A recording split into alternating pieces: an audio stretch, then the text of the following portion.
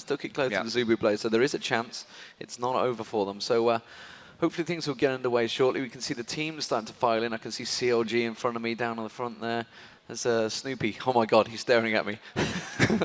Look away. I'm stuck. I'm transfixed. I don't know what I can't look away. I'm going to look away, screw you. Type A Assassins, the world champions, of course, they're over there on the side there. So there's a lot of teams coming into here that, you know, in the morning, obviously coming after this, it's going to be Moscow 5 versus CURSE North America, and then TSM versus CURSE Europe. So CURSE getting a back-to-back show in there. Question is, TSM coming into this one, obviously IPL face-off champions. You know, are they going to carry it through? It's going to be a tough, tough call for them. There's a big, big turnout for this event. Yeah, the lineup of this tournament would, for me, suggest not that we're going to see back-to-back champions there from TSM.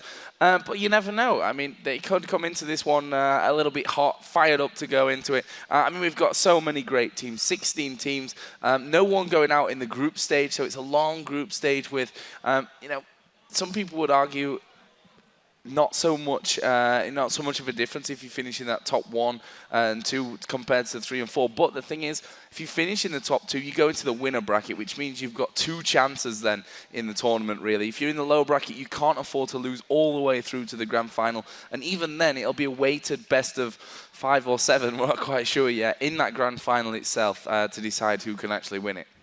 Yeah, so I mean, we see people filing in. Obviously, it's the standard. It's the very first day of a big tournament. We've got a 4-day tournament with so many games, and every single game we're going to try and make sure it's broadcast, because obviously delays happen at tournaments, but hopefully nothing will happen today that will knock things too far back. But touch wood, we are. This isn't really wood, is it? It's like metal. Metally, woody kind of stuff. I'm not too sure. But ladies and gentlemen, hopefully we're going to have an introduction of the teams. You can see them stood there ready and waiting. Let's introduce them. Now introducing Team Dynamic. Now introducing Team AZUBU Blaze.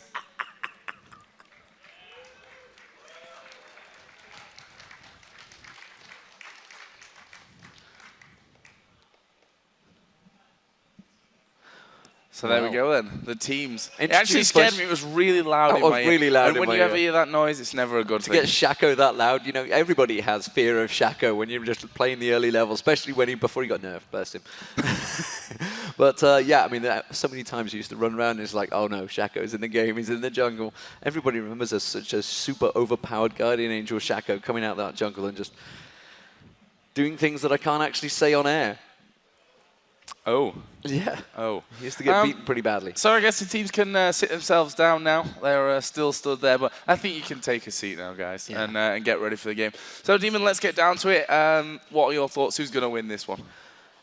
I hate to say it, but I think AZUBU Blaze are definitely coming into this one the favourites. Oh, I know. I can tell you're hurt by that one, but they are massive favourites for this game, you know, without a doubt. But Team Dynamic can use that against them, because they're going to have the confidence, which is not always a good thing. You could be overconfident coming to this one. They're going to realize they're going to have looked up, they're going to research. The Korean teams do a lot of research against their opponents. They're going to research Team Dynamic, and they may get fooled by it because there has been some lineup shifts, some lineup changes. Who knows what they've been practicing tucked away behind the doors. Yeah, and that's the thing, you don't get to see these teams, you know, outside of the champions, where maybe they'll have held back. Obviously, they did play, I think a week ago today, actually was their last game against, I can't remember. Who did they play last in the champions? OGN? Yeah. CJ Entus. Yeah, exactly. They beat them. There we go. They lost to KT Rolls to B, though. Yeah, the week before that. Yeah, they lost to KT Rolls to B, so they're not undefeatable. And they've having a tough call in the OGN Champions. But ladies and gentlemen, we are going into the picks and bans. We are going to get things underway for game 1 of the IPL5 here in beautiful Las Vegas.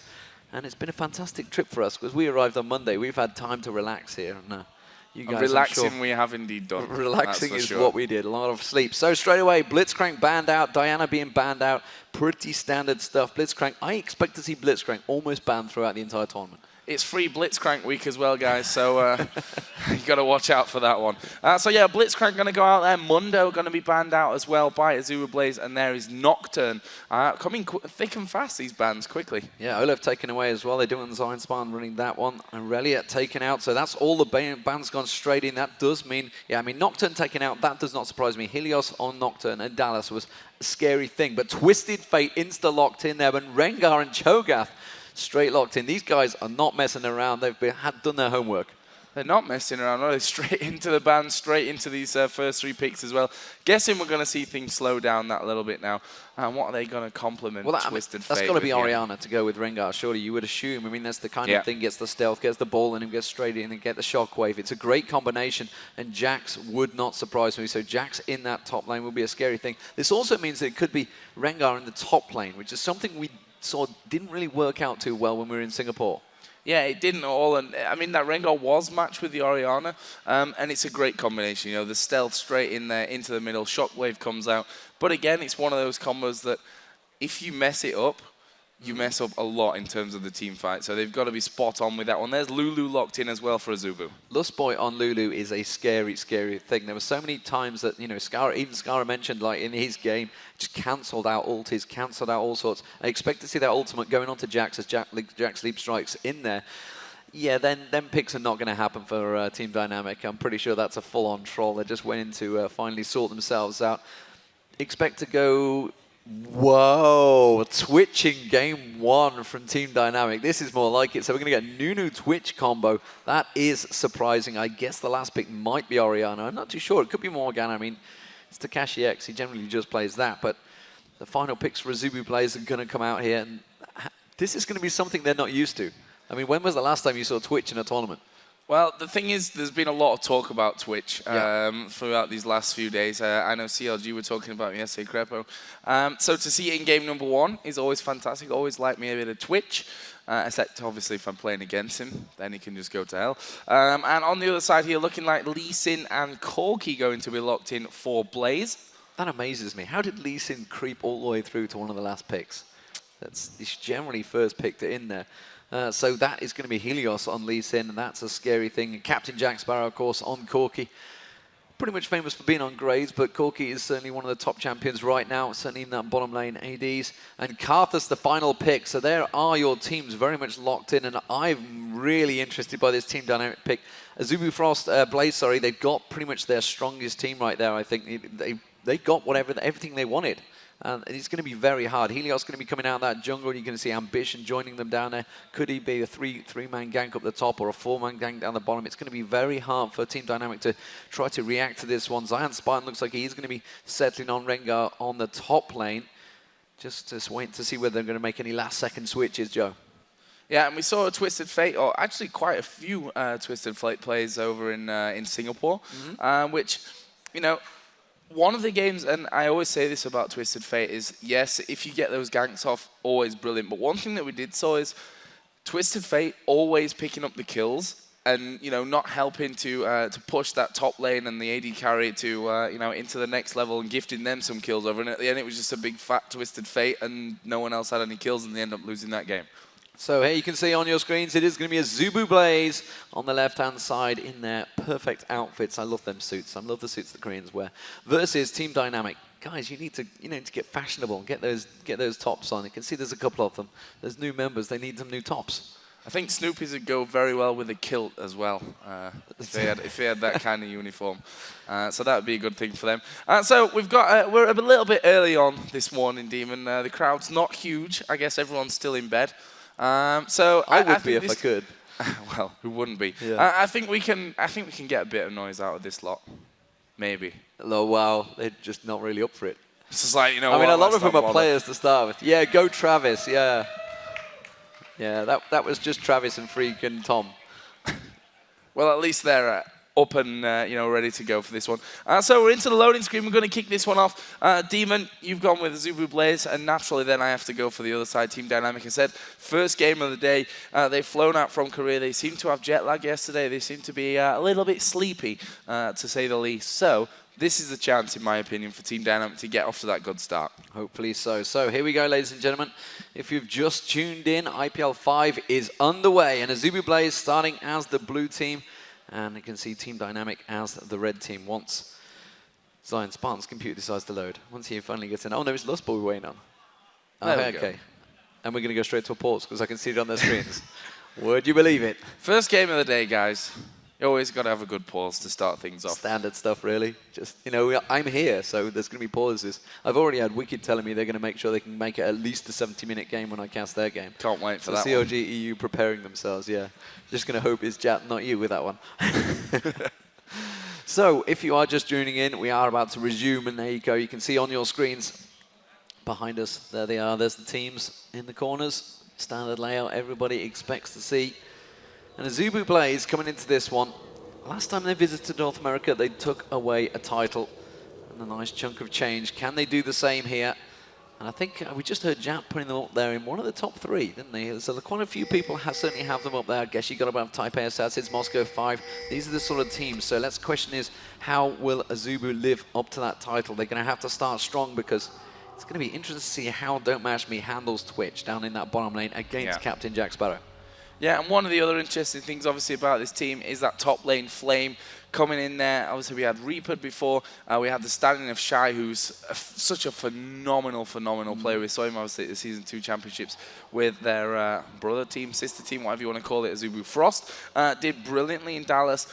Can Flame now fill those shoes? As you said, they're pretty big shoes to fill. They are pretty big shoes to fill, and he's taken Jack, so it's a similar type of champion that Shy used to run, so AZUBU Blaze will be completely happy with the team setup they've got. I mean, Lustboy on Lulu alongside Captain Jack is such a strong combination. We saw it throughout Season 2, the fact that, and there you go, you can see the percentages actually. I should mention that was just on your screen there. The percentages in front of us is a vote that you guys can do on the website, IPL website, ign.com/IPL. There's an app on there, and you guys can vote on who you think is the MVP of the match, who you think is going to win the match. There's all sorts of things, and you can see the screens in front of you. You guys here in the crowd can see them anyway. The percentage is shifting as people vote. But as I should mention, the fact that, you know, Season 2, we saw pretty prolific. Wow, you can see 75% versus Team Dynamic 25%. That's a pretty strong swing. It's like 3/4. It's almost like it's 3/4, Joe. Thanks for that. But yeah, I mean, the AD carries, all of the Asian AD carries did so well throughout Season 2. They were always on top of their game. We saw it with Phreak from Nanjing Sword, who's not here. Probably the top Korean AD carry, I would say. Captain Jack, of course, strong one. Who can forget down the bottom lane? BB is over on the left-hand side. They're pretty much, you know, obviously world champions, so that kind of said, yeah, I'm pretty good. But yeah, very much the strongest AD carries. Really surprised a lot of people. Obviously, before that, we'd seen so much of the North American, the European AD carries singing their praises, and then the Asian guys came along and just, wow, swept the floor with them. So how is DontMashMe on Twitch going to match one of the best AD carries in the world? Honestly, I'm not sure. I think it's like an all-in move at this point with this Twitch, and hopefully from AZUBU Blaze's point of view, they've got this, you know, they knew that this was coming at some point in the tournament, maybe not expecting it in game number 1 with Dynamic taking them on. But I think from Dynamic's point of view, it's like, well, let's go all out in this game. We've got literally nothing to lose. We are the underdogs on paper.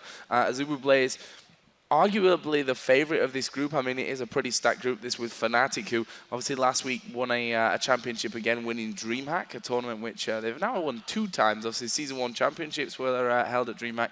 Then they took down CLG.EU for the title last week as well. And CLG were the title holders of DreamHack from the summer as well. Yeah, I mean, that's a strong match to start with. WE versus Fnatic. And, you know, Fnatic actually do have a bit of experience because they went out to Korea, if you remember, in the OGN spring season it was, I believe, were out there. Didn't have a greatest of seasons, but they've had the experience. They've played them players. Yeah. Question is, how is Reckles going to do as the new AD carry? You know, I've seen him hit and miss at tournaments. You know, he came in to, it was the DreamHack Summers one we were at. Yeah. I think he was with Mebdi's Minions. It may have been. No, it wasn't. It was the Navi mix team. didn't have that great a tournament, but clearly against CLG, they seem to have a very strong tournament. And the question is now, how is CLG.EU going to do in this tournament? And a lot of people have got them highly rated, but the players themselves don't actually highly rate themselves, which is... So everyone's saying CLG.EU, yeah, the they're players going are to win like, this no, one. we're not going to win it. I'm surprised that they wrote that. Yeah. Crippo's just being a realist, I think. Down to earth. Down to earth. So we'll see how they work out. That's what you have when, you know, Scottish people are generally down to earth, and also Belgian people with Scottish accents you calling are Crippo pretty Scottish? much down to earth as well. I did actually twig the Scottish accent he used last night. It was just like, I didn't pull him up on it, but he was so clearly Scottish, some of the stuff he was saying. I was like, you've been around Snoopy a little bit too long. Starting to rub off on him. But we need a little bit of English love around him, so we're going to have to induct him this weekend and keep him occupied. Look at that, the vote just swinging there as we talked about the 3/4 thing. Obviously, people have seen that and like, all voting for Team Dynamic. The Americans are waking up. They're like, no, we are not having this. We're going to get the American vote in. You can see it swinging back its way. Either that, there's a big Reddit poll running right now. It's like, everybody to vote for Team Dynamic. Get the app downloaded. But it is slowly but surely ticking up there. There's a lot of Team Dynamic, really. They're asking AZUBU if they can say Gangnam Style when they're ready. They're not going to go for it, I don't think. Just saying ready would probably be enough for this one. But we're actually ready here. We've been ready for quite a while, so we can kick off the game as soon as the players are in fact ready. And there we go. We're going to get into the bans and picks, which we've already seen. But hopefully they'll be quick about them today and not ban out what they've picked either. Yeah, so they're going to fly through. They're actually remembering the bans. This is important. They could have just gone straight down them, but they've actually done the exact balance. It's good on them. Nice of them. This is unusual. Look at it. It's still swinging. It's still swinging. I like this vote system. I'd love to see what's in front of the screens of the players as well. I'm sure there's a system in front of them as well. We can't actually see it when we're sat here. We don't get the luxury. It's just for you guys here. So if you are just tuning in, this is the second remake of AZUBU Blaze versus Team Dynamic, and things will get underway. You can see the 50-second timer ticking down, so you can't see it on the screen. We can see it, so that's the pleasures we get of being here in these hot seats. One of these days I'm going to take a camera shot of you guys, because everybody always sees me, but nobody ever sees what I see. Actually, I can't really see anyone because of the spotlights. There's quite a lot of spotlights. There's fog. There's getting the smoke out there just to help out. Jatt will be happy with that. That helps with his voice. Jatt was actually saving his voice yesterday. We spent the whole day together, and he was just doing sign language and writing messages on his phone so that he could save his voice for today's stuff. So luckily, me and Deman don't really suffer that trouble. Actually, you do a little bit. I generally touch wood stuff here touch again. Metal. I generally don't lose my voice as well as. DontMashMe has in fact dropped out of the game again, so not sure. Apparently there were some rune problems with the first one, which is why that happened, and they told us to quit. Okay, so was Garen not in the game? No, I can see right down the end there. Garen wasn't in the game. We probably need the observer in the game. That would be handy. This time around. Oh, Garen. So for Garen, for those unaware, Garen is like us, right? Like us. And Nat Nguyen's also back there, so they are the two camera guys for this event. So don't worry, you won't be missing First Blood. It's not me and Joe doing the camera. Guys. No pressure, guys. But we do have instant replay just in case we need it. But hopefully things will get underway shortly. So, Joe, let's talk about the rest of the tournament. There's a lot going on this tournament. There's a lot of teams. Who are your top three, you reckon, for this event? Well, I tried to memorize all the groups, and then there's just too many good teams spread out everywhere, so luckily I've got a tablet here as well. Which is always a bonus. I had noticed you got Leaguepedia open right there. Yeah, it's a great thing. I should definitely be checking out Leaguepedia a bit more as well, by the way. Those guys doing a great job. So yeah, the second group, obviously you've got the two CLG teams in there. I'm still not sure how that group's all going to fold out. You've got Fear, who... along with Iceland, I mean, Fear, I think, are going to do well. Iceland, pretty much hard one to call because they have got some results on paper, but against the big teams, not against really any foreign teams either. And I think they're a bit of a wild card in this tournament. They did take a game off Taipei Assassins, but by all accounts, it was a bit of a throw. So it wasn't so much a taken. But, you know, you can only beat what's in front of you. And they did take that one game off the world champions. So who knows? Who knows? CLG definitely going to obviously have an interesting because they all live in the same house. They're going to be playing each other. They've probably practiced against each other, so they all know each other's tactics. They know what each other are going to do. Well, I mean, everybody knows what CLG are going to do, don't they? You're going to grind it out for 70 minutes. You're going to farm it out and then finally get the win. And maybe see who can be the top strongest. And the funny thing is, because that's how CLG.NA used to play. I mean, Hotshot GG used to just go on that top lane, Just, it's like, is he going to join the team? No, he's just going to keep split pushing for another 50 minutes. CLG.EU have definitely picked up that. Wicked's like, that's a really good tactic. I can do that, and just stays out there. And Froggen, you know, he's got a record to beat. He had 300 CS in 23 minutes, was it, at the Season 2 finals, I believe. You know, there's a chance he could go for that record. He might try it. It's going to be interesting to see how they work out. Of course, you've also got Moscow 5 Taipei Assassins in the same group, along with that's insane. Along with Curse in there. I mean, that's a tough group for CURSE.NA to be in there. Black Bean also in that team. Tough groups. But remember, people don't go out of those groups. The winner bracket will give you an advantage, granted, but you're going to get faced against another person that's done really well. So, you know, whoever comes out of that group, you're going to either have Moscow 5 or Taipei Assassins. Whoever's facing Group D, is it? I believe it is. Group D is the M5 group. Yeah, so whoever gets to face Group D, you're going to be like, well, Taipei Assassins are Moscow 5. I'm just saying they are probably going to be the winners. Sorry, Curse. That they are the likely winners of that group. Picks and bans are rifling through. Don't worry, guys. You're not going to stare at us for the rest of the day. Thank God. Things will eventually progress. That won't be a nice thing to actually have. Oh, well, you know, we started with doing radio commentary actually, so I guess we could do that. You could look at us all day and just not watch the game. Yeah. If you're up for it. Just turn the screen off. No. No. Okay. People have probably muted us anyway, so. I'd imagine so by now. You know, it's been 10 minutes. It's only these poor souls here that have to listen to us. They don't. Well, actually, they could just get up and walk out. I could go watch a bit of StarCraft. They could go watch a bit of StarCraft. I think that's just about started up, so maybe StarCraft 2, of course, are going on in this tournament. Lots of big names in that event as well. Yep. So lots and lots of action. Of course, there is a second stream for League of Legends. It is WE versus Fnatic on that stream. That should be happening right now, as far as I'm aware. I think. They're actually off to the side. I think it's here, Baron and HatPerson that's doing that one, I believe. I'm trying to see who's down there. I can see Tom nodding like a dog. Still no sign of Studio, though, it seems. So Studio missing at the moment. Oh.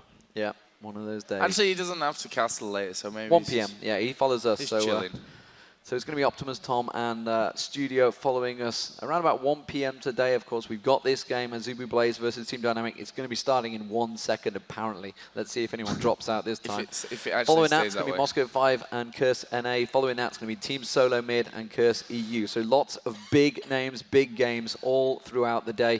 And we do have, I think it's a 30-second delay on the stream, which is probably, I think, why we restarted, because I don't remember seeing that delay to start with.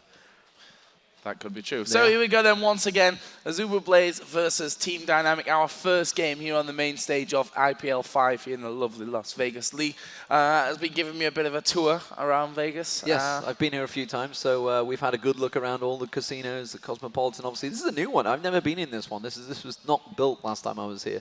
It's huge. Yeah. 61 floors this goes up. We're right up on the top. We're on 59, which is a nice thing. Not quite the top, yeah. Not quite. But high enough. Yeah. And it's interesting, you see For on a man Twitter, who's scared of heights, it's actually higher than my fear of heights, so... It's higher than your fear of I heights. only have fear of medium heights, it seems, because I'm not scared when I look down the You feel like balcony you're on a plane coming into land. Exactly. Yeah. It's not the same. So here we go then. We're going to go into this game. I'm hoping that there's no pause. I'm looking at the player screen, and it looks, Demon, like we really are going to kick off AZUBU Blaze versus Team Dynamic. Yeah, so here we go. The blue team is going to be AZUBU Blaze, and Team Dynamic as the red team. Things are going to get out of the way. Question is, will we see any level 1 fights? Team Dynamic have a pretty strong level 1 team. Obviously, you got that Rupture from Cho'Gath, but also AZUBU Blaze, they have a pretty strong team. So will we see an invade joke? Looking like they may well head for it. As we mentioned, there is a delay. They have those aircraft helmets on. Aircraft helmets? That would be funny. Aircraft headsets on. But, Nintendo's going to get caught out here. Helios is going to continue following through. They have been spotted. They're going to go straight through, but Helios has backed away. And looking like Team Dynamic really want to start a fight here. You can see pick a cards come out from Ambition. He wanted to get the stun straight out. Lustboy getting called out with 1 single late waste. But the rest of Team Dynamic just pretty much spreading out in a defensive format. We can see AZUBU going towards the raids here. Takashi's going to try and catch them out there. Lustboy eating another lay waste. He's going to keep them at bay, but they are getting straight in just to get that 1 ward down. Yeah, and a valuable ward as well to get that in early on, just to keep the path of that jungler under wraps, and obviously then gives you a bit of time maybe if you want to invade, knowing that he's not moved on to that side. But from the start that we're having here, looking like we will be seeing a pretty standard start from both teams, over by the Wraiths for Lee Sin and Wolves over for Cho'Gath on the other side as well. Question is, Demon, where are we going to be seeing this early action? Where are the lanes to watch? Well, the lanes to watch, I mean, Jax versus Rengar is definitely going to be an interesting one in that top lane. How that's going to work out, ZionSpartan on Rengar. The fact that Rengar's not going to be the jungler means you can't have that crazy stealthiness getting in, getting those crazy ganks. But also they haven't used Orianna, which does surprise me, so they've used Karthus instead. So as I mentioned, Takashi has gone with really a champion that he's happy to farm on. So that mid lane, we're obviously, the fact that they've used Karthus, they're going to try and keep him so busy in the mid lane that Ambition's not going to be able to roam, because as soon as Ambition goes roaming, Takashi's going to put so much pressure on towards that mid turret. We can see them starting to line up now. Nintendo picking up the blue buff, red buff going towards Lee Sin as well. So expect to see Helios maybe coming out for some early ganks there. You can see the top lanes are returning to lane. Nobody really going straight away. Immediately counter-strike on towards ZionSpartan and pouring a lot of damage down towards ZionSpartan there, forcing him back instantly. We've got to keep our eye on where Lee Sin goes. You can see he's on the blue buff right now. See whether he tracks off. Lee Sin, of course, one of those junglers that can go very early on the gank. ZionSpartan taking a lot of damage on that top lane, though. There's Helios picking up the blue. Keeping track of where the junglers are. You can see that Nintendudex is also in that top, so he's at the red at the moment, so may well both come visiting that top lane. There we go, you can see Lee Sin coming around. Remember, ZionSpartan already taken very low here. A double buffed Helios going straight towards that red buff. He might be able to catch Nintendudex out. Is he going to be catched? No, he's just about there in time. Puts comes straight across, puts the pressure down, and they're going to fight for these golems. The question is, you can see Jax also cutting across there. ZionSpartan's a little bit too low, doesn't want to get involved in this fight, so Helios is just going to continue causing problems on Nintendudex. Against once again gets back in there, lands the kick, goes straight back on. Nintendudex has got to be careful here. He tries to use the rupture, but Helios already dodging it. ZionSpartan just being kept so low he can't get involved in this one. And AZUBU Flame already putting the pressure down. They're just continuing on, and they're going to have to back off from this one. Mid lane also, it's just a little bit of back and forth. Bot lane, standard stuff, and you can see the pressure already on that bottom lane, just continuing to push forward.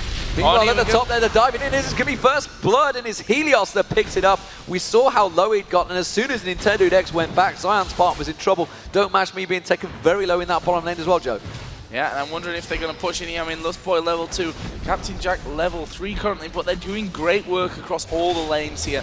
Our AZUBU Blaze managing to force every single lane back, and we see the Helios actually going to be stealing away everything but that one single Wraith. The CS here in the middle, Twisted Fate having that early advantage by a 5 CS margin currently. But yeah, this top lane, you know, you saw Jax in there right from the very get-go actually. As they came into that lane, they were both hammering away on each other. Now Lustboy needs to be careful here, manages to dodge a rupture, and that will be enough to keep him safe for now. However, Captain Jack going fairly low. Will he be able to escape? Yep.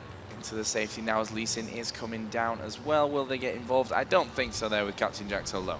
Yeah, he was forced to flash there. Does have heal available, so he's going to try and bait them. You can see that, as you mentioned, Helios is just tracking back in there, but the CS difference in that top lane, already 10 CS swing because of the fact that Rengar was just kept straight on that turret. So it's a dangerous, dangerous game, because once you start going 1-0 down, you can be in trouble. He goes in the middle lane, because he Ambitions have to flash out there. Avoid the rupture. Nintendudex couldn't quite get the silence down in time there. And Ambition continues on his merry farming way.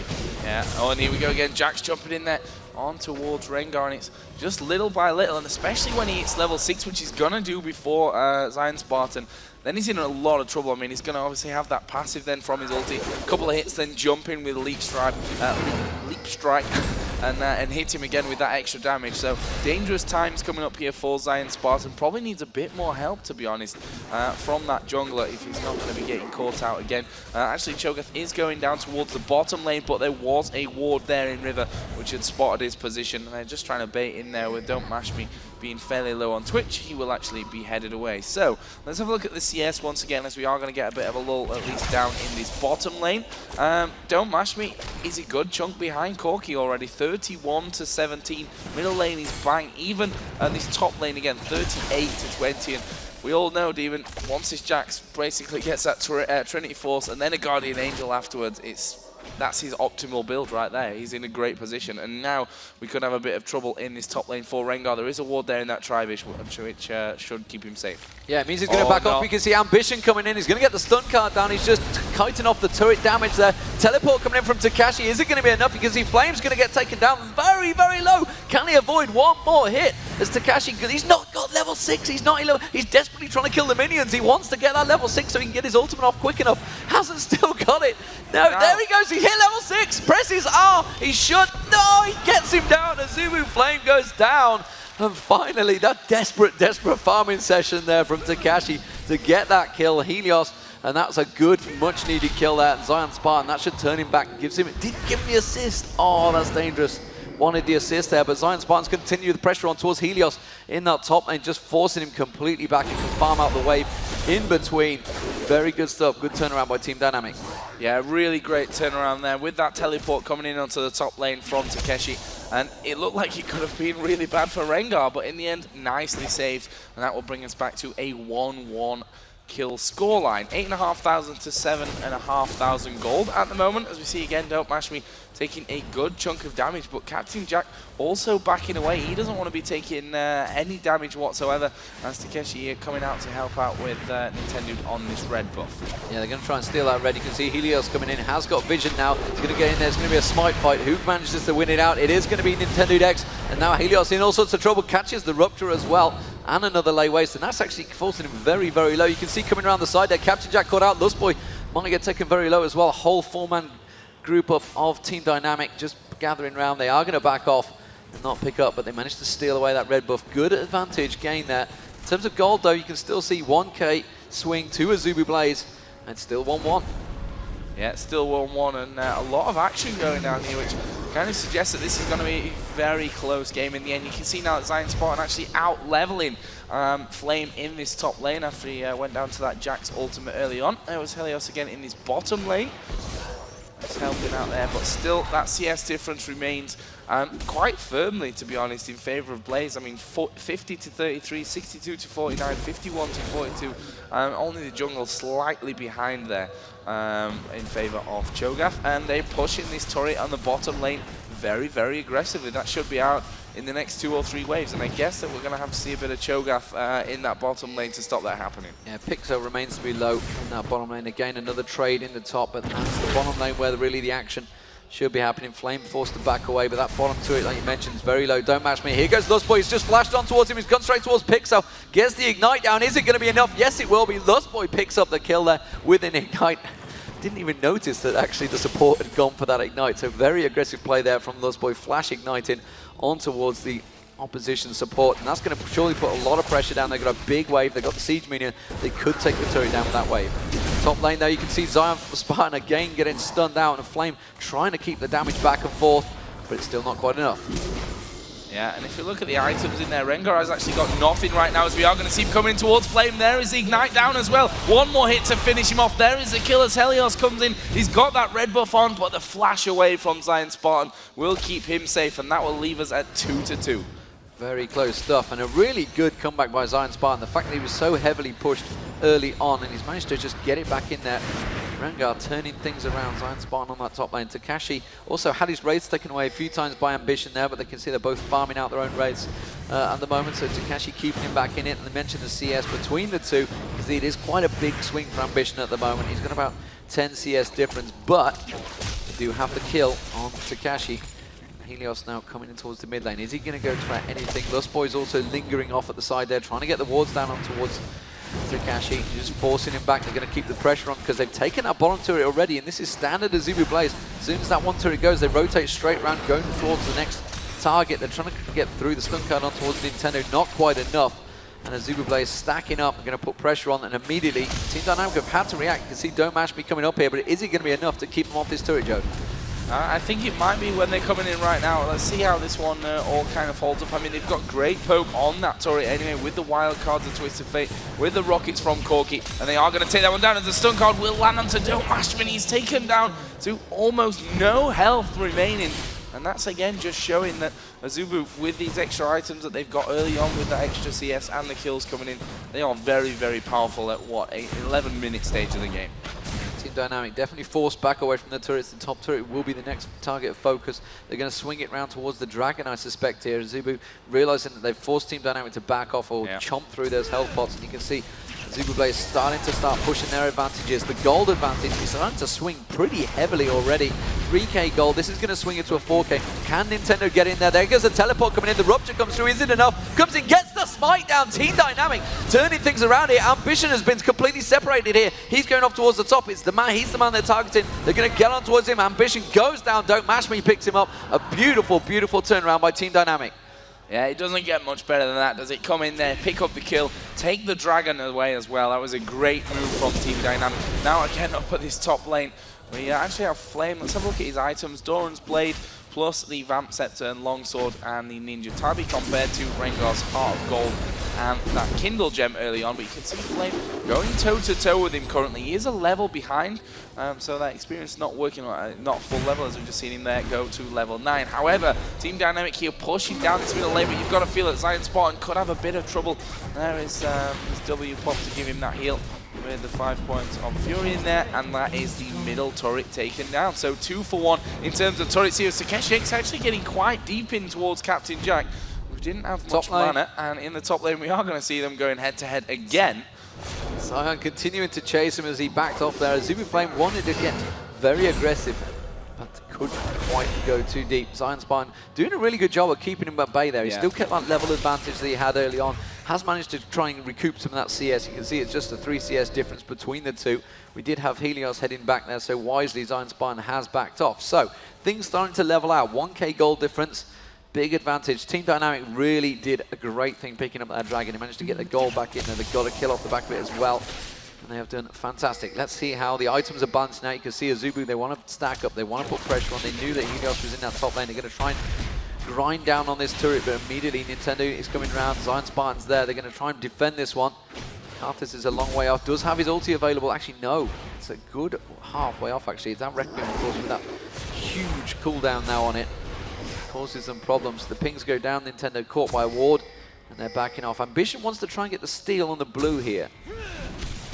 Yeah, and in the jungles we are there seeing Helios just going in on towards Nintendo. That's a great thing. It'll keep him away from that blue buff if they can get in there. But we do see Karthus, Nunu, and Twitch coming around to try and stop that one from happening. And Ambition is going to get caught out here. We'll get the stun down on towards DontMashMe, and there is the portal away. Very nice. Scumbag straight round there, but you can see AZUBU now closing in on towards that blue buff. They can catch on towards Pixel. Pixel's going to have to flash through. Is it going to be enough? Is anyone going to follow through? No, the damage done though. Have they got enough to try and take away this blue buff? I don't think they do. You can see Nintendo coming around as well.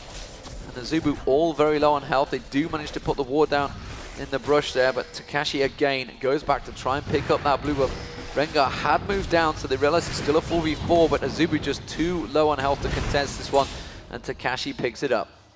Yeah, nicely defending there by Dynamic. I mean, did have a couple of players going low, but low is not dead at the end of the day. So again, ZionSpartan's come back into lane with a giant spell added in there. Jack's now got that phage finished off.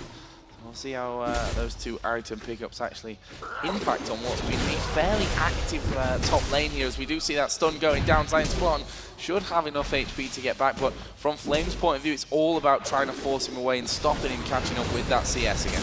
The damage still starting to come from AZUBU Flame here though. But you can see immediately he's had to try and get away because the Ignite goes down. ZionSpartan's going to switch on towards him and just force his Flame well away once again. I can see what he did with his name change there. The Flame worked very well with the Blaze team, but Flame just clearing out there. Ambition was getting a little bit close, and they managed to catch again onto Flame. Flame getting taken lower and lower. Ambition is starting to trek up towards his top lane, but you can see actually Pixel's now in there with that Blood Boil on towards ZionSpartan. They might do a lot of damage on towards this turret, and Flame's got to be very careful. They might be strong enough to dive in. Of course, the Karthus ultimate is now available, so Requiem could turn the tide of a fight. They're continuing the pressure in the mid lane while this happens, but the top lane is where it seems to be going on, Joe. Yeah, certainly with Pixel. Tell a lie, mid lane is where it's happening. You can see the ultimate coming out from DontMashMe, but he's just getting absolutely destroyed there. Captain Jack taken out very low. One more late waste. Takashi does have his ultimate available. Does he want to waste it? No, he doesn't. He flashes through. One more late waste will do it. There it is. Takashi now in trouble. He's got to get Nintendo defends him very nicely with that rupture, and Takashi walks away with a kill on Captain Jack.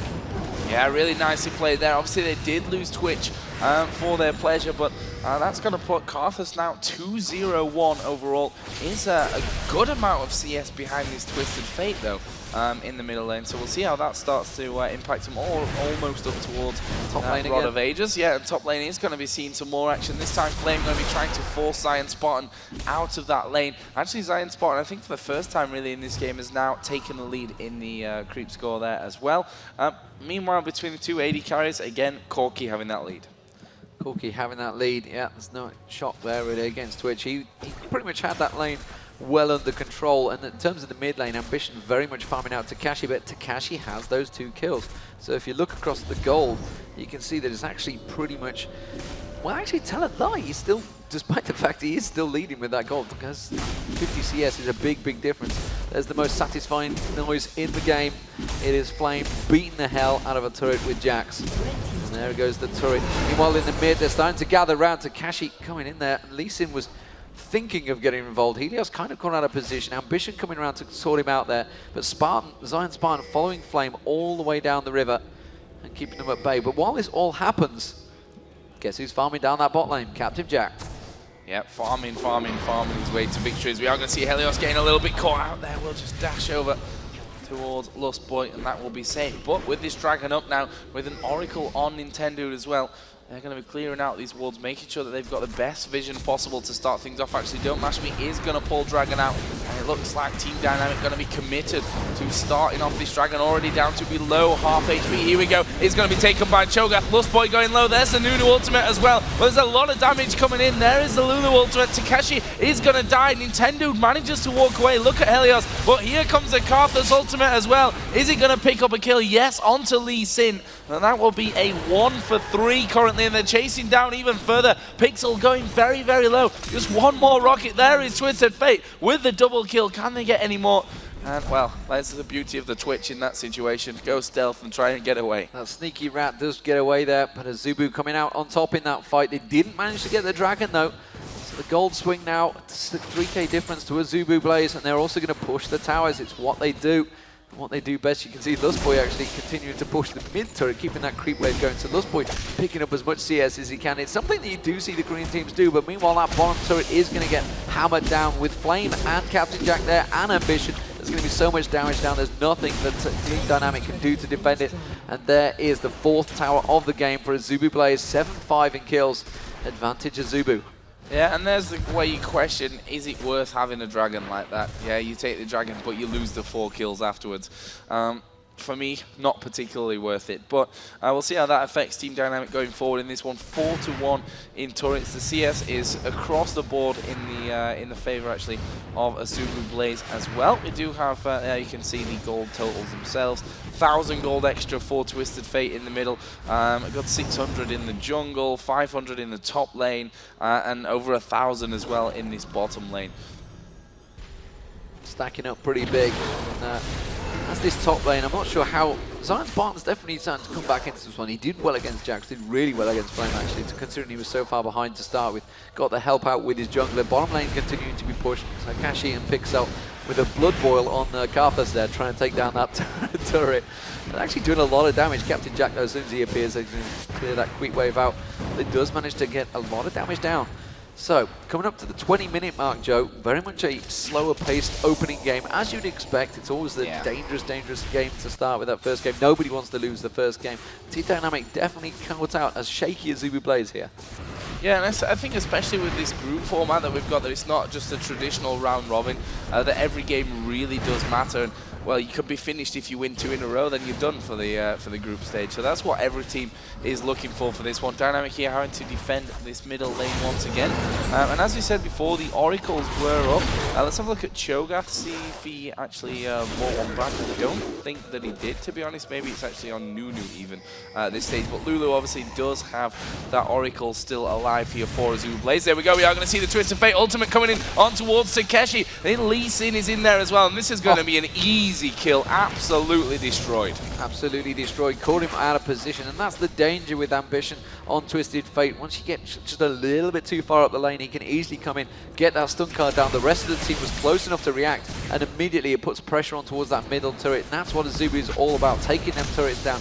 You know, some of the European teams, the American teams, they like to just stall it out a little bit longer to get that farm, but AZUBU are all about ripping those turrets up, and there goes another. It's 5-1 in turrets now, 8-5 in kills, and really that's where the big gold swing is. It's a lot of all about those turrets going down. They're going to rotate straight towards that top wave. You can see massive creep stack coming in there. Nintendo trying his best to keep them away, but the rest of the team are not reacting quick enough to this one. And that turret's going to take a hell of a lot of damage before Team Dynamic can even get close to defending it. They're not even going to get there. They're not even going to get it within range. And AZUBU may even catch them out as they pass by. And there is Flame on towards that turret. Now they finally come up and defend this one. They need to be careful they don't get caught out. They're only a 3v5 currently. That is less than ideal. And Captain Jack just gets another couple of shots on towards that turret, taking it down to 1,500 hit points already. Yeah, slowly but surely working their way through that turret. We'll see with this next wave where they manage to totally push that one down. Wouldn't surprise me to see even Team Dynamic give this one up if you know, that poke damage coming in from Corki and Twisted Fate come behind, but they are going to dive in. Flame actually getting caught out here. Will lead strike away, but look at the damage coming down on towards Team Dynamic. They get into a fight and they have to back away because they quite simply don't have the health or the damage even to trade back. As Twisted Fate going to pop his ultimate. Is he going to go in anywhere? No, he's in that middle lane and will just push that one out. So they've managed to hold on to this one. Team Dynamic, but now AZUBU going to go back and going to be buying. And there is the Trinity Force finished on Jax. There is Trinity Force finished obviously on Corki as well. So dangerous times now incoming for Team Dynamic. Yeah, big damage spike there. But did you see who was the frontline tank there for AZUBU? It was Lustboy. Lustboy the support with an Oracle on. He was quite happily glitterlancing away at that front line. It's just like, hit me, I don't mind, I can get out of this one. He got Flash available and was just trying to see if he could get anyone low enough to get that Ignite down. Obviously the heal, of course, coming out from Captain Jack if required. As it is in the top lane, it's ZionSpartan sitting there, hanging, waiting. He's got that Sunfire Cape completed now, and he's tracking Flame. And you can see now he's got the rest of his team. Nintendudex might work caught out, yes. Pixel with that Oracle just spotted the ward, so AZUBU are reacting to this one. And Flame realized the danger. The rest of AZUBU was starting to track up. So Ambition a long, long way away at the moment, so they could maybe try and catch someone out here. Flame's pushing around. They want to try and have a little bit of a fight, a little tit for tat in this jungle, but nobody showing themselves to get picked off. While it is happening, the split push continuing down that bottom lane. Ambition now with that brilliant spot on as well. A lot of AP, 279 AP I think total, stacking it up very nicely and just continuing to put the pressure on all of the lanes. Yep, going Abyssal, and that Zhonya's Hourglass here is Twisted Fate.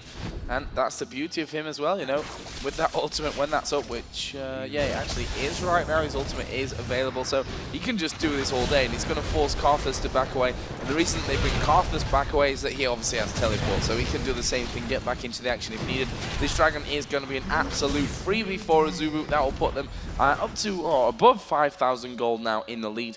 And you see the ward difference area. AZUBU really got that locked off in terms of the vision. Absolutely, driving through the mid lane. Here comes AZUBU once again. No attempts, no thought about the Baron so far. Really waiting to see if they can get any picks out. And Team Dynamic going to try and react to this one. Here comes Ambition though. Keeps an eye on where he goes. He's just creeping up the side. And AZUBU disengaged very quickly there, as did Team Dynamic. Throws out those wildcards. Not really getting enough poke damage here, I feel, AZUBU.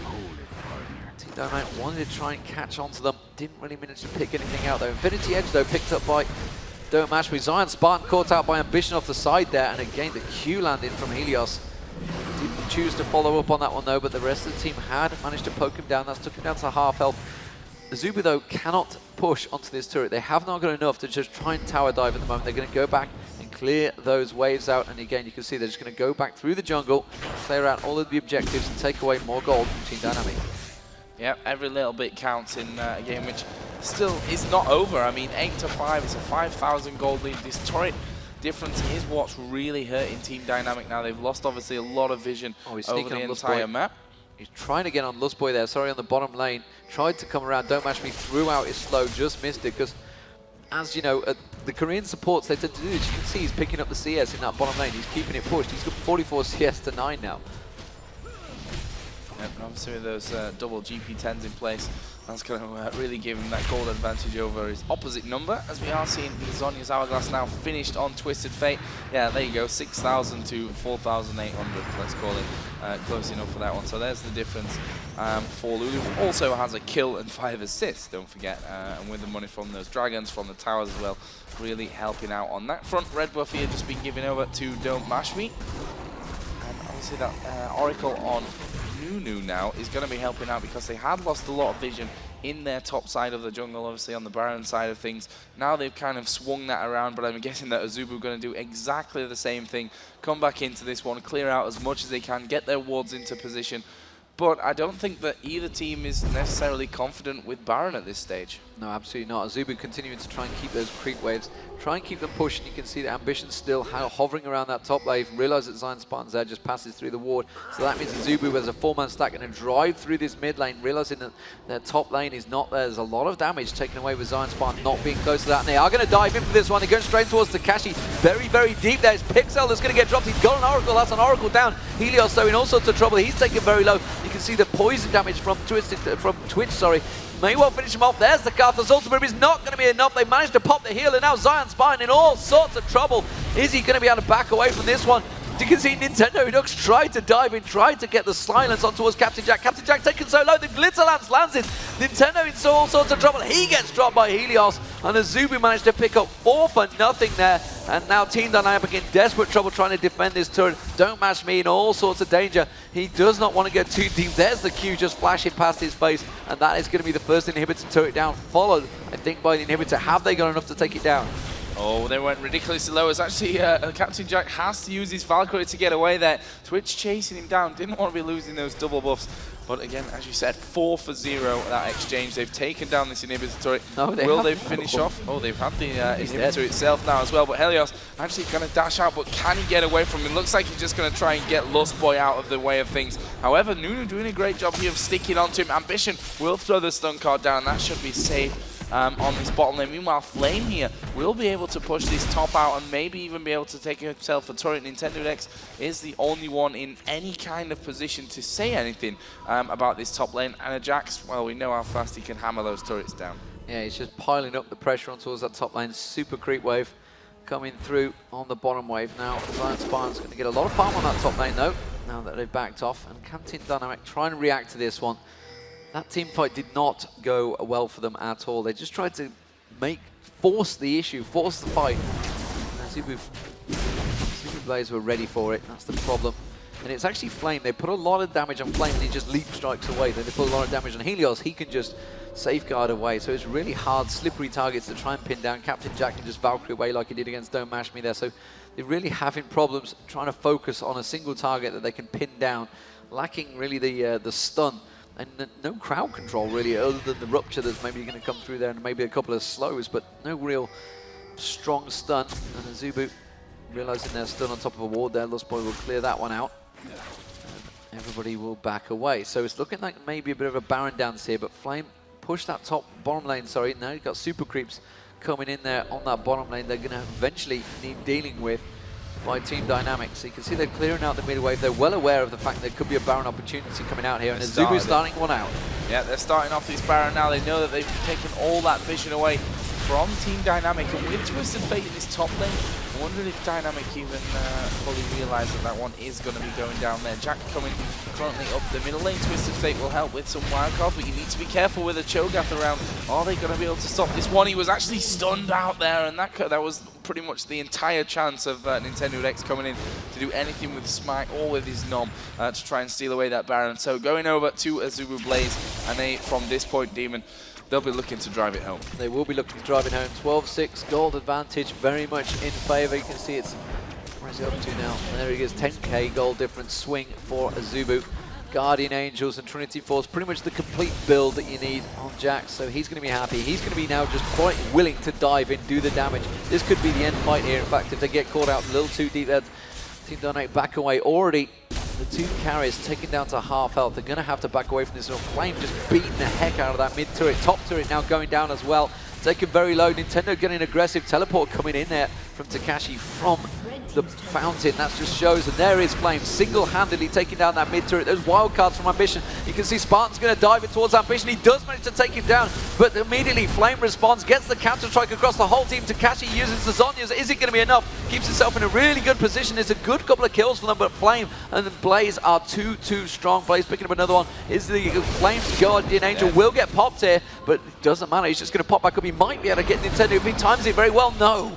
No, just manages to get over it. Now the tower's going to go down, and AZUBU really turning on the heat here. Yeah, great play by Flame there just to hold out as long as he possibly can.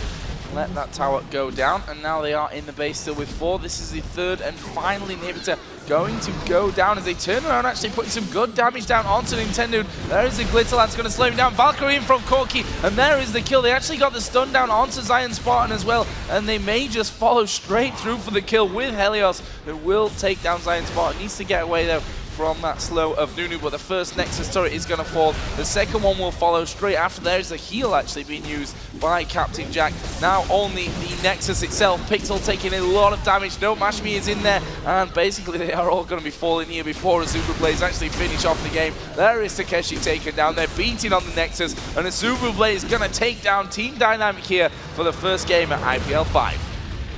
So fantastic performance, but Team Dynamic certainly gave a run for the money there. The AZUBU Blaze are coming out the winners. So AZUBU Flame tested there by ZionSpartan in that top lane field. Possible weakness may be found in their armor. Let's see how he manages to react to it though.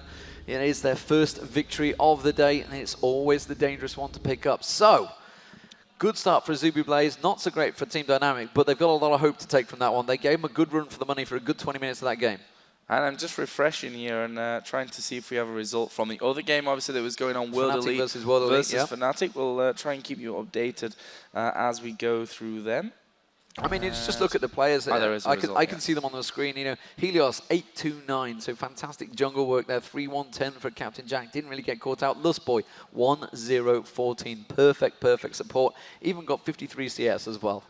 They had plenty of time in that middle, that's for sure, to be farming things up.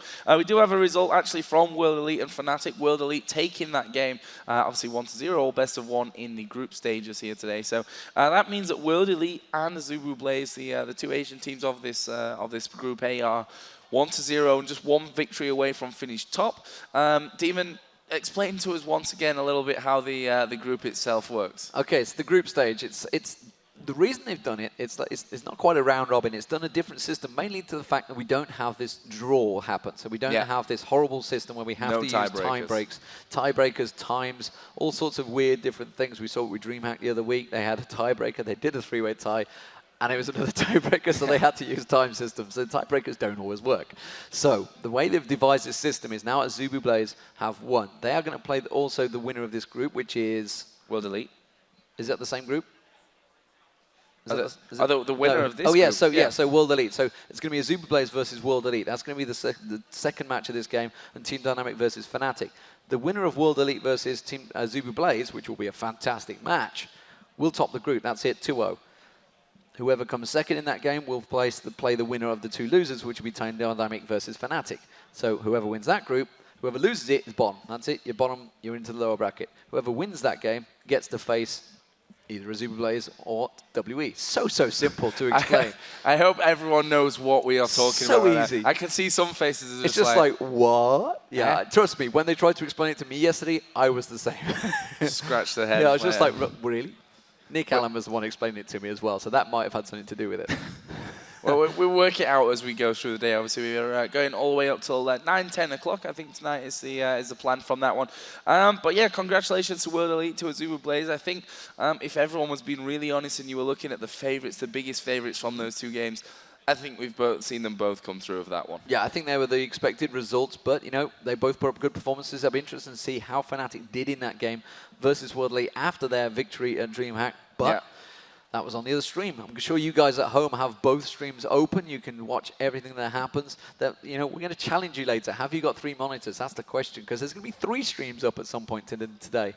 Yeah, if not, you better go out and get yourself one as well. Go buy another monitor, then your broadband can't handle it. But I guess we're going to go to a break here at IPL5, and the first game is underway. Second match of the day will be Moscow 5 versus Curse North America. Who will take that one? CURSE.NA, of course, coming into this one with the change. Poor Old Elements on the bench once again, and Moscow 5 coming from directly from Shanghai, actually, so they've got a bit of jet lag themselves. And how are they going to perform? You know, former IEM World Champions didn't get the result they wanted, only a 3rd place at the Season 2 finals. How will they compete? We'll be right back after this short break.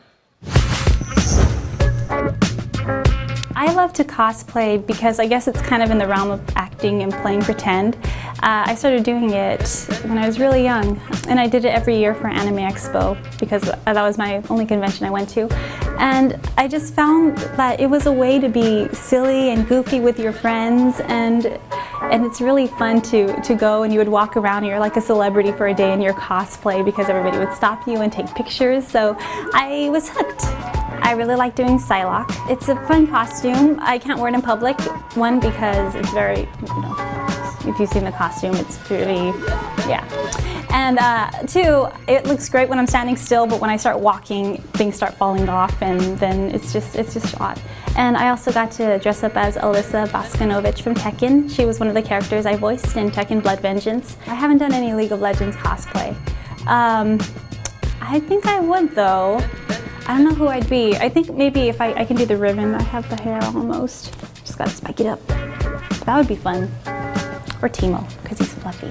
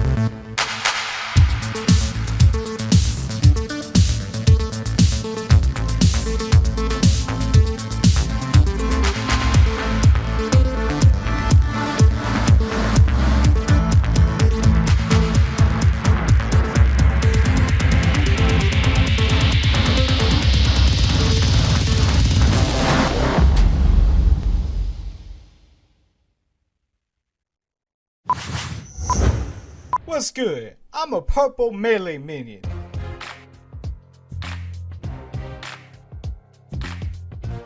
Some people like to call me the purple sweetness. Oh shit, here I come! Minion, I'm the reason people say minion OP. Da da da da da da da da da da purple sweetness. I saw Olaf working out at the gym, muscular than a motherfucker. But you know, he just doesn't have that purple sweetness. See me rolling, they hate it. You know, I think I like this job. No, Daddy, I don't want to play last hit. Man, Darius is my bitch. Oh, yeah, look, oh, yeah, oh, goodness, yeah. I said, move, Twitch, get out my lane. Before Vigo Mortensen it up, I was Aragon. For Gondor! Oh, you hear the last hit, aren't you? Oh, shit.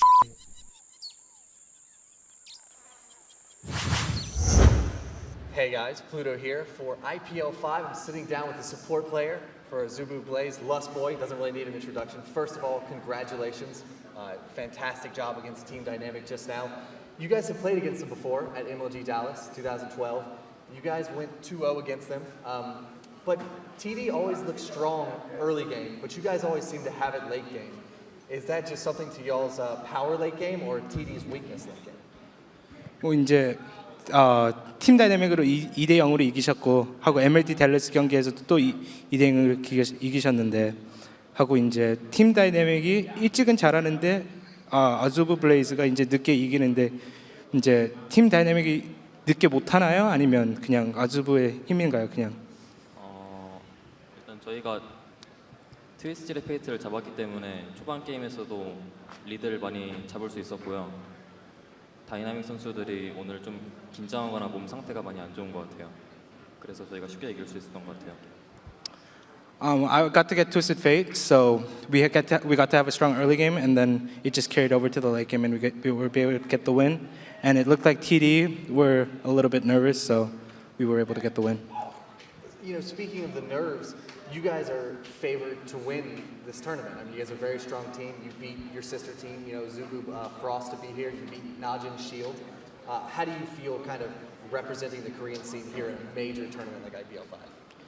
이제 아즈우브 블레이즈 팀이 이제 이 IPL 승리로 이제 제일 강한 팀 같은데 이제 그렇게 돼서 기분이 어떠세요? 저희는 사실 IPL에 큰 기대는 하지 않고 있고요. 물론 최선을 다해 임할 거지만 저희가 우승할 거라고 생각하진 않고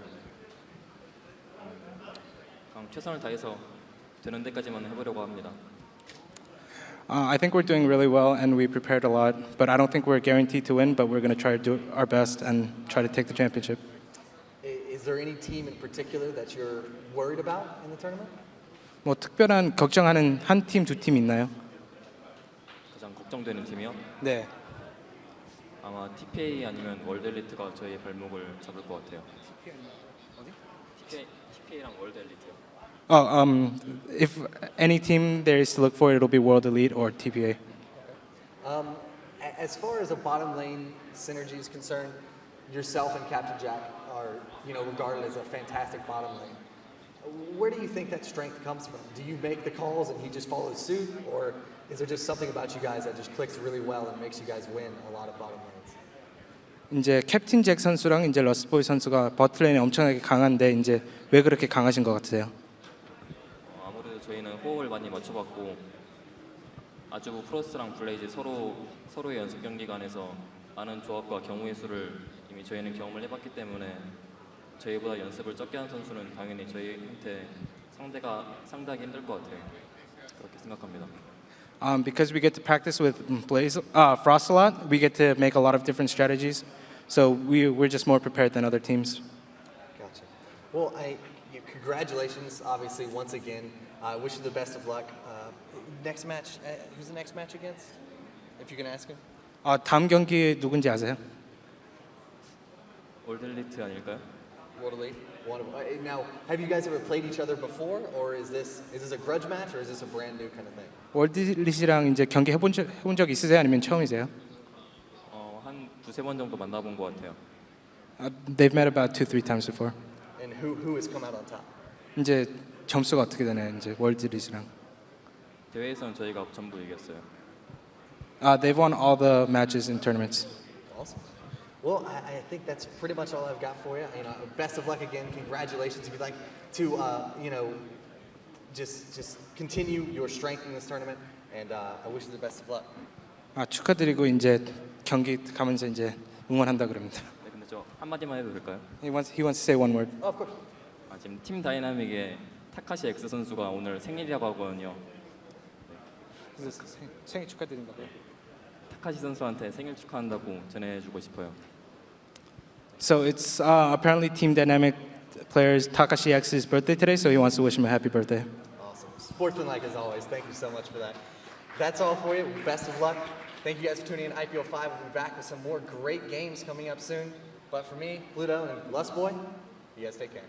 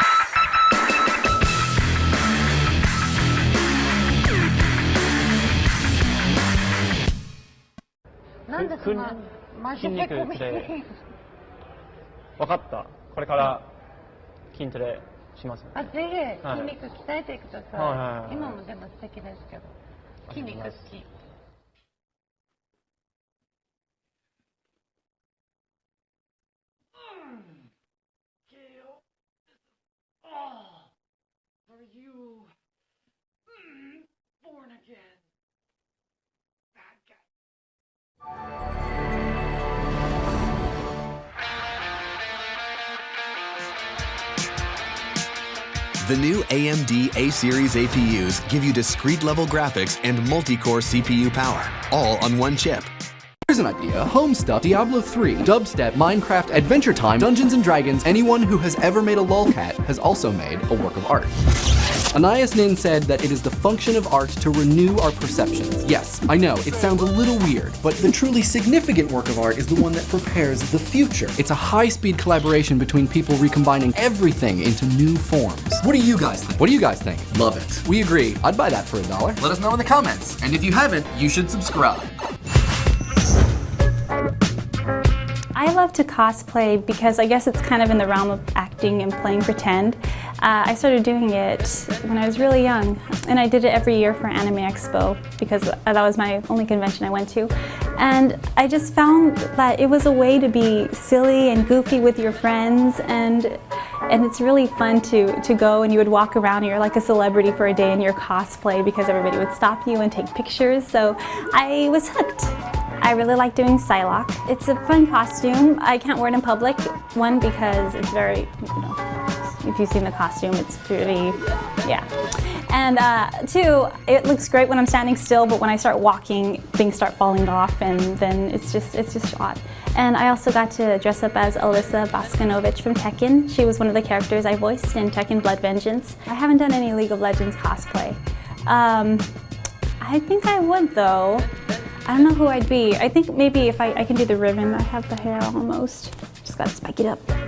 That would be fun. Or Teemo, because he's fluffy.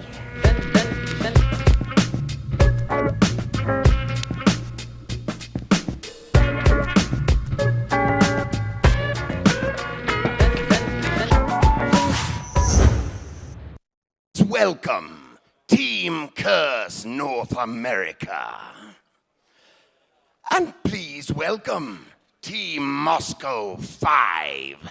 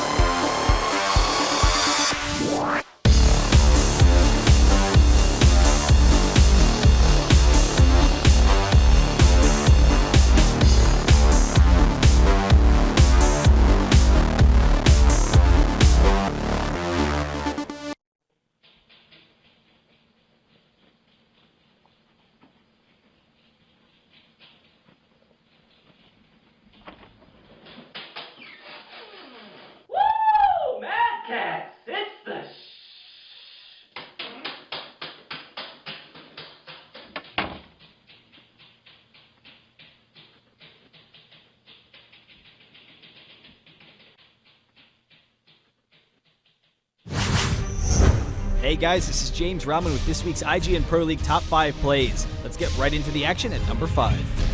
Starting off, we have CURSE.EU versus PAH at DreamHack. Wow, unstoppable force into the entire team. PAH mounting, Soul Shackle, triple kill, and we are going quadra kill coming up as well. Wasn't even enough room on the score sheet for all of the deaths. At number 4, we have Taipei Assassins versus Time to Terminate in our IPL5 Taiwan qualifiers, with Malphite coming in for the quick kill onto Leona, but Little Balls has a little bit to say about it. Coming in onto Alistar, there's the quick kill along with Corki, and then picking up the second one, the double kill onto Jarvan, and now turning onto Janna and Sivert, going to be chasing them down, the exhaust onto Corki, but it doesn't matter because Little Balls has the headbutt into the wall, picks up the triple kill, and then the flash from Bebe to finish off the turnaround for Taipei Assassins. For number 3, we have great teamwork with Securities and Friends with the Malphite, Lux, Graves, and Ziggs ultimate to pick up 4 kills for awesome team coordination. Wow! Coming in at number 2, we have Dignitas versus Orbit in our IPL5 NA qualifiers, and Cutie Pie actually trolling around here, baiting out the Anivia wall. The swap into the Darius pull over the wall, and Anivia is completely trapped out of position. Cutie Pie will go down, but guess what? He has the Zillion revive. It doesn't even matter. Awesome play, awesome bait from Dignitas. Let's take a look at that sexiness once again as we have the swap right into the pool from Crumbs. Awesome play from Dignitas. And with the top play, we have CLG versus PSW in the OGN LoL Summer League. 이거 어디서 많이 본 그림이죠? 네. 나중에 쉴드 팀이 이런 플레이 또 많이 보여줬었는데 대가가 내려가려다가 취소했고요. 자, 진짜 위험하긴 한데 아니에요. 잭스가 먼저 죽었어요. 잭스가 먼저 죽었고 그레이브즈 더블킬, 트리플킬.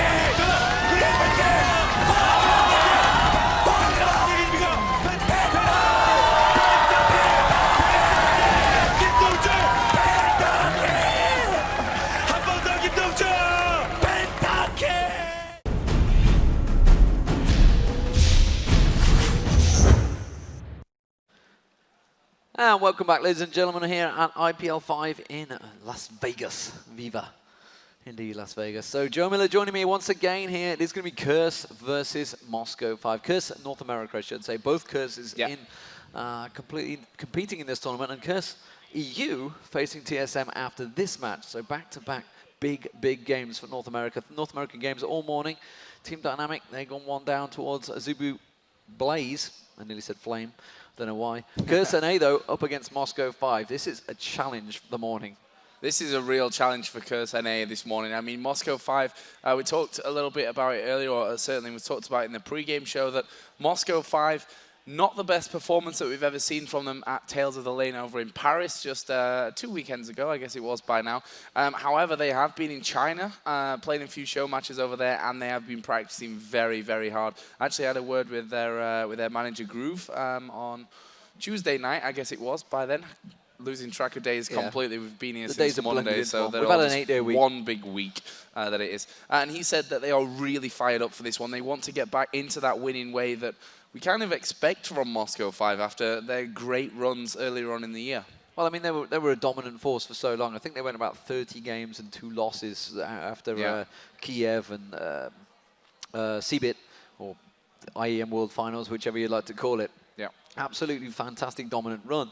It wasn't until really CLG.EU got into their groove that they stopped them, and then obviously Taipei Assassins. There's a couple of teams that have done it since, but there's not many that have done it over a long period of time. You know, they always come back, they bounce back.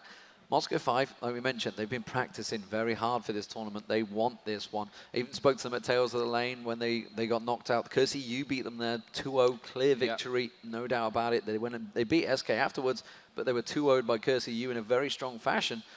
They were not happy. They were not happy about that result one way, as you would expect a team wouldn't be, but they were just, this is not going to happen again. And we talked to them, you know, after DreamHack, for example, where they lost to CLG.EU in the grand finals there in a best-of-3, how it is to be that team that's so dominant. There's so much pressure on you then to continue that dominance. And I think now that Moscow 5 have had a couple of events where they've kind of fell back, for me, even if they'd have come in without having this big training period that they've had, they'd still be a top contender. However, they seem to have fell off a few people's radars. A lot of people that I've talked to here have been, okay, are they going to be that strong? some people not even having Moscow 5 in the top 3 for this one, which I feel will help the Russians coming into this tournament. Not quite as much pressure on them. They know that they've done that practice. Will the jet lag of flying in from Shanghai come to haunt them? We talked about that earlier on with the AZUBU Blaze, which doesn't seem to have been the case for them this morning. And I hope from Moscow 5's point of view that they're in a similar position. Yeah, and of course, you know, the fact that they were over there, they got to practice with fantastic teams. Yeah. And it was that he mentioned, that Groove mentioned, he said the fact that, you know, in Europe, you get up at 10 a.m. or whatever, 11 a.m., you want to play these games, there's no teams there. Nobody wants to play. Nobody wants to practice. Yet they were doing it in China. They had WE, IG, they were lining up to play these matches, and they were doing big 5-match series with them, scrims with them, heavy scrims, you know, practicing with those Asian teams. That could certainly help them in a later stage of this tournament, because they may even come up against them or against the Koreans. You know, these teams, they all play a similar type of style, very, very aggressive, which is a problem. You know, it's something that Moscow 5 had a problem with. The way to, everybody knows the way to beat Moscow 5 is to out-aggress them. That doesn't even make sense. It's not even English, I don't think. Be more aggressive. Be more aggressive than Moscow 5. That's how you do it. That's how CURSE.EU did it. That's generally how CLG.EU did it. They sit on Darien. They just be more aggressive, completely pin them down, stop them roaming your jungle.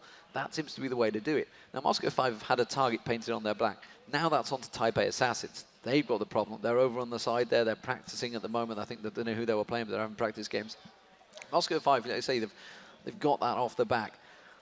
However, they're up against CURSE.NA. CURSE.NA, a different team. They've changed around a bit. They've now got Voyboy in there from CLG. Obviously, he was in there. He's had his time in Korea. He knows he's had a bit of experience. Very aggressive player. They've changed the support account again. They keep shuffling the deck. Maybe they're going to find something that fits. It happened for SK Gaming coming into the EU regionals, the Season 2 EU regionals. They shuffled the deck a little bit. Bam, they suddenly got a team that works. They got second place at the Season 2 EU regionals. So maybe that's what CURSE.NA do need to do. I know us as spectators or as viewers of the game, we see these team changes, and sometimes we're like, oh, you guys are just changing it too much. But sometimes things have to happen. We don't know what happens. Certainly for CURSE, for example, in that house. They've been living in that house for about 3 months now, I think it is. You know, we don't know what goes on behind the scenes. Obviously, something went on in CLG that didn't fit, so they've had a shuffle around. They had to make a few changes. They brought Loco Doku in. They had a couple of changes again, and that consequently meant CURSE had a couple of changes. They picked up Voyboy, great top laner. Westrise, unfortunately, was the victim of that one. He's now the substitute.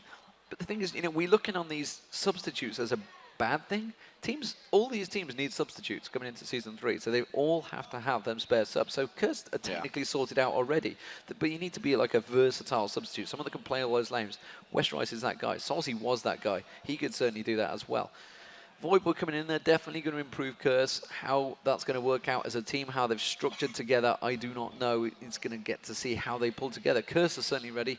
We're just waiting for Moscow 5 to get themselves in the game. Yeah, and that's the real question is, from CURSE's point of view, have they had enough time with this new lineup to really work things out? Like you mentioned, SK, I think, are really the prime example of how it can give you a boost to have those lineup changes. Certainly going into the first event, it certainly doesn't always last that long, as we see already with SK Gaming and what they're going through right now in terms of changes. But for CURSE, it could either be a good thing or a bad thing, and I guess only time's really going to tell. They're certainly coming into this one with a bit of a baptism of fire, taking on Moscow 5 in game number 1. Then they've got Taipei Assassins as well in that group stage. Blackbean, which is the team that I think most people are expecting to be kicked around a little, I think is fair to say in Group D. I think it's safe to say they're the weakest team in the group. Yeah, they're the best Thai team, actually. They've beaten Bangkok Titans on numerous occasions. Obviously, one of the stronger teams from that region coming into this tournament. So they should never be underestimated. You should never underestimate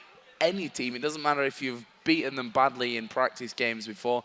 You have to, on a tournament level, treat everyone as equals and go in with the right mentality. But obviously, that's Taipei Assassins versus Blackbean will be the first game. I guess they're playing in Stream 2 right now, on the second stream. Over there, but on Stream 2. Confusing.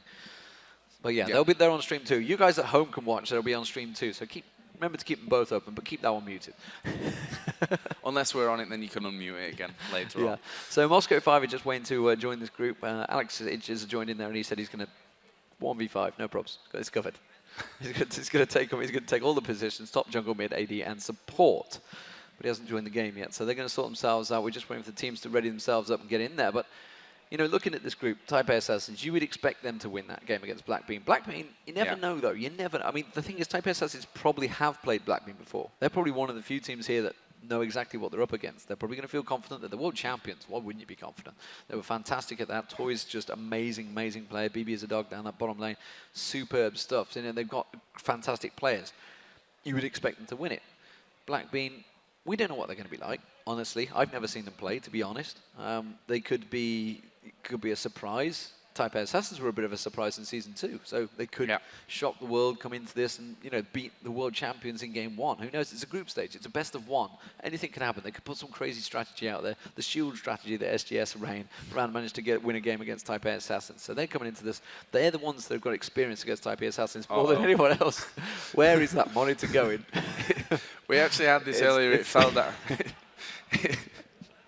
We did secure it again, and again, it's not. This time it's on camera, so I'm sure when it fell down earlier, the guys were like, it was definitely Joe touched it and it fell down. But this time, I am totally innocent. Here. We did not totally touch innocent it. this time. But yeah, hopefully we'll be able to get that fixed at some point in between the games. I don't know. I think I could see that slightly at an angle down on the side there. I can't see anything whatsoever. Well, the monitor's that good. I can kind of see it from this angle. See what I'm saying there? You see what I did there? It's amazing stuff. But yes, anyway, the rest of the games. Moscow 5, Type A Assassins. That's what everybody expects in the next match. Remember, it is all about the winners. CURSE.NA could put a wrench in that game. Let's see how that works out. CURSE.NA definitely got the pressure on them, but they've also in the position that, okay, if we lose against Moscow 5, nobody's going to be on us, and they're not going to be on our backs because it's Moscow 5, and they're going to be looking at us and thinking, we can beat Blackbean. We can secure that spot. But yeah, and you've always got to look at it. Even though all teams do go through technically into the playoffs, you want to be in that winner bracket. You want to have that extra fail-safe, I guess we can call it, of being able to lose one game and then being able to still bounce back from the lower bracket. But at the same point, you also, even if you don't make that top 2, you want to finish 3rd because that'll mean you'll play a 4th place team then going into the next round. Yeah, indeed. And you know, who do they face? That's a good question. That's a very good question. I'm going to look at your tablet because I can see who gets the bracket stages. So Group A plays Group D. That is, oh my word, that's the ones we just had. So that's possibly WE or AZUBU Blaze as the winners of that group, facing Moscow 5 or Type A Assassins. This tournament is awesome. How good are those games already from straight away? And that's going to be the end of the day as well. That's the last game of today. It's kind of like it almost doesn't matter where you finish. You're always going to have to play someone strong. You've got to beat the best teams, yeah. I mean, it's a standard thing, but sometimes you can sneak your way through. Sometimes you can egg your way through in an easier bracket or something like that. This tournament, nah, not going to happen. You're going to have a tough game whichever way you go. Yeah, definitely, and that's why these first games of the day are so important. I mean, even if you lose the game, you've got to make sure that you keep yourselves confident because you've still got a possible 2 more games to play in the group, maybe even 1 more if you end up losing 2 or winning 2, obviously, as either top or the bottom place team. So even if you lose, you've got to keep your head high. You've got to be thinking then about the next game, what went wrong in this one, how to adapt that then to your next opponents and make sure that you don't end up losing the next one. Indeed. You know, there's no easy way around it. There's no easy games in this tournament. Now, I think the teams coming into this one are prepared for that. They know the fact that it's going to be a tough tournament. I mean, honestly, if you were a player and you were looking at the lineup of teams, even with the way the groups went, some teams might feel they've got an easier group or a harder group, but honestly, there's not really an easy group in this. There's certainly not going to be an easy bracket. Maybe you'll get an easy first lower bracket. That'll be about it. Yeah. After that. And then you can forget it again because after that you're in hard territory. One of the top level teams. Actually, we're going to go live into the picks and the bans. Hopefully we got all the spectators in there. And hopefully someone of our lovely stage managers comes and fixes my monitor because I can't see a thing. Okay. As we drop out the game again. Yeah, old Darien. Darien just drops out there and they're having to switch around and they've all just left. Everybody left. Don't know why. They keep doing this on us, Joe. They keep doing this every event I'm at. They're just coming in and there you go. They tease us. Easiest game of my life since Saintvicious. As seen on Saintvicious stream. Indeed. Indeed. So yeah, I mean, these teams, I'm not sure how much time they've had in the practice room. The way that we do have a practice room as well for the teams that aren't playing a tournament game in that time. The way that works is that the teams are prioritized. So if you're playing in the first set of games, you get access to the tournament, to the practice area earlier. So I'm assuming that both these sides have had, you know, a good hour or two, maybe even a bit more, to practice in terms of their mechanics, just to get warmed up for this game, which means that it shouldn't be coming totally cold into this match. We can see Moscow 5 actually getting hoodied up right now. I'm not sure if they're a little bit chilly here up on stage, but hopefully that'll be getting fixed as they are just joining back into the game. Air conditioning too strong. It looks that way. It looks that way, so they're getting the hoodies on. And you'd think from Russia they'd be up for this cold weather, but they have just come from Shanghai, so it's probably a bit warmer. Probably a bit warmer. Yeah, probably a bit warmer. Definitely warmer in Singapore. Yeah, Singapore was slightly warm, let's call it that. Very hot and humid, that place. But how are these guys prepared for it? How have they practiced? Moscow 5, you're going to feel coming into this one big favourites. Big favourites, no doubt about that. The internet, I think everyone will agree with that. The Reddit world, the Twitter world, every world out there will agree that yes, these are probably the strongest teams. So CURSE.NA coming into this one without pressure. We've just seen Team Dynamic have a good go at AZUBU Blaze. They got, you know, they kept them going for a while, but AZUBU Blaze just kept up their business. They just took the tower after tower after tower, slowly but surely growing them down until you're back into your base and you've just got nothing left to farm. I think AZUBU's side of that will be thinking like it was job done almost. They did it slowly but surely. Nothing really went too wrong for them in there, so they'll be happy with how that one went. So we can get into the picks and the bans here once again. Hopefully they stay in the game this time between Curse and Moscow 5. And first ban's actually coming out. Xin Zhao, which we've actually seen being used quite a lot by Moscow 5 in the past as well. Absolutely, it's one of those popular junglers that Diamondprox has been running. Obviously Lee Sin being another one, but Diamondprox definitely been running a lot of Xin Zhao, mainly having to adapt. It's what you see a lot of these top players, you know, they get known for that top hero, and generally they'll get target banned, no doubt about it. Moscow 5 banning out Zyra. Zyra is one of those champions that Moscow 5 themselves have been picking pretty regularly. Gosu Pepper has been using that so heavily, so they obviously feel that's too strong a support right now that they cannot afford to give it away. Katarina being banned, of course, we've seen a lot of that in a lot of plays lately. Katarina is something we've been saying too often in Singapore, and Diana being taken out. These are pretty standard bans, but also fairly targeted. Yeah, that's Xin Zhao. Totally expected it, to be honest. He's been a bit of an unstoppable force in the last, I'd say 2-3 weeks, maybe a little bit longer in the jungle that we've seen him.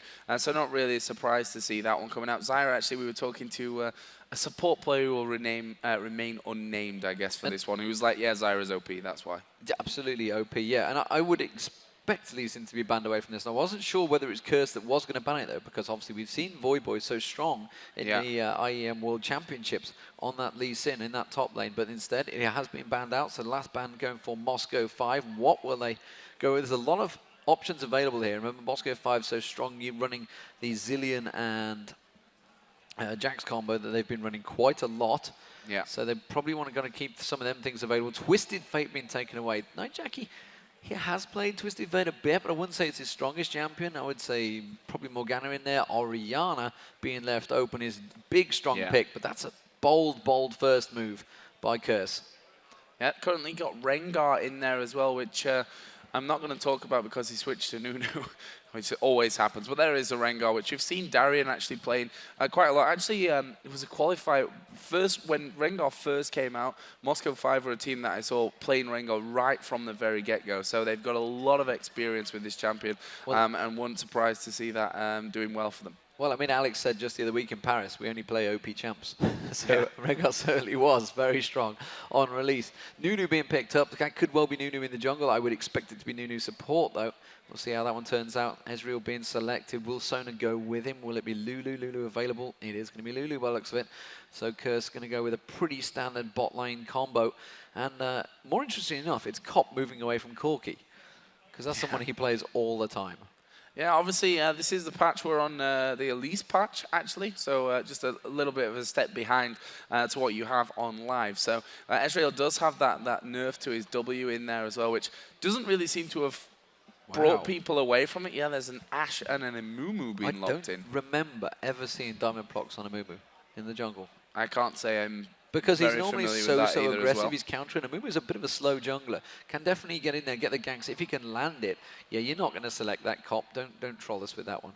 We're going to wait to see what he does eventually go with. But Ash is a champion that he's got such a strong win ratio on Genja right now. Well, Genja actually went to 2,300 elo with just Ash. That's how he started playing League of Legends. 2,300 elo with only playing Ash. So I guess if anyone's good with Ash at this level of the game, then it could probably be Genja. Absolutely. So what will Curse finishing off the pick here? Rhux, of course, the support. I've never actually seen Rhux in action. He came through on the 1v1 tournament that Curse ran, didn't he? Ooh. Voyboy is going to be on a car. Is it? Yeah, it's got to be Voyboy on a Kali in the top lane. Olaf in the jungle. Wow. I love seeing the assassins in there, but maybe is that a little too early? It's going to be against the Rengar and a Kali. I have no idea how that one's going to play out. Honestly, this is where I need Jatt. Where's Jatt? Where's Jatt when you need him? Because I have no idea how that one's going to play out. But Amumu, the last final pick, is going to be the AP champion. Who will it be for Moscow 5? Will it be Zilean? Something that he has been running. Oh, Evelyn available. Is he still strong enough? That's the question, or she's strong enough, I should say. Did, of course, run it against the Taipei Assassins. Absolutely destroyed Taipei Assassins in that game 1. But then once it was banned out, they were in all sorts of trouble. Moscow 5, will they select it in there? Will they switch it to something else? I'm looking across their screens. It is actually live, so I'm not even going to get any tells from those guys. But just waiting for the final pick.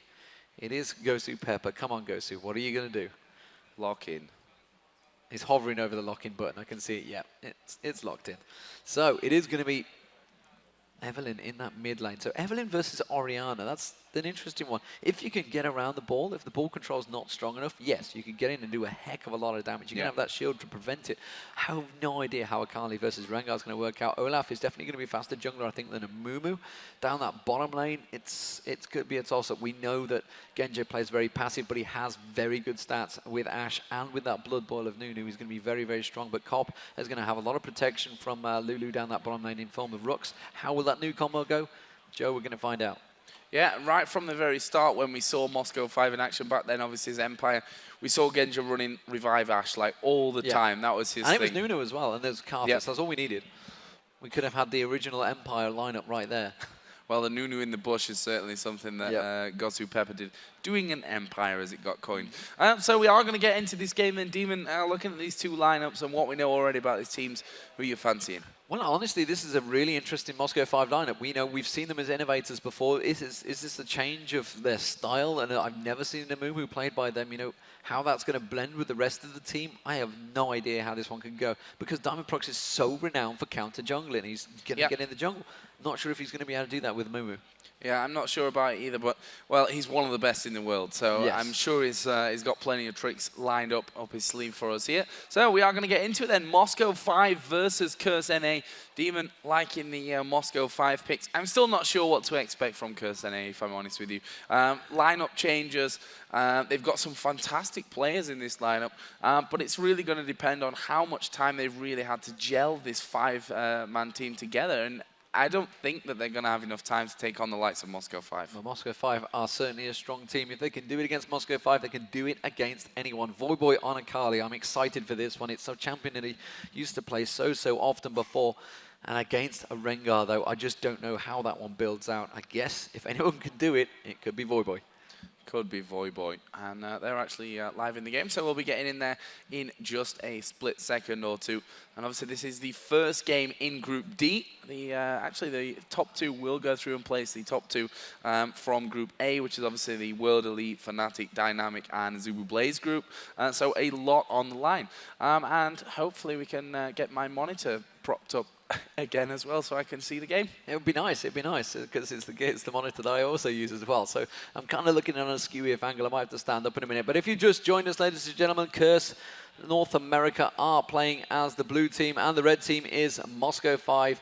And honestly, team-wise, I just don't know how this one stacks up. We could see a possible level 1 engagement here, of course. Voyboy as Akali getting very aggressive. Alexich might get caught out already here. He's coming around. They're going to catch on towards Alexich. Is there going to be enough damage there? That's the question. You can see he's going to get caught out, but Saintvicious cannot dive the turret. And Alex does back away, takes a mystic shot from Cop there to immediately avoid the danger. And Curse on the aggression here. Moscow 5, normally the team that does go very aggressive, having to be defensive here. but they could go for a counter jungle, counter gank. Top lane looks like it will be Genja and Gosu Pepper in the top lane, which means it could be a 2v1 both lanes. Oh, look at this. Darien just at the bottom there, just going to spot them. Dodges the Mystic shot. Oh my word, they didn't know he was there. They didn't get to see him, but they do realize they have a lane switch. Have they got any vision of it? Are they going to go for it? No, because you can see Saintvicious and Voyboy going towards the top. So it's going to be 2v1 in both lanes. How that's going to affect them, I have no idea, Joe. Yeah, this will be certainly an interesting one to watch from the start of this one. Voyboy up against the Ashe Nunu combo. That's going to be a lot of damage very quickly coming out there, as we are getting the monitor here fixed, so that's cool. I'm happy that Gaffer tape, it fixed everything. Gaffer tape is the king of all things. So, top lane, you can see that it's actually Genja and Gosu Pepper taking away the golems, so they're going to take away that change that you normally get. Meanwhile, the Wolves being picked up. You can see Nyjacky doing the protective detail down the bottom lane as well. Cop and Rhux picking up the 2 golems. So both lanes, both AD lanes picking up the golems, but of course the lane switch is coming towards it. The question is, who will be better suited? It's going to be Ezreal and Lulu versus a Rengar. Rengar helping out on the blue buff there for Diamondprox. He doesn't want to use up his smite by the looks of it. So yeah, he's saving that so he doesn't use it up the smite. So it means he can use it on the red buff. Meanwhile, Saintvicious heading straight in towards the Wraith. They knew the exact position. The question is, Diamondprox is going to come around there. Saintvicious has got smite available. He's going to come in. He uses the smite on towards the large Wraith, and Diamondprox comes straight around and finds them taken away from him. So he's going to slow him down immediately. Gosu Pepper had come down to try and block them off, but it wasn't the case. And now Darien in this bottom lane is going to be a tricky game for him against certainly an Ezreal and a Lulu. That's a lot of poke, but Genja doing just as good a job against Voyboy in the top lane. Both currently at level 1. Voyboy about to hit level 2. Genja already on 2, of course, had those bonuses with the minions. Meanwhile, the bottom lane, let's see how they continue to level this one out. Darien is definitely suffering in terms of experience in the bottom lane. So currently, Voyboy is faring off better. So we got a great stats pack here as well, which actually the stats are all the way back down to the IPL face-off event. And since then, 3 games played by Diamondprox on a move, 1 for 2 currently. So not the best win ratio that you'd be looking for in this move. We'll see how that all works out in this one going forward. You see they're getting a little bit low up by those golems, but seems to be fine and will be headed back. We've got to keep an eye on this CS because, like you said, it's all really going to be about who can hold this lane better in the 2v1 and who's going to get the most farm from it. Well, the interesting point is for the lane switch, generally is if you see the Asians doing this lane switch, they are pushing the tower. They want to put pressure on the tower quicker. They want to take it out of the lane phase as quick as possible. Moscow 5 maybe will do that, but honestly, Genja's not normally that type of person to try and push them turrets down quickly. Let's see what he does. You can see he's got the pressure on it. Meanwhile, down the bottom, you can see Cop is continuing to pressure on the turret, but Genja's not really shooting the turret at all. So Moscow 5, despite the fact they initiated the lane switch, they're quite happy to actually stand and just farm out the turret. So it's actually Curse that have been the more aggressive currently. Yep, and we did say before the game to out-aggress Moscow 5 is possibly the way to victory, the key to victory, Demon, and possibly in this one.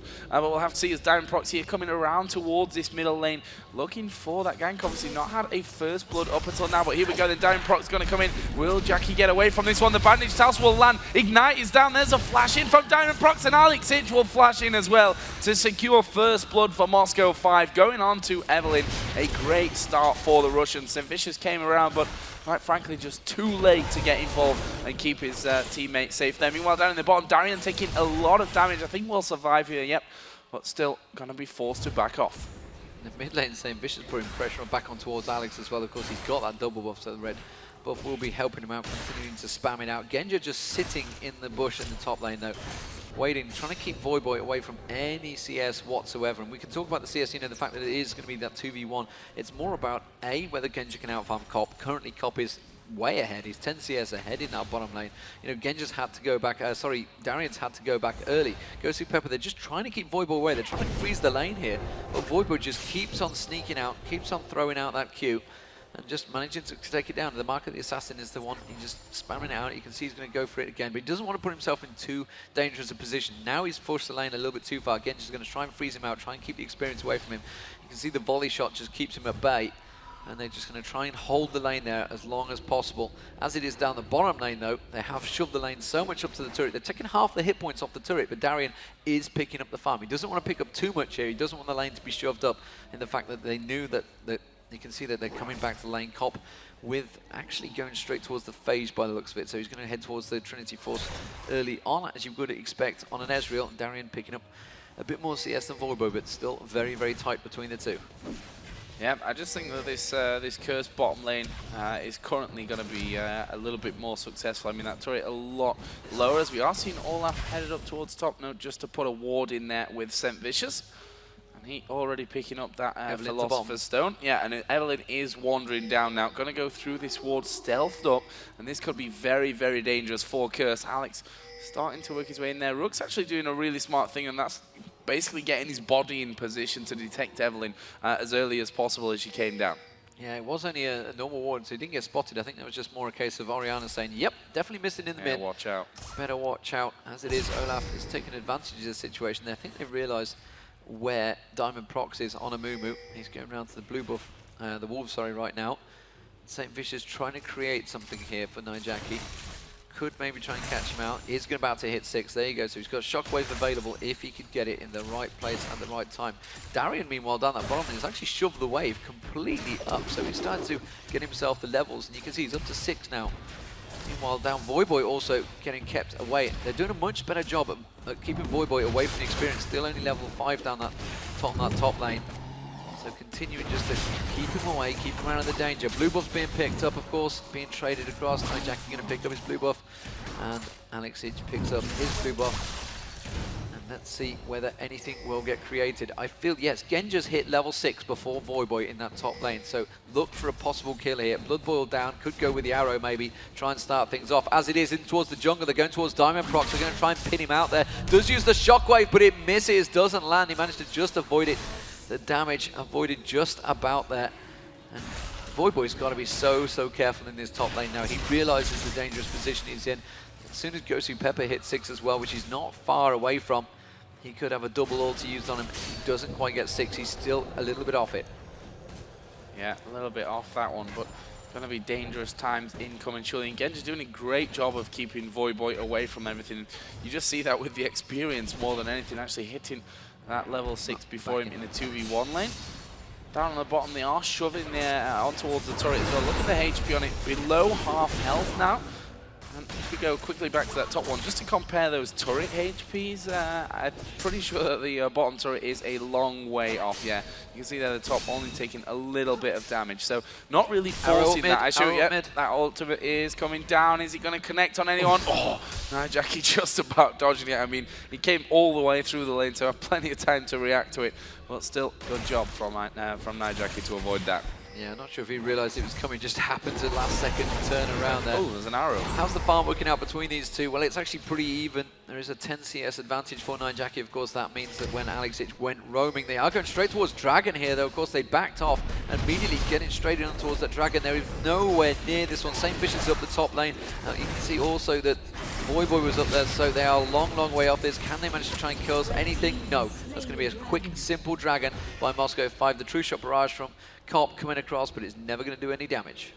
Yeah, it didn't actually connect onto anyone, I think, from that, so not the ideal situation. Voyboy there just forcing that lane out, taking as much farm as he can, but is still behind Darien's Rengar, so not working out brilliantly on that front. Actually, Voyboy just picking himself up the Soul earlier on, plus the Amp Tome as well, as Alex Itch actually going to get Shockwave. Saintvicious is there as well. He's now going to try and run himself away, which just about escapes from after using the ultimate.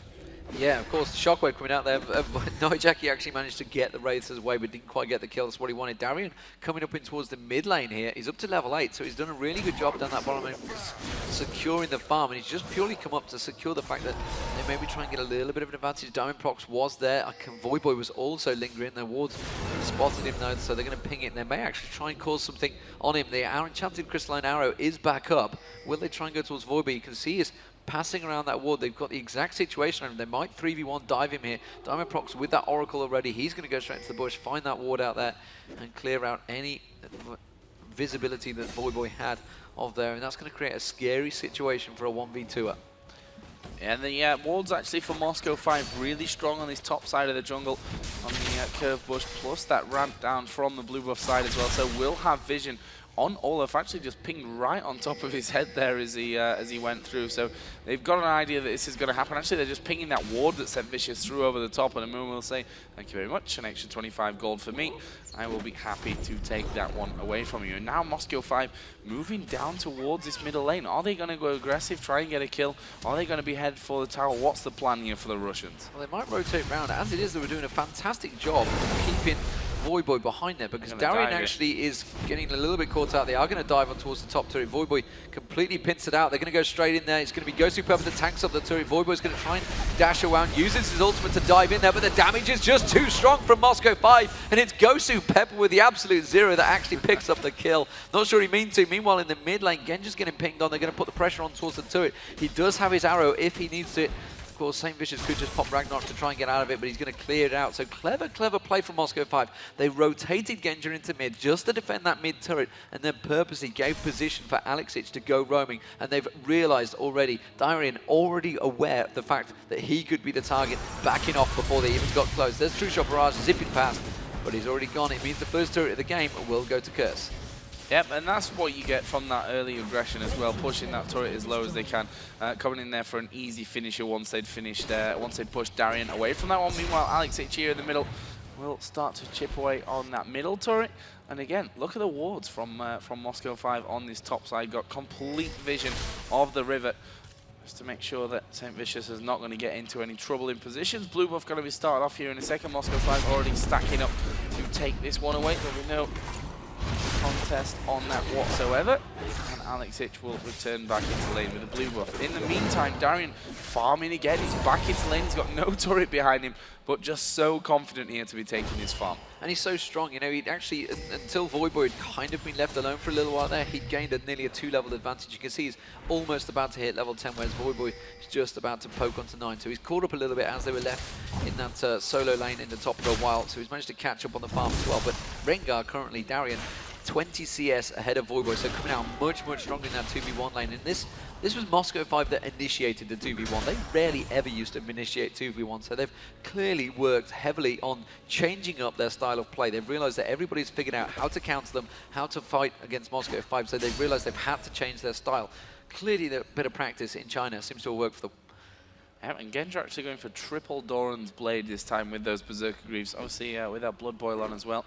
Going to be doing good damage when he gets in position. But now we've got these lanes switching over. Obviously, an Oracle on both junglers. And as such, they're clearing out here nicely. Top lane, obviously, will now be 2 versus 2 again. And this is where we're probably going to see quite a lot of the action coming forward. Yeah, Cop continuing to put the pressure down, but Genja should be able to hold this one off. Saintvicious is there as well, so they have a 3-man stack. That's because they knew that Diamondprox was down that bottom lane. They're putting a hell of a lot of damage down onto this turret. They're going to strip it now before they can even defend it. You can see Gosu Pepper, he's going to have to use his ultimate if he wants to try and keep them away from this one. Instead, Genja's just going to farm it out and slowly but surely, but that has taken a hell of a lot of damage. True Shot Barrage goes across, hits both of them. They might be diveable. Meanwhile, down the bottom, Darien and Voyboy going back and forth as well. They're keeping a bit of damage, both going half hit points. Like I mentioned, Diamondprox showed himself down the bottom, and surely this top turret is going to go. You can see the Diamondprox is just about to join it. He's around there. The turret is already down, though. He was too far away. He showed himself on the bottom, cleared out a ward, and they immediately reacted. Very quick reaction from Curse there, and they had 2-0 up in turrets, which is something that AZUBU players can attest to, is what you need to win the games. Yeah, and as such, they have that gold advantage now as well. I mean, they've got a decent lead on quite a few fronts here on the CS. You can see AD carries 141 to 108. That translates to a 600 gold difference currently, or 700 as it's just ticked over. In the middle, 142 to 117, 4,600 to 4,700. But that one obviously very even with that kill and assist on the Evelyn. But this top lane, I'm interested to see how going forward Rengar and Akali are really going to impact onto their two teams. Yeah, and Alex hasn't really been able to get roam enough, really. And Athenes and Holy Grail has just been completed by Nyjacky in that mid lane, so he's going to be much stronger in the next fight. And it's most likely going to be the Dragon they're going to put the pressure on. They took it down pretty early, so it's definitely due. You can see Saintvicious in there already, just straight past the ward. There's the Dragon, just spawned up, and Curse in position for this one. Moscow 5 also coming around, Joe. I think this could well be the first 5v5 fight. Yeah, problem that they have is that Evelyn and Ash are both way back on this one. Dragon already down to below half HP. will see it being smited down there by Saintvicious, so nice. Bit of work from Curse to secure that dragon. Here is Darien, though. He's going to go in for it. They're going to take the fight on this one. Voyboy actually will pop his shroud, but Rhux will fall very quickly. There is a shockwave coming out. Saintvicious doing a lot of damage. There's the arrow from Ash. Oh, it hit Voyboy just in time as he hopped across there. That will leave us with a 2-on-1 in favor of Moscow 5. And it looks like that will be just about it for this fight. But Voyboy, who's just about leaping in for the kill there and gets hit with the arrow on the way. He did actually get the kill, though. He got the kill, yeah. I was just reminded to see whether he actually hit it, but he did manage to get the kill. Just as the arrow hit, he'd done the damage on towards Alexic, got the kill down. But Moscow 5 picked up 2 kills. They actually didn't quite hit him. Look, he didn't get an assist for it, so. To what? What? Where? You lost me. Voyboy didn't even get an assist there, so he didn't do any damage at the end. Oh, yeah. I absolutely swear he got the kill as well. But nevertheless, it doesn't matter. Curse managed to pick up the dragon. They keep the gold advantage, but Moscow 5 picked up 2 kills on the exit, as well as the fact that Ash is a long way away. Genja been farming up, trying to catch up that farm. Trinity Force now completed by Cop, sorry. So Cop definitely out farming very well in that bottom lane. The switch seems to have worked much better for Curse. They've got them 2 turrets, but Moscow 5 seem to me to be in a stronger situation. They seem to be a stronger teamfight position. And Saintvicious with that Oracle clearing out every little ward he can find. And now they're going to put pressure on towards this mid turret. And Moscow 5 not really in a position to react. Voyboy is being clever. He's constantly staying out of the side there. And actually, the new item being... sorry, it's the new item. Oh, and it's Darien actually diving on towards Nyjacky. Nyjacky taking him very low. Lulu also had to use the shockwave. Is it just enough? Nyjacky trying to get away from this one. Curse trying to turn it around. Genja not in this fight. Cop getting very, very aggressive there. Forced to back away. Nobody going down. The arrow was not was available, sorry, but it didn't come out from Genja. Genja continuing to just farm on that top lane. Now he's going to come down and try and join in. Voyboy works his way up as well. They're going to try and steal the blue away, Joe. Yeah, they're working on it currently. Already way below half HP, actually. And they should have this one away before they can actually turn around. And there we go. It's actually going to be smited down by Saintvicious from the backside there. So let's have a look how we stand currently with the gold. 2-0 in towers, 1-4 in favor obviously of Moscow 5 in the kills, and that leaves us 23.5 to 23.2 thousand gold. So still very, very even there. And you can see the difference between the AP carries is hovering around about 100. The AD carries is around about 100 as well. The 2 top laners, slightly bigger advantage there for Rengar, just for the fact that he's ahead in the CS, plus in the kills and the assists as well. So Darien doing a good job of separating it out on that front. I'm going to take a quick guess and say Taipei Assassins have won because I've just seen them walk past outside, so that must have been a quick game. I don't know how that one worked out, but meanwhile down that bottom, Saintvicious sneaking up on Darien. He's actually 2 levels behind, so Darien shouldn't be too worried about that one. Diamondprox is down there as well. They could maybe try to pincer and take down an Oracle's there. Nobody really managed to catch onto them. So how are things working between them? Voyboy's still a level behind Darien at the moment, trying to catch up on the farm.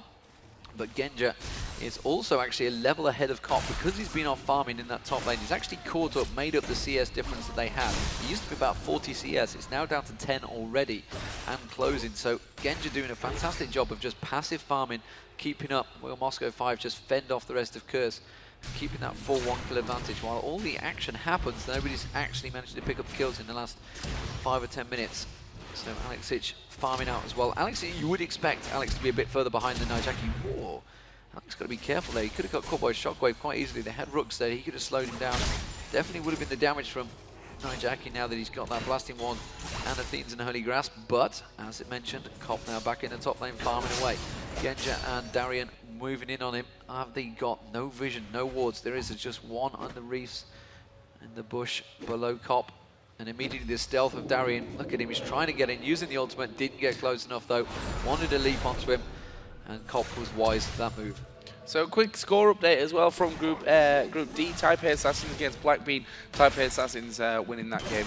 Not 100% sure how close and what have you it is, maybe we can find out that in the break between the second and third games coming up later. But meanwhile, we are seeing Saintvicious there warding up towards the blue buff. Obviously, they did steal it back, or they did steal it away on the last spawn, which, as far as I'm aware, is still a blue buff that Saintvicious has on him. So maybe just waiting to try and seal someone off here as Genja actually not going through the jungle, right through the top side of the lane, so he will stay safe from that one. They've just spotted Saintvicious, who is going to get himself another 25 gold, taking out this ward in the curved bush as well. We've got to that little bit of a stalemate even, because it is forwarding kills to Moscow 5, but they know they're down in turrets. They lost that last dragon, so these team fights could be a lot closer. And I mean, the last shockwave that we saw from Nyjacky actually saved his life. If he can land that kind of accuracy again with the shockwaves in the team fight, Moscow 5 know that they could be in trouble. Yeah, the thing is, at this current stage, Alexic is actually quite a bit weaker currently than Nyjacky. Oh, I was about to say that Cop was a lot stronger than Genja, but Genja's just completed his Infinity Edge, so that's gone out the window. He's also got a triple Doran's Blade. I didn't realize he'd stacked that up quite so heavily, so the triple Doran's is generally when you start to lose the money on getting those items, but I don't think they're going to be too worried about that one. They've had a long farming session. This is a long farming session for Moscow 5. They haven't pushed the aggression, which means they don't feel that they're that much stronger right now. Yeah. Darien continuing to farm though. Darien's going to become a problem, as is Voyboy. Voyboy can get on to Genja, which I think is what they realized. They're coming around. Saintvicious is going to try and catch in there. Does manage to catch the axe on towards Saintvicious, but look at the damage from Genja already. Saintvicious taken down very low. Alex wanting to finish him off, gets exhausted, forced back there. The ball just in around range, and they're not going to waste the shockwave though. Moscow 5 fight them off it. The dragon up. And may well be able to pick this one up. I don't think Saintvicious is in any situation to even get close to this one, though. He's not. It's going to be Moscow 5's dragon. So 2-1 in terms of dragons for Moscow 5. Yeah, they want to try and counter that here by taking this middle turret out. Actually not quite going to finish it off. The arrow coming in onto Nyjacky. Can they get on top of him? Darien will ulti in there as well. There's another great shockwave coming out of Nyjacky's Gosu Pepper inside of the bush. Nyjacky gonna fall. Rhux now in a lot of trouble, but Voyboy's in there to take down Darien. And Moscow 5 looking to back away from this one. Look at the damage from Voyboy and Cop. And that is a double kill for Voyboy on Akali. They're going to have this middle turret down as well. Needs just just one shot from pretty much anyone would take that one out. And there it is, the third turret of the game going to Curse, and 3 for 0 in turrets as well. They are not looking bad whatsoever. Yeah, Voyboy going in again. Wow, diving straight in there, but a little bit too deep. Diamondprox immediately managed to bandage toss, and Genja picking up that kill. So a little too aggressive from Voyboy. It's what he's known for, his aggressive play. Sometimes it works, sometimes it backfires. And in that point, they should have just finished off the turret, because Saintvicious was in there. He was full of hit points. Moscow 5 weren't going to engage, but he kind of forced them on him. Yeah, and they've got a dangerous combo here, Moscow 5, if you don't control them properly. You know, the Amumu ultimate with the Evelyn ultimate on the top there, with Nunu going in there as well. That's a lot of damage on a lot of targets quickly. So that shockwave, again, I pointed out earlier that if the shockwaves are as strong from Nyjacky that we saw earlier on in the game, which that one definitely was, he caught 3 of them, pulled them away from their target and stopped Moscow 5 pushing out. If they can continue to do that here, Curse, then they're in a very strong position moving forward. Very strong indeed. So, just 300 gold between the two teams, or 200 as it ticks up. 6-3 in kills. In fact, that gold's just going to switch straight up, because the ultimate going across the top wave will pick up a few things. But the initiate for Moscow 5 is very, very strong. They only need to land that arrow in the right place at the right time. Can get followed by Diamondprox with Curse of the Sad Mommy, and then things could desperately go wrong for Curse. But of course, if they all dive into the same situation, the same location, Nyjacky can use that shockwave and counter it. You can see they're sitting off at the side, trying to catch them off. Blue buff not quite up. This timing's not quite on there. Alex took it dive towards Genja. Yeah, Alex was already there and taking it. But Curse have rotated very quickly on towards this turret. They're going to have to tank it up. They've got the minions coming in now. Alex is going to try and sneak around the side there. Voyboy and Cop, just the right situation to get caught out, which is why they've realized it. They've backed away, and the Mystic Shot's going back and forward. Curse now, they want to put the pressure on, but Moscow 5 are ready to fight. And there's the Hawk shot just coming out to give them that vision. And they're then going to get a volley across as many of them as they can. I mean, they've got a great combo to actually get that shockwave into position as well with Saintvicious. Obviously, once he's got his Ragnarok on, his ultimate can't stop him. He's just going to run straight into the middle of the team, and that's when Nyjacky just has to basically time his ultimate perfectly. But again, we see Curse back away. A bit of shopping being done there. I'm guessing Moscow 5 just going to be farming up until their next shopping spree. Actually, we did see the Abyssal Scepter being picked up by the Nyjacky on Oriana. Warmog's now finished on Olaf as well. And the Age is picked up for Amumu, so nice little item there with that aura for the rest of Moscow 5.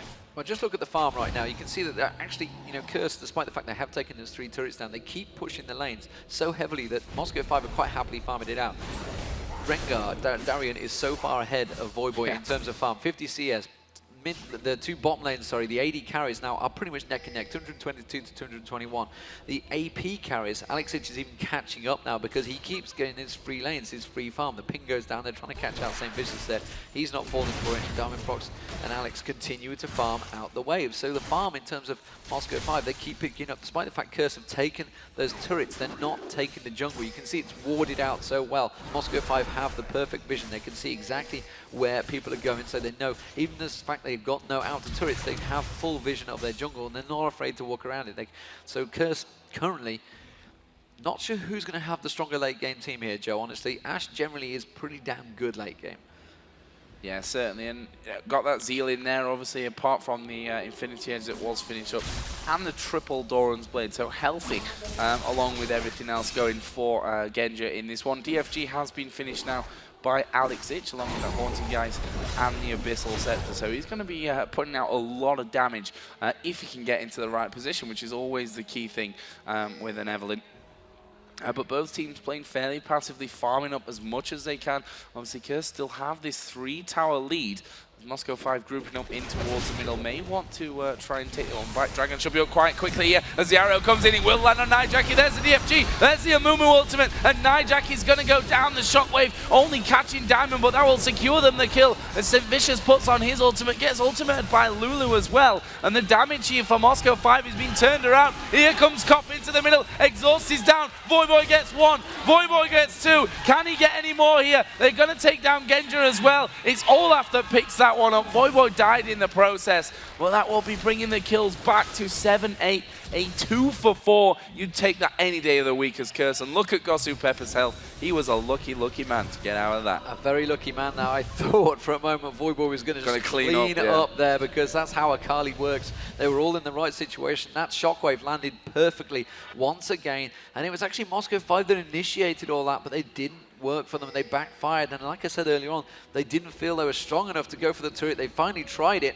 but it backfired, and now that's given the gold advantage to Curse. You can see they're about 400 gold ahead, still very, very close. 8-7 in kills, the 3-0 in turret advantage. So Moscow 5 need to start getting these turrets down. They need to start fighting for these advantages. Dragon just spawned, Joe. They're going to go back in for it again. They're going to go straight in there, and perfect timing from their side as well. I mean, Moscow 5 all just coming back out of the base. There's no way that they should be able to get in and stop this one being taken out if Curse actually focus on it there.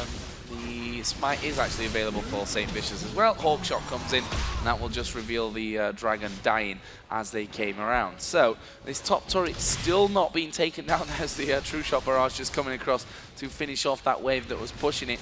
And still 3-0 in turrets. Now Curse with round about a 1,500 gold lead. They keep trying to catch out Moscow 5 around this blue buff. Wow. They obviously do have timing on it. Alex did take the last one. The previous one to that was taken by Saintvicious. So that's why they're still coming in round about the correct time, Curse, but that a little bit too late. But there, you see Genja had to pick up the blue buff. They had to steal it away. They were so worried about losing out on that blue buff that Genja took it away from them. So Alex didn't manage to get it. So he's not going to have the cooldowns that it offers in the mana. Well, not so much the mana he needs, it's more the cooldowns for Alex on Evelynn. But as we saw there, Evelynn has to go deep. And against Nyjacky, and once he gets that shockwave on him, it's effectively taking him out of the game, just ruining him, because he's going to get focused so heavily that he's generally going to get popped unless he gets that kill really early on. And Voyboy on Akali can just dive on him so quick, do that damage, burst him down so quickly. The two combined of Orianna and Akali can just bind him, just burst him down quick enough that he really isn't that effective in a team fight. So that Curse of the Sad Moment from Diamondprox has to be perfectly positioned right now. Darien didn't really go deep enough either. He didn't manage to get in there. So Moscow 5, how are they going to adapt? They need to be, I don't know whether it's more aggressive. I'm not sure if that's quite going to work for them. I think they're just going to try and farm this one out. They're actually playing it almost CLG.EU-like. Well, we know how that can work, and also how it can maybe not work sometimes. And the shockwave comes down onto Genja. Here they go, pushing in on towards Ash, who will be exploded. And Mumu comes around And Curse not going to follow up on that one. Actually, Saintvicious comes in there as well. And Mumu will put the ultimate down, but Diamondprox is going to die. They killed off Orianna, but Alex is going to fall as well. And now they're going to focus around on towards Darien, who's picked himself up 1 kill. I'm not sure that they've really got the damage between them to take any more from that, though. Darien could get the blood boil on. He could just chomp through these two. They've got to realize that Curse is really going to back off. Gosu Papa, though, is very low. He doesn't want to get targeted. Darien is so strong now. He's got that warm-ups completed. He can just simply sit there in the fight. He's invincible, but the rest of the team are not. And another fantastic shockwave there. It was this time Genja taken out of that fight, taking out Phantom Dance Infinity Edge out of the fight instantly. Yeah, and that's what you've got to do, seize that opportunity. Even if the rest of the team weren't in a perfect position, they were able to get in there and pick up that kill for themselves. Still, we see Darien picking up as much farm as he can. He's going to be taking away the red buff here. Already got that blue one, obviously, for the kill that he got earlier on. Let's have a look down the items while we've seen finish here. Warden's Mail just done for Amumu. Aegis being picked up by Lulu for Curse. Also got the Kindle Gem, so I guess in Fuchsia Relia is going to start to be popping up on the next time that they end up going home, as we see Darien and Genja pretty much sharing on this top lane. Genja just going to get all that farm. They want more items on this AD carry. Guessing going straight into that Last Whisper next. Yeah, Last Whisper definitely coming out. Infinity Edge almost completed though by Cop. Cop is getting very strong. As soon as he gets that completed, he's going to be wrecking face as soon as he manages to get close to anyone. Although you can see Alex is trying to see if he can pick anyone off there, sneaking around in the bushes, but he's not stealthy as he thinks because those wards are really giving him the advantage. Saintvicious currently though is absolutely a monster. Not died yet. He's got that warm, he's got the phage, and he's got the Sunfire Cape possibly. Actually, he's going to go Frozen Mallet. He is so strong right now coming in towards it. There's the first tower of the game for Moscow 5. Darien finally taking it down. But Curse are actually positioning themselves possibly... No, they're not going to go for Baron yet. There's too early, too out of position really. Genja, they just want to get some turrets down. They need to take some vision down. That mid turret's still at half health. Curse are doing a fantastic job of defending the turrets here. Yeah, but this next fight, I think, is going to be dictating who goes towards Baron, depending, obviously, of how close it is. If they end up too low, maybe they'll just end up going home. But this is a really important time of the game. 32 minutes in. Yeah, Alex needs to be a little bit careful here. He's actually going to spot Voyboy coming in. Keeps himself in the bush. Obviously, does have the his stealth, so that's something that works for him. I think he was waiting. We saw Rhux going up north. I think he was waiting to see if he could pick off Rhux as he went in there. But they still have full vision of them. So Curse are actually the ones that are looking for the fight. But Moscow 5, they're trying to steal any advantage they can at the moment. Yeah, just a couple of cheeky kills here and there could really boost Alex that bit up. We do see more wards put down in the middle. And Cop gonna be headed home, I'm guessing, to finish off that Infinity Edge. And Lulu needs a bunch of wards as well to come back into this fight. There is the Infinity Edge finished, and there is a pink ward and a good few extras as well, just to get that vision around the Baron. Clever play there from Cop. Immediately risen, the Hawk Shot came out just to check. They saw him go back, so they immediately had to True Shot Barrage straight up the mid lane, make sure the minion wave wasn't strong enough that Moscow 5 could push the advantage while he was gone.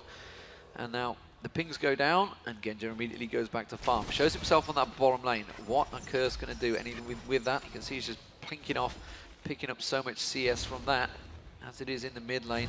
Continuing with that ward presence, is actually stopping Alex roaming so much. He's at 436 right now, which is okay. He's getting there. He's getting the farm down. But again, Curse positioning themselves. Dragon must be due any moment. There it is. Tell a lie. It's not right there yet. I'm seeing things. It's actually the blue that we're thinking of going for. Genja this time had to pick it up again there. So that's Genja taking the blue away. They're going to fight this one. It's Saintvicious they've gone straight for. They've put a lot of damage on towards him already. And they force him down very low. That could be a disadvantage. And Moscow 5 going to try and push the pace in this one. You can see Alex Stitch. He wants to try and pick someone off the side there. Again, it's Saintvicious. He's gone for very aggressive. The Ash Arrow landed. Alex Stitch is the target. Shockwave managed to take down Alex Stitch. Have they got enough damage to turn it around? Voyboy is getting caught out. Voyboy very low with the Ignite running. Diamondprox. Genja manages to get one shot down. Saintvicious does go down. That's a double kill for Genja. There's a triple. It's Darien that picks up the kill on that one. And Nyjacky is all sorts of trouble. He's got to back away from this one. They will just dive on him. And you can see the turrets immediately coming in. The blood boil's going to be on Genja, and he's just going to tear through this turret in a matter of seconds. Cop's trying to True Shot Barrage. Good clearance of the wave, but they can still take the turret down, and they have to back out. So Moscow 5, for the first time in the game, coming out strong, 3-1 in that team fight. Yeah, that brings the turrets back now to 3-2 in advantage still, obviously, of Curse. But Moscow 5 now moving in. As I said, that last fight could dictate who gets in for the Baron first, and Moscow 5 are going to be going Just for use the True Shot Barrage, so he can't even get in there. He can't manage to zip that True Shot Barrage across. They have to face check this one.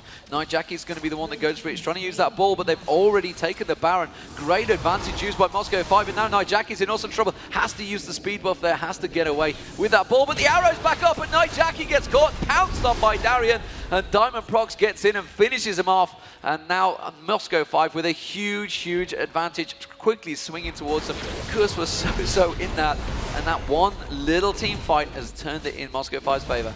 Yeah, and you really see the danger there of, you know, face checking in towards the jungle, especially when there's a Rengar in there who can close those gaps with the jumps. Obviously, he's got the Blood Boil on him as well, just to keep his speed up. So you always have to be super careful in there, but they had to check it anyway. They had to get that vision and have a look. And Moscow 5, they are now a 4,000 lead, 4,000 gold lead, which is still, for 36 minutes into the game, it's not a huge amount. We can see there the differences. Alex Ich around about 1,000 gold ahead of Nyjacky there in the middle. In terms of the top lane is 8.9 to 11,000 gold. As we see the True Shot Barrage come over there, that dragon being taken down. You said Vicious off towards the side, won't be able to get in there, and that is more gold, more objectives going the way of M5. You know what, I just realized I'm a complete idiot. They're giving the blue buff to Genja for the cooldown on the Enchanted Arrow, because that's what started the last 3 fights they've had. So Alex Ich now, well, there you go. He wouldn't be Moscow 5 without seeing Guardian Angel starting to stack out. And there it is, Genja and Alex Ich now with a Guardian Angel apiece. And Voyboy also got himself a Guardian Angel, but honestly, I'm not sure how this one's going to work out. Look how tanky Darien is. He's got a Warmogs, a Force of Nature, and wow, Cop actually getting caught out. Cop getting popped by Alex Ich there. He's managed to hang on the lifesteals, just about keeping him in there, but Alex Ich managed to just chunk him down. The Baron buff doing the damage. Genja's arrow is now available. He's just waiting for Nyjacky to position himself wrongly, but he's not going to force himself, not going to show himself that early. But we saw Saintvicious actually in the last fight. He hasn't really got any armor, so Genja's just absolutely tearing him a new one. He's got a lot of hit points, but not a lot of armor. Genja's doing so much damage right now. Alex Ich is going to join them. You can see the next creep wave comes down. Has got a siege minion with it. So it's not a siege minion. It's what the hell is the name of the thing? You're not helping me out here, Jatt. That'd be a siege minion. It is a siege minion. It is a siege minion. That's the one I was after. They are going to get straight into it. Look at that. The arrow goes through. He managed to land on towards Nyjacky, followed by a quick bandage toss. He has to use the Zonya's Hourglass and the Lulu ultimate. The shockwave lands very well. Accidentally, he's just going to get dropped there. The Guardian Angel pops, and Voyboy's Guardian Angel himself has been dropped now as well. Alex gets straight back up. Is Voyboy going to be quick enough to get out of this one? No, he's not. Diamondprox finishes him off, and they're going to continue the pressure on towards the base turrets. And now Moscow 5 continue that pressure. It's so hard for Curse to defend this one against a Baroned up team. Yeah, Alex having to back away. He's going to be pushing his top lane down, but they've still got enough damage from what from the team that they have left in this middle lane to keep pushing through that tower. Already taking big hits. You can see Nyjacky just 2 or 3 auto attacks there from Ash, and just being absolutely hammered back. But have they got enough to actually push this one through? Here's Alex It's just taking down this top lane. It looks like M5 could well join him here in a second to finish off that inner turret on the top side of the map. Nyjacky just healing up there before he comes back into the fight to try and help with the defense. And even Saintvicious, look at that. Just the arrows coming down to half HP. And Genja is the real key target, I feel, here for Curse. If they don't get rid of Genja, then this fight's never going to go their way. Yeah, and it's so hard to get near him, because anyone that does either has Diamondprox bandage toss on them, or Darien just pounce in their face. So there's not a lot they can do about it right now. Darien with so much health regen as well. 3,600 hit points and just so much regen from those items he's got. Now we can see Alex rejoining the party. The Baron buff has just worn off, or is just about to any second now. But look at Genja, he's just plinking away, and this Cop is desperately trying to keep those minion waves away. It's only a matter of time before they can maybe think about tanking this one out and getting in there. Lulu just gone back to bite. Honestly, not too sure what items he has right now that he can pick up and try to successfully. You can see him picking up the Aegis. He's trying to keep the damage off the rest of his time. Voyboy is still a squishy target. Hasn't got that Guardian Angels right now. Nor does Alex. There's the arrow going in. Joe, go for it. Yeah, here we go. Shockwave actually coming down, but didn't really do too much as the Amumu ulti comes in. Lulu ultimate probably won't be enough to save them here as Nyjacky pops that Zonya's Hourglass. They did bring one back though onto Alex Ich, but the rest of the team being absolutely destroyed. Cop now now trying to work his way. He's been slowed from all angles. Darien can't get on the fountain just yet. He's not quite that strong. But Moscow 5 taking 4 for 1 here. That's going to mean the first inhibitor of the game, and they may well try to close this one out. It's 40 seconds until Voyboy comes back in. Saintvicious and Nyjacky round about the same timing as well. And with Genja there, they can take down these Nexus turrets so very quickly as the advantage toss will land onto Cop. He will get himself back out, but there's the first Nexus turret going down. Second one will fall as well. And Moscow 5 going to focus the Nexus, and after a fantastic game, turning down CURSE.NA here in the first game of Group D. A 40-minute match there, ladies and gentlemen. Curse really took them to the limit there, but Moscow 5 with a different team setup we haven't seen them use, I don't think ever. I mean, they managed to adjust themselves and change how they play once again. Superb stuff. Moscow 5, though, are the winners. Taipei Assassins are the winners, so it's going to be Moscow 5 versus Taipei Assassins in that group. What a match. The semi-finals revisited for the Season 2 World Championships. I don't know if we're going to get to cast that We're one. not going to get to cast that one, unfortunately, no. Damn it. Actually, no, Maybe. we're not. No, we're not. No, we're not. Sorry. Sorry. I know. Sad faces What are you all gonna around do? here. Don't worry. We get to start off the day here There's on the main plenty stage, of so other that's fine. fantastic big games that are going to happen today. So, Moscow 5, they are the winners. CURSE.NA, that means they're going to be CURSE.NA versus Blackbean. It's going to be Moscow 5 versus Taipei Assassins. That will be later on in the day. Next up for us here on the main stage, here on stage 1, will be, or stream 1 I should say, there's not 2 stages. It is going to be Team Solo Mid versus CURSE.EU. So yes, the TSM chants can be used once again. They are against the European Curse team who've come into this one after winning Tails to the Lane. Didn't do so well in DreamHack apparently, but you know what? It's not, they can't win everything. CURSE.NA though, I mean, they put up a really good performance there against Moscow 5. They really, honestly, I'm really impressed with how Curse came about this one. You know, they had this whole turret advantage pretty much the whole time. They had decent control of the Dragon. They at one point had good control of the blue buff as well over for Moscow 5. The timing kind of went off there a little bit, but in the end you just saw the power of Genja on Ashe again. I mean, he gets to that So critical strong. mass. If he was allowed to farm and farm and farm and farm and farm, probably too much, to be honest with you. Then he gets up to critical mass. You know, Infinity Edge Phantom Dancer is already kind of enough with that Blood Boil on as well. And then you've got the Last Whisper. Then you've got a Guardian Angel. There was a Zeke's Herald actually on Nunu by the end of well. So he was just hitting for so quickly and for so much damage. A bit of lifesteal just to top it all off. So Moscow 5 looking strong in game 1. A little bit shaky to start with, but they managed to clear it out. So we're going to go to a break, ladies and gentlemen. Next up, you're going to see an interview with one of the Moscow 5's players. I suggest it will be with Pluto, of course. He's been doing the interviews throughout the weekend. Won't need a translator. I guess it's going to be with Alex Ich and CURSE.EU. Walking past your screen just there is like a little silhouette goes past. That is CURSE.EU. There's Patoy as well. There he goes. Little Patoy goes past. And Curse congratulating, or not congratulating, CURSE.NA congratulating Moscow 5. So, I'm going to stop rambling, and we'll be back after this break. It's going to be Team Solo Mid versus CURSE.EU.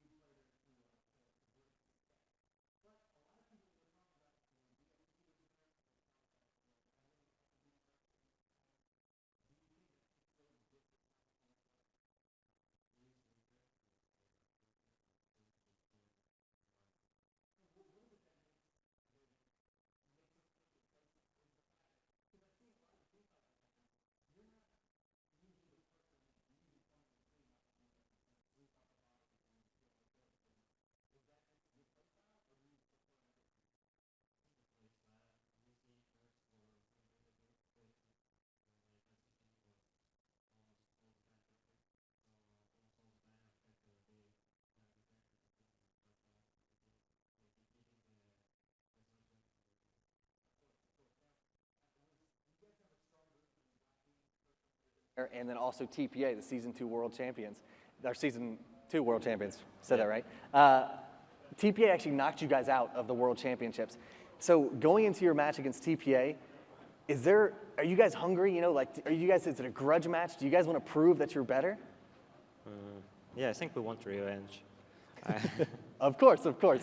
Russian's all about revenge, right? You guys just want to get back in there and show your training, which has been paramount. You guys have been in China for a long time, playing some show matches. Is there anything particular that you've learned in your time spent there that you guys are going to show here at IPL5? Not much, but like we saw that Asians, even in solo queue, got a bit more knowledge of the game than in Europe. I mean, they are thinking more like in 5 versus 5 style.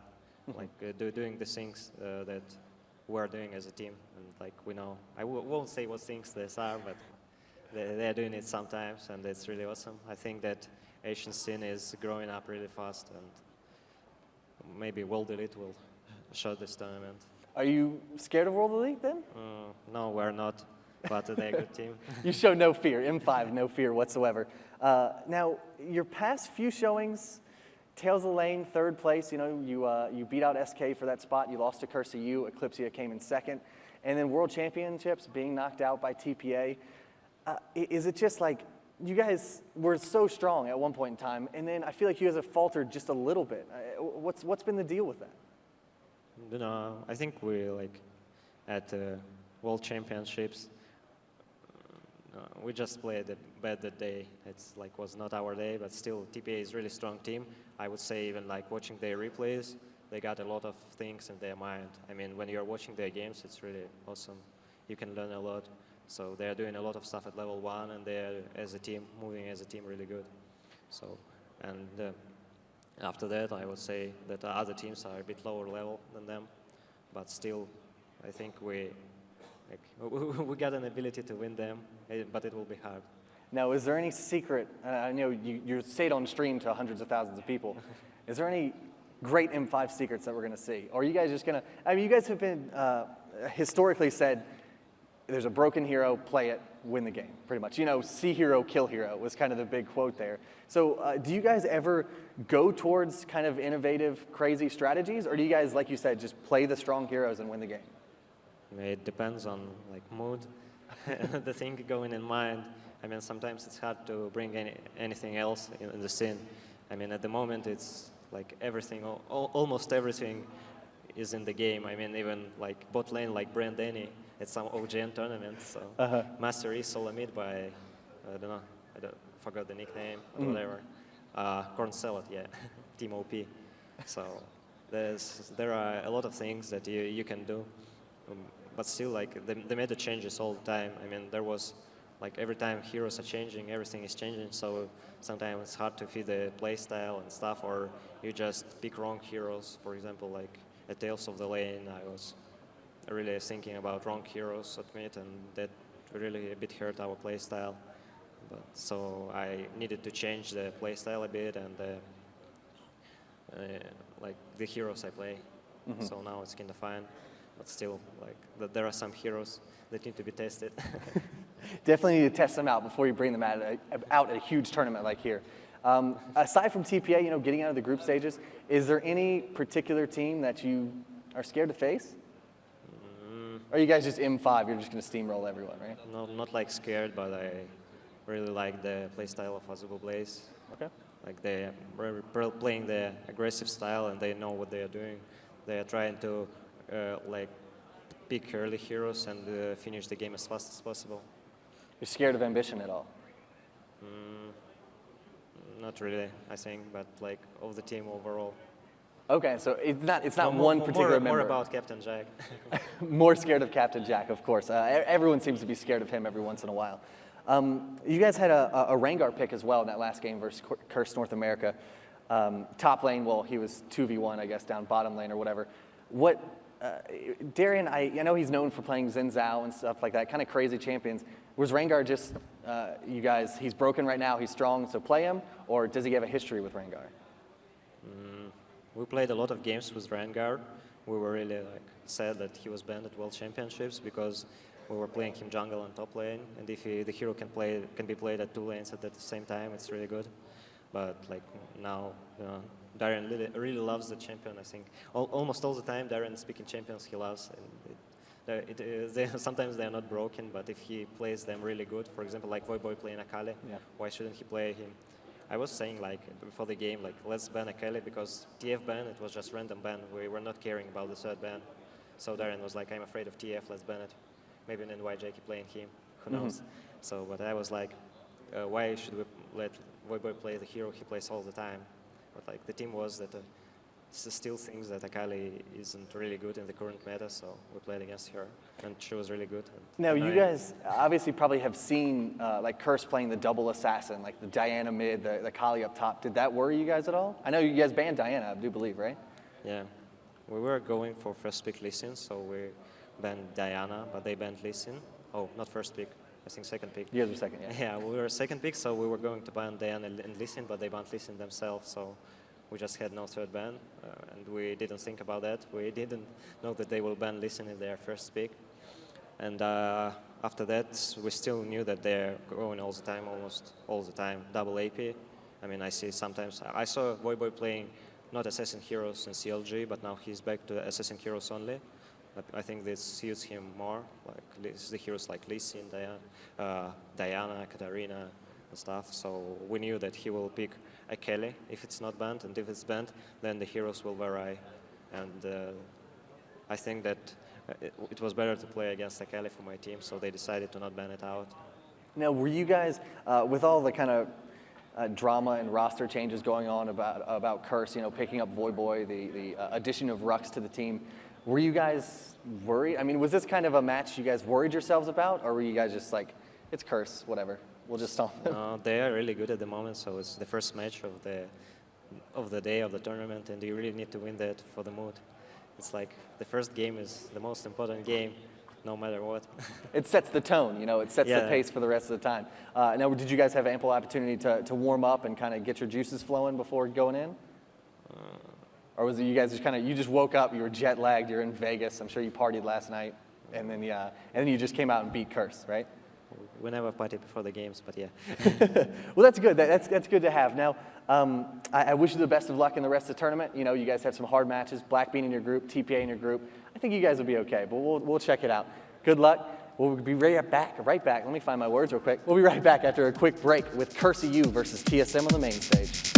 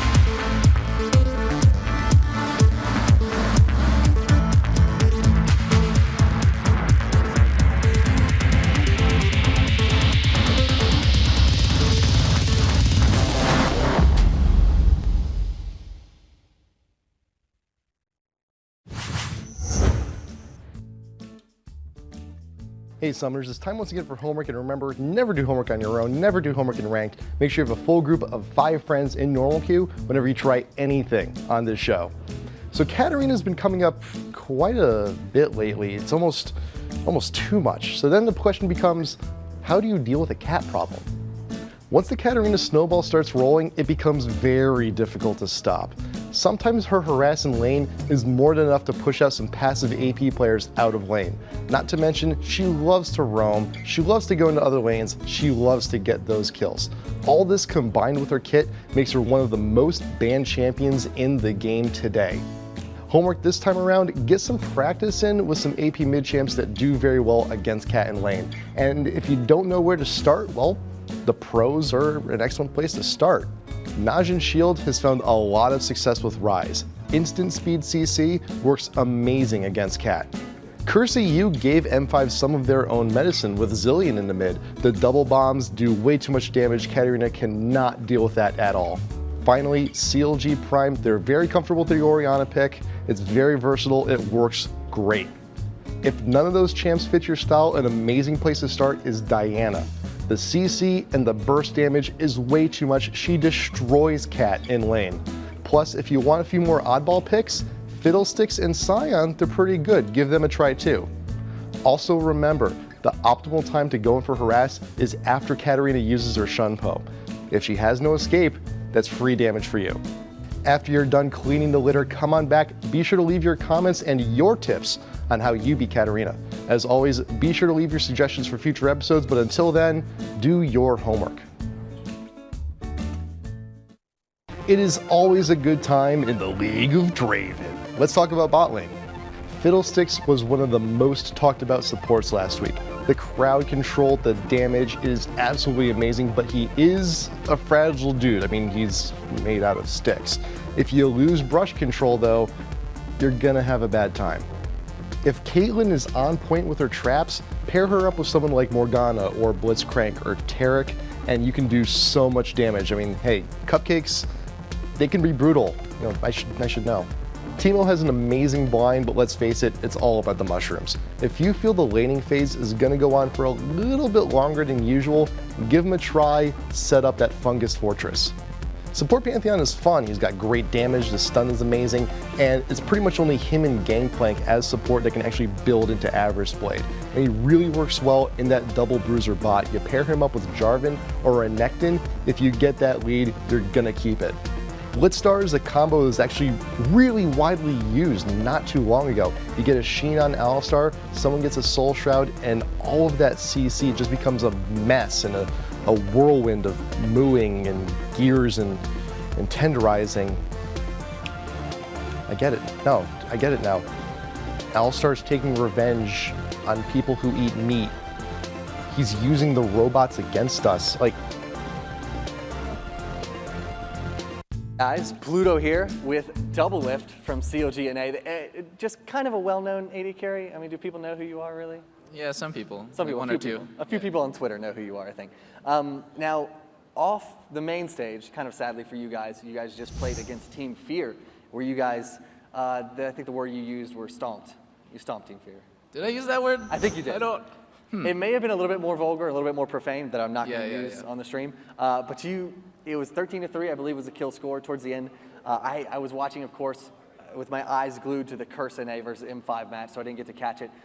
Would you like to give some of the viewers just kind of a run through of what exactly happened that game? I know you were a Nunu Kate bot lane against a Kog'Maw Lulu, and you had a Gragas mid. You should just run through everything that happened that game pretty much. Give us the double lift synopsis. How should I give first blood, as usual? What's new there, honestly? He got camped really hard, and then, you know, the rest of the map, because he got camped so hard, we were able to pressure really hard. So mid and bottom won, you know, pretty significantly, and then we just ended up snowballing. Like the whole thing I was tunneling on was farming, and then I realized like the rest of the map is winning somehow. And then, yeah, we just grouped and we just took like 2 inhibs in 1 push or something like that. It was just our huge lead, and just having Caitlyn for sieges just won us the game. Now, going against Team Fear, you guys have played them recently, I believe, right? Or I know you guys Yeah. have scrimmed them, and I think you played them in some kind of a show match, King of the Hill or Yeah. something like that. What is your personal opinion of them? I mean, I know Aframu is lauded as, he's a fantastic streamer, he's a fantastic guy, a fantastic player. You're also a very well-known AD carry. What's your opinion about the enemy bot lane of Team Fear? They're good. They're probably like top 3, top 4 in NA, and like they play a lot of weird champions like Draven and Twitch, and we actually banned Twitch because it's really annoying to deal with. Of course. And Afro's one of like the only Twitch players, so yeah, they're good. It's just we have our own strength in like Nunu Kate and our own little lanes that we run, so it's really hard for teams who like don't play like 100 games against it to deal with it. So what exactly is the super strength of that Nunu Kate? I know it can push towers effectively. The Blood Boil on Caitlyn gets more passives, gets more headshots. She just really, really excels in lane.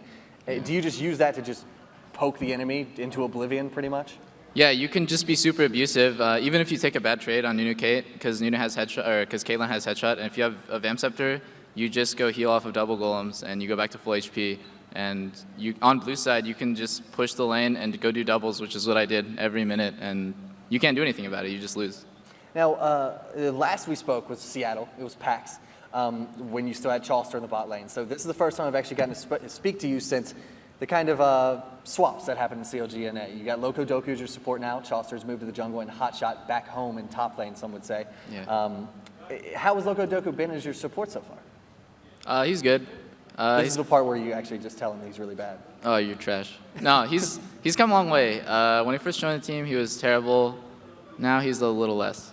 He's a little less terrible. Now, when you and Chalster first started playing together, Chalster was the one that supposedly taught you and formed you into the AD carry you are today. So now are you turning Loco Doku into a support?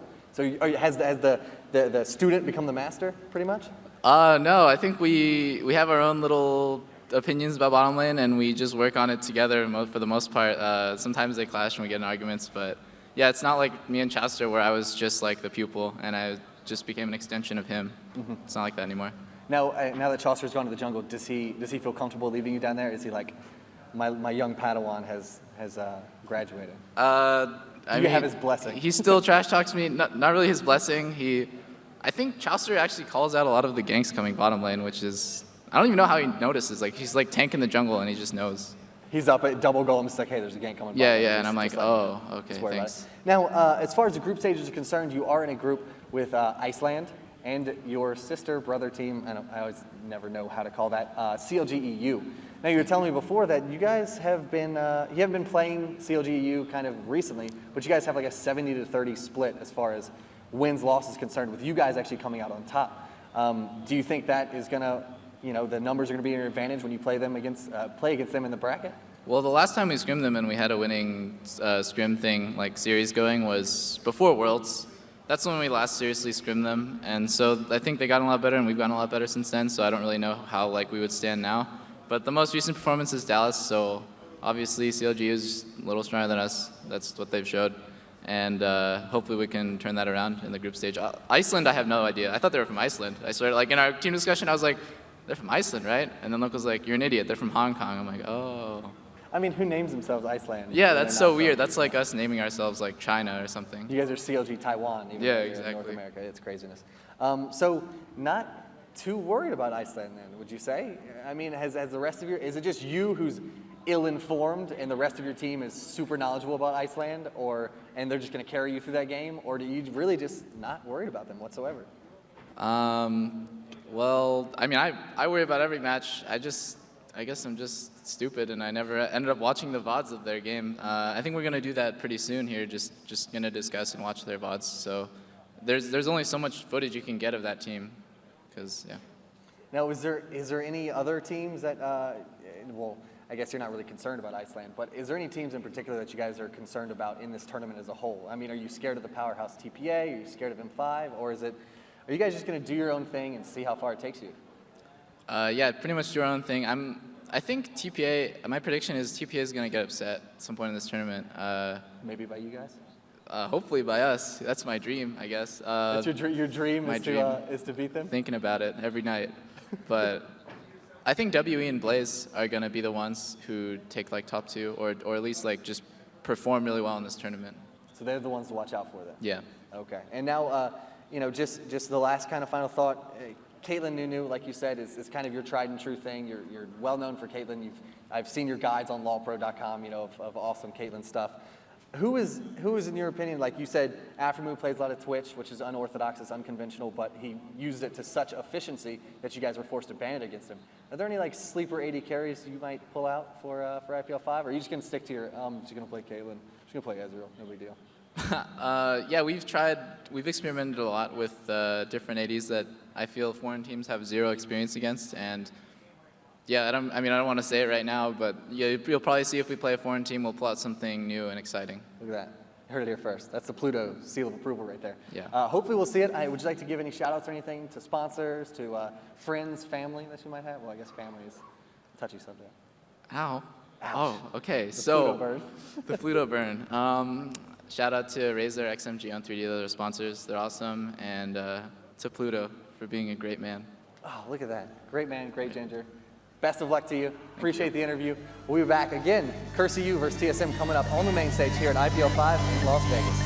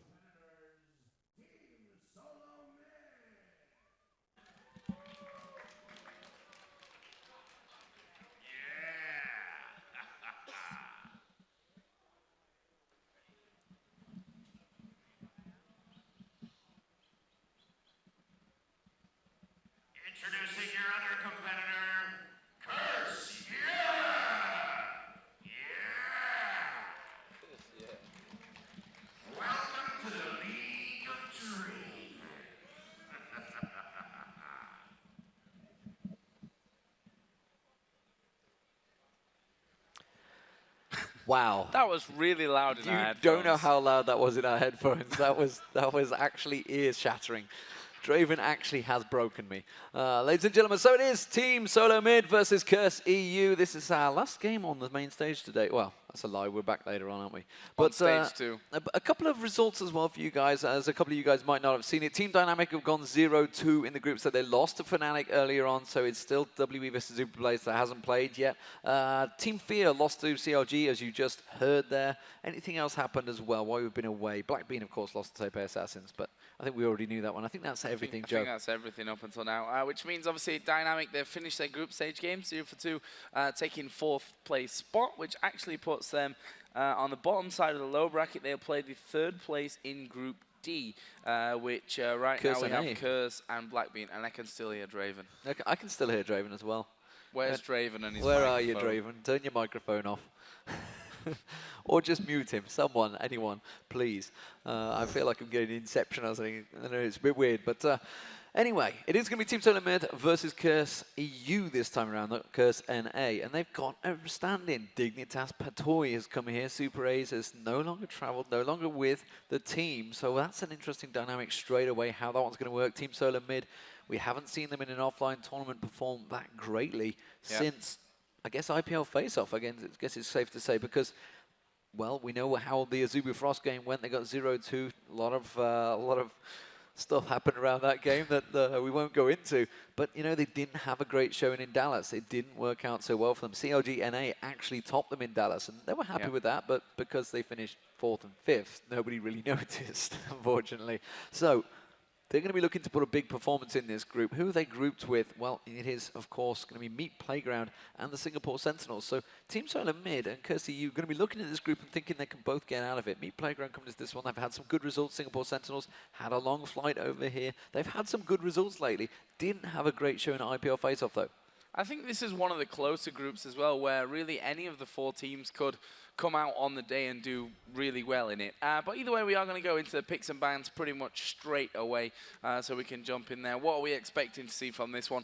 First ban actually coming out is going to be Evelyn. Yeah, we just saw Alex Each on Evelyn. We didn't want to see that one again. And I probably guess, I don't think it was that big of a deal. May not get banned completely against it since Al being taken away. And Skarner, of course, being banned out by Curse. That's an interesting one, I guess.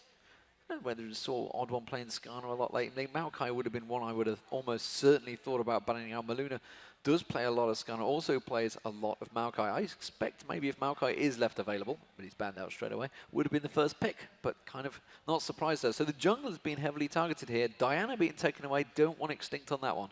Yeah, Xin Chao as well is one that Maluna's been playing recently quite heavily, so no real surprise to see that one go out. What will be the final ban here, though, for Curse? Obviously playing, as you said, with that stand-in for this one. Super A's out of the team. There was a bit of drama around that one, different statements coming from different angles, and it will actually be Orianna, and of course they left Shen in there, and first pick Shen. So TSM told me this at Dallas when I was sat watching the AZUBU Blaze Dignitas game. They were basically saying, you know, if they leave Shen available, we will first pick it, and there it is, immediately locked straight in there. So Dyrus is going to be playing that Shen in the top lane, probably see the what is it? The Ionic Spark they keep using. It hasn't been nerfed yet, has it? It has been. Actually, it's going to get removed from the game, I believe, isn't it? Season 3. That's sad face. Sad face. Sad face. Wicked will definitely be sad. But 2 picks coming out from Curse. What will they go with? Will it be sticking to what they used to play in Tales of the Lane, or will they differ? Have they changed up their approach?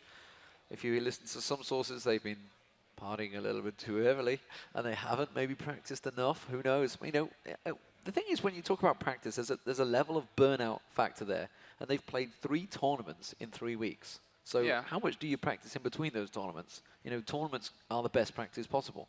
Yeah, it's a hard one to kind of juggle, because if they'd have come back from Tails and practiced another 5 days until they fly out to IPL, then you're going to have trouble. You're going to get well, they're burnt going to out. DreamHack, then they'd have been practicing again, and yeah. that's why IPL, exactly. you get burnt out. It's far too much, to be honest with you. Oh. And there we go. Katarina, actually, Jatt told me off yesterday, Demon, because we said the word Katarina far too much in Singapore. We can't help it when he gets double kills, though, double, triple kills. Destroying everyone. So we'll see if that happens here today. Maluno actually picking up Cho'Gath. I'm guessing that's going to be a jungle Cho'Gath. Odd One on Mundo, and it looks like we'll be seeing Ezreal coming in as well for TSM. Yeah, the Odd One picking up the Mundo. Mundo is someone we haven't seen in the jungle for some time.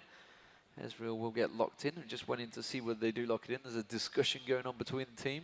Actually, it doesn't look like there's much discussion. I can't see anyone talking. They just start staring at the screens. Oh no, KX is talking. I can see his mouth moving. So 14 seconds to go before that one gets locked in. The AD carry, which would expect Curse to maybe come back with Corki. Generally is the counter to that. No Twitch, I don't expect from this one, like we saw from Team Dynamic this morning. If you've just tuned in, you missed a couple of great games. You just saw a fantastic game between CURSE.NA and Moscow 5. Moscow 5 coming out on top of that one means they'll be facing Taipei Assassins in the next game in that group. Definitely going to be looking out for that one when we have our break, Joe. So we're just waiting for the next two picks come out for Curse. So an interesting statistic here from since IPL face-off, according to these stats that we have here. In major tournaments since then, Odd One has played Mundo only once, and they lost that game. Wow. So one game lost in tournament play. So that's in tournament play. That's from every tournament. That's like online and offline, isn't it? I've got a list of the actual tournaments that they're from here. There's a lot of tournaments. There's a lot of tournaments on that list. It includes, you know, IEMs, MLG, blah, blah, blah, blah, blah. Like, it's 2 pages long, the list. It's 2 pages. It's all the online tournaments. And the only one it doesn't count is TSM, the solo mid tournament. So maybe he's been using it sneakily, getting all the wins on there. Who knows? Jax may be well picked up here. That's going to be Anguish on the top lane. Maluno on Cho'Gath. Lulu going to get picked up, which it means, I guess, Patoy will be on that, of course. I reckon Corki's probably going to come from Curse. So what will TSM do to counter this? What will they pick? They know the 2 top lanes. Jax versus Shen. It's a pretty even thing. What's Reginald going to go with in the mid lane against Katarina? There is no Diana, which is the perfect counter to it. Yep.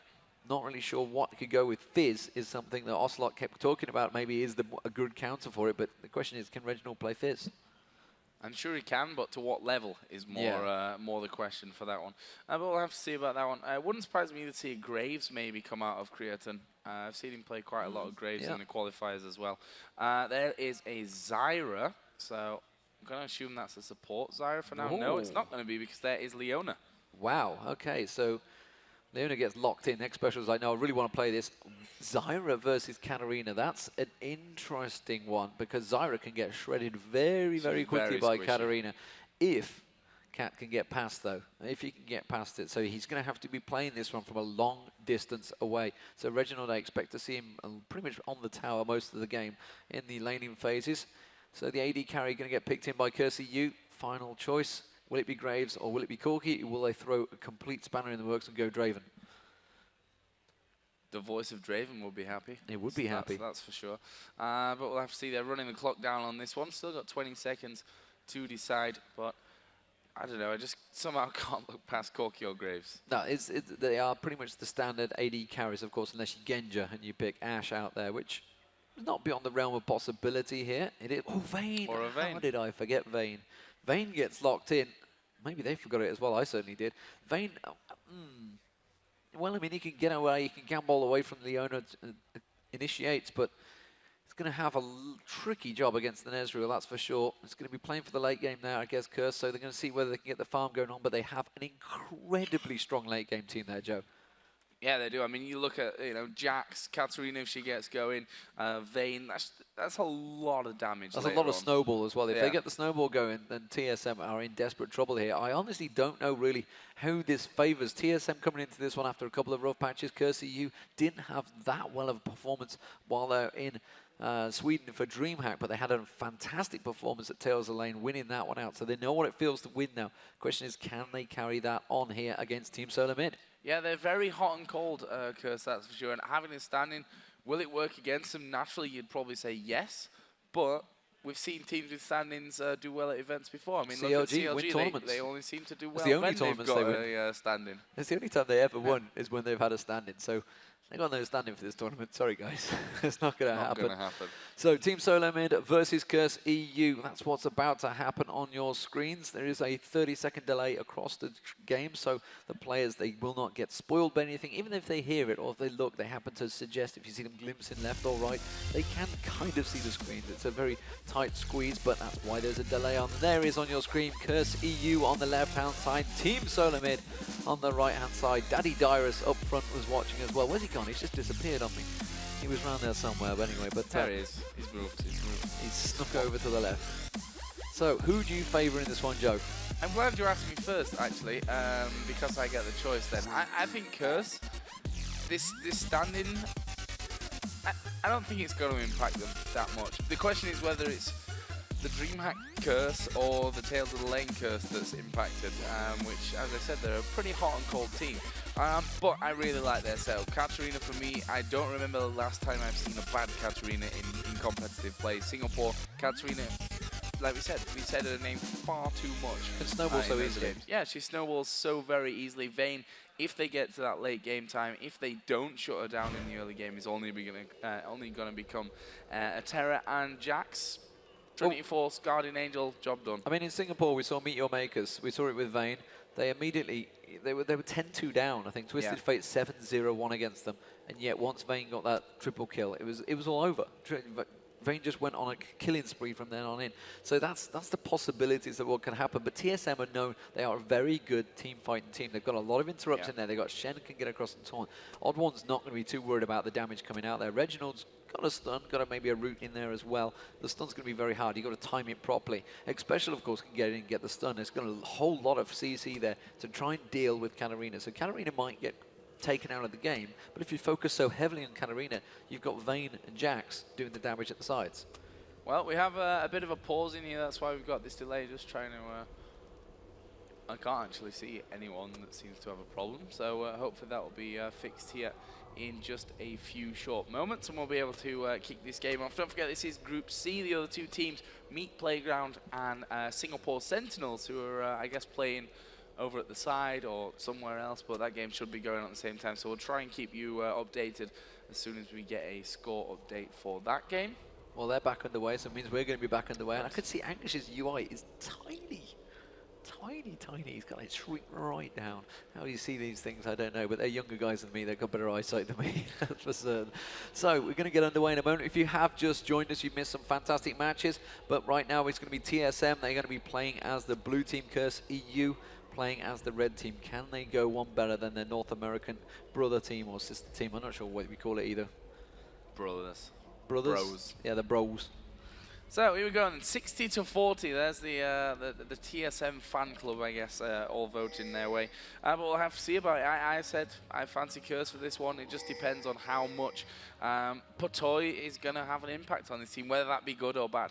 Well, I mean, he's playing Lulu, and he is the support, and he's going to be working well with Creaton. I think he's going to do pretty well. I mean, honestly, he's a very good support. So, you know, he had that situation where he's had to join Dignitas after being replaced in there. So immediately comes straight in. X-Special comes straight around the corner, though. X-Special in all sorts of trouble. Has to flash out. A little bit late to react there. Possibly looking not at the mini-map. So Flash already burned on the support. Possible gank opportunity later on for Maluna there. Whether he's going to check that one out. He's going down to the bottom. Funnily enough, he's using a different name because Maluna's already taken our field. Chaos now might get caught out. Has to Arcane Shift, had to pick up the skill and Arcane Shift away there because the counter-strike coming out from Anguish almost certainly would have landed. They get the ward down in the place they wanted it. Then they can see there's possible lane switch coming out here. X-Special wants to get in. He wants to try and get those wards down in a far aggressive position. He just goes for the tri-push instead. We do see the AD carry of Chaos going down the bottom lane, so it means there's going to be no fancy lane switching coming from TSM. What are Curse going to do? They're all going to back off, which means Angus is going to be top. Yeah, a little bit careless there, I think, from TSM. X-Special, like you said, I think he might have been looking on someone else's screen and having a bit of a talk as he walked straight in there. It's like, hey, what are you doing? Walking straight in there. But he got flashed away. But still flashed first, which is always an important thing to have up there. We can see the Curse starting off by the Wolves. Going to be going down to start off with that blue buff, and similar thing over the other side as well for TSM. So Angus has actually started out on the Wraiths there. So Angus is taking the Wraiths. He's going to give him a level experience advantage on that top lane. And by the time they return to that the Wraith pattern, they should be back up before Maluna needs to really deal with it. Maluna not using that smite. Meanwhile, you can see the Odd One has just used the smite on the blue buff of his own. Didn't check whether anyone else would use anything fancy. So we do have an exchange straight away in that top lane. Dyrus has taken, putting a bit of damage down towards Angus, but as I mentioned, Angus is likely to hit level 2 much quicker than Dyrus. You can see he's already almost on it. Yep, there's Maluna as well doing his red buff. As we said, he did save his smite from the blue side of things. The other one not quite got that at the bottom, but we are seeing some damage coming down here on towards Chaos and falling pretty low in that one. Let's have a look at the AD carries. Did I see? No, not a heal, but a cleanse actually coming out of Creaton on Vayne. So as it stands, the Odd One putting the pressure down. He's going to get the red buff. Is he going to go any ganking sprees, or is he just going to go straight towards the golems that have spawned? No, he's just going to back off. So Angush, as I mentioned, he was going to hit level 2 earlier. He did hit level 2 earlier, and he put the pressure straight down on Darius, but Darius is back up to 2, evening things out. Meanwhile, down the bottom lane, Creaton just hitting 2 as well. So advantage pretty much even across the board. In terms of CS, though, Angush obviously built up a lead, and the fact that he did go so aggressive on Darius early on, it's going to be really a close one to watch, that top lane. And the mid lane, though, Reginald versus Extinct. How is this one going to work out? Extinct's going to struggle early on. Reginald's definitely going to be much stronger, have the power early on in the game. But as soon as Extinct can start landing those combos, Reginald has to be very, very careful. Zarya is such a squishy champion, can get burned down very quickly. And just one single rupture, if it lands on Reginald and Extinct is there to back it up, it could be all over for him. And we are seeing Maluna coming around the backside of Reginald right now, and immediately, as soon as he backs off, didn't pass a ward there. That was Reginald, just spider senses tingling. Yeah, he actually backed away. Now Malunu headed down into his bottom lane, and actually they won't spot him. Look at Odd One off to the side there.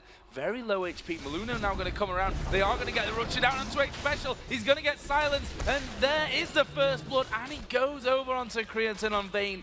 And if there's one thing that you don't want to do, Demon, it's give this Vayne first blood and kills early on in a match. Anyone that plays solo queue knows you do not want to feed that Vayne. It used to be the terror of the lanes when he first got released as the AD carry. And Angush again leaping straight on towards Darius at the top lane, getting the counter-strike down as well, forcing him away, just keeping him away from that CS. The advantage still with Angush in that top lane, but first blood is inevitable. It was going to come. You know, he burnt that flash so early on. It's now just back up, so they had the perfect timing on that. Especially could not get out of it because he had no flash, so it was just simply pinned there. As soon as that rupture landed, he was pretty much a dead man, and that is giving such a huge advantage to Creaton now. 32 CS to 19 already.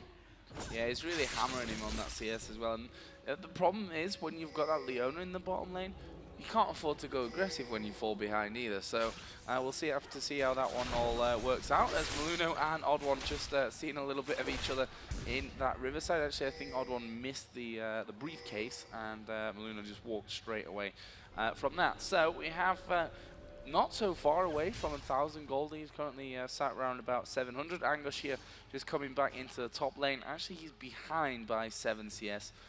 It's 1,300 to 1,100 gold that equates to, but you can see that big wave of minions. Unless he messes something up, he should be able to clear up and get himself right back even. Right back even. Meanwhile, Extinct in the mid lane is actually starting to pull a bit of an advantage over Reginald. 10 CS, as you just mentioned, 5.5 minutes, but top lane, Angush is going to pick up a bunch of farm. He's just been back to buy. He's got himself the Doran's Blade, actually. Didn't go towards the Ninja Tabby to start, which was wondering, which is what Dyrus has actually done. He went straight back, got that Ninja Tabby up, which means he's going to be a little more armor selected. Potoy getting stunned in the bottom lane there, and Chaos is going to try and turn the damage. Odd One was coming around, but he just went too early, Special there. And if he'd have just waited a short while for the Odd One to get around, actually, tell a lie, he had passed the ward. Yeah. Why would I ever question Special's play?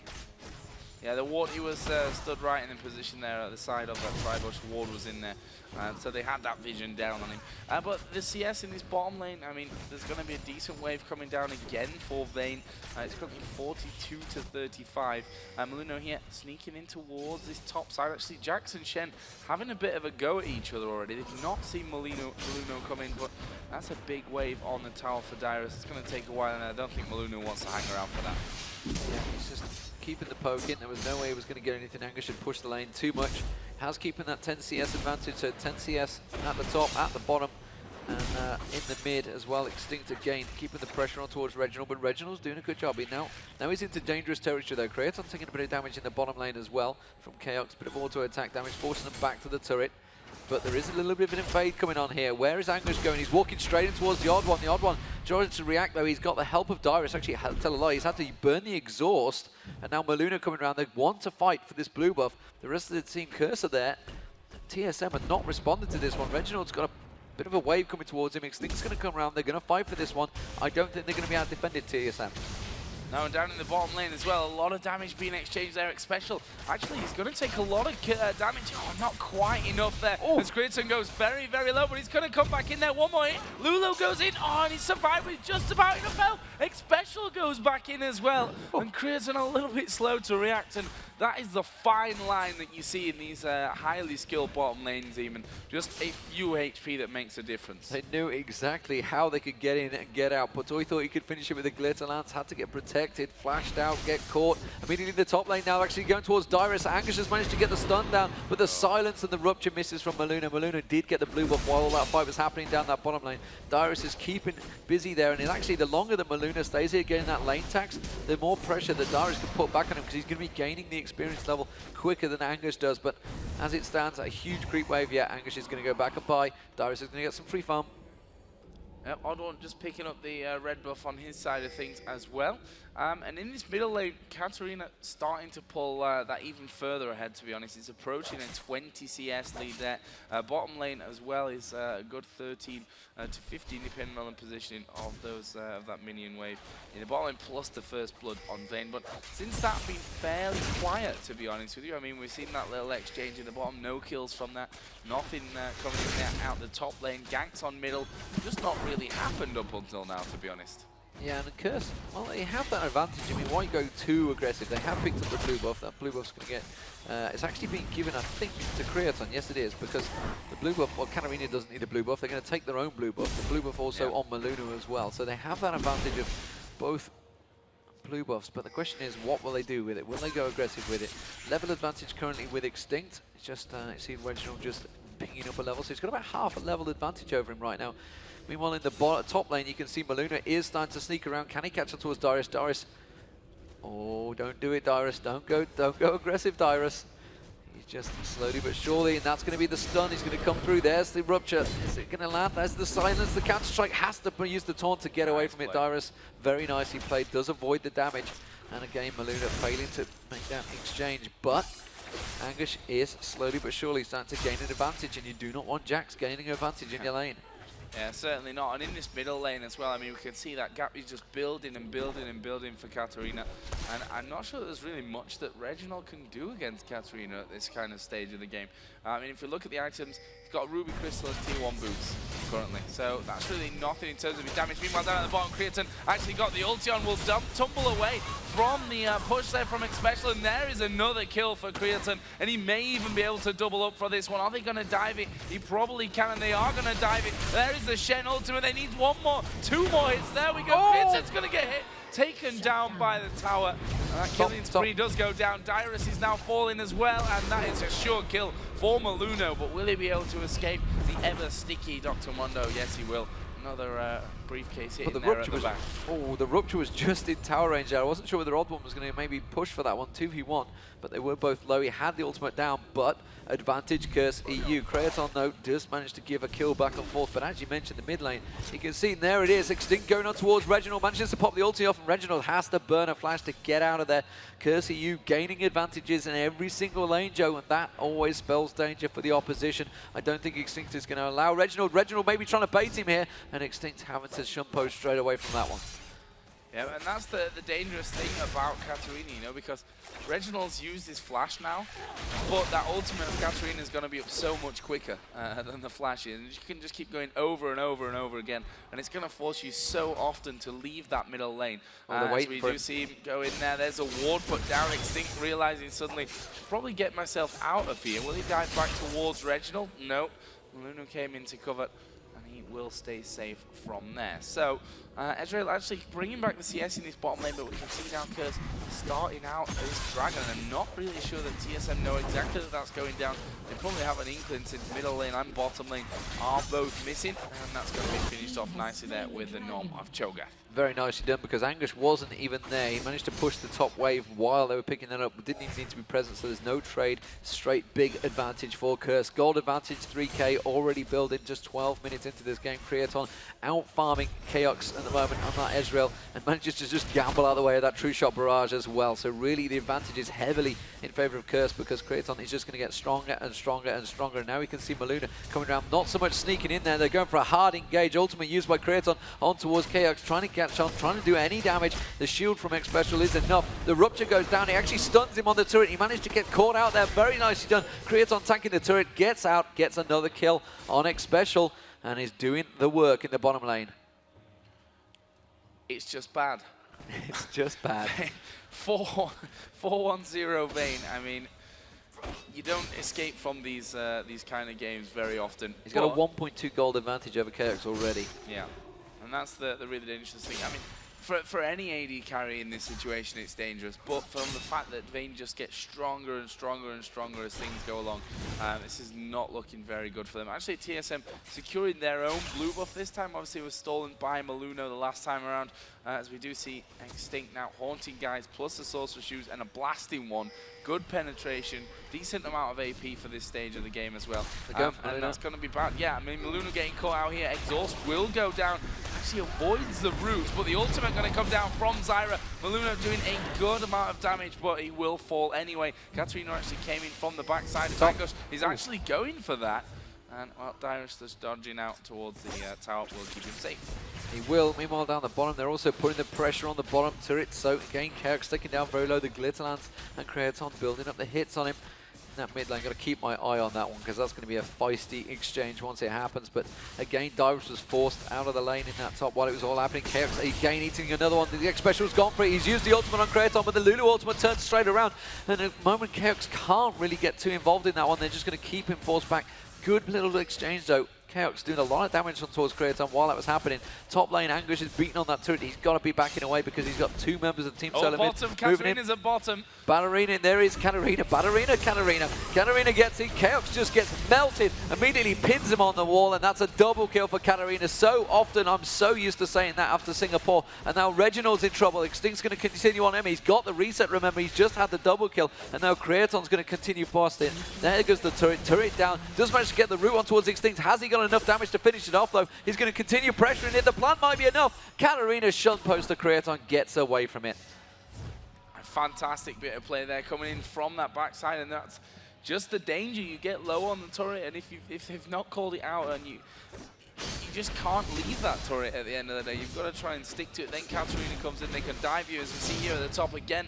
Angush and Dyrus having a bit of an exchange, which again, Angush is looking stronger out there. I mean, he's 100 CS now, only got that Sheen, I'm guessing sitting on a decent amount of cash there after being farming that top. Yeah, there we see almost 1,200 gold to go back, pick up the next part of his Trinity Force.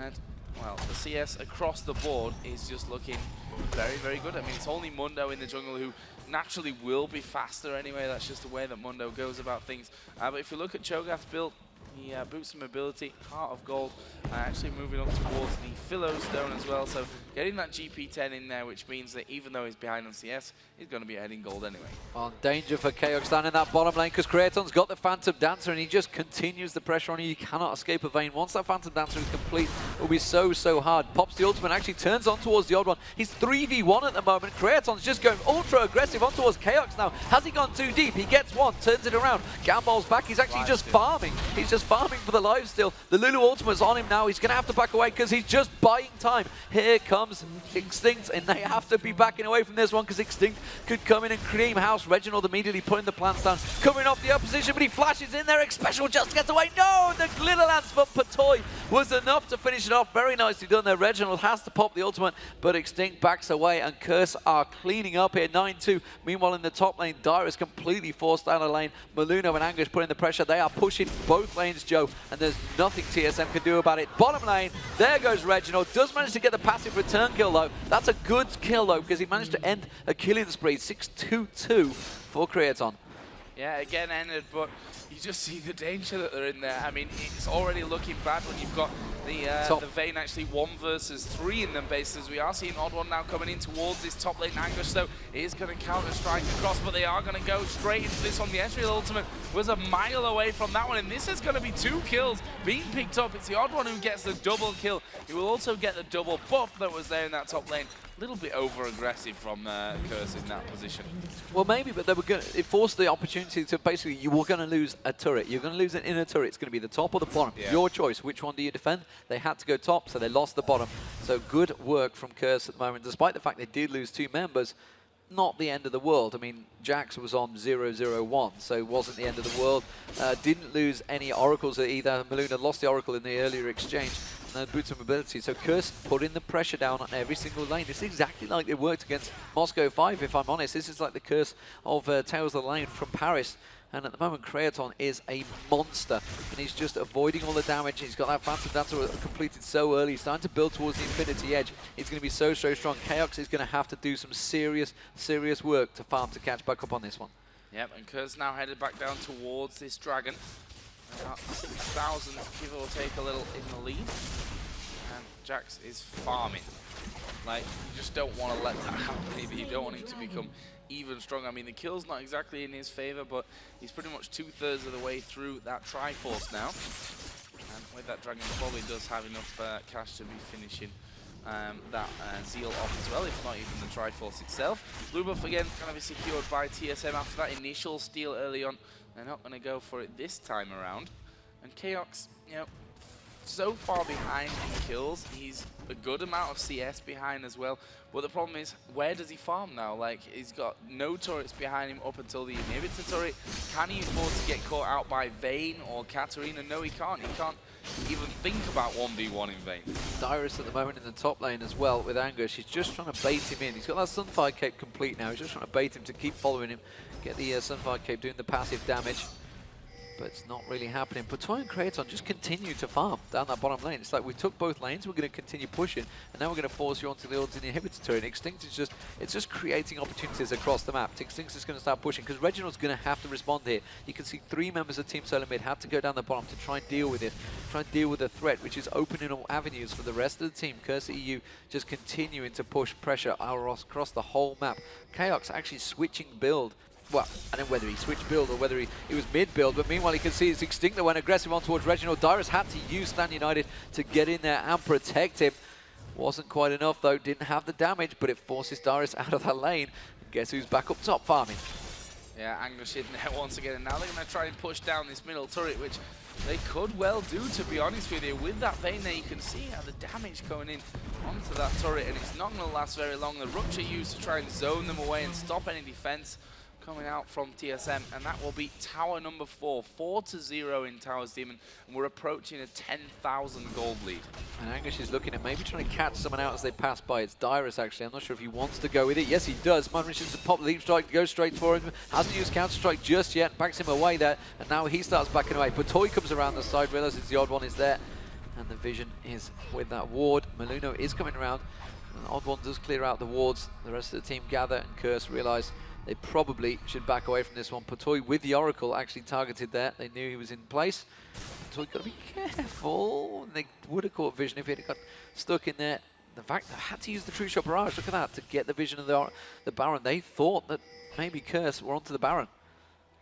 Yeah, which is not the case, but with Vayne now down in this bottom lane, that's something that TSM might try and capitalize on. Once you see this Vayne in the bottom lane, who, you know, farming, 160 CS, let's call it right now. Got the pickaxe in on top of that Phantom Dancer, double Doran's Blade, and the Vamp Scepter. And currently, Curse just making sure that they keep a hold of this Baron area, not giving away any positioning. They know that Ezreal is actually down there. I say they know, I'm not sure if they spotted him with that wall, but it's fairly deep, so I imagine so. And Vayne is just farming away to victory. Yeah, and he's got over 2,000 gold in him right now, so he's just going to go back and buy some big chunky items.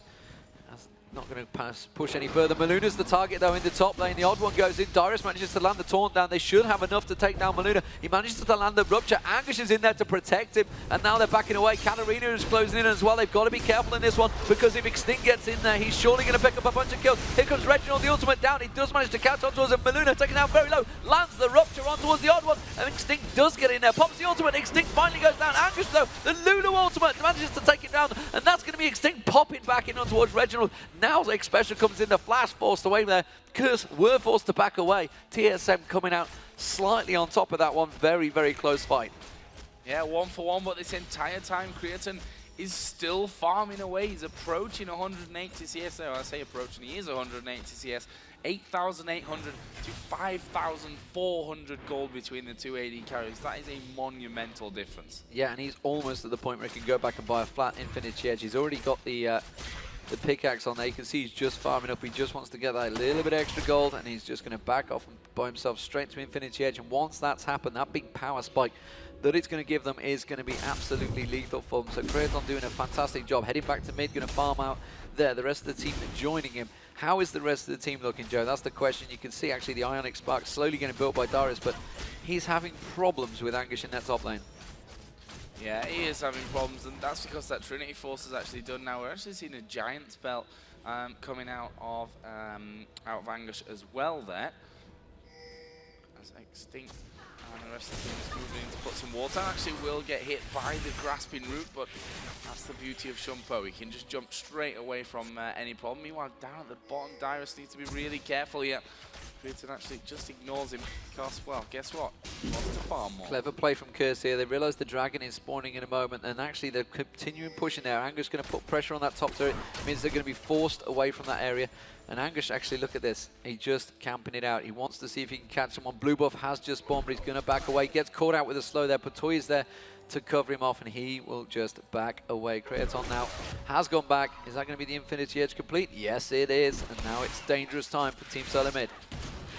Yeah, I think dangerous is maybe even a bit of an understatement in this situation. So, obviously, Curse with Jax with the Trinity Force finished. Vayne after 23 minutes now. Infinity Edge, Phantom Dancer, 6-2-2 overall. Really, really dangerous position. They've got an Aegis in there.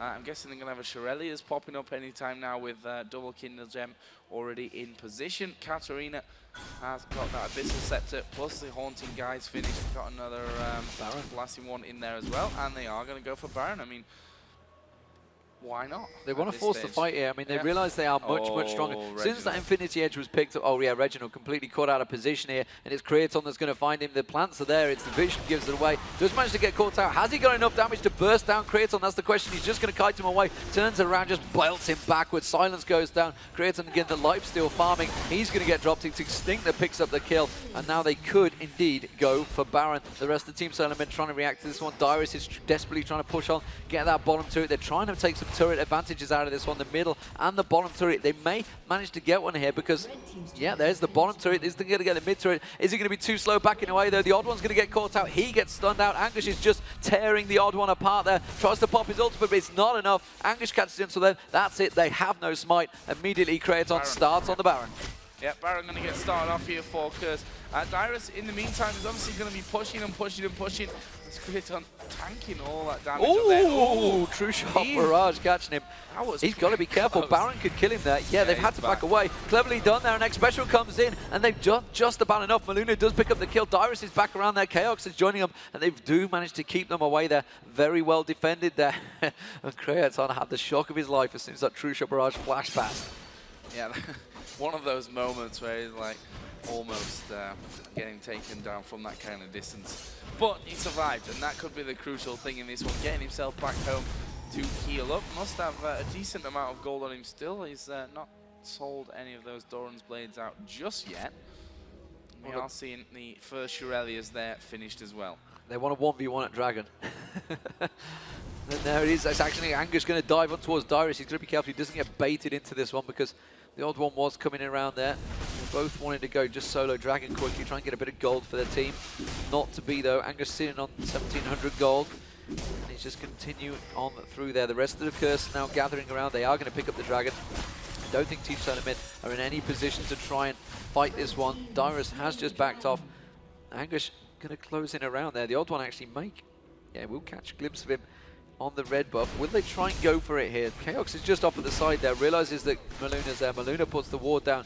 Anguish actually jumping on towards the odd one. Reginald does manage to take the top turret down while they're keeping them at bay. The smite fight went on there, and I think it was Anguish that won it out there. I didn't see who managed to, both of them smite down, but Reginald's continuing to push his top lane, Joe. They're going to have to deal with him.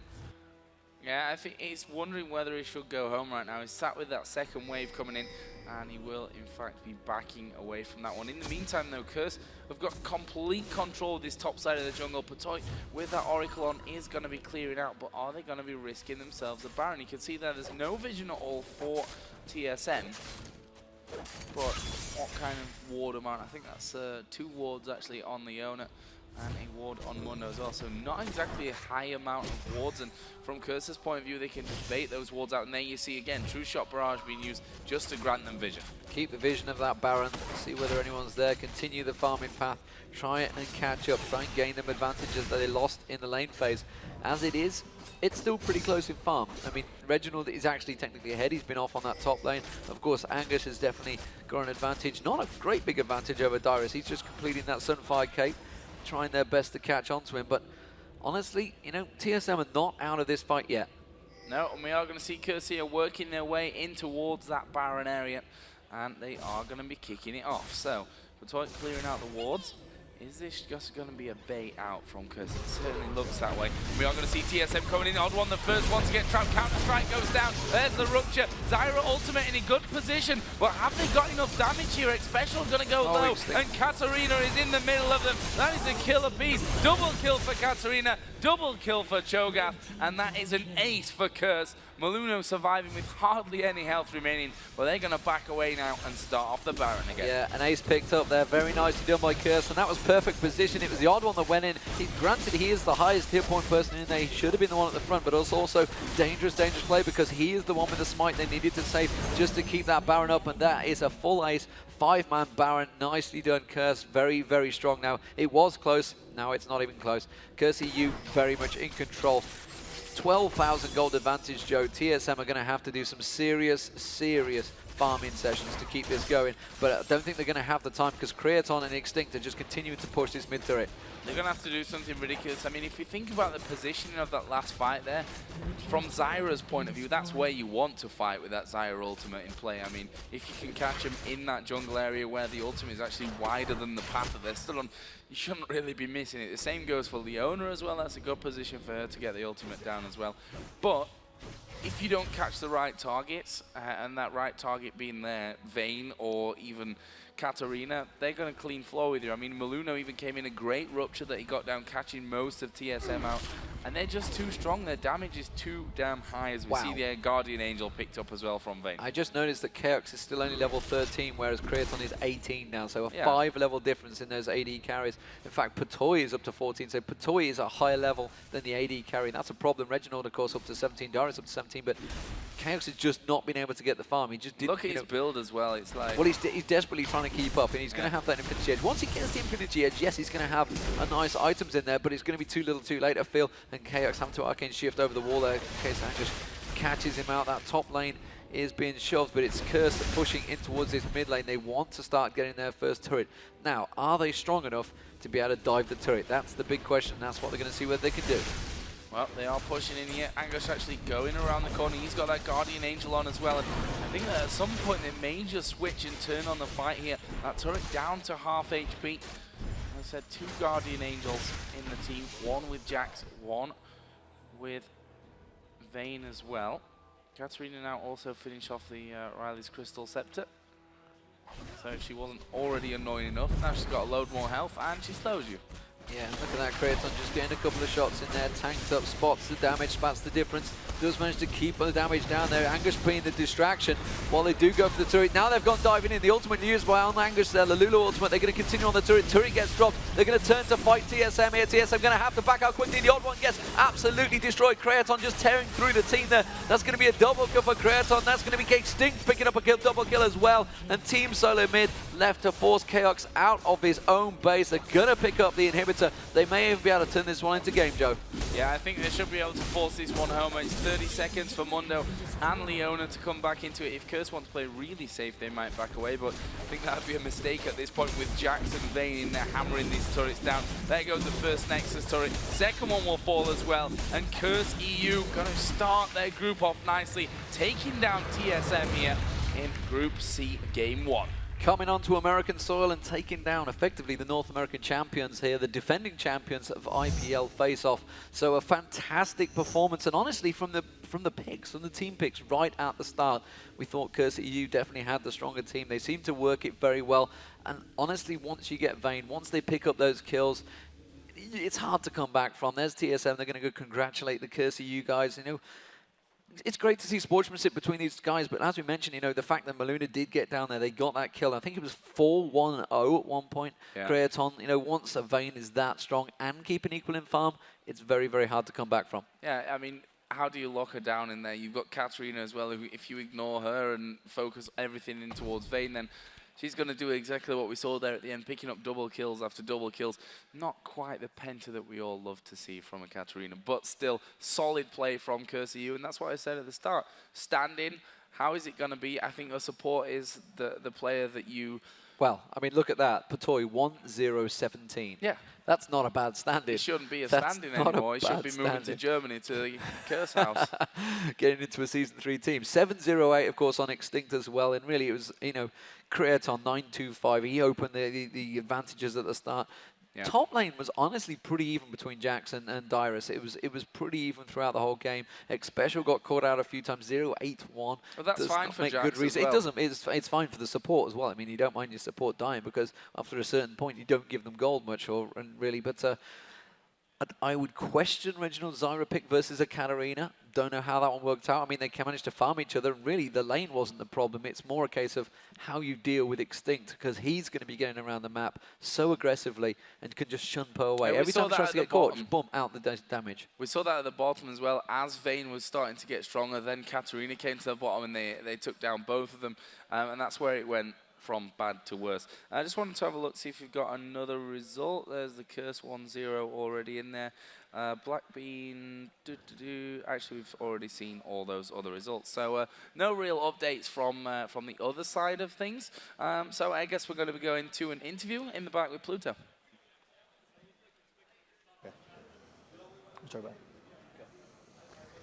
Hey guys, Pluto here with kind of not the most well-known face of CURSE.EU, but definitely an up-and-coming star, Creaton. Not creating, just Creaton. Yeah, Creaton. Creaton. Well, what is the origin of that name, exactly? I don't know. It was so long ago, I can't remember. But you're formerly known as LOL Pro, I believe, or Dota Yeah, Pro? that's true. And then Creaton, you just kind of pulled out of thin air, right? Yeah. Well, you guys just had a phenomenal showing against Team Solo Mid, who is, you know, the reigning IPL4 champions. You guys did pretty well against them, I would say. Bot lane, you and the substitute Patoy from Dignitas, now that Super A's has kind of departed the CURSE.EU team. How long have you and Patoy had chances to play together? Just like the past week? No, we played only 2 games together yesterday. So is this literally the third game together? Yeah, that's true. Well, you guys seem to do pretty well. Is that just a case of, are you just so good you can carry him?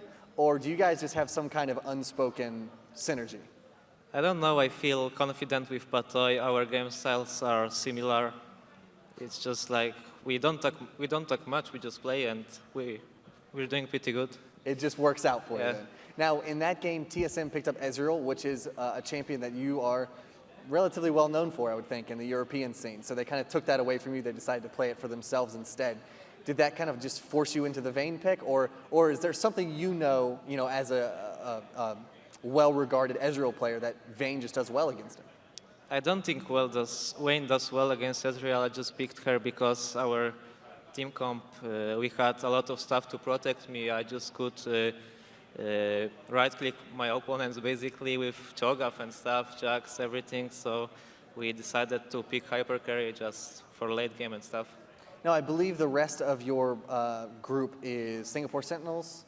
Yeah, and Meat Playground. And Meat Playground. Meat Playground is kind of an underdog. They're kind of my pick. Like everyone loves the underdog story. We've said it a million times.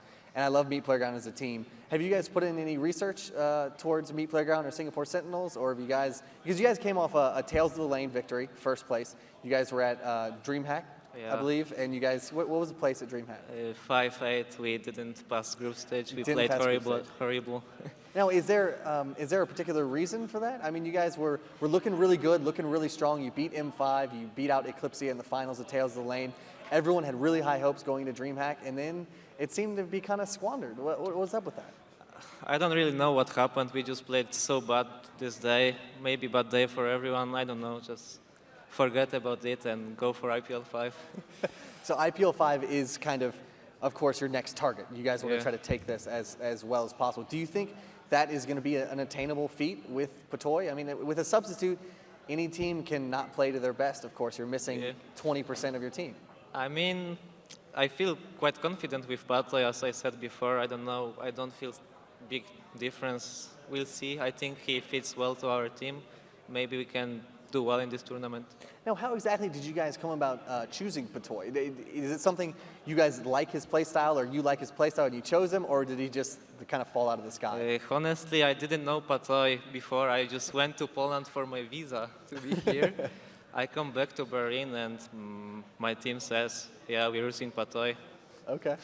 Now, was there any kind of talk you guys had? You know, like he told you, oh, I love to play Lulu, and you were like, I love to play Ezreal, and you guys just kind of clicked, or? Not really. We just picked played. our champions and play. Just played the game. Yeah. That's it. Now, CURSE.EU is looking strong.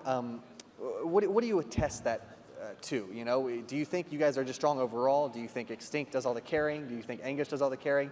Or do you think you guys are strong enough to each win your individual lanes when it comes to the team fights, when it comes to the mid to late game? You guys just seem to steamroll. I don't know. It seems like we're doing pretty good in team fights. We know each other pretty well. We trust each other, and that's why we just keep winning. Now, personally, I know a lot of people talk about, oh, you know, one guy's strengths may be farming but not team fighting. One guy's strengths may be positioning but not farming. Where do you think your personal style comes into play? And why Ezreal as well? I don't know. I think I farm a lot, but I team fight pretty decent too. So I don't know. I think you're the best of both worlds then?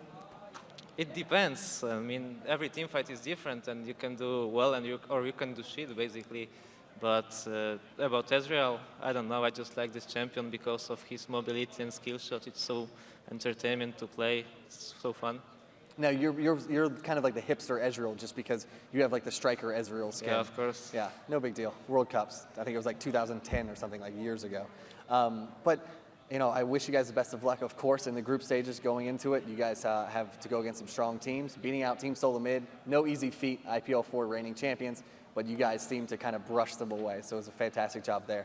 Would you like to give any shout-outs or anything? Sponsors, family, friends? Thanks to our sponsors and fans who support us. Thank you very much. We love you. Of course, of course. Thank you so much again. Best of luck. We'll be back with another match here on the main stage at IPL5 at the Cosmopolitan in Las Vegas. Pluto, Creatin, take care.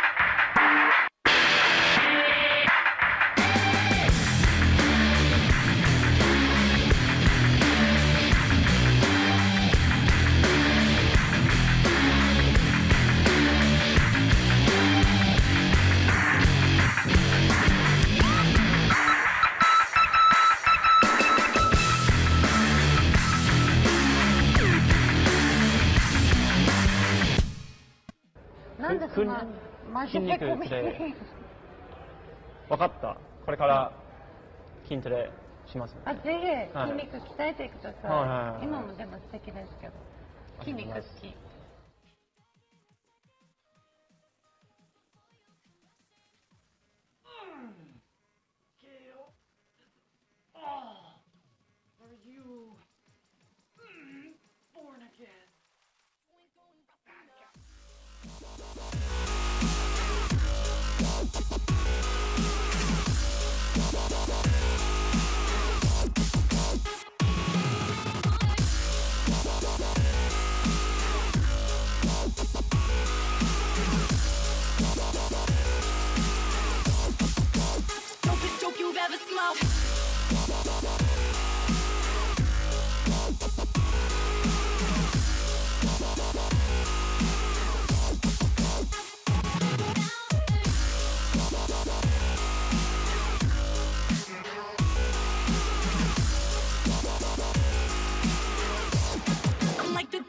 You've ever smoked.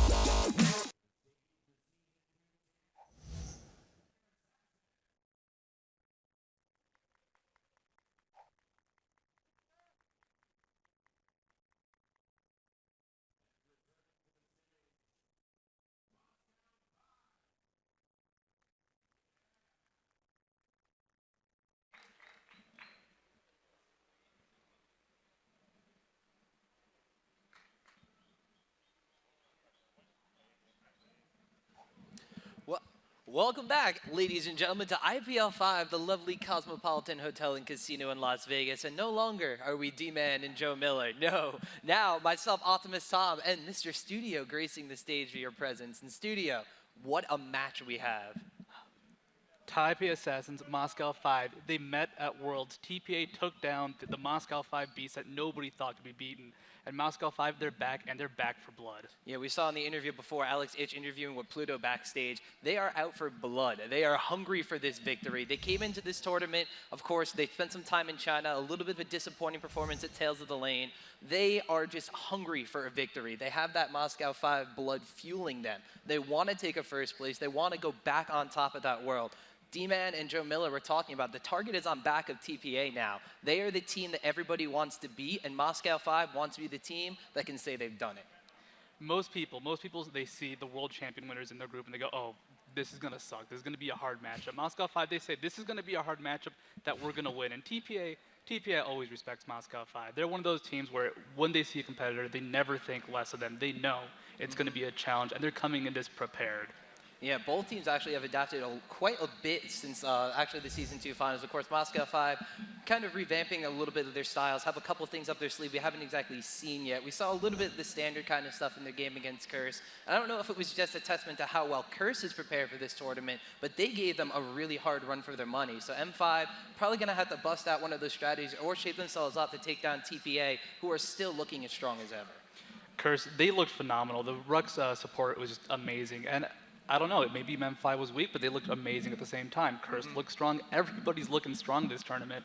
And this is just going to be one of the hypest matches. M5 TPA, this is still group stages. They can both meet up in winners in the future. So this is just the beginning. And that's just the awesome structure that we have for the tournament. Of course, both these teams already won a previous match in their groups. This is going to be the winners round of the group stage. I guess you could say it's the winners round. One of these teams is going to be advancing 2-0 into the first seed of the winners bracket. The team loses is not completely out of it yet. They're going to have to play in a third match for themselves against the winner of the losers bracket in that matchup, which is going to be Curse against Blackbeard. And that's a matchup, I believe it's going on right now. I'm not sure if it's on Stream 2 or Stream 3. It's coming up for sure. But, you know, you need to win this game. It's okay, you know, go to the third game, come back, and you can still be in winners. But having one less game to play, more time to study, because right now, every time a team is not playing, they are in the audience. They're watching on iPhones, on Androids, on whatever, just to make sure they can see what every other team in the tournament is doing, because anyone can take anyone out right now. Yeah, it's very, very true. Moscow 5, like we said before, when they played against Curse, Curse looked very, very strong, but M5 were still the dominant M5 that we know them to be. It took one team fight to just turn the entire game into their favor, and it was a complete steamroll from that point forward. TPA, however, we've seen them in previous tournaments. We've seen them in qualifier tournaments. We saw them in the Season 2 finals. They're one of those teams that can shut down that mid-game team fight aggression that makes a lot of the European and other North American teams extremely, extremely strong. Could we possibly see the same kind of thing? Moscow 5's been trying the same kind of ideas over and over again. We saw them, like we said before, against Curse. One team fight is all it took for them to win the game. Can TPA stop the Moscow 5 snowball? Well, the question is Moscow 5 going to run anything new? They've got their secrets. They've got their strategies that they are protecting to their graves until this match. And, you know, if it was normal M5 doing their standard stuff, I could see TPA just preparing ahead. They've got spreadsheets of what exactly to do, given picks and bans, but this is not going to be normal Moscow 5. They're going to bust out everything they can because they've got to prove themselves against TPA. And TPA, as we mentioned before, looking as strong as ever. We actually didn't get a chance to see their game against Blackbean, but all I really needed to hear to sum it up was, well, Bebe got pentakilled, and then a quadra-kill in a 1v5 situation. So if that's a testament to anything, it's a testament to how strong TPA is still going to be. We're going to have to see when the picks and bans phase finally gets underway, what the mind games are going to be, because we've seen a lot of new champions out of M5, but we've seen pretty much a lot of more standard stuff still out of TPA. Of course, Anivia and Orianna for toys, still very, very popular mid choices. M5, however, we see them floating around with Genja in the jungle as opposed to Lee Sin. We could also see him run with Darien in top lane. We saw that the Season 2 finals as well. So it's going to be an interesting little mind game going on in the picks and bans phase. Who tricks who first? TPA, they know about Evelyn. That was the big secret that Moscow 5 had before. They're probably going to ban it out anyways because they've used it against We recently, against IG, who are not attending this event, and they have that down. But the rest of the matchups, what secrets are they going to bring? We've seen Twitch already this tournament coming out of Team Dynamic. Did not work out in the end, but the strategy is still there. There are so many weird and unique options that just have not been done. These combinations of just cool AoE comps, having Twitch as an AD carry, stuff like that. The secrets are here. Maybe we'll see a mid Lee Sin. I don't know. Anything's possible. We also actually haven't seen M5 really try to take anything standard away from the enemy teams. They're more content with playing their own style, playing their own compositions, and not going for the counter picks and picks during the ban phase that a lot of these teams, especially on the North American side, seem to really favor over just going for a practice team composition. For all we know, M5 could just have these strategies in place where they're comfortable with a team comp that involves some of the champions that TPA is going to want to pick, and that's what's going to get me really excited. If all of a sudden M5 takes Orianna or Anivia away, no one's going to see that coming. Secret Orianna appears out of nowhere. I could see it. They've got possibilities, and really, I just don't know what they're going to do. You try to talk to these guys, well, Alex He's not telling us anything. That's because, hey, people talk, and I don't want to be one of the guys that talk, but I can see him protecting his secrets. And TPA, it's kind of the same deal. It's like they're confident, they're friendly, but they will not give you the info that you want. And it makes sense because this is the match that both teams want to win, just to prove themselves. It's not even necessarily they will play some far in the tournament. It will. It's a great match to have. But they have a backup. They can relax if they do lose the match in the end. But still, I mean, if I was Moscow 5, I would want to beat up TPA. I think Darien just wants to beat up Stanley right now. Just run across the stage. Oh, maybe we should do that and save it for the Fields of Justice. But M5 has been training non-stop like monsters. We mentioned before they were in China, they were training. They did show matches there. They have the training in them. Actually, I was talking a little bit earlier to their manager, and he was saying that, hey, we've been training absolutely non-stop. He didn't give me any information, of course, but he said that they are hungry and they want to win this tournament. They want that first place victory under their belts just to say that they're back on top of the world. Flip side to TPA, their manager Erica is no longer with them. That could be playing a little bit on their own mentalities as we get into the first game right here. Bans and picks have started Lee Sin immediately being banned out, so none of that mid Lee Sin or jungle Lee Sin because Diamondprox amazing in the jungle with that character. You can never count out Lee Sin from Diamondprox. We actually heard in the post-game interview with Alex Ish, they were waiting for that pick of Lee Sin when they got it first because they knew that Curse was going to go for the Orianna. They knew that's what their compositions relied on, but they banned it out from them. So M5, of course, have adapted to this. This still leaves that Genja pickup from the jungle on the table as you see the Maokai ban coming out from M5. Maokai Lil Balls will not be planting any Lil Saplings this game. It's a solid pick, one of those standard junglers, definitely Moscow 5 style, a ban you can use against any team, really. Evelyn, there we go, Alex Each No E for you today. No surprises with that, but he's got to have something up his sleeve. I mean, even though Evelyn's been banned out and they don't have that AoE ultimate that she brings to the table, there's still so many assassin-type champions left open in this pool. Being, of course, that this is, on the Elise patch, it's not the most recent updated to the online client, Katarina is extremely strong in this patch. So we could potentially see maybe M5 running a Katarina pickup, and they are going to be banning out Dr. Mundo. Yet another targeted ban towards TPA here. This one's, of course, like at Little Balls again. They're hitting him hard. I guess they plan to ban him out, maybe limit his jungle possibilities, expecting Diamondprox to possibly counterpick some of his last junglers or forcing him into a role that they won't be comfortable with. It's going to be weird to see what TPA picks. They are first pick Diana coming out as ban 2. Definitely a con ban this tournament. One of the best assassins, initiators, AoE damage, you name it, she can do it. Even auto attacks will hurt from her just because of her cleave passive, so a very sensible ban coming out of TPA. Yeah, and taking a look at M5's bans, they ban, well, now the Blitzcrank ban coming out, they don't want that in the bottom lane, none whatsoever. But this actually kind of leaves them open to a little bit of a, I saw you taking it back there, that TPA picking up Rengar right away. I think that's actually to take it away from M5. Take it away, the user earlier, it was scary as hell, to say the least. Rengar is one of those characters. You can do so much to prepare for him, ward everything. You can put him top lane, you can put him in the jungle, but if you have wards down, that may not be enough if he just does a lane gank with his ultimate. Rengar is one of the hardest characters to deal with in the game just because he can show up anywhere unannounced, leaping on your AD carry, killing him, and still being tanky at the same time. I don't even know how he does it. Like, he'll have a Triforce and do 2 billion damage. Well, that's mainly because he's just Rengar, and that's the way he is. But we do see Shen and Nunu being picked up from the side of M5 here. Actually, now switching it over to Olaf, I was thinking that Shen was going to be a good acquisition because they shut down a lot of the roam around the map possibilities. Little Balls on Maokai, of course, has been known to get those boosted mobility and early Oracle's Elixir and really clear out the vision from the enemy side of the map, whereas Dr. Mundo is a very aggressive, very heavy counter jungler. Now they're locking in Sona as well, so switching things up a little bit. Olaf and Sona, they're not necessarily the worst champions in the world either. And you know who made it through? Orianna. Orianna. Toys got Orianna deep, the ban that we saw non-stop at Worlds. The scariest AP mid in the game, possibly besides Alex Each's Evelyn. This is going to be hard for M5 to deal with. They have a plan in mind. They know what they're going to do against this. This is very, very interesting. Orianna, Skarner, and Rengar are being locked in from Taipei Assassins. I saw this composition being played by TSM yesterday. So now I kind of understand where it came from and where they were playing it. It didn't really work out for them because it kind of seemed to be kind of like a Nambo with the Skarner ultimate and the Orianna ball. However, if you're able to put that down onto Rengar, or if you have a very beefy kind of aggressive support champion, perhaps maybe a Leona or something that's going to be like barreling into the enemy team, this is actually extremely scary.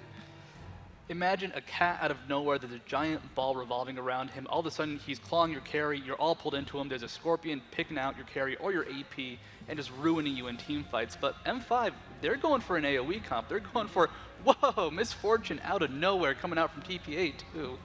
I like all these pickups, actually. We saw, of course, M5 playing a very powerful Amumu in the game against Curse. It really turned those fights around. Katarina, we kind of called it in a little bit beforehand when they were banning out all the other assassins, limiting Alice Each's options. They do wind up picking up Katarina for this. Of course, her Death Lotus is going to be a very good AoE composition, AoE combo with this composition. We see Ashe now being hovered over by Genja. Of course, Ashe, one of his very favorite, very long time played champions. That Misfortune and Zyra that are coming out there, that is going to be an extremely aggressive bottom lane. And I don't necessarily know if Ashe is going to want to go into a situation where she's going to get bullied as soon as level 1.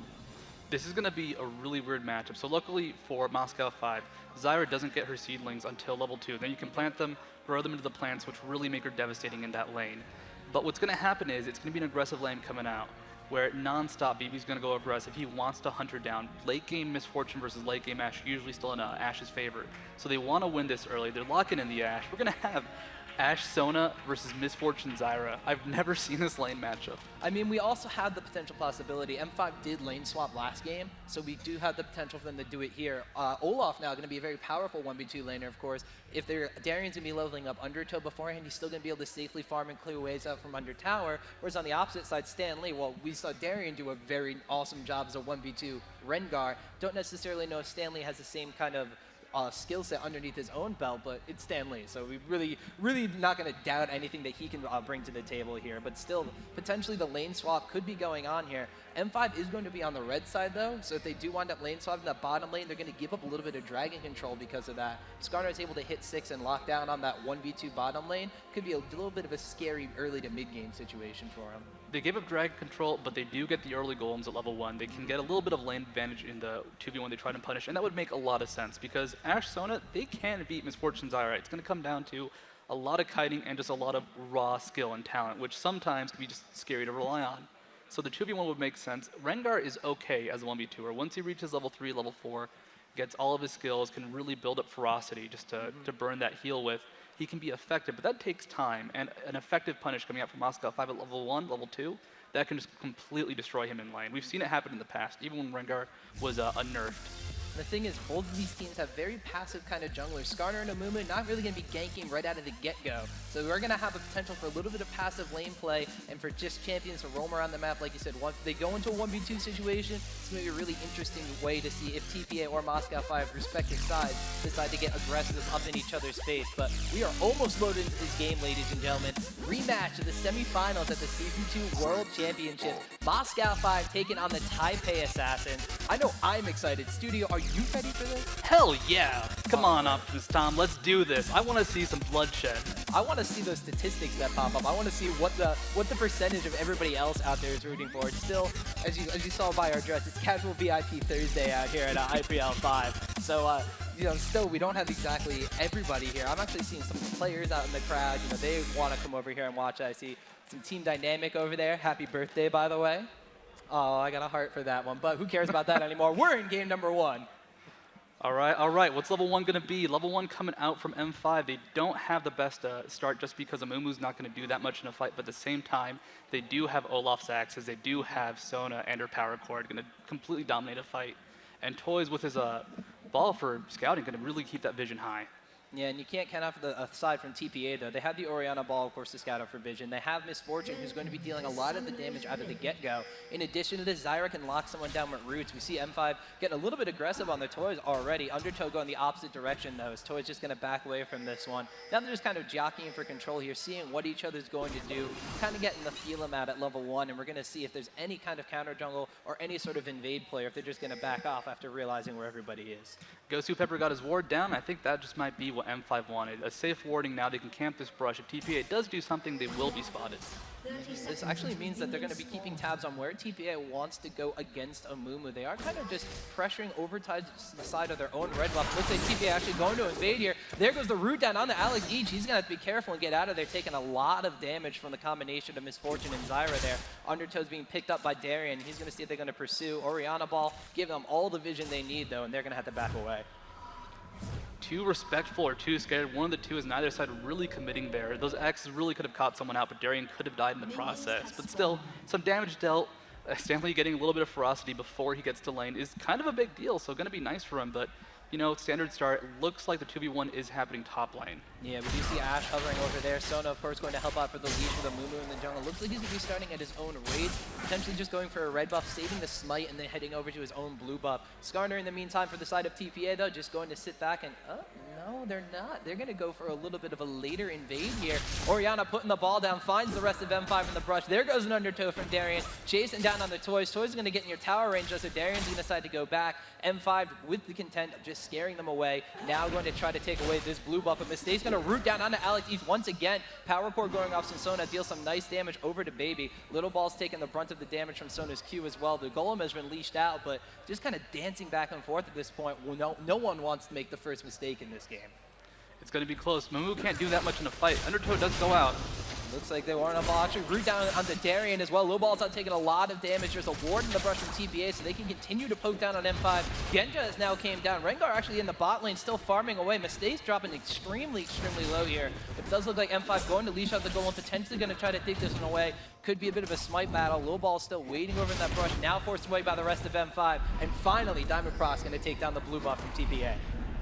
Solid start coming out there. Unfortunately, Rengar got a lot of free farm in that period of time, so it's not going to be a dominating start, but they still force a blue buff out. They can control their own jungle. They're going to be at a good spot. M5 looking strong. This was their tricks. Not necessarily the picks, but the control of the map for sure. Yeah, only the problem is now, however, TPA is kind of caught onto the lane swap because they had to have Sona in that mix and they had to have Genja come down on Ashe. So now they know the lane swap's going on, so Rengar going to be going up 13 CS compared to just the one that Olaf's managed to get. That is a substantial lead in this early game. Olaf's still only level 1. Olaf, not a bad character to go against Rengar, but Rengar, no matter who he's up against, when he gets that advantage, he will destroy you. Ferocity stacks deal insane amounts of damage early on in the game, and because Amumu does have that early blue buff to back up, he's still going to be under-leveled compared to what Rengar got with all that free farm bot lane. Just looking at the pressure Stanley's applying mid-bot lane, just constant aggression, constant damage coming out. Darien already dropping extremely low. Actually, looks like he's about a 1/4 HP, and Rengar just going to back off now that Darien's under his turret. That's just the amount of pressure that a Rengar with 2 level advantage is going to have. Top lane over here, we do have the both ADs and support just going back and forth. Mistake not getting the root down on Genja, but Genja still being super, super cautious, leveling up Hawkshot, putting that in the brush, and forcing them out of the brush control. And this is kind of the lane you expect with Sona and Ashe. Mistake can try and land his damage, can try to get a root and force BB to just follow up with that. But that's going to be hard to do underneath the turret. They want that chase potential. So while they're pushed up, Genja and Gosu Pepper get their free farm. Gosu Pepper can try and poke out, but it's still a scary lane because any pressure that does come out can so easily turn into a kill from TPA. Meanwhile, we see Diamondprox securing his own blue buff. Stanley continuing to apply pressure down on the Darien. Skarner kind of hanging around the mid lane. No blue buff, no red buff either. Just going to go in only level 2. Diamondprox misses the bandage toss, but Toys and Little Ball's not going to be able to get aggressive on Alex Each as he plays back and plays safe a little bit. But now Diamondprox not done yet. Applying pressure on the Little Balls. Knows it's extremely under leveled. Where's the bandage toss? Is the cooldown up on that one? No, missing it barely right there. That would have almost been surely a kill as Alex Each was on the backside of that one. And now M5 going out of the enemy jungle and going back into their own lane. They had to retreat because Rengar was coming up there. Stanley would have joined the fight and most certainly with his advantage would have been able to dominate. But this is the position they're in right now because of that great level 1 steal. Looking at Diamondprox, he's able to bully around Little Balls. Little Balls actually going incredibly low to Golem, sub 200 HP. If only Diamondprox knew. Actually, when he finishes red buff, he might go over the... Okay, Little Balls will get out of there because Diamondprox can't bandage toss to him now. Yeah, that was just a little bit too close. They didn't have vision, but they did know that Little Balls was extremely low and under leveled. It's not normally that you hear Amumu, the sad mummy, is bullying someone else around the jungle, but doing a very good job of doing so. Now he's actually stolen away all the buffs from Skarner, so that's going to be a very, very starved Scorpion in the jungle. He's not going to be able to hit level 6 anytime soon. Amumu actually already level 4, well on his way to level 5. That means that he's going to be able to put down that Curse to the Side Mummy and potentially get M5 into a better situation for team fights, or at least ganks in that bottom lane to give Olaf some breathing room. I mean, at this point, it's a level 3 Skarner, barely hitting level 3, and you're right, getting 0 buffs before the first buff respawns, it's going to be a big problem. Also, Moscow 5 hasn't even taken the red buff yet, so they've still got that to back up. Diamondprox is still going to have amazing gank possibilities pre-level 6, because one bandage toss into a red buffed Amumu, you're still going to get slowed. You're going to just not be able to escape, despite him not having the ultimate. It's a good situation for Moscow 5. At the same time, Stanley's doing really well on TPA. Once he hits level 6, he gets that Rengar roaming potential. Yeah, speaking of Rengar roaming, he's just in this bot lane, still continuing to bullying around Darien. Just got back into the lane, went back, had to pick up a Ruby Crystal. See, actually, the Reckless Swing is doing a decent amount of trade damage here onto Stanley. However, Undertow's indeed, with that, are going to be dealing a lot of damage. So Darien not in the worst spot in the world. This is a very big wave pushing forward, though. No jungle support, though, means that he's not afraid of continuing to push down into a Rengar who is very, very fed. The wards are out for Moscow 5, and of course, you're right, Little Ball is just, he doesn't do anything right now, and they're well aware of that, but Stanley has hit level 6. Darien, Olaf is a good character to go against Rengar just because someone like Darien, he can apply pressure. Undertow can really punish the fact that Rengar has such long cooldowns. It looks like Diamondprox is hitting up top lane for a gank. Not quite level 6 yet, but going to be able to do a lot of damage underneath his turret. They're a little bit too early on that blue buff because of how long it took them for actually to steal it. So he's going to put a ward down. That's going to be coming up probably in the next 10 to 20 seconds. So could be another point of contention. They continue to deny those buffs to not only Skarner, but now they're going to be taking it away from Toys in the mid lane. So Alex Each, no mana on him. He's not really going to be worried about his own blue buff going away, or at least it spawning later because of when Amumu took it. But however, Toys in the meantime on Orianna, he's going to want the cooldown reduction. He's going to want the mana, already having to go for a Chalice of Harmony to do so.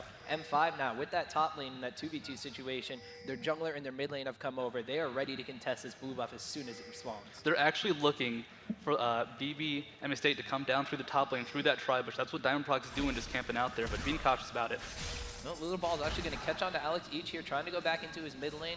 Toy's not going to respond, though. Diamondprox and Mumu is nearby. Going to bandage toss over to that Golem, though. He's going to start to take that away. Little Balls realizes what's going on. They both have wards in that brush. This could potentially be another smite battle between the two. Diamondprox might want to pull that one back a little bit. Sona's going to come in. He will manage to take the smite away. Roots from Mistake not going to land. Little Ball's going to take a little bit of poke from Sona, and they're going to just back off that one. M5 taking away another blue buff from TPA. And no one confident with their fight potential right now, despite the fact fact that it's only level 4 Skarner. They did not want to turn to fight, and that's kind of the respect that teams have for each other. No one wants to take that big risk. No one wants to go all in. There's actually a 700 gold advantage right now for TPA.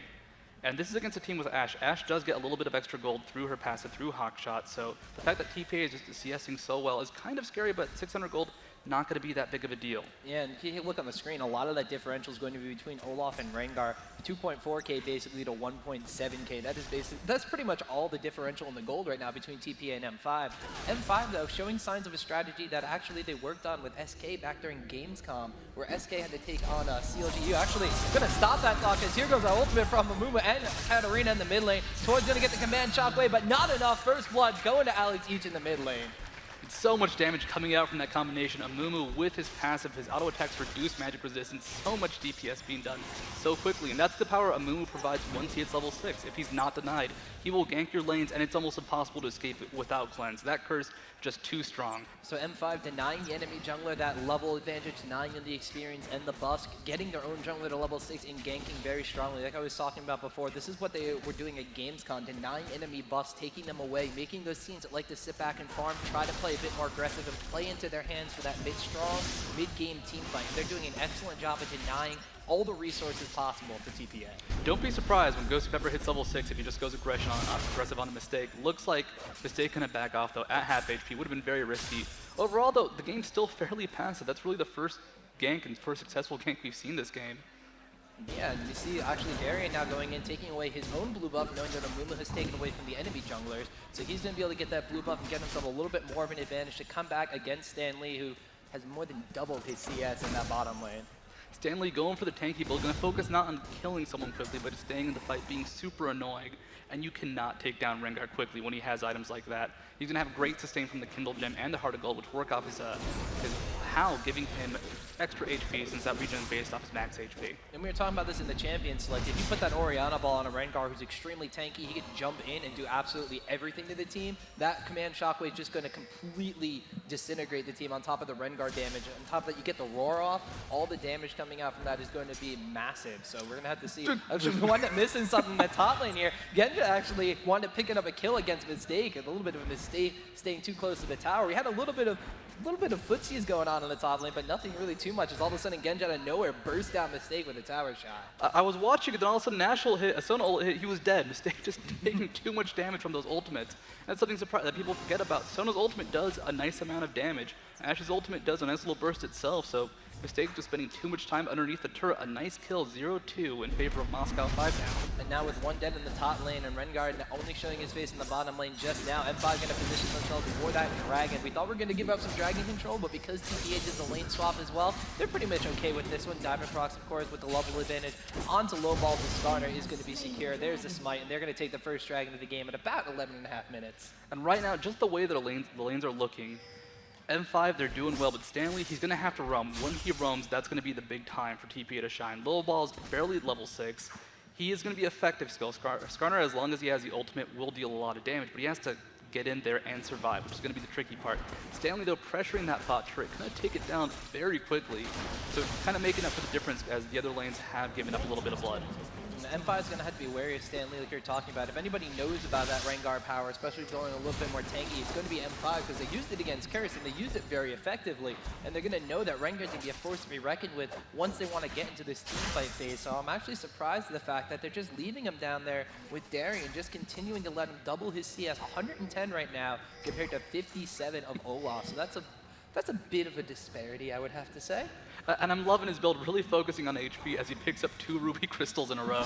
Maybe he just really, really likes gems. They're very pretty, but he's not a Taric player, so I can't really be sure on that.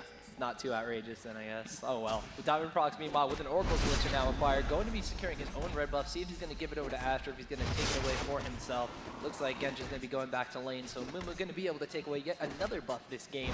He's going to secure his own red buff now. Mid lane, we just see Katarina and Orianna just kind of going back and forth. Not a lot of aggression out of that lane. We do know that Diana is a very good choice of a champion to go against Orianna in the mid lane. Katarina, a little bit squishier, has a little bit more damage though, although Toys and Alex each just content to play the farm game, almost identical CS, 106 to 102.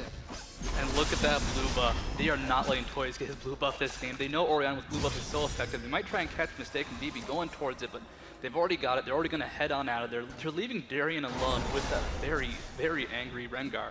But, I mean, Stanley, he's getting CS. I think they're just going to give up the lane. And even then, Darien isn't doing badly necessarily. He's just not doing quite as well as Stanley. He hasn't died. He hasn't gotten any assists from any team fights yet because there haven't been any. However, like you said, he's not feeding Rengar. Rengar's only getting a CS advantage. And as you said, he's just building straight HP with all those Ruby Crystals, a Kindle Gem, and a Heart of Gold. He's not really dealing any damage at this point, so he's not going to be... Well, it's Rengar. He's not going to be dealing any bursts of damage. So he's going to be surviving in these team fights. But if, you know, they wind up taking out the rest of the team around him, which they're doing a very good job of keeping low on farm, especially the jungler and the mid laner, then they're just going to be able to just take a Rengar who's caught out of place. Actually, Low Ball's coming in here, finally going to get an impale down to Alex. Some action in the mid lane. Command Shockwave going to miss as he flashed away from that one. Bottom lane now, finally going to do something about Stan Lee. There's the Curse of the Sad Mummy from Diamondprox, using a little bit of a body block on Stan Lee. He knows he wants to try to get over the wall, going out the flash away. Stan Lee popping that ultimate now, though Darien's in a little bit of a bad spot. There goes the War, healing himself back up. Stan Lee just going to deter that gank, just looking it off his shoulder there. 2v1ing, using his ultimate to run away for half a second. Then he realized he could kill them, forcing the retreat. So Stanley doing what he needs to do, and of course that great flash, getting out of that Orion ultimate the last second. Yeah, so we now have Katarina on the way back to buy Sorcerer Shoes, acquired pieces for an Abyssal Scepter. Ash Hour from Genja, barely going to miss Mistake. He actually has to burn the flash to dodge that one, so dodging a bullet again in top lane. And now Alex each in the bottom lane, trying to go on to Stan Lee. We're going to see if he's going to be able to deal enough damage. Ignite burning away. Is he going to be able to get another Shunpo and a combination from Katarina? We're going to have to see. Stanley puts the Molo down, but it's not going to be enough. Alex each now going, sitting with that Death Lotus. Not going to be enough damage as Stanley getting out of there. Way too many Ruby Crystals to be taken down. You just can't kill him. That he actually had less HP than one Ruby Crystal, so that second Ruby Crystal saving his butt there and able to stay alive. Just keep on farming, keep on pressuring. That's all he really wants to do. He's going to go back and buy now, tank up even more, picks up a Phage, and it's going to be even harder for Darien to deal with him now. But you know... No, so Little Ball's in the meantime picking up his own Oracle's Elixir, kind of doting around the enemy jungle now that they've had the pressure relieved because of Stan Lee. Realizing the enemy blue buff is up, could Skarner potentially get his first buff of the game? Oh, fight going on top lane though. And we do actually have Genja and Gosu Pepper being knocked up by the Zyra ultimate. There comes the bullet time from Baby. Gonna wind up picking up a kill on Sona. Genja barely getting out of there. Mistake also dropped very, very low. But now Misfortune getting the ball rolling. Teleport coming up from Darien. The Low Balls has no way to stop it. He's gonna go into that top lane here. But no, unfortunately the rest of the team from TPA has backed off. Mistake and Baby not wanting to deal with anything there as both Diamondprox and Darien now in top lane. And Diamondprox barely missing his bandage shots there, just, you know, the very ends of it were tickling TPA, but a great combination of ultimates there, getting the root off and knockup from Zyra, channeling into the bullet time for Misfortune. Great DPS coming out of there, and just showing the true strength Misfortune has when she can channel the ultimate. And that's going to be the big thing in team fights. If she can get that off on multiple people, unhinged, you know, not being interrupted, that's going to be awesome. That's not going to be easy to do. And we saw that top lane fight as well. Misfortune took absolutely no damage. All the damage was going on to Mistake Zyra, whereas she's a very squishy champion. She has this ability to just bully around everybody in the lane because of her skill set, because of her plans. Thus, she drew the, you know, she basically drew aggro onto herself. Was like, hey, look, you can take me down. I'm squishy. Oh, wait, no, you can't. Ultimate, bullet time, you're dead. You can take me down, but I've already killed you. So it was okay in the end. And you really can't even count out Zyra when she's dead because she has the passive ability as well. So not necessarily focusing the right target to that point, but you really can't blame them because they just can't get anywhere near Misfortune. Stanley, though, is still pressuring that bot lane. Here comes Sona and Ash. You know, they're going to try and get him out of there, but Stanley, he's got the sustain. He's got so much HP. His War will do so much to heal him. One thing that it will do is maybe cut it to his CS a little bit. He has, like you said, he picked up his Phage, 158 CS compared to 105 of Olaf. So Olaf doing a pretty good job with that. Used the teleport effectively because now they got the lane swap down. It's not like he wasted the teleport trying to get a kill on top lane. Low Ball's actually going into his own jungle, finally securing one of his own buffs for this game as he takes that red buff away. Stan Lee, however, now just kind of doting around mid lane. Toys actually had gone back now, has acquired his Mercury Treads rather than Sorcerer Shoes on Oriana, in addition to getting the Athene's on Holy Grail. He's going for a lot of magic resistance against this comp. And that's just what he's scared of Alex Each. He cannot deal with the Katarina damage. Oh my god, Darien trying to one-up Stanley buying 2 giant spells. This is a battle of having a lot of HP. They just want to tank each other out, and they're going to be able to do it. That Olaf anti-carry torpedo will go off in team fights, and they're not going to be able to catch him or stop him. At the same time, Rengar is going to have his lead. Both carries on both teams should be fearing for their lives right now. Yeah, and the one thing is too, like Misfortune and Ash not necessarily have the best escapes in the world. Misfortune put down a slow, Ash can kind of arrow and run away, but that's about it. Little Balls and Darien trading a bit of damage in this mid lane. Darien gonna have to be a little bit careful though, because the rest of TPA is not far behind. The rest of M5 though, now gathering up for this dragon, should be spawning in just a little bit. Oh, actually there it is. So the dragon is actually there. This could be a point of contention. Could this possibly be the first 5v5 fight of the game? It could be. Whoever wins this fight, they'll have control of the game. It's only an 800 gold difference. That's nothing. And that difference is just going to be the CS between Rengar and Olaf. And Olaf will have his ultimate to keep himself alive, as well as 2 giant belts. So if they do go for this fight, it's just going to be very even, but both teams still being cautious, still being nervous. No one wants to fight because they're so scared of what could happen if they go wrong. At the same time, that is a safe way to play. That is a good style, so you can't fault them for it. I mean, looking at the starter pickup here with the jungler, we're going to have to worry about, all right, if they get in a 5v5 team fight, who are they going to want to pull from M5? Well, he can't pull Olaf if he pops his ultimate anyway. He's not going to want to pull a Mumu because a Mumu is going to use his ultimate as soon as he's pulled into the fight. And he doesn't want to pull Katarina. I mean, maybe because he could burst down Katarina, but if she lives at all, well, that's just Katarina having a free ultimate in the middle of absolutely everybody. At the same time, Rengar's going to want to jump on Sona or Ashe, so if you pull them into the fight, Rengar might not have exactly the same kind of the same kind of potential. You could pull up that one carry, put the ball from Orianna on Rengar though, and get the ultimate off, and I think that's what they're going to want to try to do here. But M5, now that they're all in this Dragon Pit, they're all grouped up, they kind of have a little bit of a better positioning on this one. I mean, it's going to be a 5v4. Orianna isn't there, and that's the big thing. Toys needs to be there with his ultimate. Command Protect onto the Rengar as he jumps in there. Actually, ultimate from Ashe. Does it land? Oh, so close. Oh, actually, almost wound up landing on Toys there as he's coming down from the top lane, but no, they do wind up securing the second dragon in the game, though. They are still a little bit behind in gold, only 2 kills to 1 right now. TPK has a tower on them, 25.3k to 24.9k now. Not too much of a gold lead, however, now they are pressuring down this middle turret, but M5 looks ready to defend this. And 400 gold lead, that's nothing. That's something that, level 1 that might be impressive. That means you got to kill. At this point in the game, they're just even. And because of that, no one wants to make the move.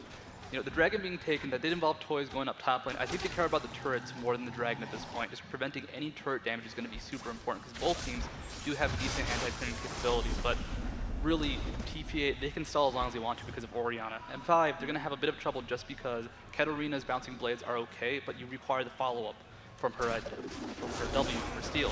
And it's going to be hard to get that off if they're trying to push the pressure. The towers hard.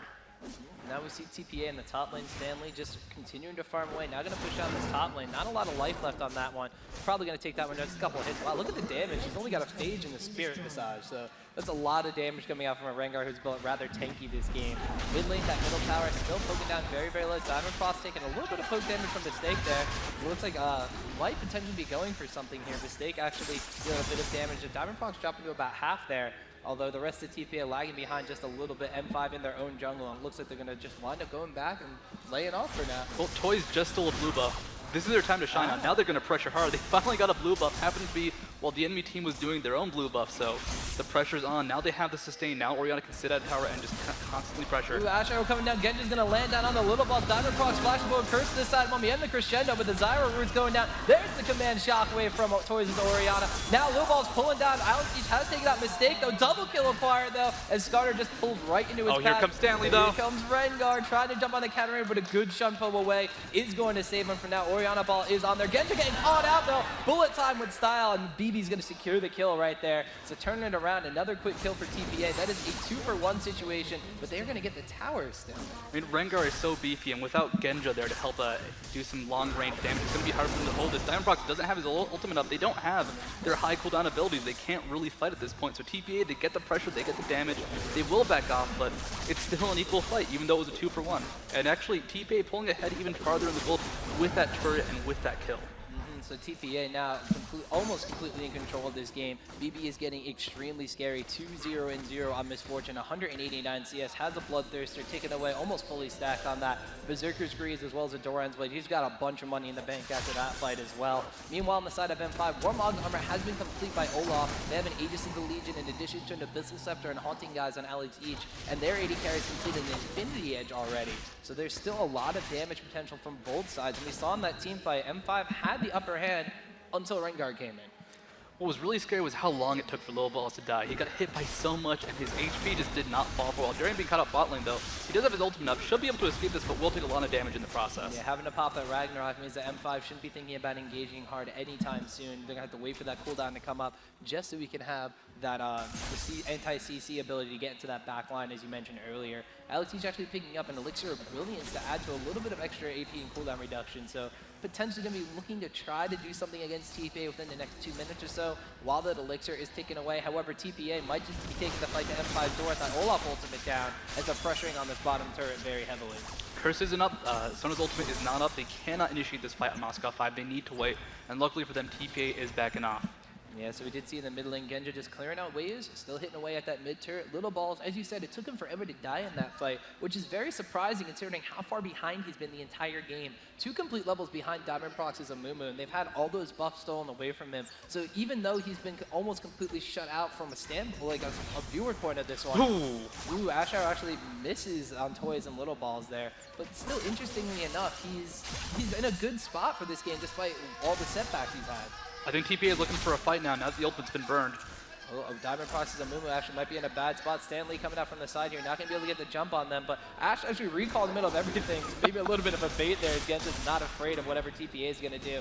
Darien, in the meanwhile, just going to be content to split push this on the bottom lane. So this is technically a 4v5, but he has teleport available, so he could just wind up coming in and making this an even 5v5 with TPA pushing down on the mid tower. Pink ward going down, no vision right now behind that wall for M5. The push is going up. Are they going to fight this? Looks like a move going in with the Bandage Sauce. Curse this side, Mummy hits 3 members, but there's this Orianna shot away from Toys. Zyra ultimate. Crescendo goes up. Everybody's at the table, but Toys going to get the first kill. Bullet time has gone down as well. Toys getting chased down by Darien, but in the meantime, is Fortune going to pick up a kill on Katarina. Olaf will finally take out Orianna, but Katarina also wound up getting that kill onto Zyra. Now Stanley in the backline takes down Genja, but he's taking tower shots and taking a lot of damage from Olaf and AZUBU. They are just going to wind up backing off this one. 3 for 3 already. Everybody is solo. Stanley goes back in, tries to get the heal up with the roar. Now invisible on the Oracle's Elixir, though, might be able to spot him, but he's going to jump back on the Diamondprox. Not enough. Darien's going to take him down. Are they going to turn on the Little Balls? Diamondprox is so low, Darien low as well, and they're just going to back off, content with a, what is that, a 4 for 3. 4 for 3, great fight coming out of Moscow 5, great fight coming out of TPA. But in the end, Alex Each, he got hit by the Impale from Skarner. He still got the reset, he still got a lot of damage done. In the end, it was okay that they did not get the DPS they needed because the ultimates hit. The Crescendo hit 3 people. The Curse of the Sad Mummy hit 3 people. All the damage that they needed to apply early on in the fight did hit, despite the fact that Genja got blown up, Alex Each got impaled, they still survived the fight, and Darien, even though he's behind 40 CS, still did so much damage that fight. And that's one of the things we were talking about. If Katarina gets pulled, is it the best thing or the worst thing in the world for TPA? Well, with the layering of those ultimates, we had Curse of the Sad Mummy go off first. Then we had the Orianna ultimate catch them into the Zyra roots. But before the Zyra roots could knock everybody up, a great crescendo from Gosu Pepper wound up going across 3 of the 5 members of TPA, completely disabling them from getting all the damage they wanted to down in that fight. Let Katarina, after the Impale happened, get all the damage down. And M5, like you said, it was just a great fight for them at the turn. Oh, and there's going to be another one coming up very soon. Looks like TPA trying to get the dragon down. There goes an Ash from Changing Crystal Arrow, going to miss completely. Stanley, they're taking a lot of damage as Darien and Genja chasing down on him, taking a lot of the damage. Frost Arrow's going down as well. TPA, though, might be able to turn this fight around. They have secured themselves the dragon. They are actually not going to pursue, just backing off from this one. M5 not going to get the fight they were looking for there. And they back out of their Moscow 5. They were coming in from 2 separate angles. They had Gosu Pepper split off. They knew they could not initiate the fight at that point. They chased down Stanley, but killing Stanley is not an easy feat, and he still had about half HP. This mid turret, though, gonna go down. They can't really save it at this point. Gonna try to, actually. Looks like they are gonna make them back away just for now, but M5, knowing that that turret is extremely low, could be a point of contention. Genja actually might be able to just go up, take a couple shots at that one, but with Zyra and the low balls there, that's gonna be a very scary proposition to try to take it down. Rest of M5 now grouping up into the mid lane, though, so it does look like they want to take this tower down. They want to take it quick. Now's their chance of pressure. It's got 180 HP. That's 2 auto attacks coming out of Genja. An auto attack out of Ghost Pepper with Power Card will take it down. This is going to be a hard defense for both sides. He did have Toys meanwhile securing his own blue buff. Now he's actually rejoined the rest of TPA in the mid lane, so this is just going to be a dance back and forth between who's going to defend and who's going to get the tower. Diamondprox taking some decent damage. Oracle's Elixir is still on him. He did not die last fight, so he could be a primary target for this one. All the ultimates are up on the side of M5, minus the Enchanter Crystal Arrow, which will be coming up in just a little bit. However, TPA has a full team of ultimates, and M5 wisely going to back off from this one, not wanting to risk it over that little HP tower. They're trying to bait them out of this. They're trying to force a bad Curse of the Sad bad mummy. They want toys in the front to try and get Diamondprox into a bad position. They were chasing down a team with a Mumu and Sona with their ultimates up, and they knew it just to try and get a good bait onto them. At the end, Toys, he's willing to take a risk. He's willing to do something incredibly dangerous just because he knows the payoff could be huge. TPA, they're feeling they're a little bit ahead. They only have a 300 gold lead at this point, 400 actually. And that's, once again, nothing. But they know that if their ultimates do land, if they can get the proper burst on the right people, you know, hit Genja, hit Alex Each, they can wreck them in a team fight before the fight's even started. And we do have Stanley now getting that Sunfire Cape. You saw that in addition to a combo of skills. Clearing out a wave in the top lane, no problem. Meanwhile, on the other side, Darien on Olaf has picked up a Negatron Cloak in addition to going for piece of his own Sunfire Cape. Diamondprox Darien, meanwhile, also going to be going in on Stanley up here, just trading damage back and forth, but still barely taking anything, just shrugging off a 2v1 once again. The problem is they can't kill Stanley quickly enough. He does a decent amount of damage, but even if they can beat him in a 2v1, that gives time for TPA to show up and completely crush a Mumu and Olaf in that fight. I mean, Diamondprox and Darien, if they do hang around, they will die, and they know that. And we just saw Stanley healing himself back up to full HP with those roars from Rengar, so just landing like 1 or 2 of those in a fight, in addition to just continuing to sustain himself in lane, he's going to be full HP and just ready to go for fights whenever TPA eventually does reach him, like you were talking about. Now they're pressuring top lane with just Stanley alone, while the remaining 4 members of TPA can tend to push away on this mid lane turret. Darien, Stanley, you know, trading blows back and forth. That teleport is almost off cooldown though, as they're just wailing back and forth at one another, undertows, reckless swings, roars, everything going out at one another. And then a dance in the mid lane as neither team wants to engage on each other. TPA now just backing off once again. M5, you know, the same thing, just waiting around, although neither team's carries are getting a lot of extra farm at this point in time. Misfortune, we just saw reaching into the jungle to pick up some wolves. Ash going to be doing the same exact thing. I mean, at this point, TPA, they have a massive CS lead, but it's not all focused on the one person. We don't see, you know, the Froggins that have 300 or 400 CS at this point in the game. It's 278 for Toys, which is a massive amount, but the rest of his team isn't far behind him. And that's kind of scary for Moscow 5. As this game stalls out, TPA is able to pull out ahead a little bit just every minute or so as they get more and more CS, but luckily they're picking up those kills, they're picking up those team fights. You want to talk about scary at Moscow 5 in the same sentence? Katarina has gotten a Guardian Angel. So that is a scary proposition, because that means even if she does get impaled now, she's going to be able to revive and get even more damage off before they have to burst her down a second time, which means they're not going to be able to focus down on Genja, and if he's in a proper position for the next fight, that could be very, very scary if you're TPA. The question is going to be, when Alex Each does pop back up, will his team still be alive? That could also be the question, or will there be a Rengar standing right next to him? Yeah, a Rengar, you know, a very angry kitty cat who can just heal himself by yelling. That is the manliest cat. I mean, I don't know about you, but I usually think of cats as cute and cuddly, not maybe more like the tiger. More, if you even say a tiger, I think more of Hobbs than like an actual vicious kind of tiger. So. Well, he's cuddly to someone, but it looks like Moscow 5, they have a Mumu hiding behind every wall, trying to catch someone. He does catch Stanley, but does he want to catch him? I don't think that's a cat you want to catch there, so Diamondprox going to want to back off from this one. Still with the Oracle's Elixir up as well, so they're doing a good job of just denying vision.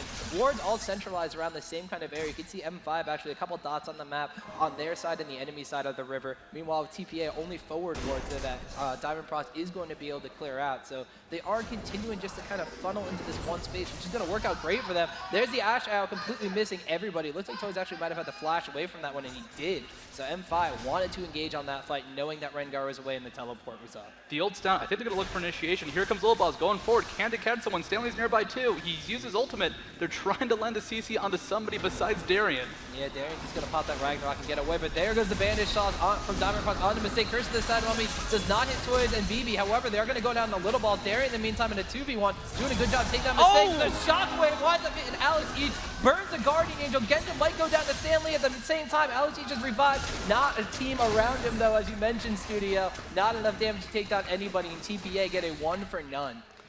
Great shockwave, great setup coming up from Toys and the rest of TPA. Getting the 80 carry and AP in a shockwave.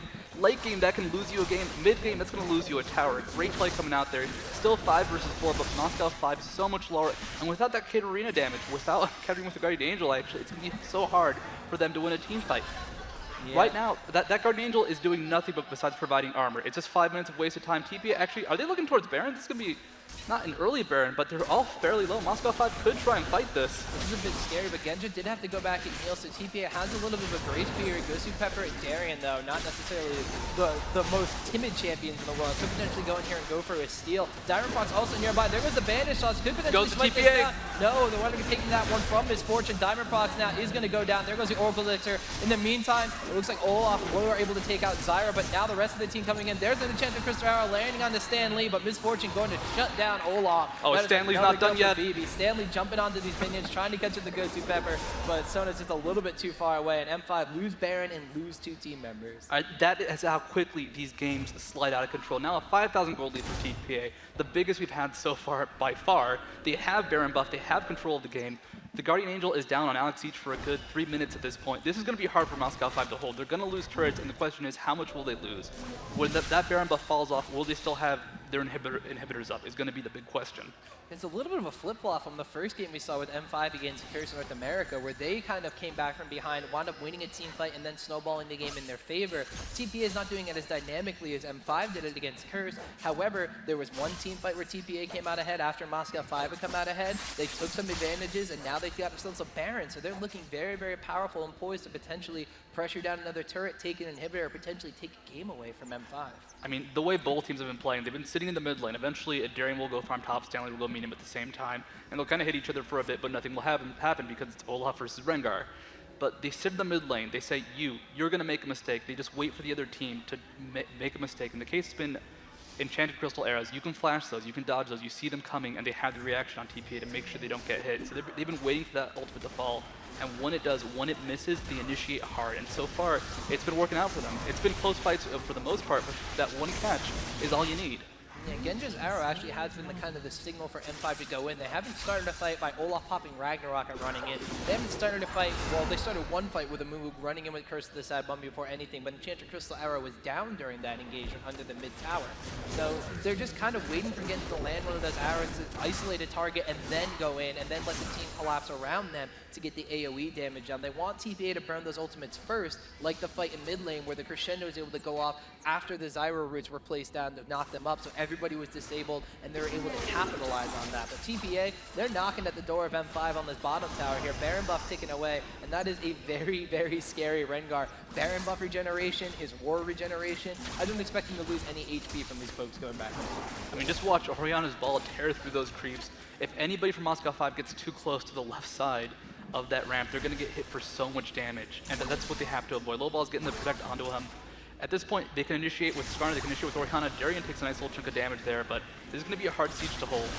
Yeah, it looks like TPA might be going in with this wave of minions just trying to poke down on the tower. Zyra plans poking away on champions. We had a little bit of poke there for Misfortune going onto the tower, but nothing too much really. Medusa, meanwhile, Darien has acquired 2 chain vests after acquiring 2 giant spells. He's actually gone for a force of nature as well. So he is the definition of tanky right now. Meanwhile, Stanley's Rengar pressured into that mid lane turn, trying to get M5 out of position so they can find a little bit of a crack in the armor, try to get themselves into the base and take down one of these inhibitors.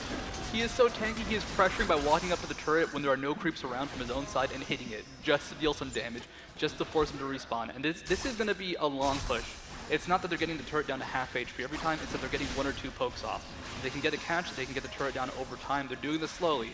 M5 though, they're happy with this because it gives them time to hold it, gives them time to stay alive. It gives them time for that Baron buff to wear out on TPA as well. BB now going in though, gets the shots that he needs to. Wants to put it down to make it rain as well. Stan Lee going in. There's the Oriana ball right in front of the tower. Wants to get a command shockwave to potentially get all the damage started for the side of TPA. However, they would be content just to poke down on this tower. M5 though, not ready for it. Oh, just tap it. There you go. BB wants to take down the tower finally in that mid lane, and now they want to try to pressure on this inhibitor. They're in a little bit of a more open spot here. M5 might be able to capitalize, but it looks like they're going to back away, give up the inhibitor almost for free.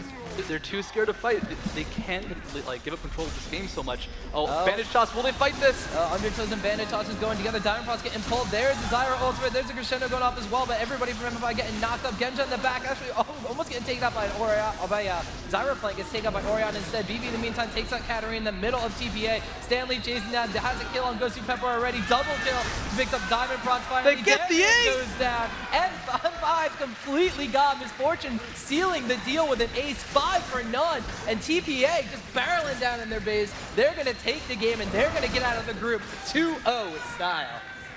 2 fights, that's all it took for TPA to take control of this game, and they're looking so strong. M5, they put up a good fight. They tried to hold, but they could not do it in the end. TPA with a fantastic game. Their initiation was solid. Tanking the turret with Stanley, just they got what they needed. They had their plan. They fulfilled it. Everything landed perfectly. How many fights did Shockwave hit Genja? How many fights did it start with Ashe almost dying just to Orianna? And that's the thing, though. M5, they played it as well as they could. In the beginning of the game, they stole away the objective. Skarner didn't get a buff of his own until after 15 minutes into the game. They completely denied the jungler from the enemy team. They completely denied global objectives. They took the first 2 dragons. They took the fights to TPA and were winning them in the early game. However, TPA, with the patience they had at the end of the game, they had it the entire time. They were waiting for their proper fight. They were waiting to set these things up. They waited for Stan Lee to be in a position where he could still tank damage, and his early disadvantages really didn't matter. And it was just a brilliant game overall from both sides, actually, with TPA just coming out in the end just a bit ahead. Just a tiny bit, and it was just a small advantage throughout the game. Eventually, it just ballooned once that Baron got picked up. It was all about waiting for Genja to use his ultimate, that Enchanted Crystal Arrow.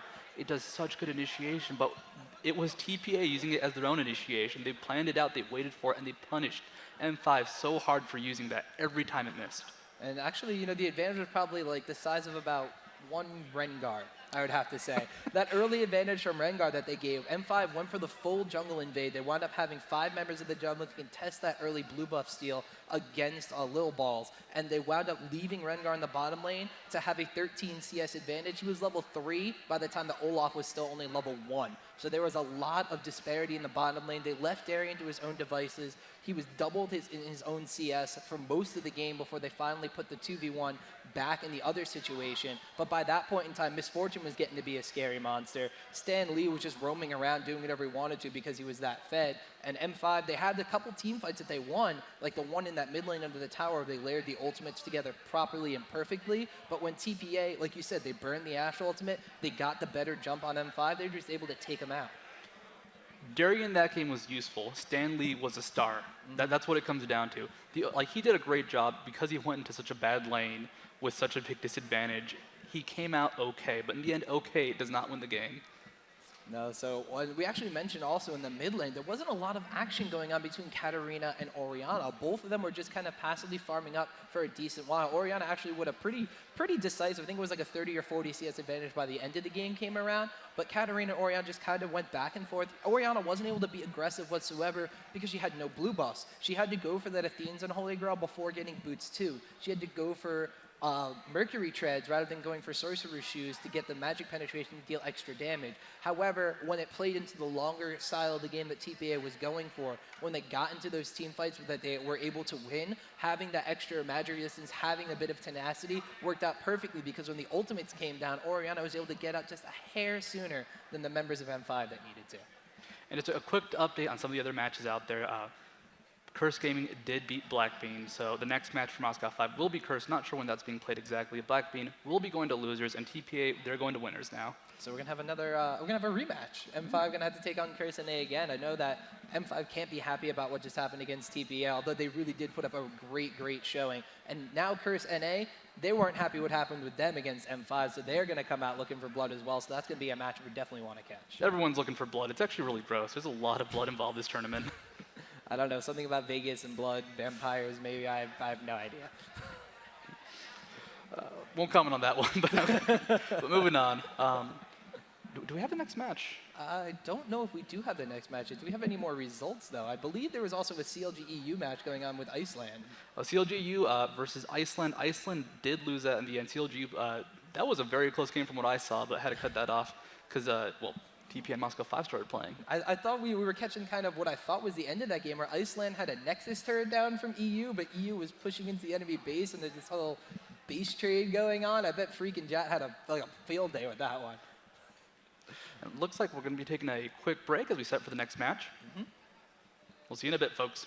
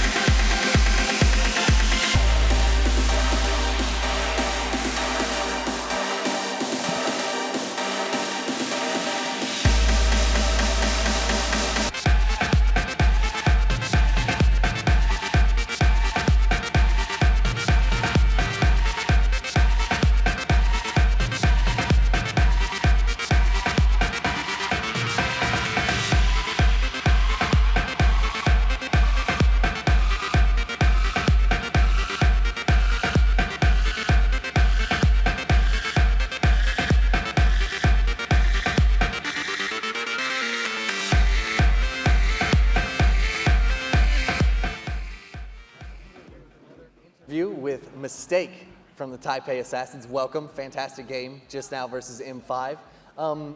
That game was kind of almost a repeat. The World Championships, you guys played against M5 and you actually knocked them out. So they were coming into this match wanting to beat you guys. They really, really wanted to win, and you guys seemed to do really well against them. Is it just that you guys just know how to beat M5, or are you guys just the best in the world and you don't really care? 我觉得我们够了解 Moscow， 然后再加上我们有猜到他们在这一次比赛中想要使用的一些战术，所以我们才能够在这次比赛当中就是可以表现这样。So they feel like they understand Moscow 5 quite well, and you know they did some guessing and they were able to kind of feel out what Moscow 5 is going to do, and they predicted that, so it worked to their advantage. Wonderful. As the bot lane, you were Zyra with a Misfortune against the Sona Ashe of M5. Now, Misfortune has been seeing a little bit more play lately. She was buffed, you know, a little bit ago with her ultimate and stuff like that. Do you just feel that the Zyra Misfortune lane is just empirically stronger than the Sona Ashe, or what was your thought process in picking those characters?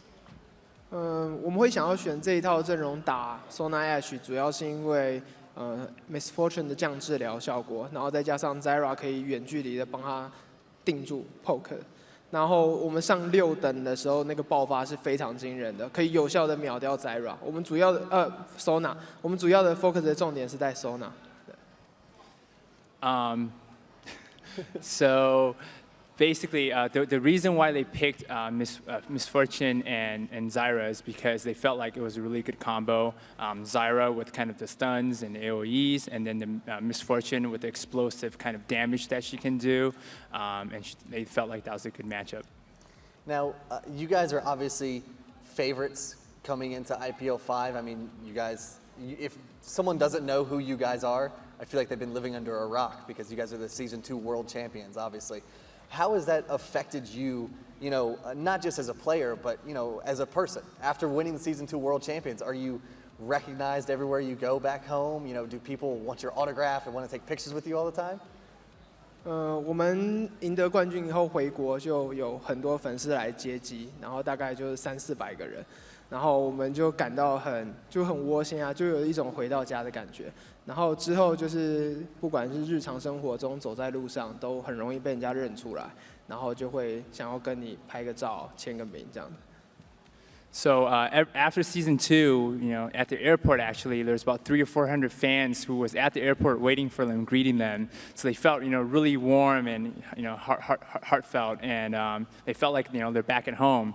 So now, you know, even now when they're walking down the streets, you know, going by lunch or dinner or whatnot, there's a lot of fans who recognize them, and, you know, they want to take pictures with them, want their autographs. So, you know, they're really happy about that. Of course. Now, you guys obviously super strong, but what exactly makes your team so strong? You know, is it your work ethic? Is it y'all's practice schedule? You know, are you guys, you know, no play, all work? Or is it just something that as a team, you guys just flow so well together, you don't really have to worry about all that stuff? 我觉得我们能够成功的一个原因，主要是我们对获胜的渴望，然后再加上我们可以为了获胜，就为了这个目标去放弃、牺牲一些东西。像我们这次也是在从我们结束了我们的行程之后，就是尽可能的练习这样。So they feel like, you know, it comes down to their desire to win. You know, their passion to, you know, wanting to win, and the ability to kind of give up everything in order to achieve that goal. And, you know, that's what they did after Season 2. You know, they kind of bunkered down, they practiced a lot, and then they really had that kind of the edge to win. Now, going into Season 2, you guys were kind of underdogs. You know, people wanted you guys to win Season 2, but they weren't quite sure if you could take down like Frost and Moscow 5. Now that you guys are on the top, you know, now that you're the Season 2 World Champions, has that changed y'all's play style or work ethic whatsoever? Or are you still just serious business, you know, day in and day out? 他主要问说我们就是他问题的点是什么？他问题点是说是说你们之前是 underdog， 对，然后就是当我们成为 top， 对，当你成为 top 的你们就那种感觉是什么？我觉得那是一个很不可思议的感觉，因为当我们刚成立的时候，我们是在 live stream 上面看着他们在比赛，然后我们也梦想着我们有一天可以站上那个舞台，然后甚至夺冠。那今天我们做到了，就是一切是很不真实的，可是我觉得这是我们努力这么久应得的。对。So they actually felt like the whole thing is like unbelievable, right? They actually started off before. They're just watching them on live stream, and they're like, wow, I wish one day I could stand on a stage like that. And then now they achieve it, they just can't believe it's like a dream come true. And but they feel like they practice hard, they work hard, so it's kind of well deserved. Now I don't know how many people know exactly, but you are the captain. Pretty much, you're the shot caller as the support. How did that role come about for you? Like, do you think that it should be a support's position on every team to be the captain and make the calls and make the plays, or did you just fall into that just because that's how you are as a person, like as a leader? 我觉得在这个游戏当中最适合做所谓的 caller 的部分是 support 跟 jungle。那他们可以在初期有效的就是他们的地图意识要很好，然后他们要知道对方的策略，然后之后可能会交给AP carry 或 AD carry 去做一些指挥跟战术上会战上面的运用，所以我觉得我只是做好我的本分而已，这样子。So he feels like the primary roles or the best roles to become captain of the team is actually the support as well as the jungle. It's because they have the best map awareness, and then they understand kind of the opponents really well and the strategy behind it. After they kind of make that initial call, they kind of leave it to the AD and the AP to kind of finish the call, kind of how they want to round up the game, and so he just feels like he's just doing his job as a support and taking up this role.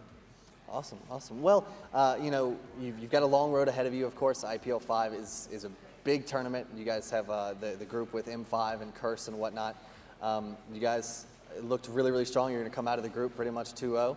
I wish you the best of luck. Is there any shout-outs you'd like to give, maybe back home or to any friends or family? 你有想要跟家人啊，或者是朋友讲些什么东西吗？就虽然很官腔，可是真的很谢谢，就是所有的粉丝支持，然后因为他们的支持，我们才会有这些力量，就是我们会有这个勇气去面对接下来的赛事。So he really wants to thank the fans, and he's really appreciative of the fans for all the support that they've given to TPA over the past couple of months. It's because of them, they feel like that's where they get the power and the energy to kind of fight on. So he's really appreciative of that, and yeah, that's it. Of course. Humble as always. Thank you so much, Mistake. I appreciate it. Best of luck. This is Pluto, Mistake. I hope you guys are the best. I hope you guys make it all the way. But we'll be right back with some more League of Legends actions on the main stage. Going for a break real quick. Stay tuned. Thank you, I appreciate it.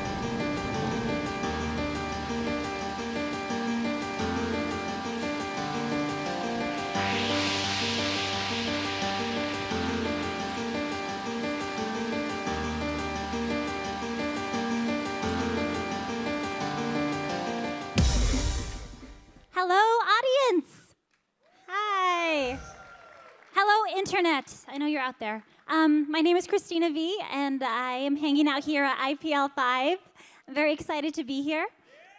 How are you guys enjoying today's matches? It's so much fun to be here. So I have the great pleasure of introducing this next match. And I was told to do it in a certain voice. I have to get in character. She's so serious. Coming up next on IPL5, Team We.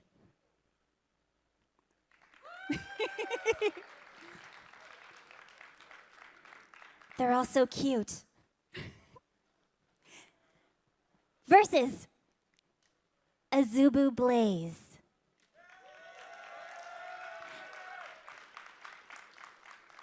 I like their uniforms. Your souls, thank you. Your souls are not lost. And now, I would like to hand things over to the casters. We have Studio and Optimus Tom. Thank you very much, Bye. Cristina. That was awesome. She's got a good voice. I wish they would put her on a character in League of Legends. That would be a really cool idea. They should do that. Right, please. But regardless of that, we have an excellent match coming up for you guys. AZUBU Blaze and Team World Elite, two of Asia's top-rated teams in studio. This is another awesome match that kind of just speaks for itself in magnitude. Team We, if you don't know them, they are China's best team. They can compete often with IG, but they really came out and showed themselves at Worlds, playing a good 5 or 6 matches versus CLG.EU, and just showing a dominant performance, even though they did lose, I think, 3 or 4 of those matches. I'm not positive, but they still look strong. I mean, Wei Zhao's one of the best AD carriers in the world, and Messiah's Twisted Fate is probably the scariest character in the game.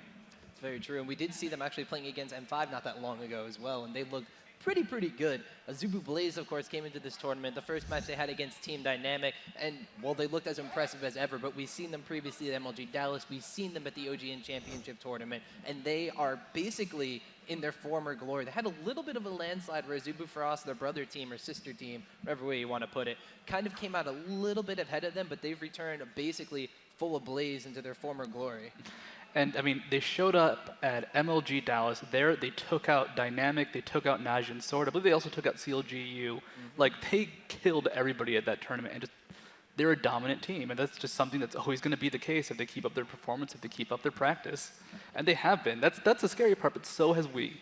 And the thing is, AZUBU Blaze has been known to be that very aggressive, very tower-pushy kind of strategy, not afraid to swap up the lanes, even if they do have a relatively new top lane to the team with Flame. However, World Elite has come prepared for this one. As you mentioned before, Wei Zhao, one of the best AD carries in the world. And even if you're going to get your bottom lane an advantage by swapping into that 1v2 lane, do you really want to put one person against Wei Zhao and just let him farm?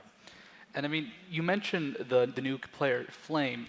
People used to, like, when people said that Reaper D was no longer on the team, I freaked out. I'm like, but he's amazing. It turns out so is Flame. Like, they just pull amazing players out of nowhere. They put them on AZUBU Blaze. They stay a strong team. They've been together for a while. They did have 2 newer replacements, but that was back in August with FZZF and Clearlove, I believe, joining the team. But they're still a really strong, really scary team. They've had time to practice. They've done the research. They knew going into this they would have to play against AZUBU Blaze early. So they're gonna have a plan. All these teams, they've got their secret strats, their secret plans that nobody knows.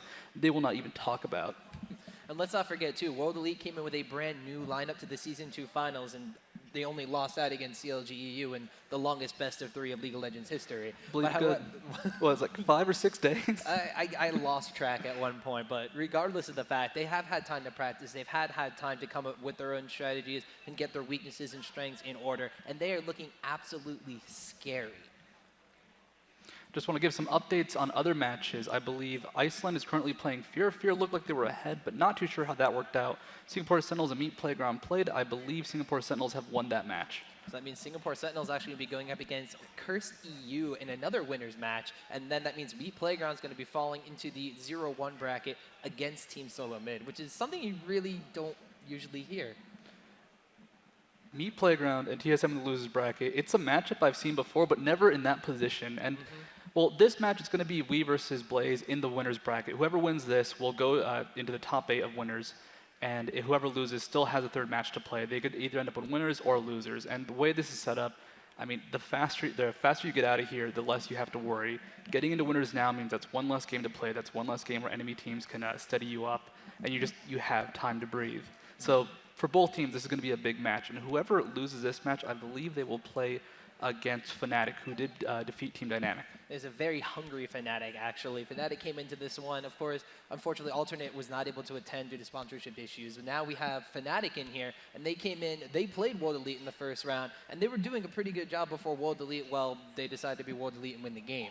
So now Fnatic actually beating Team Dynamic in that kind of flex spot there. They are out for blood. They're going to be watching this game absolutely for sure to see whether they're going to be taking on Blaze or they're going to get the rematch that they really want against World Elite. But once again, focusing down onto this match, we haven't actually gotten a chance to see World Elite on the main stage yet, although we do know that Messiah, one of the best Twisted Fates in the world, could he potentially get this, or you don't think it's going to squeak out in picks and bans whatsoever? You're already shaking your head at me. I mean, that's the thing. Unless some teams have a strategy, I believe Iceland, their strategy was to let Froggen have Anivia.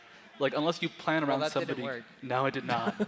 it almost did. That was a pretty close match. But unless you plan on the enemy team having that amazing pick and you've got your plan built around it, like, this is how we'll beat Twisted Fate, you never let them have that scary champion. At least that's what it's become. Like, it's not that rare to see like a Draven ban against someone like Afromu. It's not that rare to see Anivia bans. Well, it's very rare to not see Anivia bans against Froggen. So unless teams have that really built-in strategy, I would not expect to see Messiah's Twisted Fate. But maybe they do. Blaze, they're a smart team. They know how to punish Twisted Fate, I'm assuming. They might have their plan. They know how to play Twisted Fate, too. Ambition played a really, really good Twisted Fate against Team Dynamic earlier today. So Ambition, of course, knows the ins and outs of the champion. So if they let Messiah have that one, then it's going to be all about pure skill of Messiah as the AP carry. People are joining the room right now. We're just missing one more player, as apparently Clear Love is out fishing, according to one of the Wii players. As Pobelter joins the room for some reason from Meat Playground. I guess he wants to spectate. I mean, who doesn't? Who doesn't? But he was in a player slot, so not today, Pobelter. Get out of here. All right, so as you mentioned, we are just waiting for the last members of the teams to join in order to actually get this game underway. And now, Studio, we have, of course, the playstyle from World Elite that we've seen at the Season 2 finals. When they played against CLG.EU, they brought about a bit of aggression, but not the same kind of aggression we've seen out of the Korean teams like AZUBU Blaze. They brought something a little bit smarter. They brought some more roams, and they kind of counteracted any measures that CLG.EU wanted to push against them and came out on top and wound up winning out aggressively in team fights preceding that, rather snowbally after. Like, they would basically what the M5 style was you win a team fight and you snowball from there, but M5 likes to force them. World Elite, on the other hand, though, they like to roam around, they like to catch the other team in a bad spot, capitalize on that, and snowball from there. How is this going to, do you think, counteract against the style of AZUBU Blaze, who like to roam from one lane to another and knock down all the towers and then continue through to the bases? Well, it's going to be really hard for Wii to find that opening because the way Blaze plays, they are aggressive, they're super in your face, but they do it so quickly, and that's what makes it hard to do. It's going to be roaming early on before the 10-minute mark. Towers going down ASAP. The way Blaze plays, they push so hard so quickly, you have so many turrets missing that even if you do capitalize on a mistake, even if you do, you can ace Blaze, but they'll have killed so many turrets, you'll be so pushed up in your lane, you can't counter push, you can't get anything in return. Looks like we're just having the players double check. It looks like we are going to be getting underway into picks and bans for this game of World Elite against the AZUBU Blaze. I know I'm excited for this one, Studio. I know you're pretty excited about there too. Now we got some seeds filled up here. I want to know if you guys are excited for this match too. There we go. All right, so we do have right out of the get-go Lulu being banned away from World Elite. They do not want Lustboy Lulu. We saw how powerful that was, packing Ignite, flashing through towers, and picking up kills. Not to mention the fact he could still save his allies in team fights. The cool thing about Lulu is he uses the ultimate offensively, and not just like to knock people up. If there's a Corki using Valkyrie, Lustboy will use that ultimate and just knock him up in the air, just stopping it midway through, which is really hard to do and shows how damn good he is. It's unfortunate, though, that we're not going to see Corki in this game, though. AZUBU Blaze decided to ban that one out, and that's just a testament to how powerful Weizhou is as an AD carry. How often do you see AD carries being banned out that are not named Ezreal? Not too often. Well, things have changed. I mean, we saw Misfortune coming out last game, absolutely wrecking house in the end with her AoE. I mean, that was like the Stanley show for a while, but featuring Misfortune. Featuring Misfortune, but AD carries, they come and go. Like, we always have the Trinity we talk about, but there's always going to be Misfortune. She can still do a lot of damage. Ashe was still effective that game. Twisted Fate being banned out by Wii, actually, more scared. of the TF pick coming out from AZUBU, so they didn't want to pick him first, but they knew that they could pick him in reaction. So nice solid ban. I kind of like that. Those are the mind games that you get in the picks and bans process. Is AZUBU Blaze realizing that, okay, we're not going to ban out Twisted Fate right away, and since we have, you know, the last ban, the last say to see who's going to be in the game or not, you know, we're going to leave that one open. And now World Elite having to ban out Twisted Fate, that's potentially a champion that they could have banned out against AZUBU Blaze, but they are, however, going to leave open Diana. Diana, one of the most common bans this tournament, been absolutely devastating. This does leave Shen open, so Shen being looked at in response. I mean, Flame has a very, very good Shen, to say the least. At the same time, Diana, oh, no, don't troll me. There we go. That's a character people will play. That's a, well, unless your name is Voyboy. Yeah, well, okay, maybe we'll see the Nexus at one point, but really coming out from Flame. Very good pick there, very solid. Helios looking at Zyra right now. I would expect to support Zyra just because it's what people tend to do.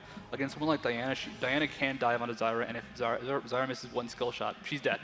Exactly, so it's potentially support Zyra being picked up here by AZUBU Blaze Aurelia as well, a very powerful top laner in her own right, as proven by many players throughout the world. We do have Lee Sin and now Draven potentially being hovered over, and you know, you banned out Corki, Vayne actually still on the table as well, as they're just cycling through champions right now. There's a lot of potential for the AD carry position to still be picked up. They are going to maybe cap their jungler here with Lee Sin. That would be taking it away from AZUBU Blaze, of course. But, you know, that still leaves them. They don't have to worry about taking a support or anything right now.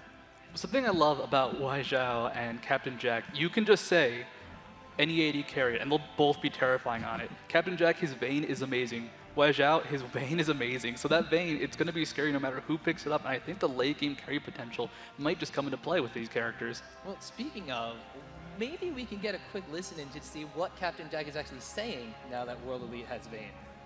Let's see if we can't get that listening going on. Maybe we're not going to. Maybe. Potentially, can't see, but possibly. Maybe he's just so stern-faced with the Vayne that he has nothing to say, except he just wants to beat it. Yeah. So we do have ambitioning hovering over Rise right here. Captain Jack has still not been able to lock in his champion yet. Still thinking about potentially, are they going to, you know, they're picking up their mid laner here. Are they going to wind up taking their AD carry? Are they going to be able to secure themselves a jungler in this case? They're not too worried considering both of those have already been taken away. Actually interesting enough to see that they might be picking up their mid lane champion here. Looks like, well, going to go for that jungle Cho'Gath. That just leaves, I believe, who does that leave? Their AD carry. AD carry, yeah. So just AD carry, the only thing remaining. Usually AD carries can't be countered. I think at this point, AZUBU felt that no matter what we picked up, they'd be happy with their composition, just because the support was still open for we, but Nunu Vayne, that's not really a lane that's devastating to most lanes. It's devastating late game for sure, but it's not a lane that automatically wins for the most part. And Rengar being looked at, Rengar's just been awesome so far this tournament. We saw Stanley do it before, but even when Team Dynamic picked it up against Blaze earlier, it was still effective, despite the fact that they did not win that game. Yeah, so we do have Rengar being hovered over as well as that Nunu. You talked about the late game potential of that Vayne and Nunu lane. Now we could potentially see World Elite going for that lane swap kind of fundamental. We, of course, have Aurelia available from AZUBU Blaze. She's not the worst 1v2 laner in the world. However, she's going to be pushed under tower, and Vayne's going to be really safe farming that lane, going for a late game. Rengar we also saw in 1v2 situations earlier in the tournament. He's a very powerful champion no matter where you're going to be placing him, in the jungle, in one of those lane matchups, whatever. Now we have AZUBU Blaze hovering over Kog'Maw. They say if you're going to be going for a late farming kind of strategy, we're going to kind of match that one going with Kog'Maw, but have a Zyra for the early aggression to make sure that no one's going to be able to come in and really gank him that hard. Okay, I think now I think we can go ahead and listen into AZUBU Blaze, see what they're talking about.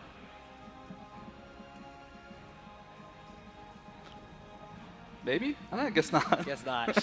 Not today, not today. You see, I'd actually brushed up on a lot of my Korean as well to listen in. I don't know about you, but I watch a lot of K-pop videos, and I understand them now. They're just not talking, apparently. I probably weren't listening in.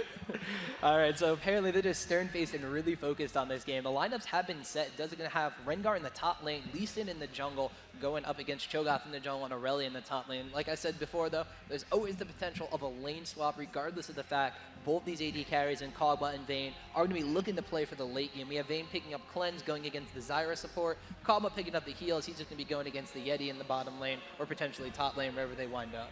It's actually a really good lane if they do go over the 2v2 for Vayne Nunu, you don't consider it a strong lane in terms of aggression, just, you know, in passive farming, the fact that late game, it's awesome because of Blood Boil.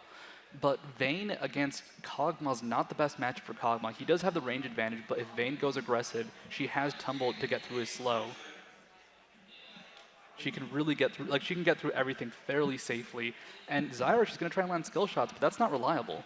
Yeah, if you have the tumble, of course, to evade the skill shot while still positioning yourself against that Kog'Maw, if Nunu can land one of those Ice Blasts, Kog'Maw's not going to have any real way to run away besides that Voyboy trail. So it's going to be a very, well, sticky situation for Kog'Maw if they get put in that spot. But we are about to get underway in this game, ladies and gentlemen. Team World Elite going up against Team AZUBU Blaze. Whoever wins this one's going to advance 2-0 from the group. Whoever is not going to win this game, unfortunately, still has one more to play today. That just means we get to see more games, and you guys always want to hear and see more League of Legends. Is that right? Yeah, you do. I know I do. I could just sit here all day. Well, actually, I'm kind of worried because I might fall from these double chairs he has stacked up. Yeah, so no, we got a sweet chair set up. I might just sit here all day because I'm afraid of just falling over. But regardless, almost loaded into this game. AZUBU Blaze and World Elite ready to go head-to-head against each other in studio. Looking at these teams as we load in here, what's the level 1 situation look like? Level 1, all right, so there's no hard CC coming out of Weed. They've got a lot of slows, they've got a lot of good damage. Condemn can be a hard CC, but it's not reliable. At the same time, Cho'Gath can pick up Rupture. They do have Rise with his Rune Prison. The Voidoos will be incredibly powerful because people won't have the mobility quite yet. And Zyra with her Grasping Vines. Blaze, they can go aggressive, they can go ham, they can go whatever the hell they want. And it's up to Wii to be defensive. All right, so we're going to have to see if Blaze is exactly going to do that. They have the Rune Prism from Rise. Ambition now just doting around in the mid lane. Runs into Diana there. They kind of exchange pleasantries and then walk away from each other. Kind of lining up along the river, almost like the line of scrimmage. Unfortunately, I don't think any of these guys are familiar with American football, but they're copying it pretty well here at this level 1 engagement. Just some wards going down opposite sides of the river. Blaze warding up their own side of the jungle, potentially seeing if World Elite is going to be going for a jungle invade or lane swap, regardless of the fact. Meanwhile, World Elite just continuing to stay rather passive on their own side, grouping up around their own red buff, as they don't want that getting stolen away from Lee Sin. It's definitely a tough matchup either way. Whoever walks in the wrong bush, they could get defeated. Vision Ward coming out from AZUBU, taking out the ward. They expected it, they caught it. That's a lot of vision, big guy. That's actually very important because now there's a lot more gank potential going towards that bot lane. A lot of wards have been placed by Blaze. Looking at Lustboy, he went for the zero items, just wars and potion strategy, which is getting more and more popular. All consumables means you're going to have the superior vision. If you want to protect someone like a fragile Kog'Maw on that bottom lane, especially from aggressive Lee Sin ganks early on, there's nothing better. However, AZUBU Blaze, you said they might going a little bit aggressive here. We saw Cho'Gath picking up the Rupture at level 1, so they are going to try to go in here and take away that red buff from Lee Sin. And I don't know about this, the AD carry and support from World Elite have gone to do double golems, so Lee Sin might be caught out here. This could actually be devastating. They're waiting for the setup. The trap's, oh, it's going to spring. We're going to see when he's going to get the Rune Prison, the Rupture. Rune Prison goes down and clear up, has to flash away from the Rupture. They're going to knock that up. Flash over the wall from Ambition, though. Wants to get the damage on the clear up. Flash one more. Back as well. Last hit there from Ambition. First blood goes to AZUBU Blaze, and they're going to net themselves a red buff. First blood, one less Wraith attack would have saved him. He just took a little bit too much damage. The great setup coming out from AZUBU. They get the pink ward down, so there's no vision. They just kind of predicted everything. We off to a very weak start in that regard. Flash is blown on clear love, but at least they got 2 flashes in return. Still, though, this is going to be hard for Wii. We saw Flame actually deciding to pick up boots and 3 health potions, burning through all of them in order to secure his own red buff. So Lee Sin's not going to have that key buff he needs to get into those early ganks with the extra slow added onto the Tempest Cripple combination. So we could potentially see a little bit of a passive Lee Sin, or at least not have the same kind of gusto when he goes to gank. Flame, though, is going to be a little bit behind on CS. He goes back to buy and heal up. However, he has hit level 2 from that buff, has acquired a couple of his own sight wards in addition to the health potions. He's going to be pretty safe against Rengar. It's going to be a tough lane overall for Calme. Unfortunately, Rengar versus Aurelia is not a good matchup for Rengar. Eventually, Aurelia will get to a point where she can just take the damage he deals out, take the burst, and hunt him down. Hunt the cat, which is kind of a weird position for a cat to be in, but the fact that Lee Sin, only level 1, barely finishing his blue buff, just hit level 2, his ganks are still going to be okay, but they're not going to be effective, and he's going to be very squishy. It's not rare to see a Lee Sin that's underleveled go in for a gank and just die. On top of this, Messiah had to go and leash that blue buff for Lee Sin, making sure he didn't die to his own golem, so that means that he's fallen behind in CS compared to Rise already. 13 CS compared to 6, in addition to that first blood kill, means that Diana, the differential right now, it's only about 300 or 400 gold, but it's pretty much all between Ambition and Messiah, and that's what Blaze wants to do. The fact that Ambition picked up first blood is going to be a huge problem. All right, Diana's going to be effective against Rise if she can get to level 6 faster, but he got the first blood, he has the experience advantage, and Rise, even though he has a Helios not done with the counter jungling though, he's going to find clear love in his own jungle, has to put a ward down and just safeguard away to that one, so they're keeping up the aggression. Meanwhile, bottom lane, Lustboy getting extremely low there. Looks like Wei Zhao will pick up a kill. Captain Jack in a bit of a precarious position. Zyra passive not going to land on Wei Zhao, so they're not able to reprise a kill there, but still, World Elite coming back and taking one for their own team, now jumping a little bit ahead. And that's the strength Vayne has in this lane. They can pressure hard, they can really go aggressive, and there's not a lot Kog'Maw can do early on. Yeah, now we see in the top lane, Flame kind of doting around his own tower, still has that red buff, gonna get the stun down from Equilibrium Strike on Kame. Helios though gonna be coming up from the jungle as well. Flame getting extremely low, the Sphero Screen goes off, and it looks like Kame is gonna take down Flame, but can Helios wind up taking him down in response? It looks like even though he's gonna leap away from the bush, Helios just too much there, and Kame trading 1 for 1, really getting the better of that situation. And he needs to get that kill now. If he waits any longer, Flame would eventually tank up by a Chain Fist, not die. It's important that he gets the kills now. He can still be dominant in lane. In the end, a bitter situation for AZUBU overall, but the fact that Kame gets the kill, a lot of CS does get denied for Flame. That's a great situation. One thing that Helios does get out of that gank, though, is a refresh on his red buff, because Rengar did wind up taking down Aurelia before Cho'Gath took him down. So with that red buff now, could see him being a little bit more proactive around the map. They are in position here. Messiah actually, interestingly enough, with an experience advantage over Ambition, as it doesn't look like Ambition went back at all, but now hitting about the same level. Rupture goes up, barely missing Messiah's Diana there, and Cho'Gath's going to back up into his own jungle. Well, the experience should even out now that the creep wave is dying to the turret. A nice little juke there.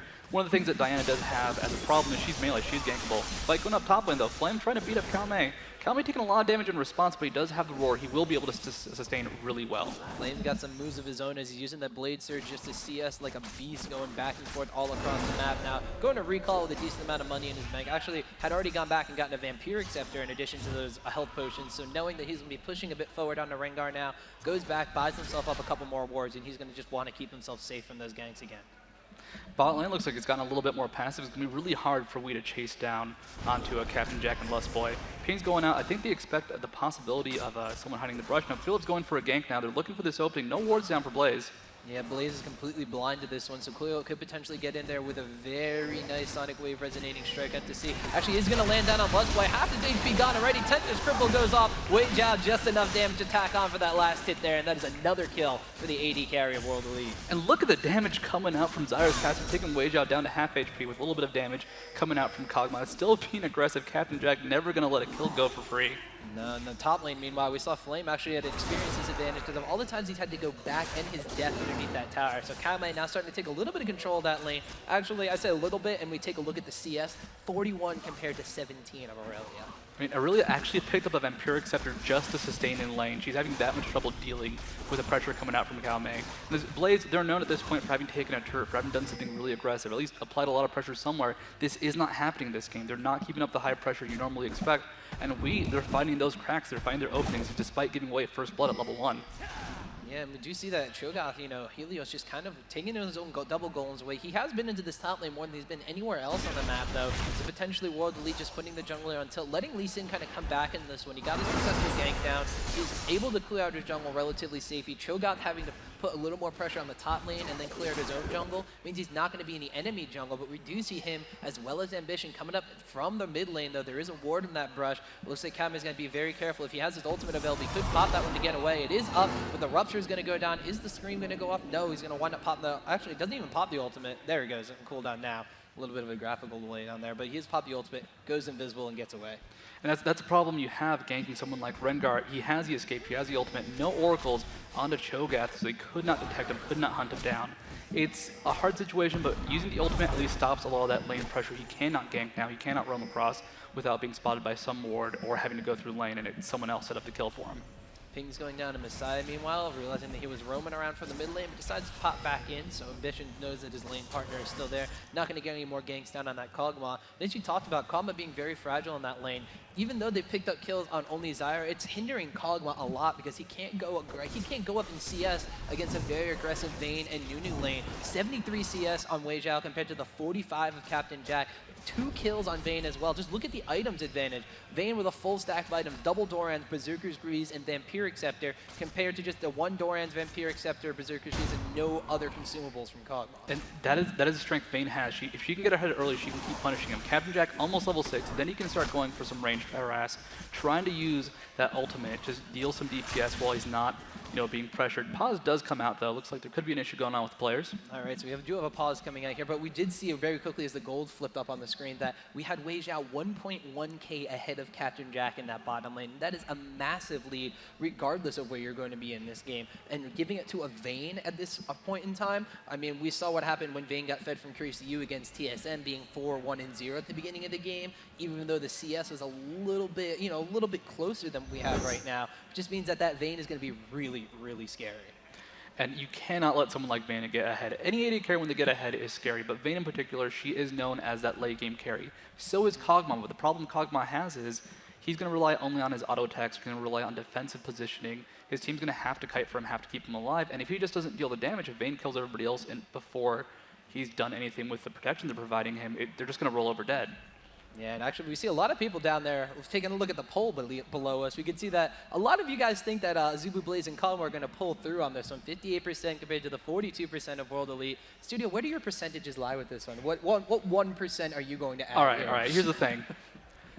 Furry-style or Weijiao used to play on North America. I ran into him a few times in solo queue. He destroyed me, annihilated me, so I have to go for Wii. Personal bias because they've kicked my butt before. Oh, I thought you were going to go the opposite way. Oh, look, it changed. Yeah, there we go. 1%? Oh, 2%. I guess they figured out that I was going to root for Wii, too. But no, Blaze, they're strong. They definitely have the potential. If the game goes on as is, though, it's a 1,200 gold lead, which is relatively high for only the 9-minute mark. But at the end, that's 1 or 2 kills, that's a dragon, that's a turret, that's so little. And teams, they've been getting better and better at comebacks. Blaze, they're no slouches themselves. We've seen them come back from so many different games with even bigger leads, and it's not hard for them to do so.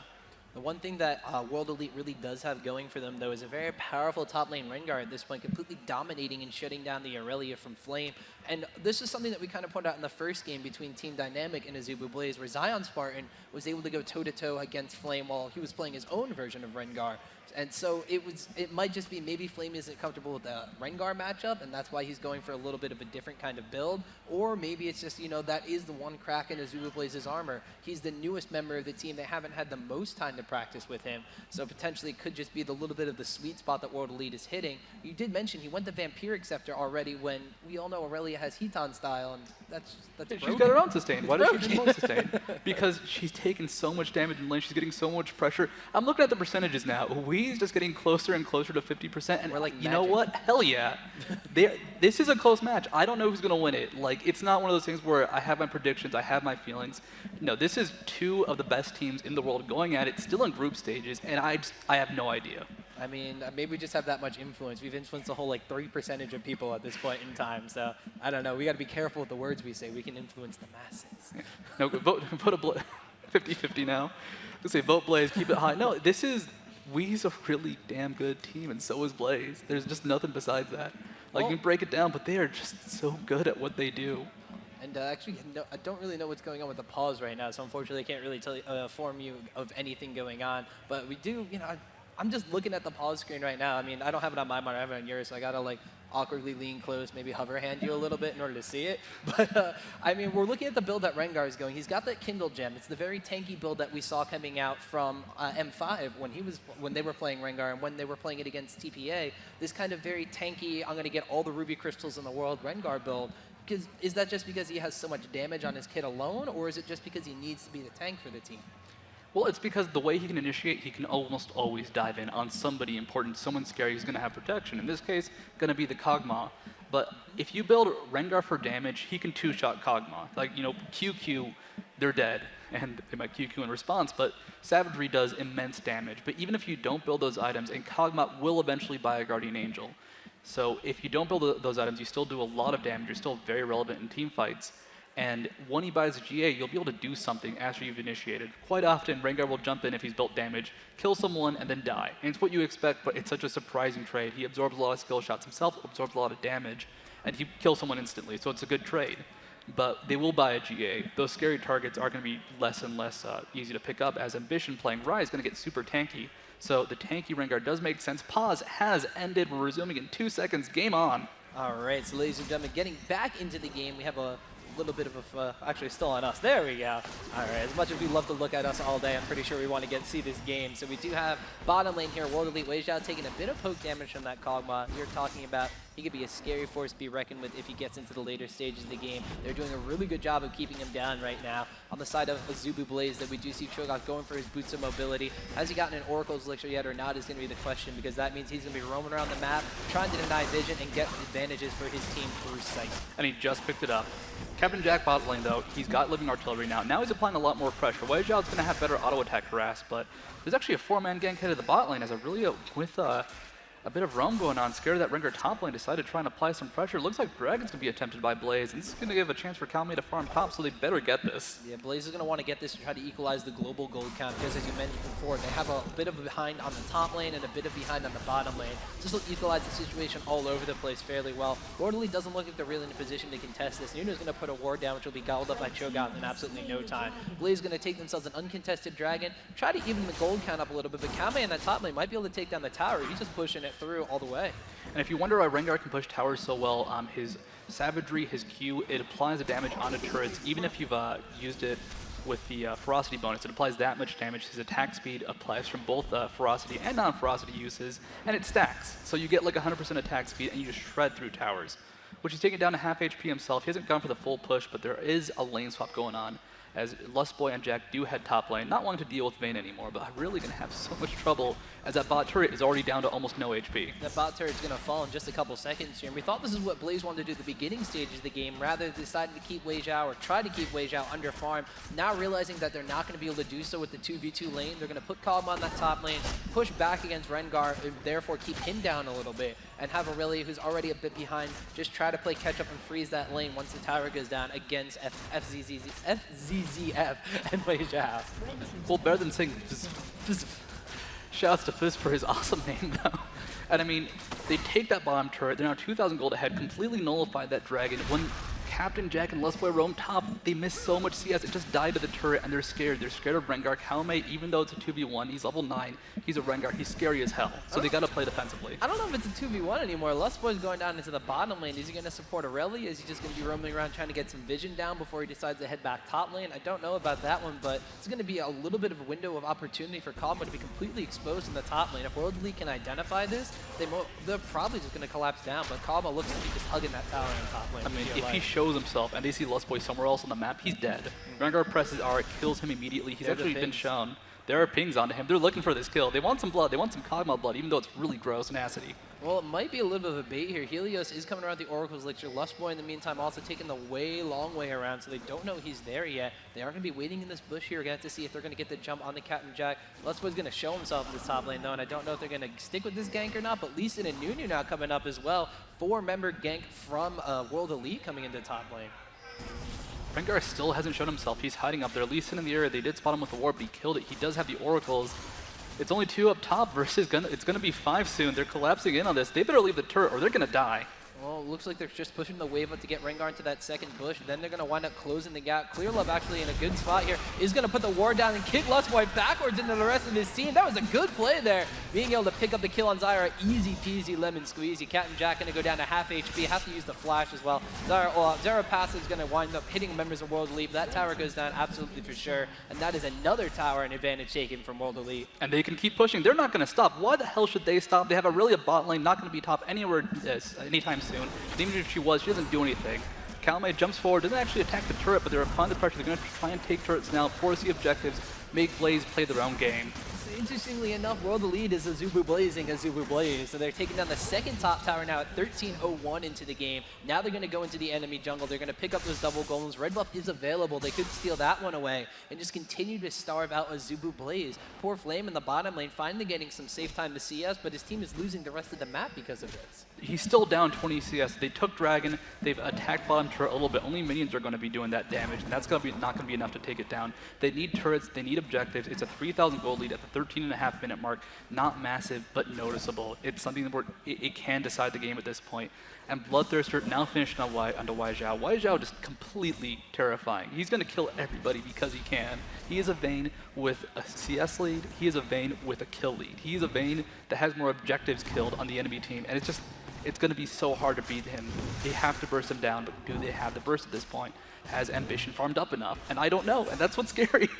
That's also a Vayne with about a 1700 gold advantage on the enemy AD carry. And when that's a Kog'Maw, Kog'Maw's not going to be dealing nearly enough damage if he doesn't get into that late game state. As you mentioned, Bloodthirster farming away. Kog'Maw not even completed his Zeal yet. So Kog'Maw's DPS is nowhere near Wei Zhao's Vayne. So Vayne, very, very scary looking at this point in the game, but so is the rest of Team World Elite. We haven't talked much about this mid lane though, as Rise gone, picked up his Catalyst, has a Tear of the Goddess, he's been racking up the stacks on there, has a blue buff as well. But on the opposite side, besides Diana, there hasn't been a lot of kind of trading action going back and forth, but you gotta remember, Diana went into a lane almost 10 CS behind, and with first blood gold against her, and she's doing a really good job. I mean, she's only 15 CS behind at this point. Well, about 20. Still, it's very equal. Top lane being pushed in by Kalme again. Rengar is just going to keep being aggressive towards top. If they ever leave someone alone to defend, because you can 1v1 most people, they might die, they might lose an inhibitor turret, or the rest of the team will push in and take some objectives.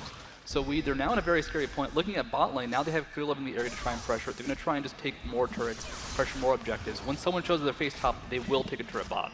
Looks like Wei Zhao kind of get a little antsy there, wound up hitting Flame as they were trying to set up a gank here with Clear Love coming around the outside, but he is just going to clear off a ward, and then continue to take away the wolves from the enemy team. And don't think that blue buff is up yet, otherwise they might be targeting that one next. But we are going to see panning back over to this bottom lane. Still the continued pressure from World Elite. Nunu and Vayne, and now at that point in time where Vayne is really scary, didn't need to go for the Zeal first, went for the damage because of the Blood Boil, and just look at her, racking up the kills, applying the pressure onto AZUBU Blaze and onto that tower, already missing about a quarter of its HP, and they've only been there for a couple seconds. This is scary for Blaze. They know that if they make a mistake anywhere on the map, Rengar will take advantage of it. Rengar will take the top turret. He can 1v1 Aurelia, he can 1v1 just about Aurelia, he has, or just about anyone. He has a stay. Actually running into Helios now, just gonna go aggressive because he can.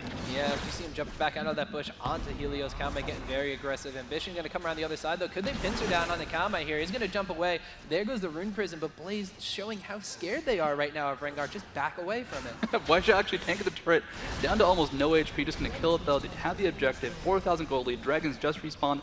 Waijo's gonna heal a lot just from auto-attacking Dragon. And this is the problem they have. Like, they can't fight this. Aurelia doesn't do enough. They really just can't. I thought they might use that opportunity to try to chase after this and go on to Wei Zhao while he's extremely low, but look how quickly they take down that Dragon. Lee Sin with the Madred's Razors hasn't even been able to chance to complete his Wriggles Lantern, but between that and the Silver Bolt stacking damage from Vayne, there goes the ultimate pop down on a Kog'Maw, knocked against the wall. Captain Jack, that is lights out. That is an entire World Elite team, and yet another kill going to Wei Zhao's Vayne. Captain Jack being dishonorably discharged right there. They are so dominant right now. There is no protection for Kog'Maw. And look at what will happen if AZUBU enforces that team fight. They're going to not be able to get the Vayne. They're going to have Diana diving in them. They're going to have Kalme diving in them. Nunu for the zoning. Same with Clear Love. And they're just going to keep pressuring right now. With Kog'Maw gone, they don't have that much wave clear. Rise isn't so good at it himself. And it looks like they might have held for now, but they do not have the map anymore. They just don't. And that's actually a testament to where Kog'Maw was. He was standing underneath his own second tower, and they just dove him as a full team. They had no idea that they were there. They knew that they probably went back to Dragon. They had no idea where they were moving as just a unit. And that is just like, we had Cho'Gath pick up the Boots of Mobility and Oracle's Elixir to try to clear out the map. He's been doing so and trying to clear out wards, but they haven't been able to secure their own because Lee Sin went that Wriggles Lantern early on, got his own Oracle's Elixir for his team, and is letting Wei Zhao, letting Messiah, and letting Rengar just continue to push throughout the map and just take advantage of AZUBU Blaze everywhere. I mean, right now, AZUBU, they're the nerds. They're the bullies, they're shoving them up to the lockers, taking their lunch money, and they just can't do anything in response. They have to gather up. They have to force a team fight because the 1v1 capability is not there on anybody. Ambition, he's Rise. Rise is a great character once you've gotten enough items, but that's not the case. He barely finished his Rod of Ages. That's going to take some time to build up those stacks to be really efficient and effective. And just across the map, it's kind of the same thing, where Flame can't fight, the rest of the team can't fight, and they're just going to keep pressuring. They know if they just split push, they'll win. They group up really quickly, take a turret, and they can just go back to split pushing, keep getting an advantage. Kalme in this bottom lane has completed his Warmog's armor, so he's a very, very tanky kitty cat Rengar indeed. But going up against his Kog'Maw now, Captain Jack only has just completed his Zeal, trying to get that Phantom Dancer to get the extra DPS out. One thing that will work out for Kog'Maw fairly well is as the game goes on, he'll just naturally deal more damage from that Bio-Arcane Barrage, and having a very tanky Rengar, you know, he's not going to be the perfect target for him to hit, but if he does get caught in a position, or they catch Rengar out of position as he continues to just split push away, eventually Kog'Maw's will be able to deal enough damage with that percent HP shred on Bio-Arcane Barrage, but at this point in time, there's just no way he's dealing enough damage. Oh, Helios is not in a good spot right now. Helios actually getting tagged down by Jatt, gets condemned out of everything, but a Moonfall from Messiah is going to pull him back in, and that is another kill for Team World Elite, and it looks like this is going to give him a Baron attempt. Baron pings are down Aurelia bot lane, so is Rengar, but Rengar actually distracting Rise at the same time. It looks like Lustboy and Captain Jack are headed up there, but they don't have a smite, they don't have a lot of damage to hit him with. And what is Calme doing? He's just letting them chase after him. He's so tanky, he can tank these tower shots. He might die in this one, but look at this. His team's gotten Baron. Now he has the Baron regen on top of everything. The extra damage comes through. Flame is taking so much damage. Ambitions, he can't even get over the wall there. He doesn't want to burn Flash. He wants to zone them out in their own base and try to collapse on it when their turrets are gone. He still has Flash up. He can get out of there if he wants to. Well, just wasting their time. Uses his ultimate, not actually going anywhere. Wow, that was awesome by Calme. He's gone! Wow. He used the vision reveal from his ultimate to see when they've gotten out of position, use elite from his stealth, and of course, when you flash from stealth, it doesn't actually break you out. Rengar, why are you so broken? Calme, why are you so damn good? And that just let World Elite pressure this mid lane. AZUBU Blaze was all just waiting there. It's like when you play a bot game and you go invisible and they stand next to you because they know you're there, but they don't leave. It was the same exact thing that happened there, and Calme just baited all of AZUBU Blaze. His team got Baron for free. They put pressure in that mid lane. They put more pressure on that bottom lane. On top of that, he got a lot of CS. He got a lot of CS. He wasted a lot of their time. Now, 5 Baron buffs on Wii. They're scary, they're strong, they have a 7,000 gold lead. They need to buy some items. Once they've done so, actually, they just did that. So Phantom Dancer finished on Vayne, has a Longsword going for that last Whisper. Rengar, Chain Vest, Nigatron Cloak also has the Warmugs. Everybody's tanky, everybody's getting scary. Zeke's finished on Nunu. That's a big deal. That's a very big deal. You have a Zeke's on the Nunu for not only the Vayne who's getting Blood Boil, but the Rengar who's been taking swings away. Lee Sin who's completed an Aegis of the Legion of his own. That is going to be a very powerful World Elite when they get into these team fights. And just taking a look at the items that Vayne has. Phantom Dancer, Bloodthirster, double Dorians, going for potentially a last Whisper with that Longsword in her inventory slot. Look at Kog'Maw, only has the Phantom Dancer. There's a whole 2 or 3 items that Vayne is up on Kog'Maw right now.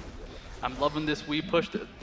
They can go aggressive. They've got the siege capabilities. Who's going to wave clear that well in AZUBU? Captain Jack can try and do so, going to take a lot of damage in response, though. And if Helios tries to wave clear, he's going to use all the skills, but there we go. Calme's actually going in as well. There's the absolute zero being popped from Nunu. Double kill being picked up by Diana. She jumped in as soon as Rengar did. Vayne on the back of this, going to take up a kill from Kog'Maw. Meanwhile, Rengar's going to melt that Ambition's Rise and Flame, the only one left, and he is snuffed out by Weizhou. That is a complete ace from World Elite. 5 for none against AZUBU Blaze, and they surrender! Blaze forfeits, and World Elite going to advance from the group 2-0. World Elite looking just spectacular right there. Who cares if that's your base? Who cares if that's your turrets we're diving? We're going to chase you guys down, we're going to murder you, and the most damage we're going to take is from Kog'Maw's passive and Zyra's passive because we've already killed you.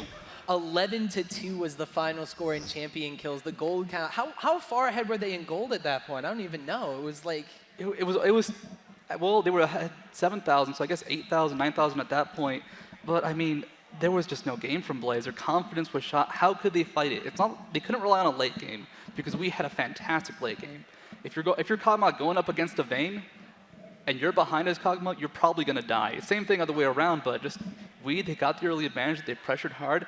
We going over to shake Blaze's hands. They've got the sportsmanship. They're cordial. They are awesome as hell. And Blaze, being cool in response too. That was such an awesome game. We were talking about how is World Elite going to contest against the AZUBU Blaze style. You know what they did? They did it better. They played the Blaze style. It's like, all right, that's your plan. We'll just do it. Okay, whatever. It works when teams go against M5. You say when you play against M5, well, you just be more aggressive than M5, and that's how you beat them. Well, like when you're going against AZUBU Blaze, you be more AZUBU Blaze. You be Blaze. more aggressive. You be hyper aggressive. More on fire.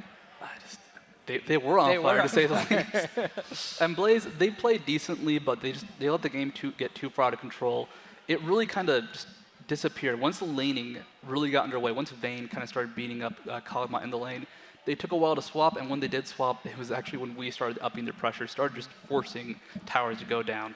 Well, if you think about it, let's take a quick look at what Blaze did for their champions. I mean, they had an Aurelia, they had a Kog'Maw, and they had a Rise. all this was, well, Aurelia was picked first, but Rise and Kog'Maw were in response to the Vayne pickup. Since Vayne is a very late game champion, they figured World Elite was going to try to drag it out, and if they have 3 very powerful late game champions, they figured they could take it to World Elite in that kind of style game. However, Rengar got such an early advantage in that top lane against Aurelia and just completely shut her down. She wasn't able to be the beast that Aurelia normally gets to be. She barely got any items that game past that Vampiric Scepter and Ninja Tabby. On top of this, Vayne got the farm and the feed that she needed in the bottom lane to just outclass Kog'Maw before Kog'Maw can do absolutely anything. And World Elite just took it from there and ran away, while Blaze was kind of left with a bunch of late game champions and just never got there. And I can see a cool guy holding a "I believe in Captain Jack" sign. And I still believe. They're not out of this yet. They're still in group stages. Now they have to play against Fnatic. It's going to be a pretty good match, to say the least. I'm expecting a lot from Fnatic. I'm expecting a lot from Blaze. Blaze, they're not known for losing that much, so I don't know how this affects their confidence. But they're still in there. They can still hit winners. They can still be strong. However, we never actually, I don't think we've ever seen Fnatic go against AZUBU Blaze. And well, we haven't seen a lot coming out of Fnatic lately. They've completely revamped their team since compared to Season 1 finals. They're here. They're not lucky that they got here, but they're here. They're making a showing. They're making their presence known, and they're good. Now's their time to shine. Now's their time to look awesome. They lost against World Elite in the first match of this group. So after beating Team Dynamic and getting into this kind of, the last match, the redemption match, the who advances to the winners bracket match, they're actually hungry. They want this win. If it's going to be against World Elite or AZUBU Blaze now, I mean, they're going to try to take it as hard as they can. So it's going to be a very interesting match regardless. I mean, who's going to win? I don't know. That's how I feel about all these matches. That's what I love about this tournament. I don't know who's going to win anything. Even if it's, a brand new team versus one of the older names, it could go anywhere. That's what I love about the percentages, because I could just be like, yeah, that one. or I could do the patented Optimus Tom thing and vote for the one that's a lot lower, because that's what I do.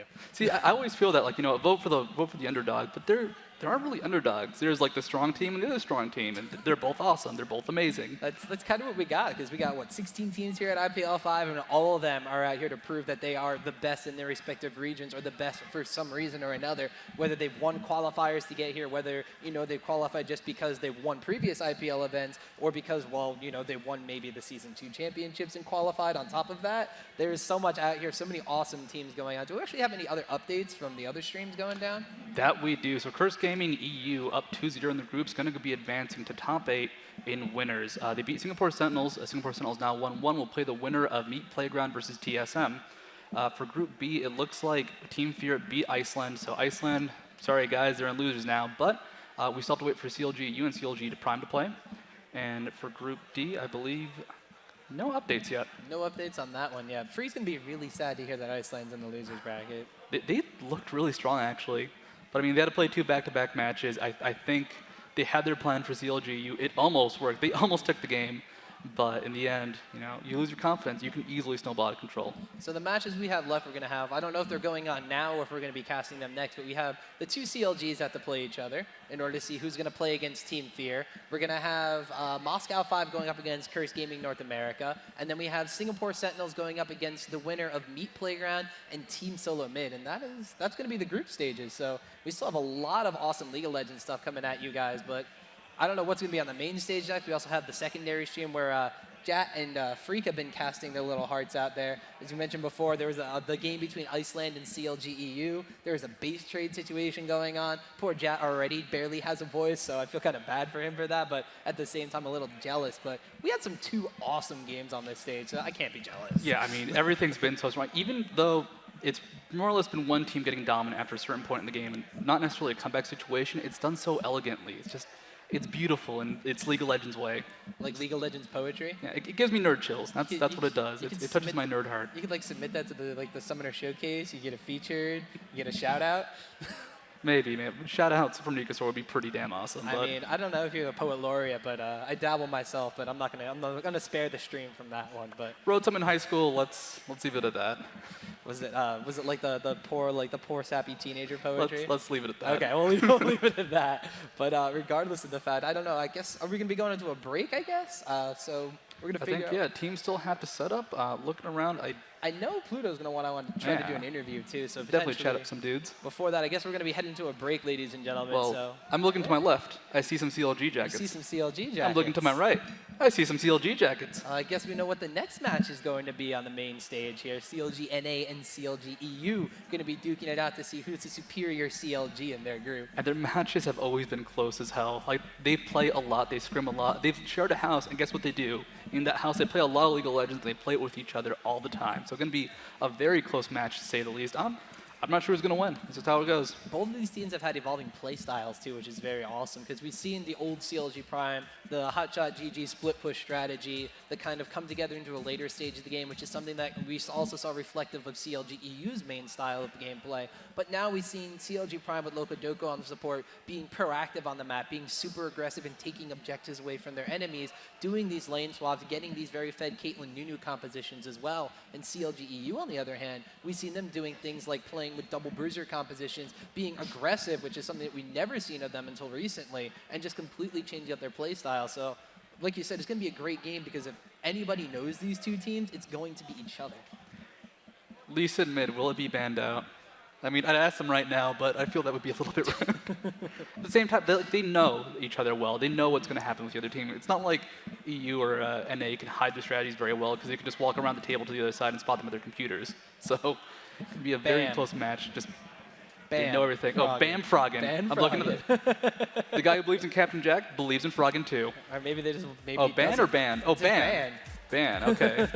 So in other words, they're going to wind up banning out just, you're going to see in the Champions League the little Froggen picture, that's what it's going to be. He's going to have to walk off there, have to get J-Re back. Well, it's like, how do you ban out Froggen? It's like you ban out Anivia, but then you just pick something else. Oh yeah, ban out Lee Sin, but you're running out of bans at that point. By the time you use 3, he still had like 40 champions that he hasn't shown off yet. All right, so ladies and gentlemen, when we get these games set up, we're going to take a short commercial break, but we'll be back at IPL5 in the Cosmopolitan in lovely Las Vegas in just a little bit, so stay tuned.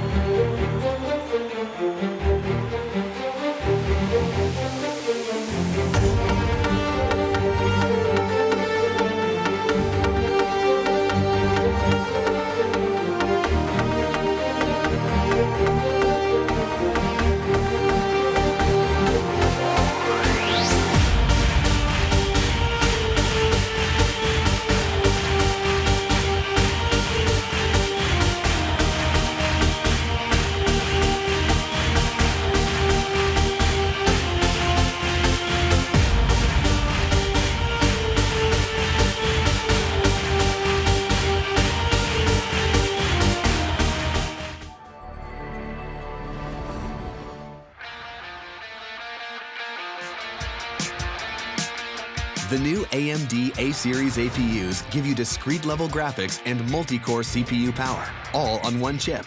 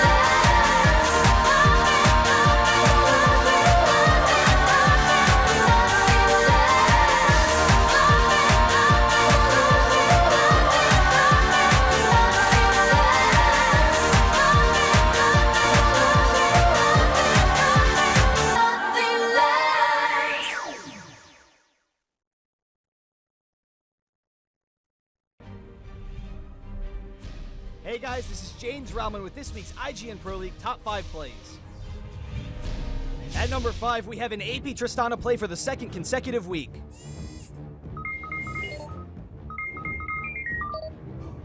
Boom! That is ridiculous. Let's take another look.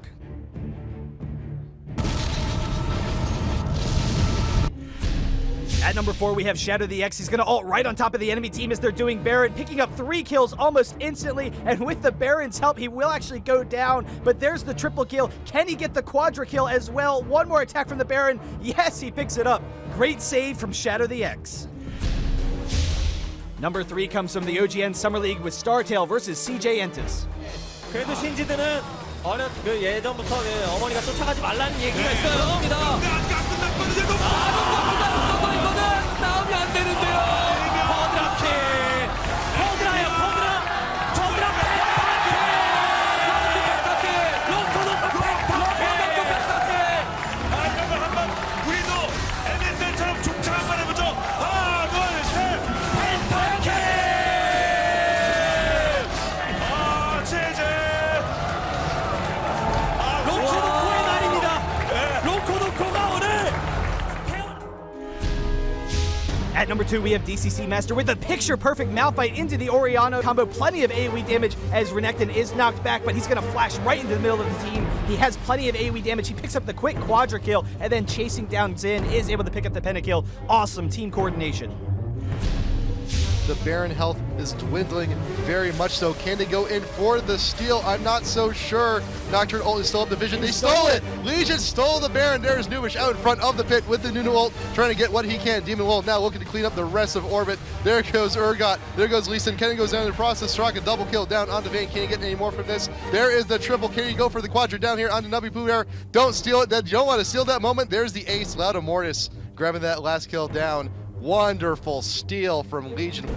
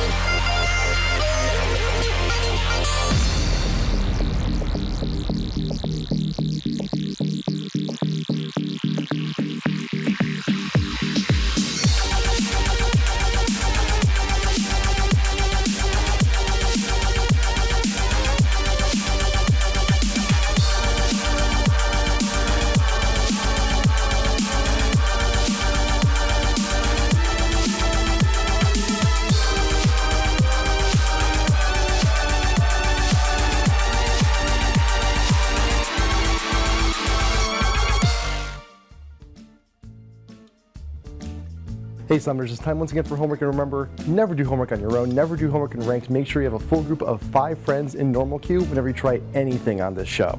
So this time around, let's take a look at the bottom lane of Mono Ferris, a match made in heaven, Morgana and Draven.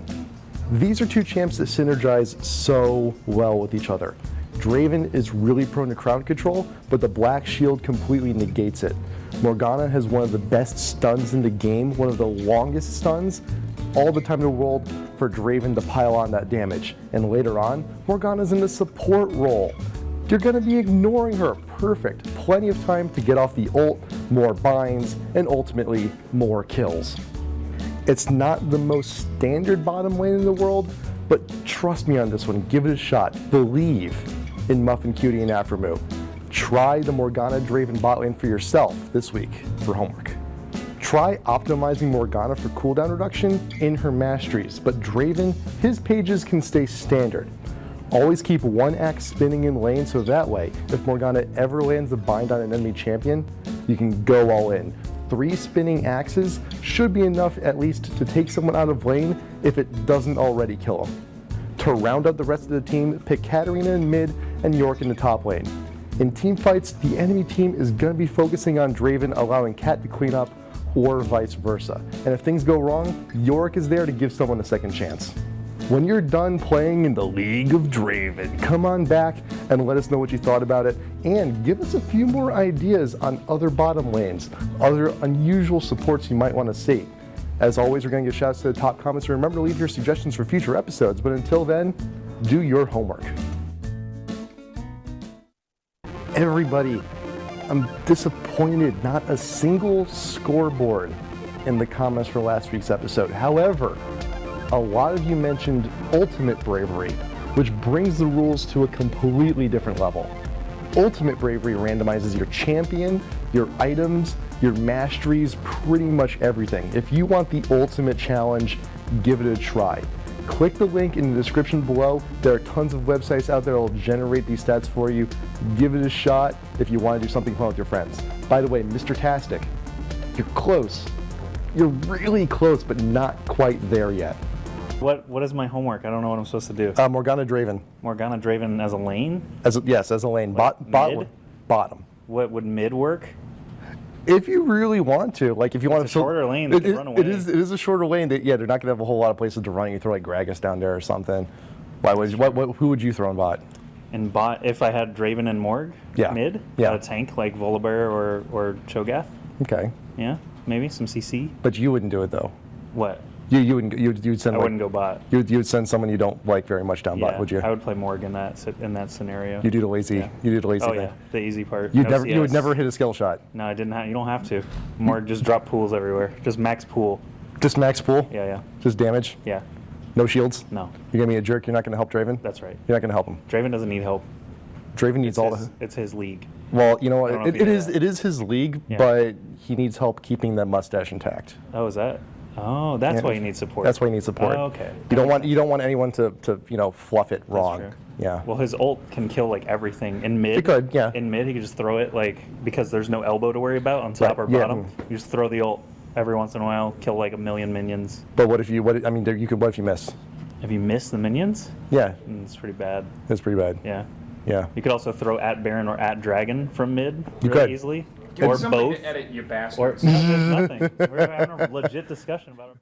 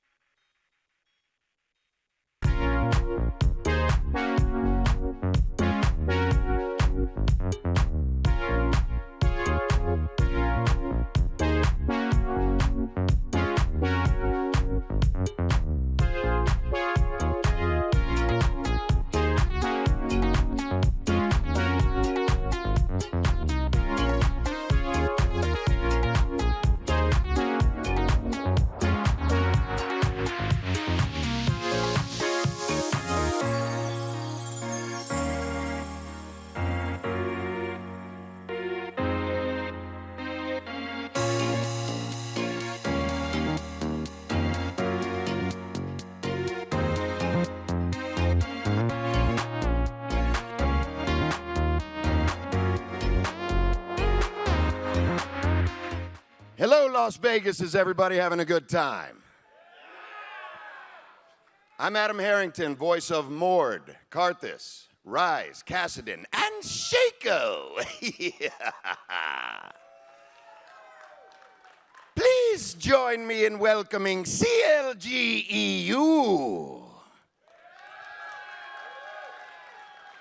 and CLG.NA and our lovely casters, ladies and gentlemen.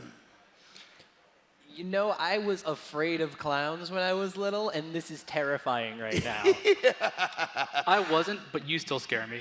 I don't bite, gentlemen.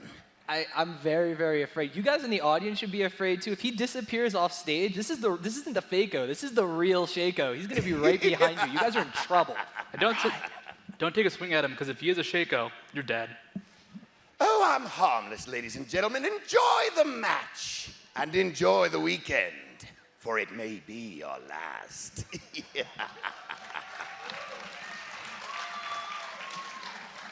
Just like Shaco to disappear right before a very exciting fight.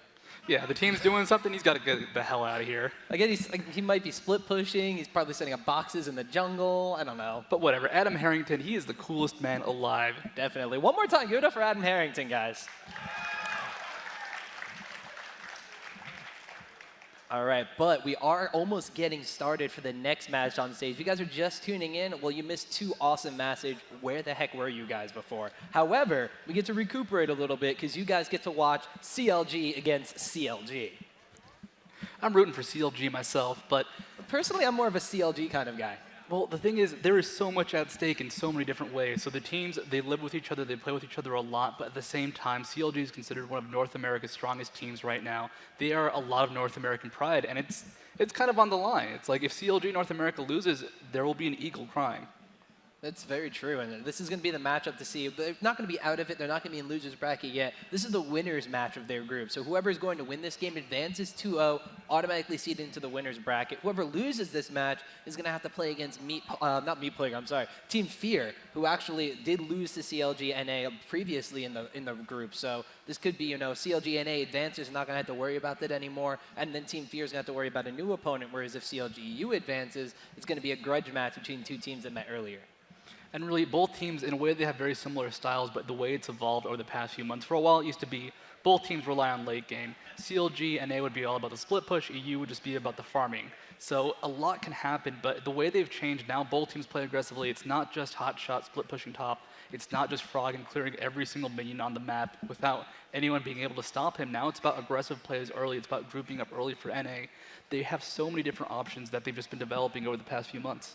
Not to mention, it's about kind of interesting team composition. It's about like double bruisers that CLG.EU can whip out at any single time. Aurelia and Lee Sin, of course, very powerful champions, especially if you're given Frog and Lee Sin. So it's a very possible choice that they're going to be running a more aggressive composition than what we're used to being the quote-unquote standard kind of CLG.EU style. Whereas on the flip side, same thing from CLG.NA. Now that Locodoka has kind of breathed a bit of a new life into the team, just coming in with his own thoughts and ideas. Chowster moving into the jungle, being extremely proactive and being a very good jungler in this team, actually ranking probably up there in one of the top North American junglers between not only his ability to play the champions, but also now call shots throughout the entire map while he has vision on it rather than just being in the support role in the bottom lane. CLG.NA has all of a sudden come out of their own kind of passive kind of style, gone a little bit more aggressive with these lane swaps, gone for that kind of Caitlyn Nunu kind of composition and just getting to the point where even if they do just want to farm a little bit and get that far ahead of their opponent, they're doing it through taking objectives and forcing fights now rather than being passive. And this has never been a matchup that's been easy for either side. Every single time they've played, it's been 2-1. MLG Anaheim, it was barely a win for CLG North America. It was actually Froggen thinking he died as Karthus, using his ult a bit too early that ended the game for them. MLG Dallas, same story, incredibly close match. In that case, though, EU won. So both teams, they've played a lot together. They've played in tournaments, in houses. It's always been 50-50, or at least really close to that. So personally, like, I got to root for CLG North America. It's like they live near me. They're my people. They are your people. Okay, well, if that's the case, then I'm going to root for CLG.EU because I'm going to be like Joe Miller and play devil's advocate here and be the opposite side. Well, they're also really good, so they got that going for them, too. I mean, I personally like that. I mean, well, we already talked about it a little bit beforehand as we're about to get into the picks and bans phase now. Do you think that these people are going to be banning out the champions that we used to see them banned against? Like, Froggen with Anivia, potentially Lee Sin. We could see maybe Cho'Gath bans or Nidalee bans coming out from the champion select. Or are they going to be knowing how to play against one another? And are we going to just see bans that maybe target at specific strategies one may know that the rest don't?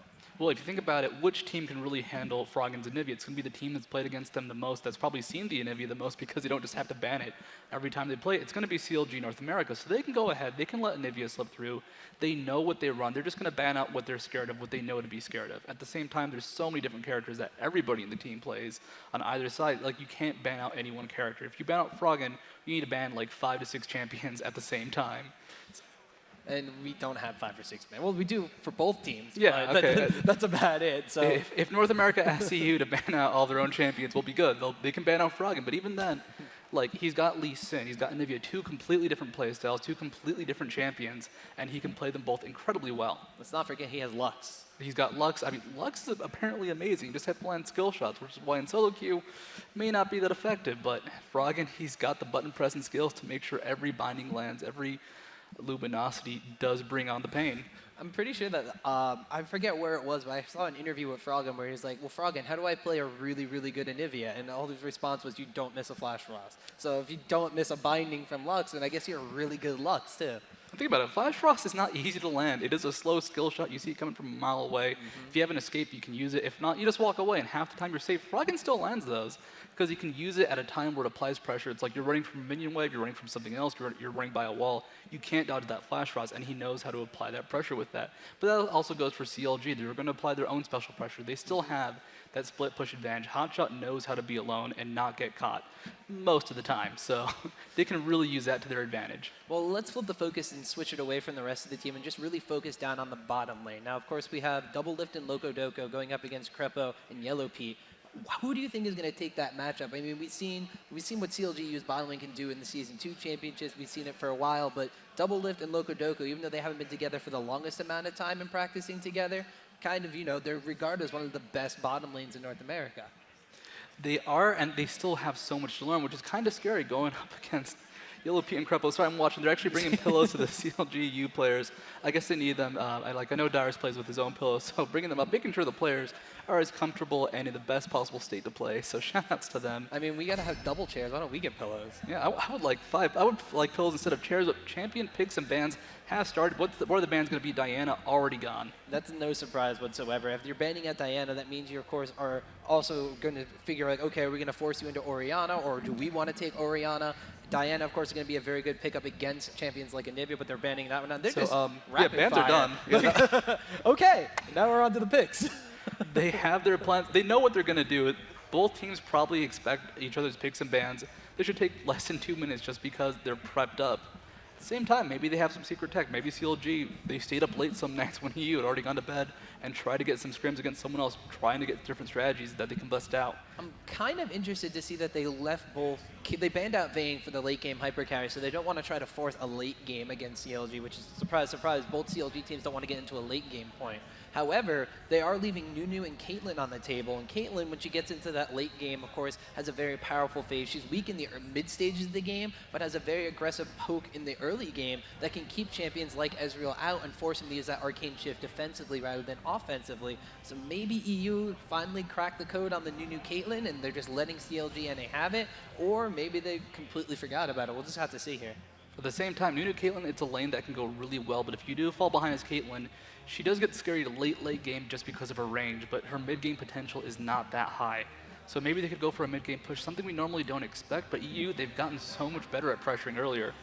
We do see Shen being picked up as well as Nunu, so Hotshot potentially could be taking Shen into the top lane. Hasn't really seen Chowster playing a lot of jungle Shen, so just assuming here that we could potentially have that split push threat from CLG.NA. We have Shen, of course, can be still picking up items like Ionic Spark because it's still around, not for much longer, but it's still there. It's alive. He could also be going for the tankier kind of Shen build, still split pushing with his Sunfire Cape. We're going to have to see, though. They did want to give him that one away almost for free, so NA might fall into that split push strategy where EU might apply a little bit more pressure, going with a support Zyra and a Maokai pick. And is that Twitch? That is a Twitch. That is Double Lift Twitch coming out. This is a secret tech.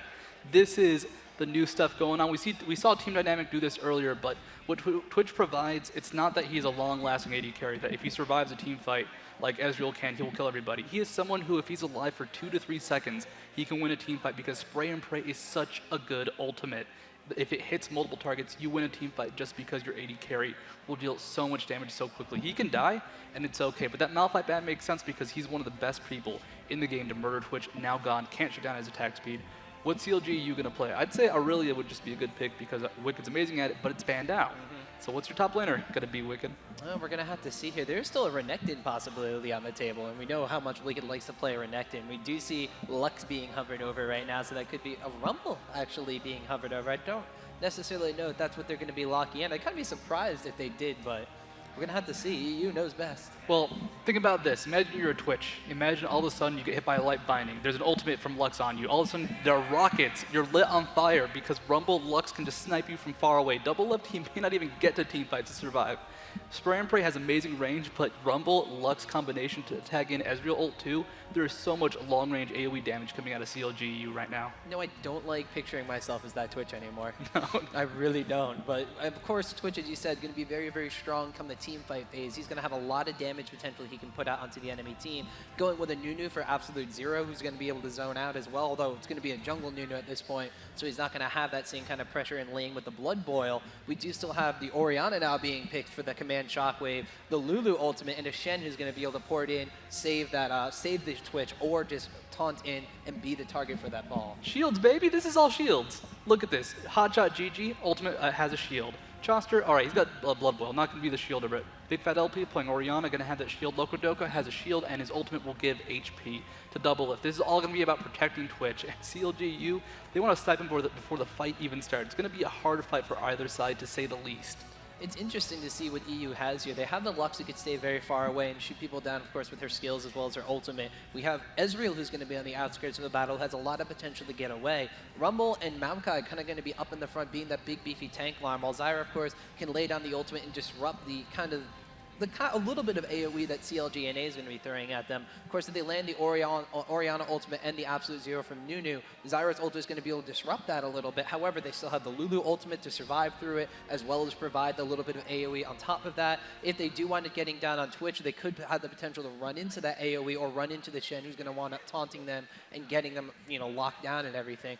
It's really interesting. Like, EU has a strategy that I feel like they want to stay far enough away from the fight to run away if their tank line dies, but CLG.NA kind of has this we're going to get in your face kind of comp, and we're going to have to see what just works out. Well, the way I see it is, normally people talk about how 3 people on one team can focus the AD carry. In this case, there are 9 people going to be focusing down that Twitch.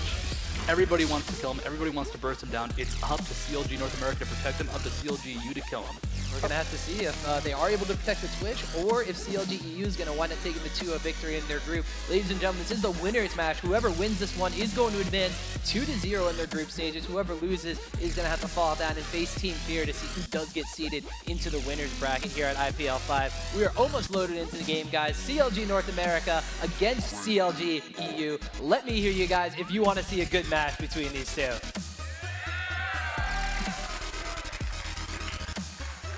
I'd say that's we want to see a good match. Although we still have the banned Froggen sign up right here in front row. I mean, maybe Lux is apparently not good on Froggen, but we've seen him before. He dominates with it. You just can't ban the guy out. But level 1, it started. Who's going to go where? Who's got the better level 1? Looking at CLG.EU, they don't have that much hard CC outside of Light Binding and Zyra's Grasping Bind, which are very effective, so it's enough to be usable. CLG, they have Hotshot who can have his taunt, Orianna's going to have Vision, and Lokodoka, if he lands a Glitter Lance, that's a really strong slow at the early part of the game. So we could potentially see CLG.NA being the little bit more aggressive ones in this early level 1 stage, which still talking about 2 CLG teams, even though it's been months since they've changed up their playstyle, still seems really, really weird to me. We do have double lift kind of going into this top rush. Might be indicative of a lane swap as Lulu's up here as well, or it could just be a defense against the jungle invade Frog, and he's going to put the binding down. Barely misses double lift there. Just really, really quick reaction time to get out of that one. Has to go invisible to get away from EU, but now EU on the offensive, going for the invade against CLG.NA. they're going to keep chasing. They will be spotted from that brush. Are they going to go offensive on this? Double Lift kind of baiting them in there. There is a Harpoon going down from Wicked. He realizes the rest of NA is there. Dodges the skill shots from Zyro, but they're going to get hit there by Lux. Locodoco dropping extremely low, has to flash away from this one. Snoopy deciding to go in, wants to get that first blood down onto Locodoco. Oriana ball goes through. Ezreal going to wind up picking up the first blood on that one as Locodoco's Lulu does fall. Now going on the Chalicer, has to burn the flash away. Big Fat LP trying to get a little bit of damage to turn them away, but Wicked's going to get a kill on Chalicer. And oh, Froggen's going to snipe down Big Fat LP before they can get the kill on Wicked. 3-0 for CLG.EU. To say the least, CLG.EU, they are in such a dominant position right now. They've got the kills. They control the fight. They got into the nerves of CLG North America. They have the Shen taunt. They have a lot of damage, but they just got so scared of committing, they didn't go for the fight. They just got hunted down and did not respond to the aggression. So as it stands, I mean, EU, they're looking strong, to say the least. They can do so much right now. Their lanes are ahead. A kill onto Rumble, a kill onto Lux, a kill onto Ezreal. It's all spread out nice and evenly. Looking at their items, Amplifying Tome, Doran's Ring, and Doran's Blade. They're coming into lanes so strong. We see pings going down as they did drop a ward in that brush during that level 1 fight, and they realize that Nunu is going to be starting at his own red buff. There's a ward down from CLG.NA to see if there's any funny business going down by their own blue buff, but it seems that that's going to be left alone by CLG.EU for now. So Chalister are going to be taking down that red buff, not even level 2 yet. I might be hitting that off that little lizard there. I think Lulu might have taken away a little bit of experience from that, but Froggen already level 2 in this mid lane here against Big Fat LP's Oriana. Gonna have to see how that pans out. And the CLG.NA lane swap was sniffed out from that level 1 engagement. So we have the ADs and supports in top lane and the top laners down in bottom lane. And right now, Rumble with the early advantage is going to be able to apply a lot of pressure. Doesn't have the Ignite for 90 seconds, but that won't be that big a deal. He can still be aggressive. He can still punish Hotshot GG for trying to get any CS. That early Amplifying Tome and the early HP and level advantage is going to be so much. Look at Snoopy here coming in just 2 seconds too late as Chalister was able to secure himself that blue buff, gaining a level 3 off of that one. So Snoopy is going to back off from there. Wanted to try to get in there and get it before Nunu did, but he went straight through there. Didn't even take his wolves before after that red buff, making sure he's able to secure blue buff for his team. We do see Big Fat LP now just continuing to push back and forth with Froggen. Froggen's side of the map getting a little bit more aggressive on the Big Fat LP, potentially pushing into the tower. Top lane, we just had the ADs and supports trading back and forth. Sia's advantage going a little bit in favor of Twitch, surprisingly, as he was a bit later. Was actually later to the party, but he did have to go back at that level 1 fight and join up at about the same time Ezreal did. So Chalister kind of doting around the mid lane here, giving Oriana some breathing room against Lux. Other than that, just nothing really much going on after those early invades. Lots of aggression top lane. Double actually using his stealth, trying to get out of any danger. That's the advantage they're going to have. He can try and use stealth. The Ignite will be counteracted by the cleanse that Double has not used, so they don't have to worry about that. At the same time, there's a lot of damage coming out of Ezreal right now. 1 good Grasping Vines, 1 good CC, and they might blow the cleanse, possibly kill him through his own stealth. It's going to be something that we have to keep an eye on here, as we did see Chalister taking away the enemy Big Wolves. He's going to continue to invade on Snoopy's jungle, but Snoopy being a patient tree in the bush over there, just waiting for Oriana to step forward. She's going to pop the dissonance, they'll get away from that one. So Snoopy, not going to be able to find a gank in mid lane, decides to return to his own jungle. Has her flash up, could not accomplish a whole lot, might have just been trying to blow it so you get the gank later. Still though, it's an okay position to be in.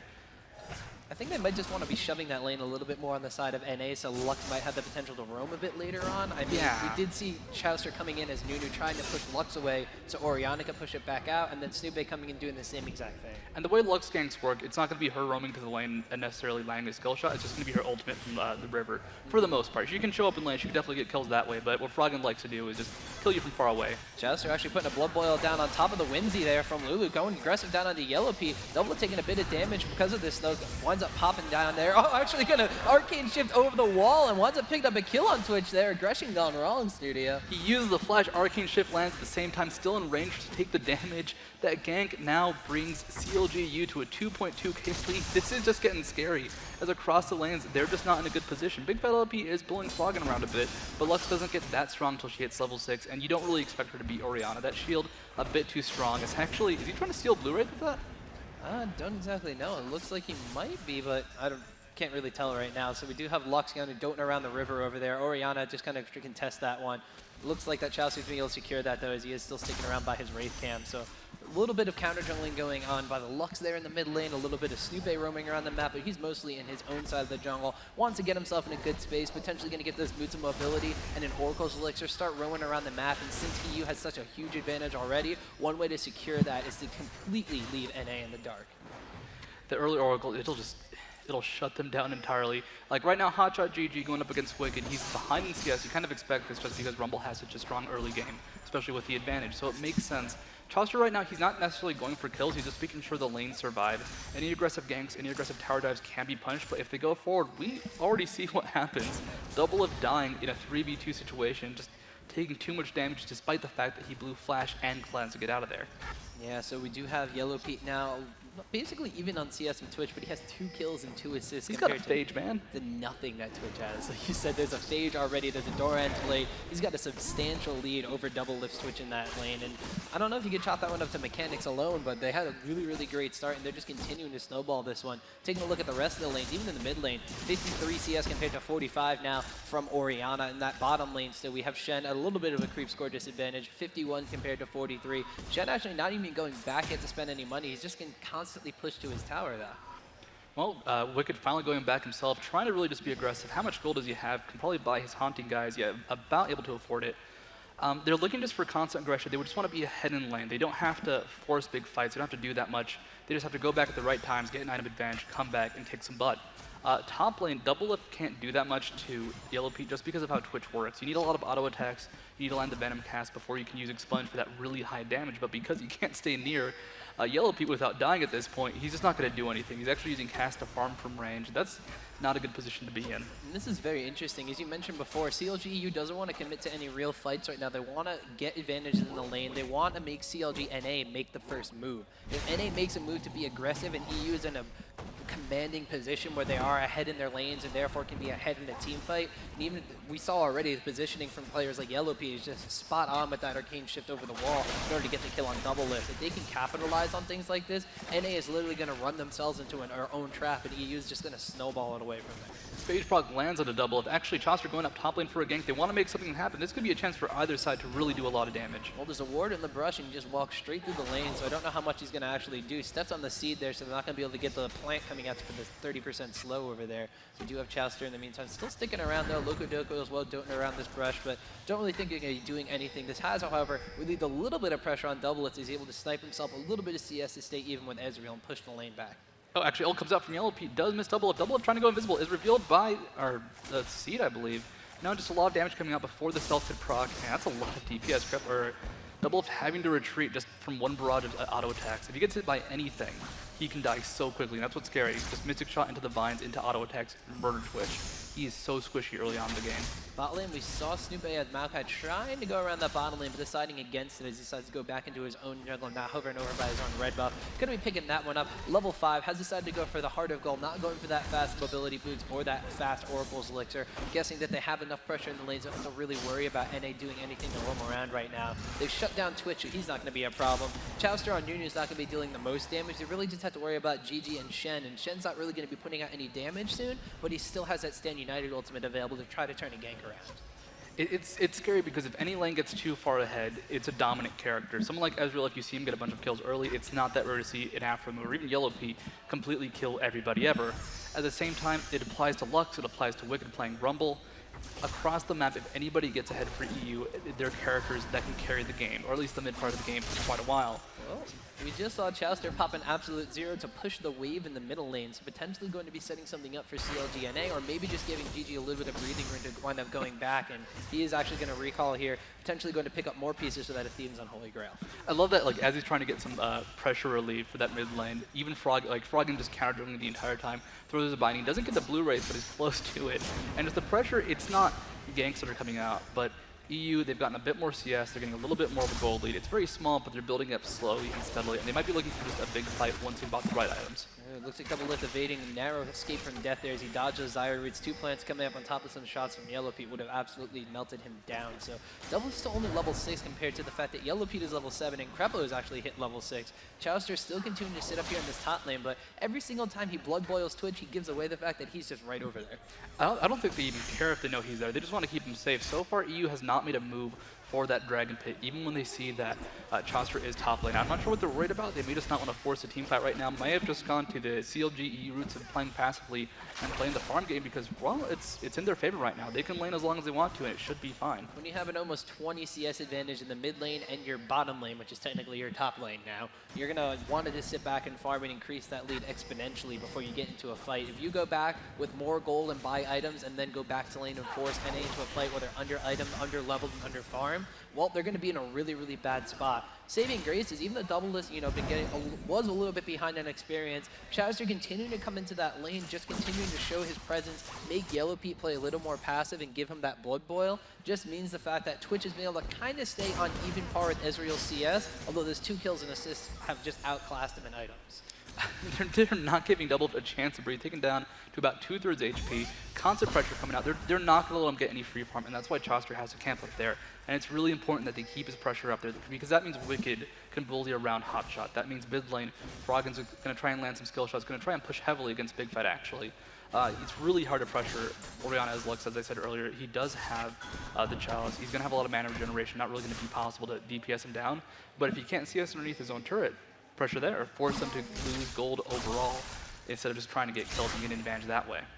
We do have in the mid lane, Lux deciding to go back, pick up her Athene's Unholy Grail due to that CS advantage and due to that kill advantage over Orianna before she can wind up securing her own. So now Lux with a bit of a commanding lead in that mid lane matchup now. 15 CS ahead as well as the completed items, so she might be able to bring a little bit more pain onto Orianna. Maokai actually kind of creeping around the side over here. He is going to walk over a ward though in that side brush, so I don't think he's going to be trying to sneak anything fancy here.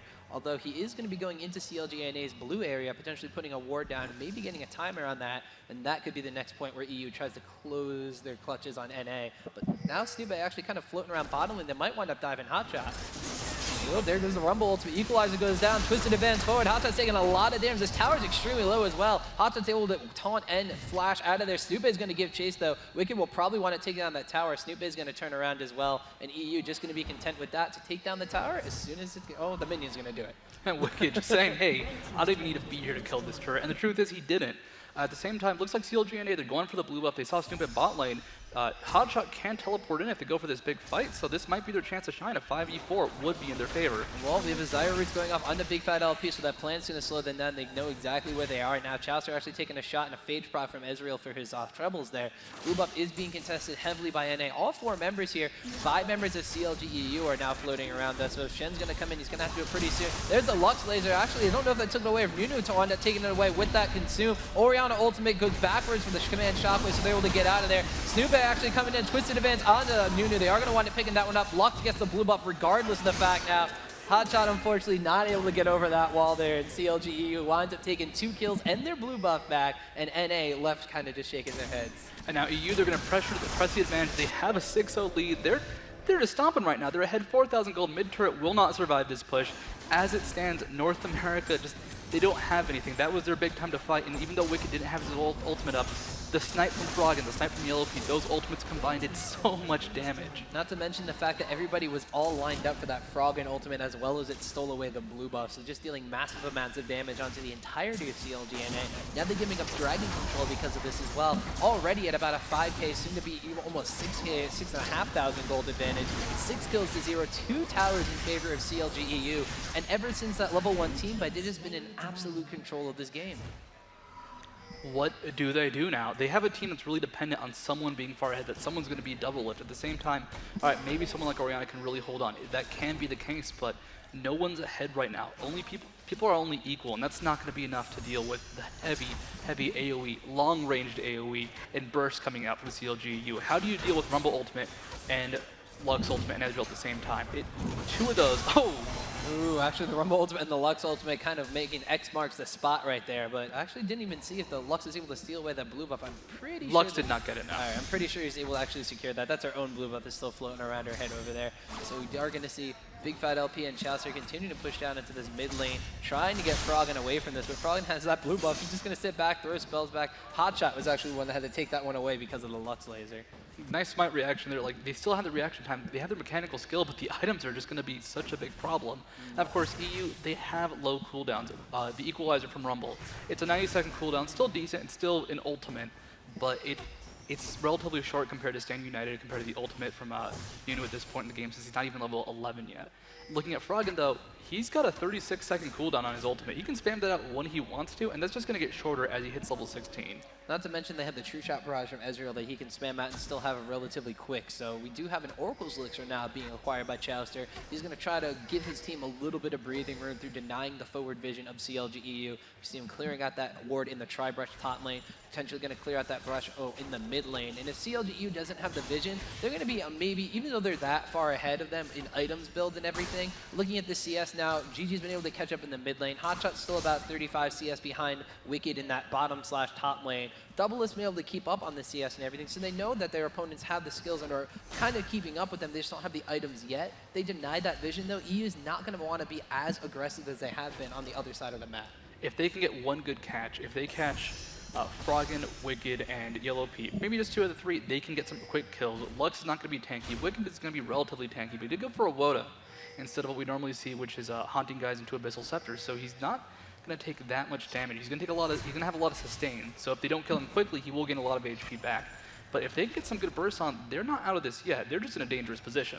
NA trying to make their move. Now they cleared out some of those wards in top lane. Hotshot kind of doing around here in that brush. Now we have Chowster moving up through the river as well. Going to check to see if there are any wards. Hotshot being very patient with this one. Knows there's a Zyra seed there. Waiting for Chowster to go forward first to check the brush for a ward. Winds up seeing there is a ward there, so they're going to clear this one out. And Yellow Pete and Crabble haven't been afraid of Chowster using the Zyra roots there, but they have been afraid of Hotshot. So the ping's going down immediately. NA wants to try to force this or at least take the tower. Hotshot reveals himself. 4 members of NA potentially just going to try to push this down. And what's the reaction going to be from EU? They have a lot of wave clear. Froggen is nearby. Oh, Flash! Are they going to go for this fight? Looks like Shen actually going to go under the tower. Zyra's go up. He walks back into it, gets knocked up. That's a lot of damage. Shen's taken. Lulu ultimate goes off, but Wild Growth is not enough. Yellow Pete's going to wind up taking down Shen. Oh, now Loco Doco. chasing after Loco Doco. Has the flash to binding. Dodges the Zyra roots. He's got some moves there. Puts the shield on himself. Double lift trying to get the poison cast down to get a little bit of extra slow. A little bit extra damage. Is he going to live? Lux says no. Going to snipe him down with the shot there. So double lift now left in a 2v3 situation as Chowster shows back up, but CLG.EU completely turned that around on NA once again. I mean, Hotshot flashes and taunts, just gets hit in the face by a light binding. Froggen uses his ultimate. Yellow Pete actually misses his own, but still end up taking. Actually, Chowster being caught out. Chowster, you gotta run! And that's still the 3 members of CLG.EU that have been there the entire time. Wicked's been clearing out the enemy jungle. Snoop has all of a sudden become the new mid laner for CLG.EU. Big fan LP, you gotta run. You got your flash up. Can you get out of this? Flash forward, but there comes a Shen. Ultimate Stand United goes down. There's the command shockwave. They might actually have them. Snoop's in tower range. He could potentially go down. Wicked will take Orianna down, but the tower damage will wind up reprising a kill onto Snoop. Hotshot now might be able to chase after Wicked, but Wicked with a 2-level advantage in the item advantage.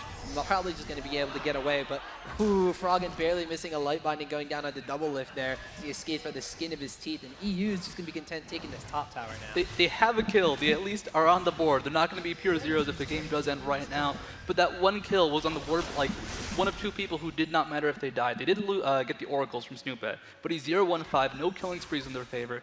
And of course, Snoop, he's okay with buying a second oracles. He has the gold to spare. He can do that when he wants to.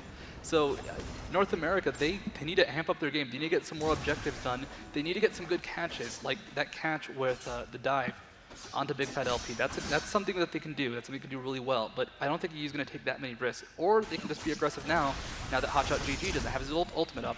Well, you talk about saying that CLG.NA needs to go for objectives, needs to get something under the belt. CLG.EU recognizes this. As Snoop on their way back, want to pick up an Aegis to the Legion, so they're going to be starting to prep themselves for their team fight kind of situations.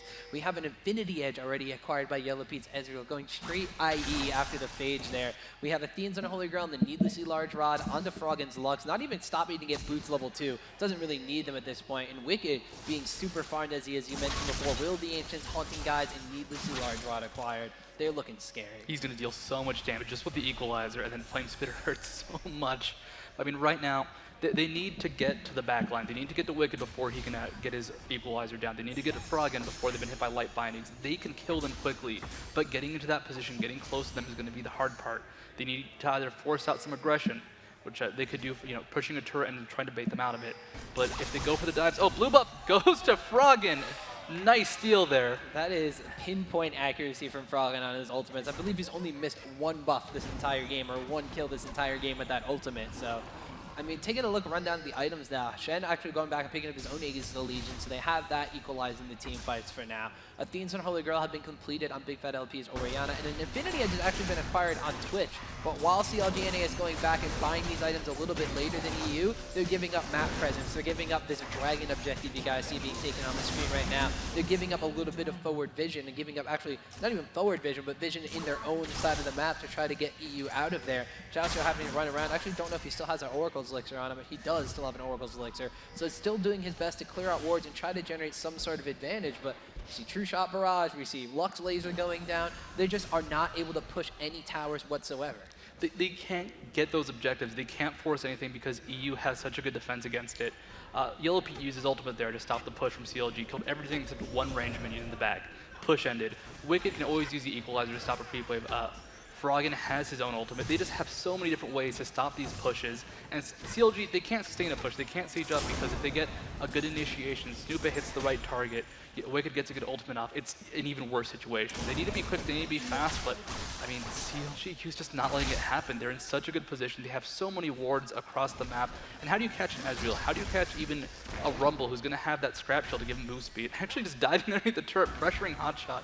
There's just nothing you can do. That's what happens when your team is up about 8,000 gold in this game right now. 9 kills to 1 and 3 towers. You're talking about how do you lock down on Ezreal? How do you lock down someone that's going to be getting out of there? Well, you have to chain yourself together as a team. They're actually going in right now. Taunt goes down on the Wicked. He's going to prop the equalizer there. Double can take a lot of damage. Hotshot's going to use the ultimate there. Don't know if he had to do that one, but regardless, Twitch is going to stay alive, and they are going to take down Rumble. Do you know how scary that was? They used Spray and Pray and the ultimate from Shen to stand united. That's a long cooldown. Now CLG used pressuring down mid lane.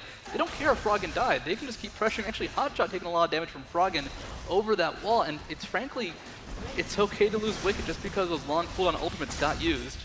Yeah, so they do take that mid tower down, pressuring into the base of CLG.NA. Chaucer, in the meantime, gets split pushing down the bottom lane with Nunu, trying to generate some sort of advantage, or at least get CLG.EU to maybe back off and fall down onto him. They're not taking the bait, though. They're pressuring this inner tower, realizing that, hey, Shen ultimate is down. Hey, Spray and Pray got used not that long ago. Now's our time to take some pot shots at this turret, take it down a notch, and if CLG.NA engages, we have our cooldowns up. We have a little bit of an advantage over them. Big Fat LP's got to land a shockwave if they do go aggressive. That's something that you can't have trouble with. Double lift! Oh my god, you're taken so low. He's got to retreat. Can CLG North America hold this? The plants will tank some turret shots. Froggen the Exterminator almost completely getting rid of Twitch's HP bar there. There's the Zyra ultimate going down to Big Fat LP. He's going to get knocked up even despite the flash. Trying to get out of this one. Lulu's Wild Growth is going to go off, but there's a twisted advantage from Snoopy. Looks like Yellow Pete's going to wind up picking up that kill, and CLG.EU now on with a bloodlust, as I guess is the theme of this IPL5 here, going down onto this inhibitor of CLG.NA. They're trying to frantically scramble around to defend it, but they're just poking away at it. They're going to take the inhibitor, they're going to fall back,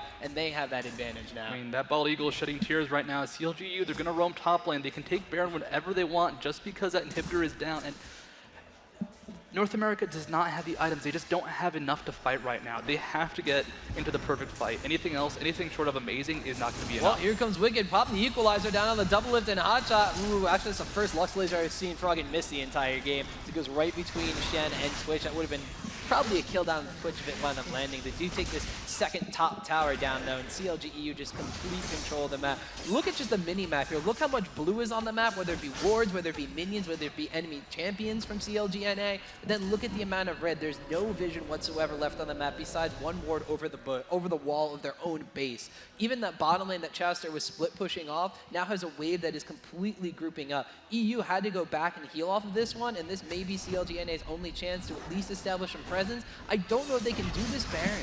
They have to. This is their last chance. They're not nearby. Ezreal's going to spot this out and help them out a little bit, take it down to about 5,000 HP. They need this Baron.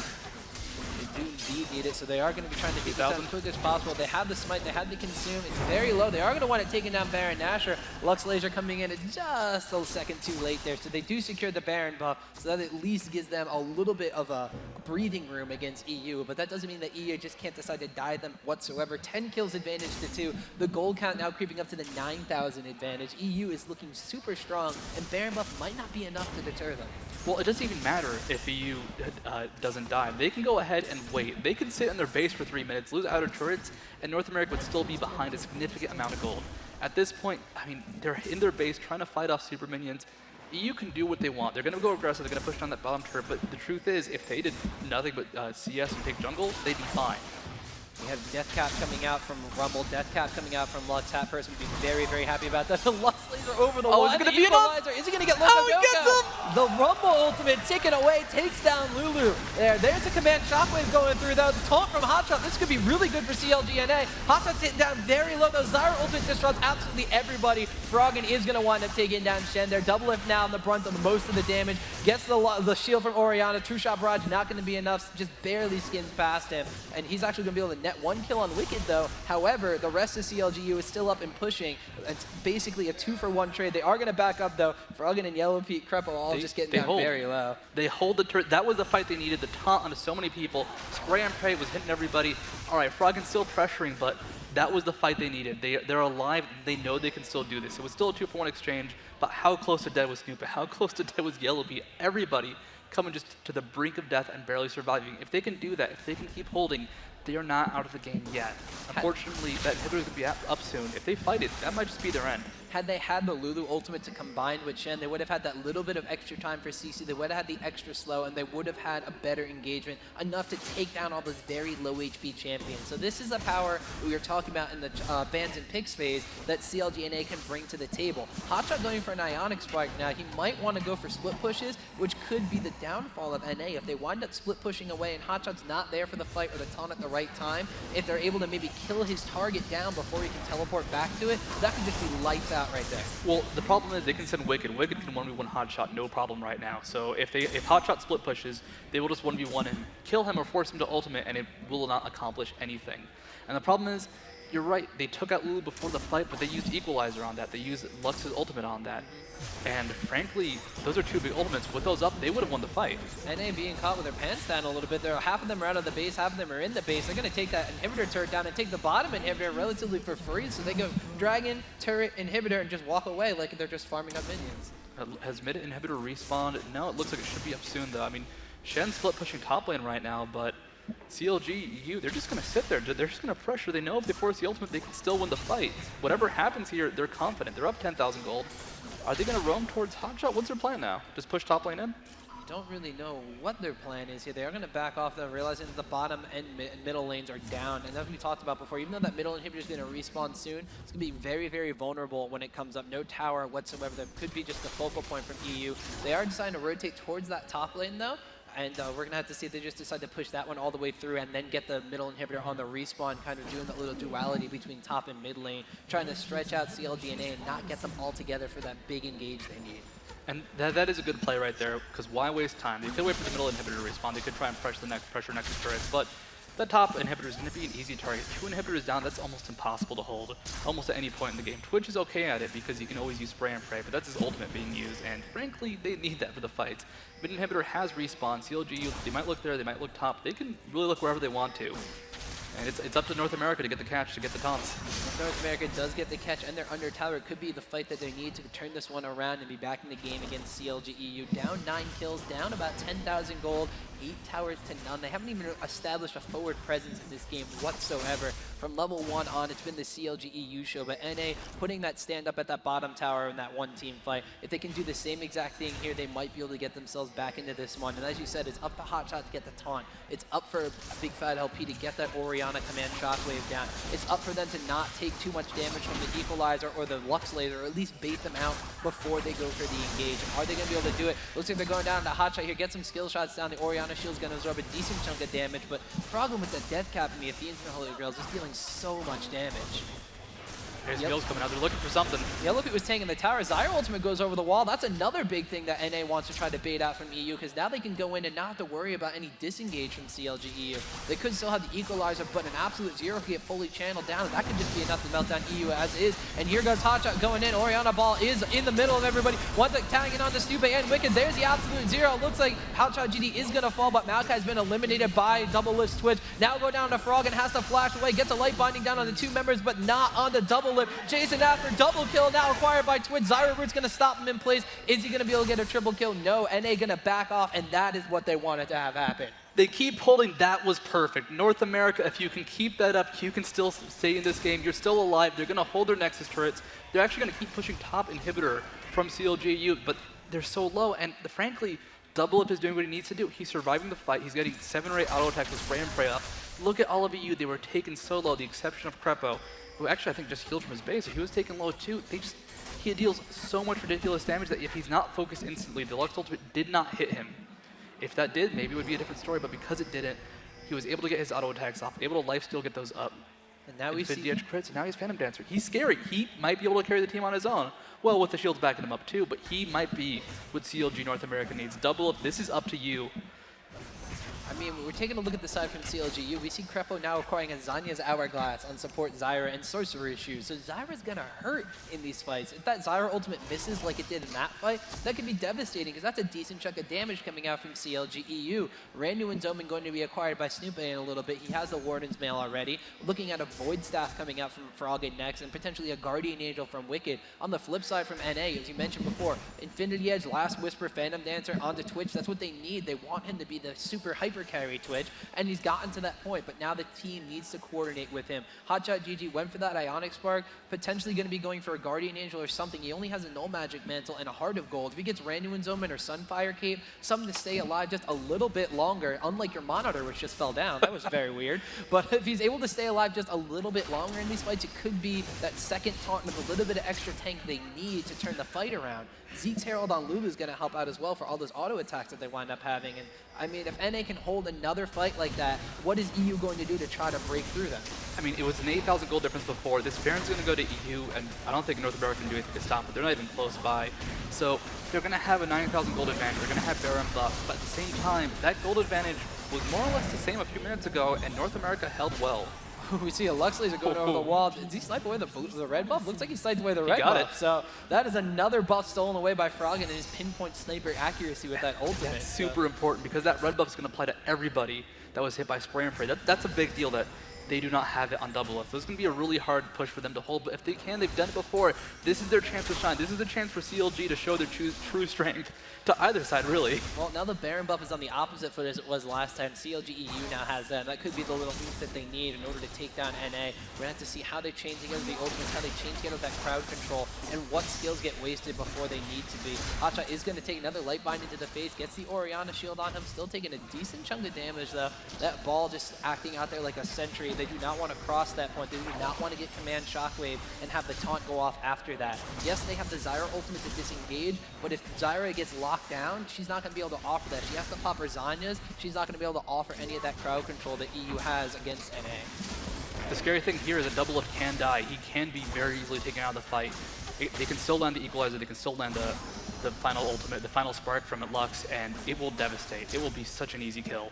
Tower already at half HP. CLG, you can just a poke on this one. Maokai ultimate goes down, just daring them to come in here. There's the command shockwave from Orianna, but the equalizer goes across Big Fat LP and Loco Doco. True Shot Barrage almost snipes down GG. That was a very dangerous spot for CLG.NA to be in. Oh! Will feel the deal though, and that is a dead Orianna. Inhibitor is going to go down. They no longer have the command shockwave. Their combo is a little bit disoriented here, and can CLG.NA hold on? All their inhibitors are down. Hotshot decides to go in here. He's going to get absolutely dropped by the entire team of CLG.EU. Now only 3 members remaining on the side for CLG.NA. One Nexus turret goes down, the second one melting almost instantaneously. Chalice are getting caught in those roots. The Lux Laser's up again. Double It takes a huge chunk of damage from the skills being thrown out there. Maokai ultimate across the Nexus. CLG.EU gonna take the game against NA, advance 2-0 in their group, and NA is gonna have to play Team Fear for the second time this tournament.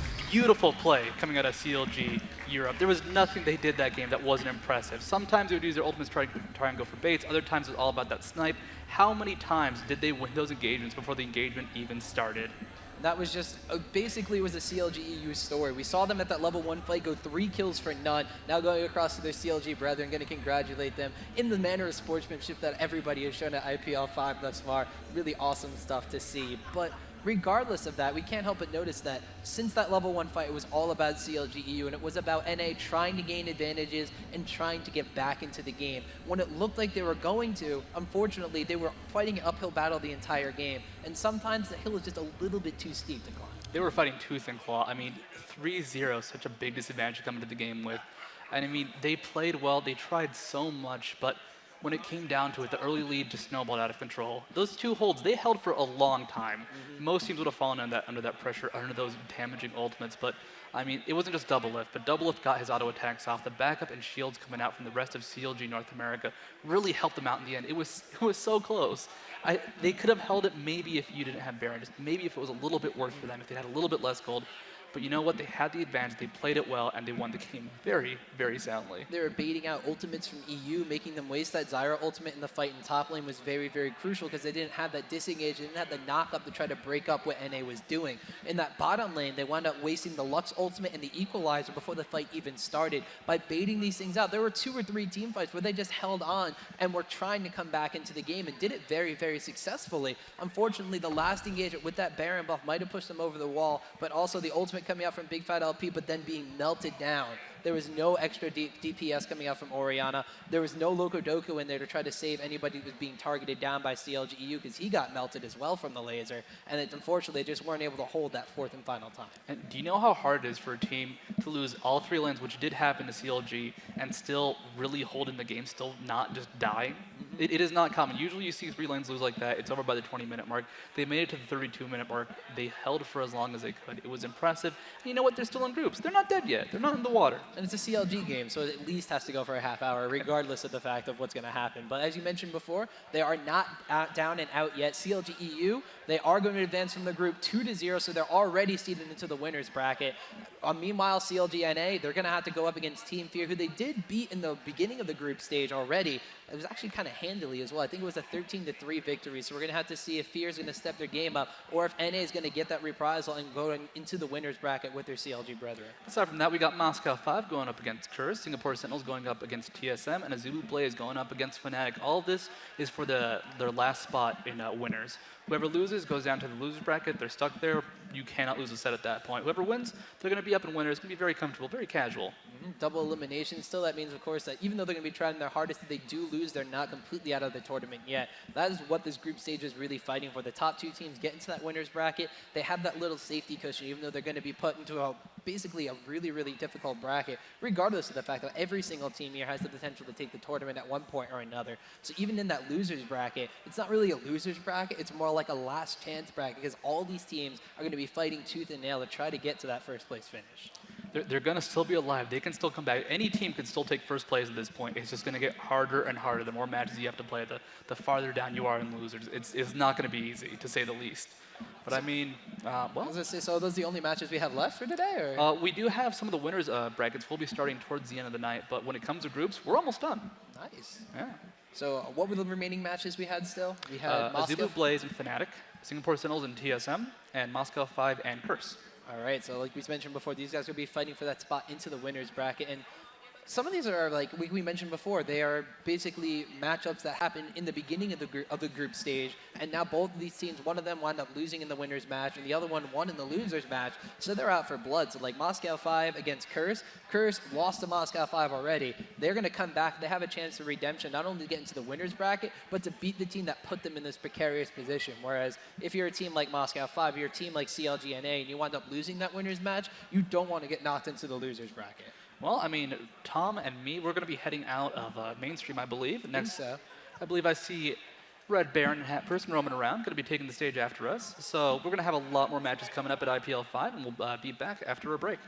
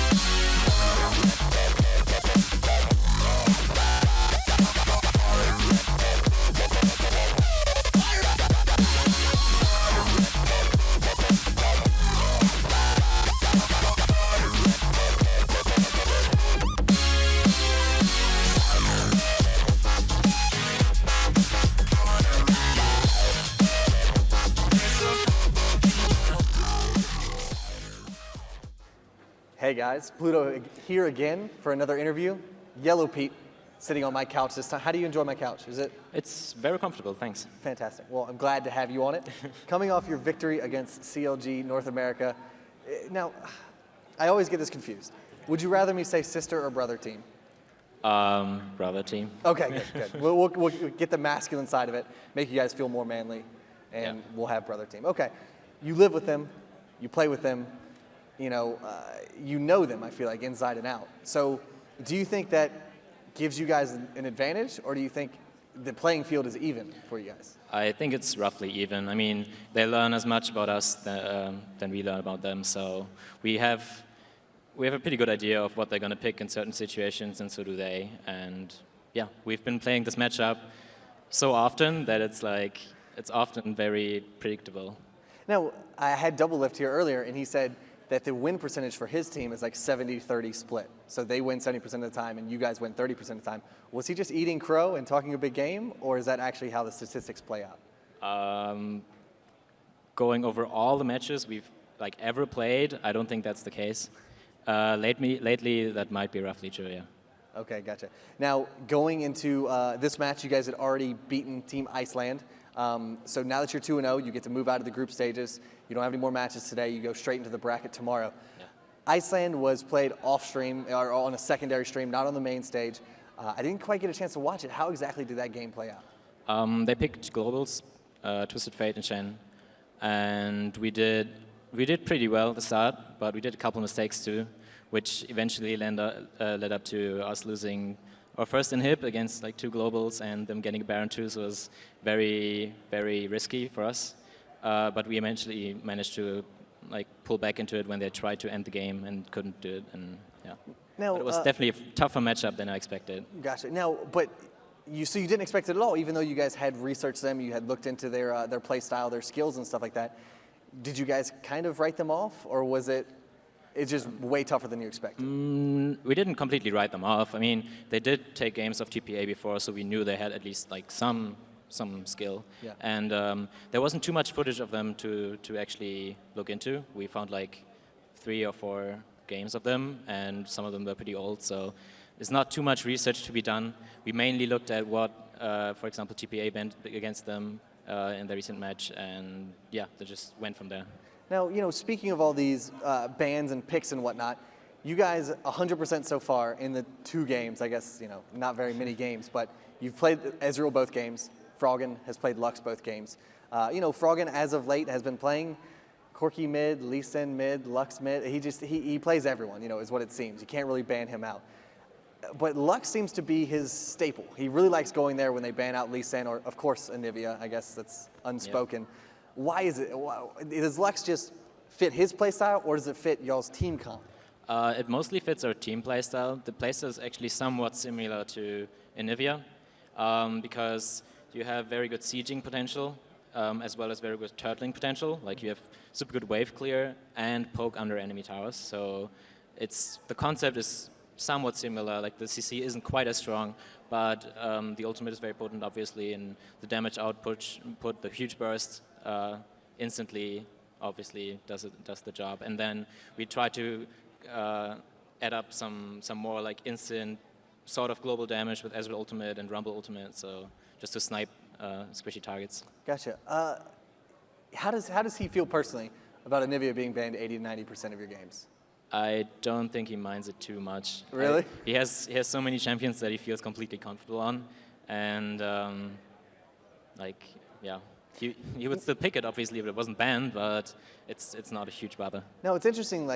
As long as I feel like Froggen is on your roster, Anivia is almost always going to be banned. So it's almost like teams only have 2 bans against you guys, which is a pretty good feeling, right?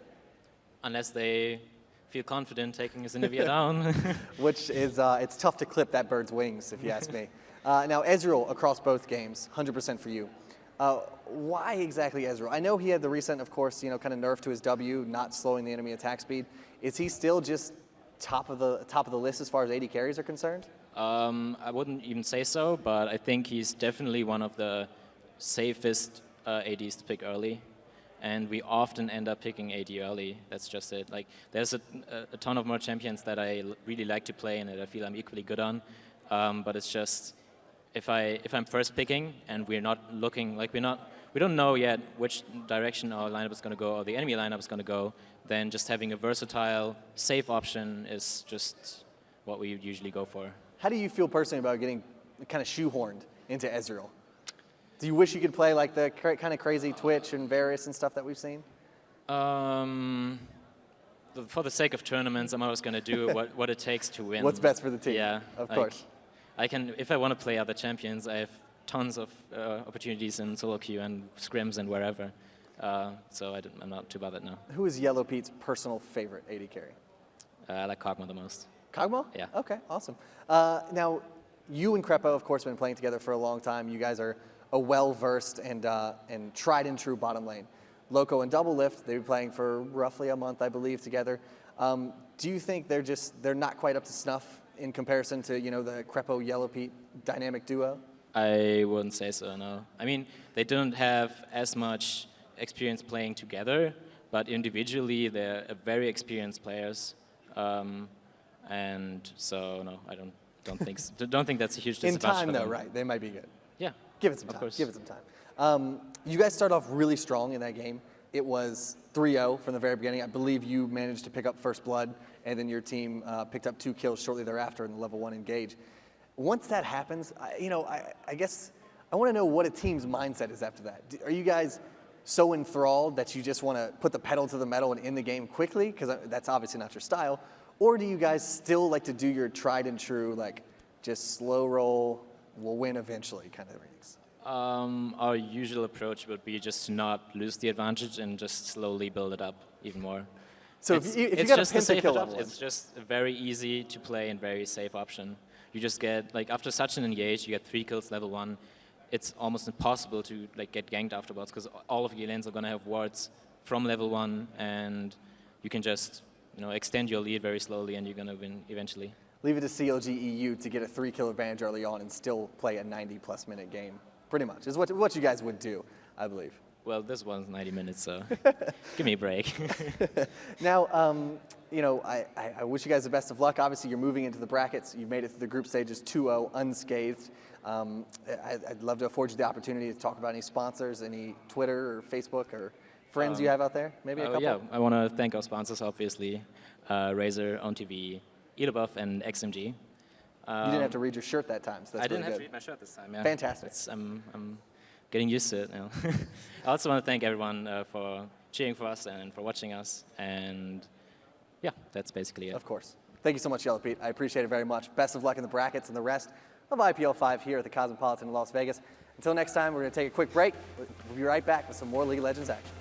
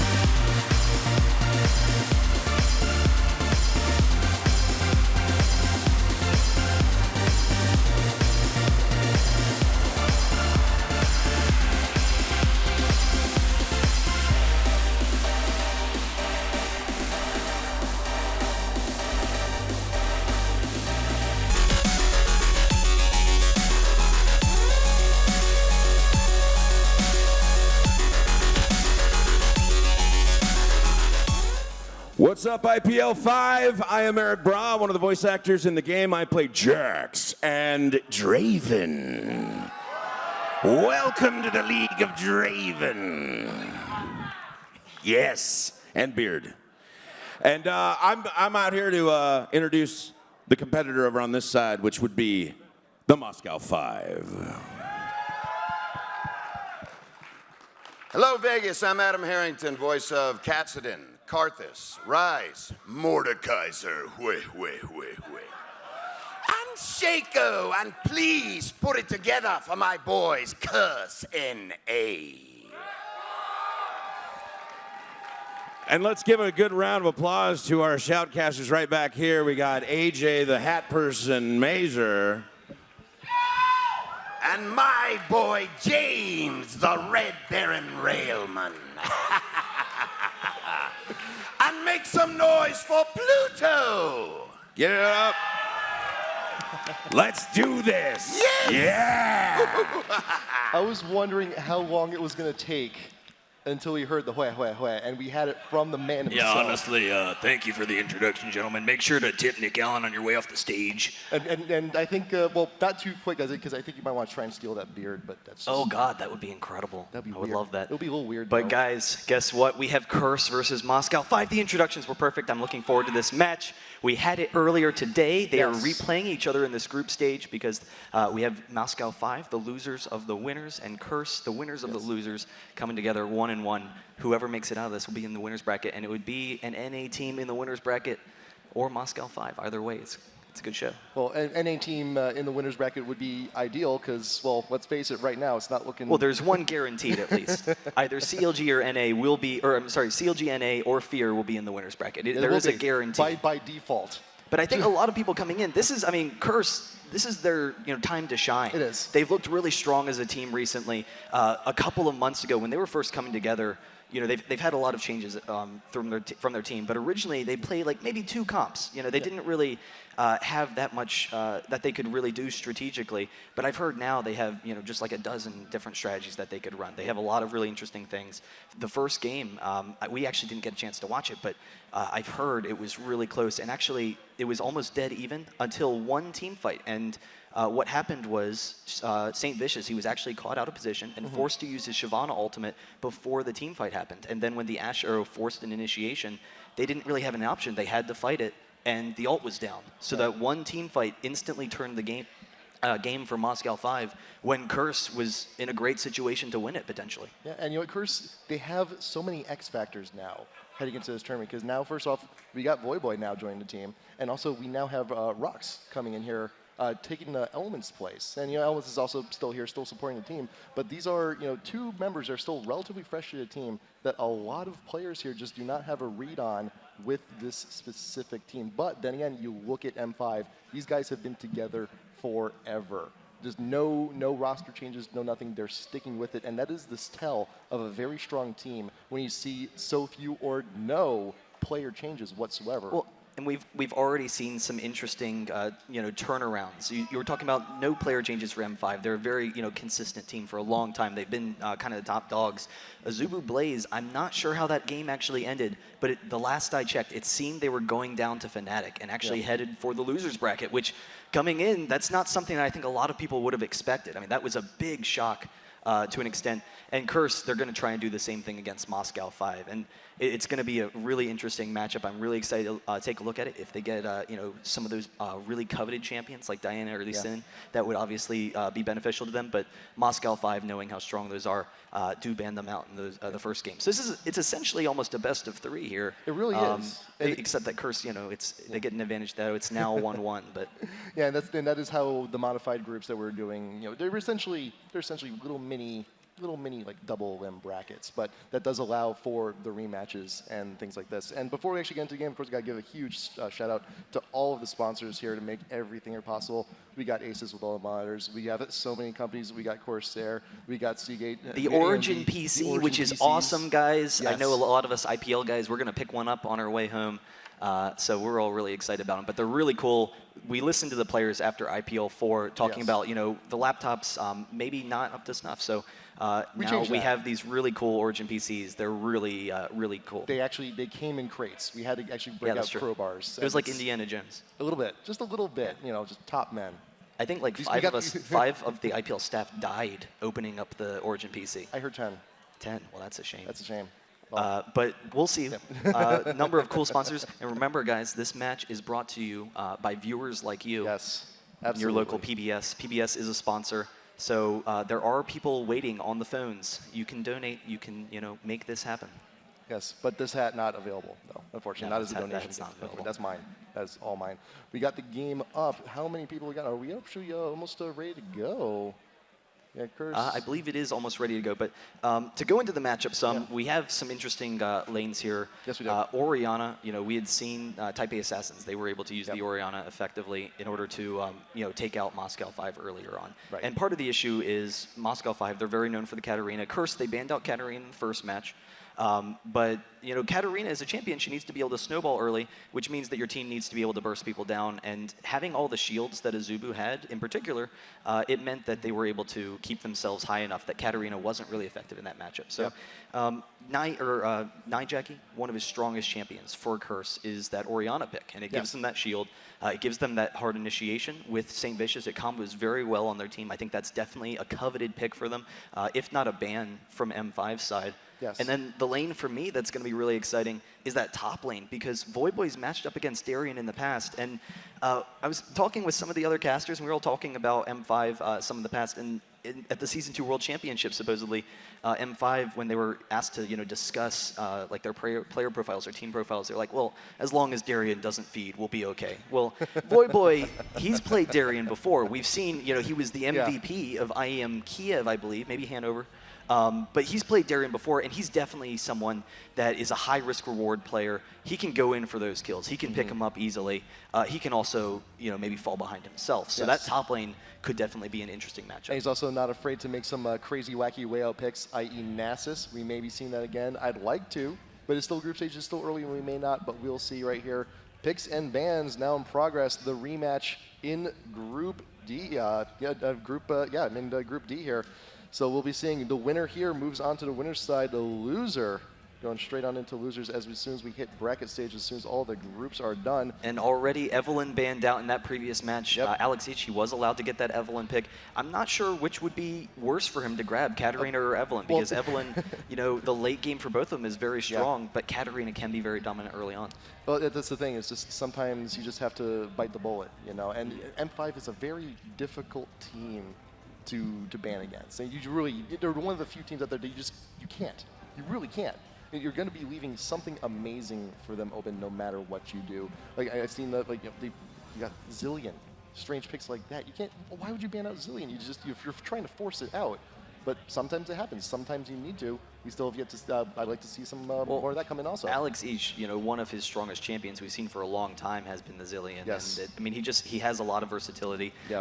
Particularly champions that are very strong early on in the game, because Diamondprox as a jungler is one of the most aggressive junglers in the world, and we've seen that time and time again. They really like those early invasions, and having that really strong mid laner really it effectively adds to that. It allows them to do that aggression in the jungle because he knows he has backup. But we'll see what they do this time. The previous match, it was Curse in the first pick spot. Now it's M5. They pick up that Nunu, but there's a couple of champions left, so there are some really strong picks left, and we'll see where they go. I would think they're going to want to grab that Orianna, though. But there's also like Shen, Ezreal, any number of strong ones. Lulu. Yeah.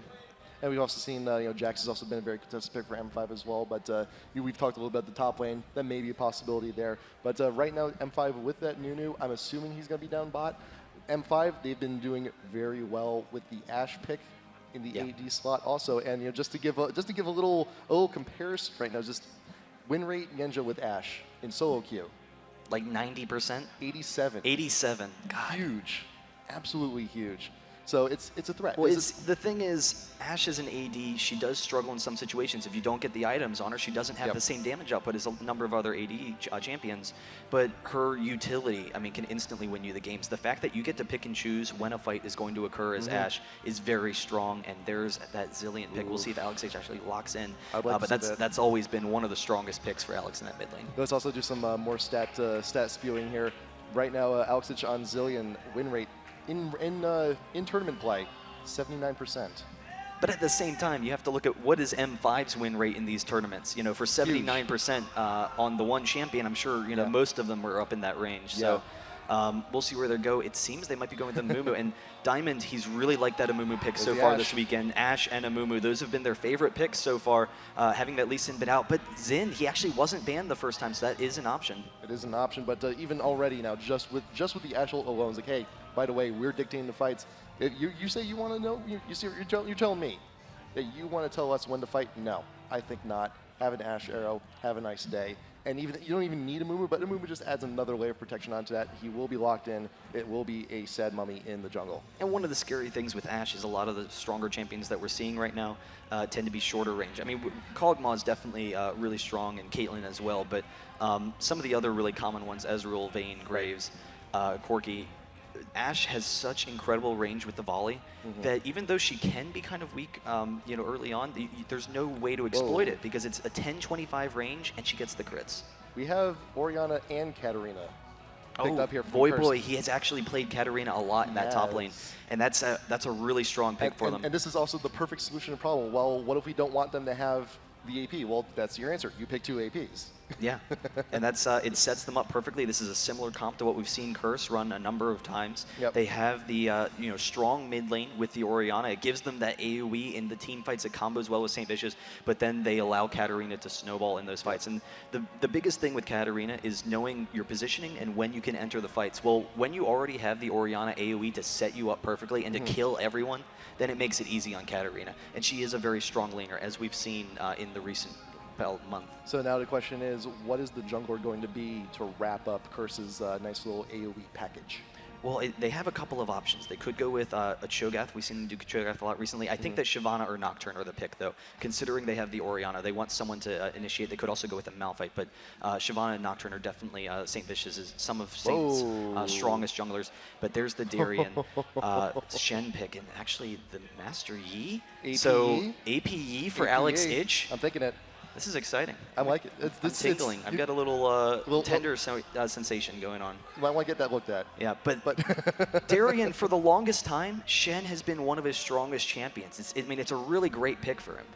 You know, he can control the top lane pretty effectively and then join down with the rest of his team. So he gets one of his strongest champions, and we get to see Alex on Master Yi, which is, you know, not something that I've seen from him recently. I'm assuming he's played it a couple of times recently, but that's going to be really exciting. I'm assuming he has too. It must have been a solo queue thing though, because I don't recall seeing him anything recent at the very least. But and I'm kind of wondering if this is a pick that he was meaning to keep a secret. If this is supposed to be a surprise pick, and all of a sudden they're like, oh, hey guys, you know, Curse, they played us very evenly in that first game. We can't allow them to take us out of this group stage.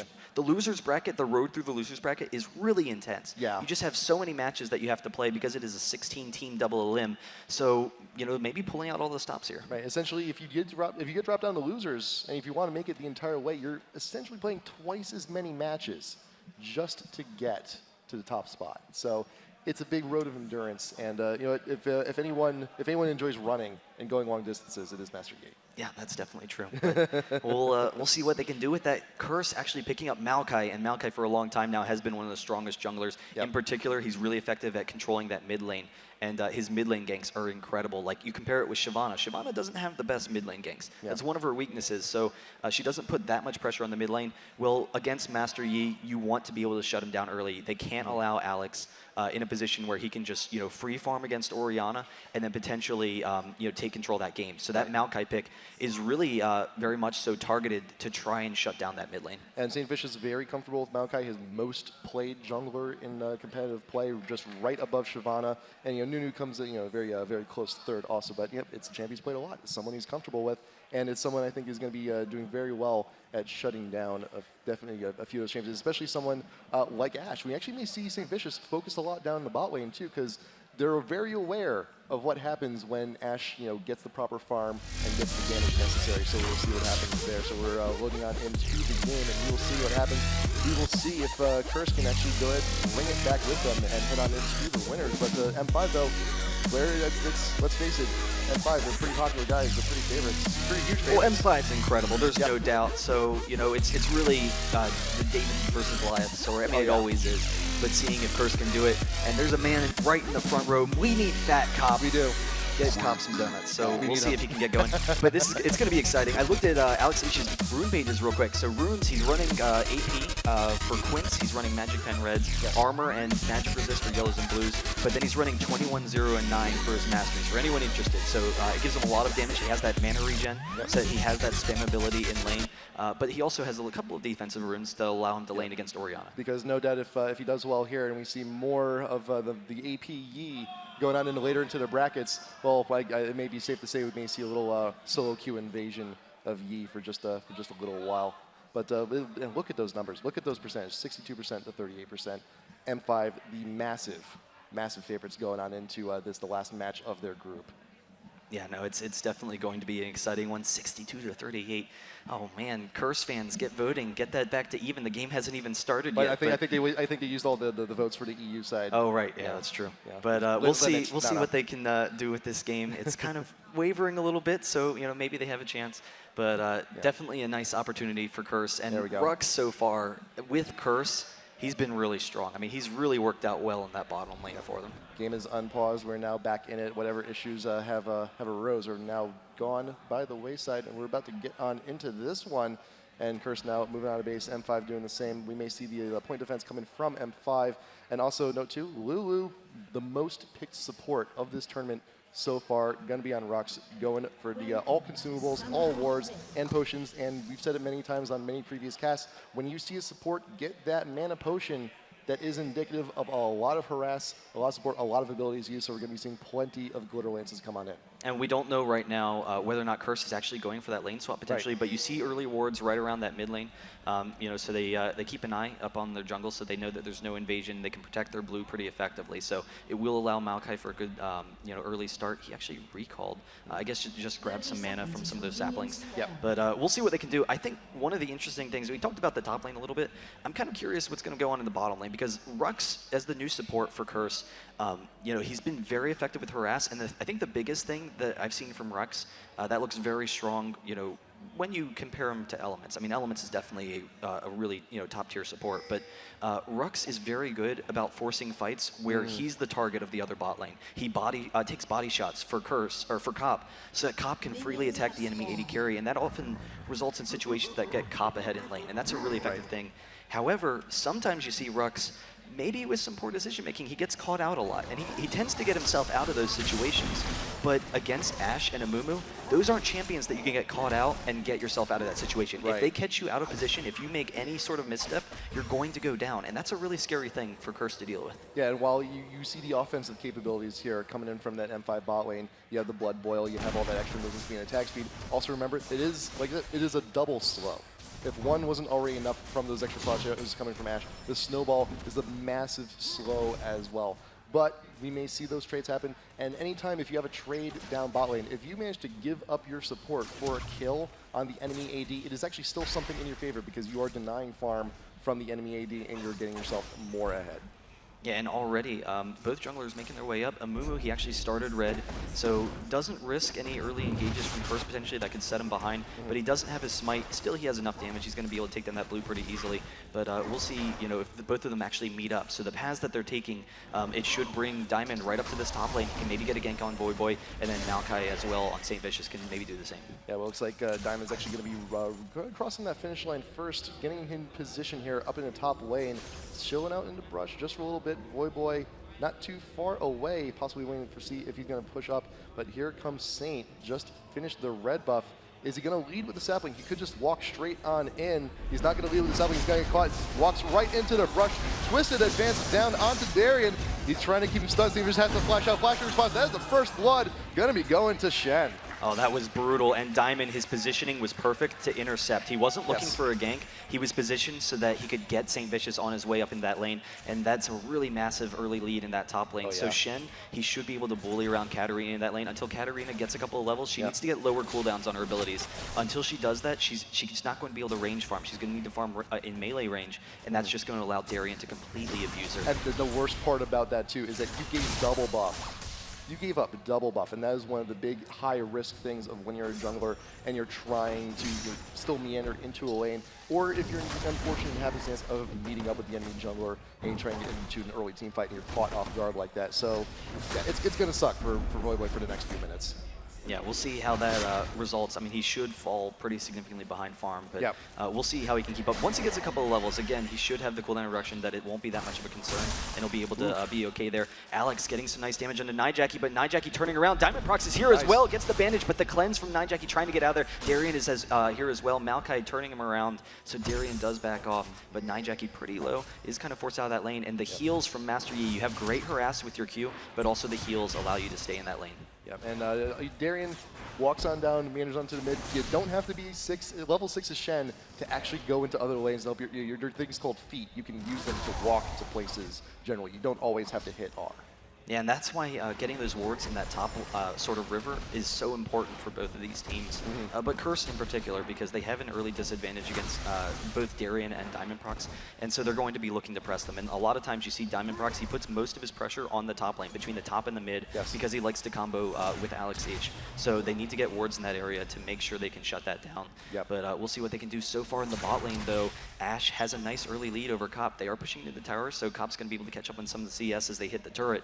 But already the range advantage that Ashe has over Ezreal is just massive right now and giving them an early lead. Yep, and all the aggression that Curse was assuming to try and get here in the bot lane, it doesn't do a whole lot if you're being pushed to tower constantly, if you're struggling to farm. And you see, there's a little bit of hesitation there. Like, do I want to stick out a little bit too far? The ward is in the river. They know that Gosu is looking to pounce, he's looking to throw a few snowballs and try and get some harass in. So Curse, they're just going to have to chill out, wait for a little while, get that farm on.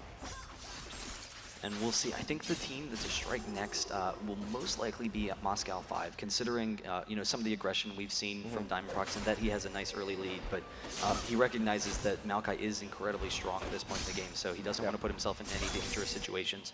But we'll see if they force anything. Maokai is actually making his way down bot, so they might try and force this. They do ping him off, so they do back off. And Gosu, Pepper, and Genja, they will be safe in that bot lane. Yeah, and Gosu, look at the positioning there on the new. He's always in that rush. He's essentially playing Teemo. He's acting as his own little ward there, just to get vision. Like, well, you know what? You went boots first, and that is one of the disadvantages, is that you have significantly less vision because you decided to dedicate all of your money to that. You don't have all the ward coverage. So do the next best thing: be your own ward.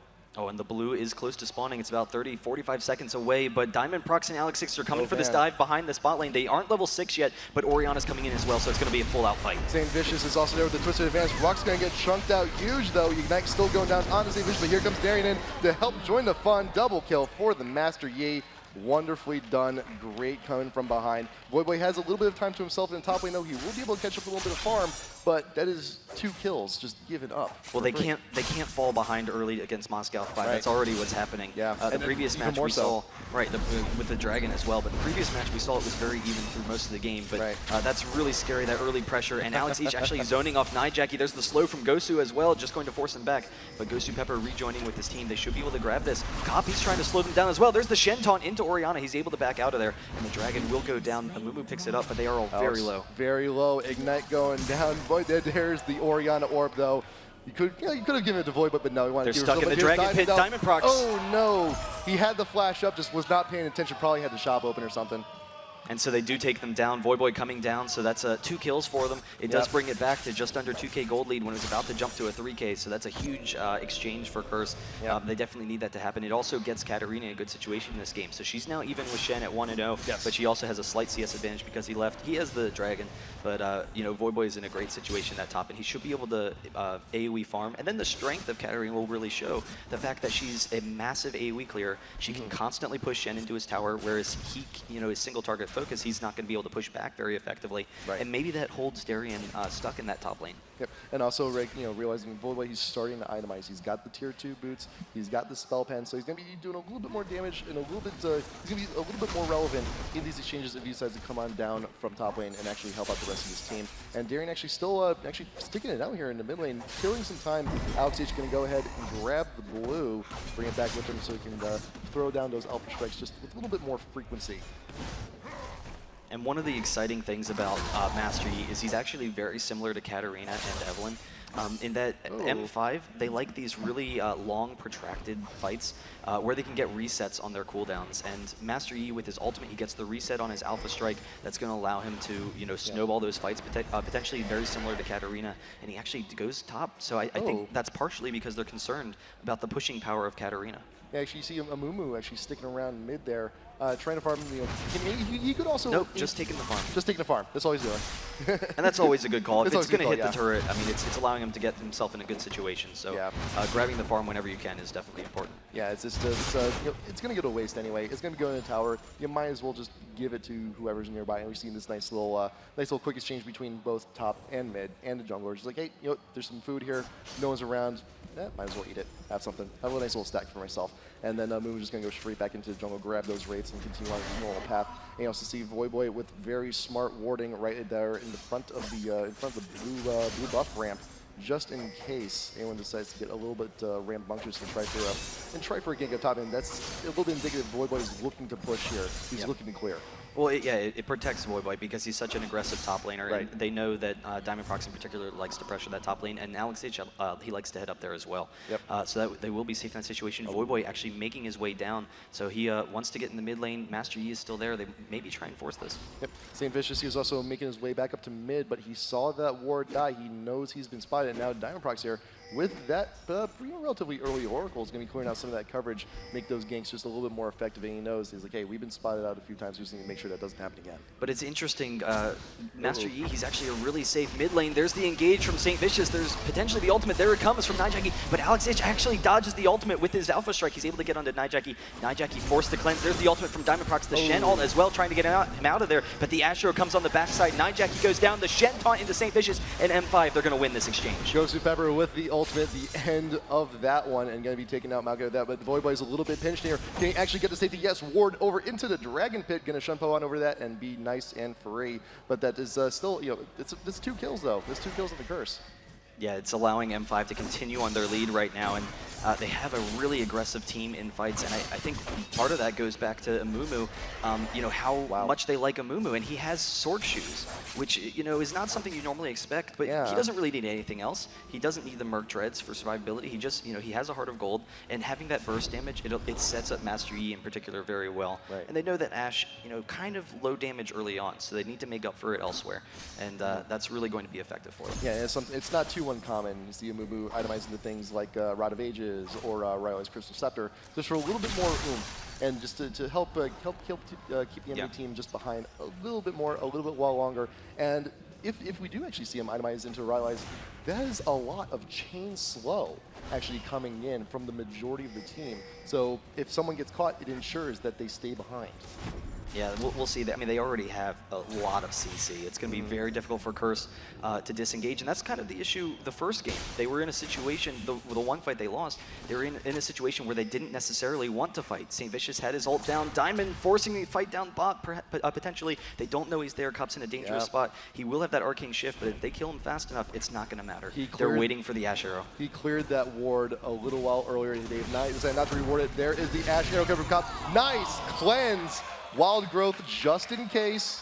Great reaction time from Cop, and that was the danger. Master Yi coming around the other side, but I think they're going to be okay. Orianna and Maokai are coming down as well to cut them off. They try for that behind the turret, and Alex H, he's actually going to force it. He uses his ultimate and is going to try and get this, but he backs off. So he recognizes the rest of Curse is there, so perfect job from Curse to dissuade that aggression. They have the wave push up to the tower too. They're just not to press the issue, not to try anything risky and try and take down the tower just yet. Just back off. The opportunity is lost. Just back off. Wait for the ultimates to come back up and try it again later. And Voyboy now starting to win that top lane, so he's able to get into his items. He has a lot of spell pen right now, and then all he has to do, he has to bait out the taunt from Shen. Once the taunt is baited out, he gets a full chain of his ultimate in that lane, and so that makes Katarina a very effective laner at this point in the game, but will be very strong for them in team fights as well. Yep, and also we're seeing this build a lot from Katarina. It's just pure out magic pen. You get the sword shoes, get the haunting guys, and then follow it up with an abyssal. So that is a lot of magic D to shred, and right now... Honestly, I think the first person I saw to do that build was Alex H in the mid lane. Really? But, you know, it is a very common build now, particularly with the Deathfire Grasp nerf.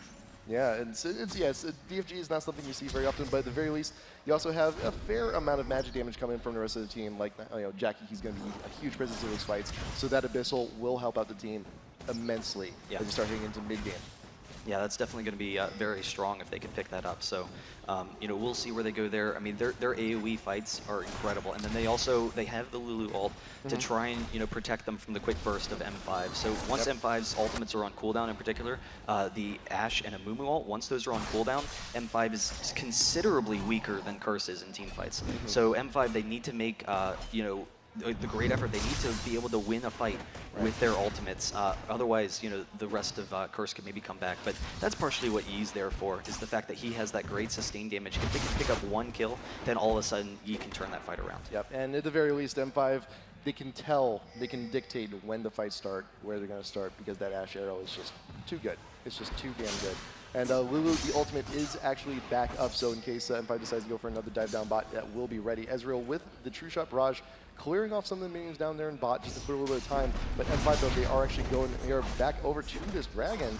3 members here, you got Ashe coming on up as well. And Darien, he does have the ult up and ready to go. Well, no one from Curse is ready to fight this because Maokai and Lulu, they both had to recall back to base. So it was perfect timing from M5. And not only that, but Diamondprox, he had the first oracles of the game. So a dragon going for M5, they build up on their lead. It's almost 4K now. And that oracles in particular, that's really dangerous for Curse. They need to either be able to take out the oracles or hold on to one themselves. Saintvicious doesn't have one yet, but if you can, remember to clear a couple of those wards as the game progresses, that would definitely help them out. There is the arrow down bot lane once again onto Cop.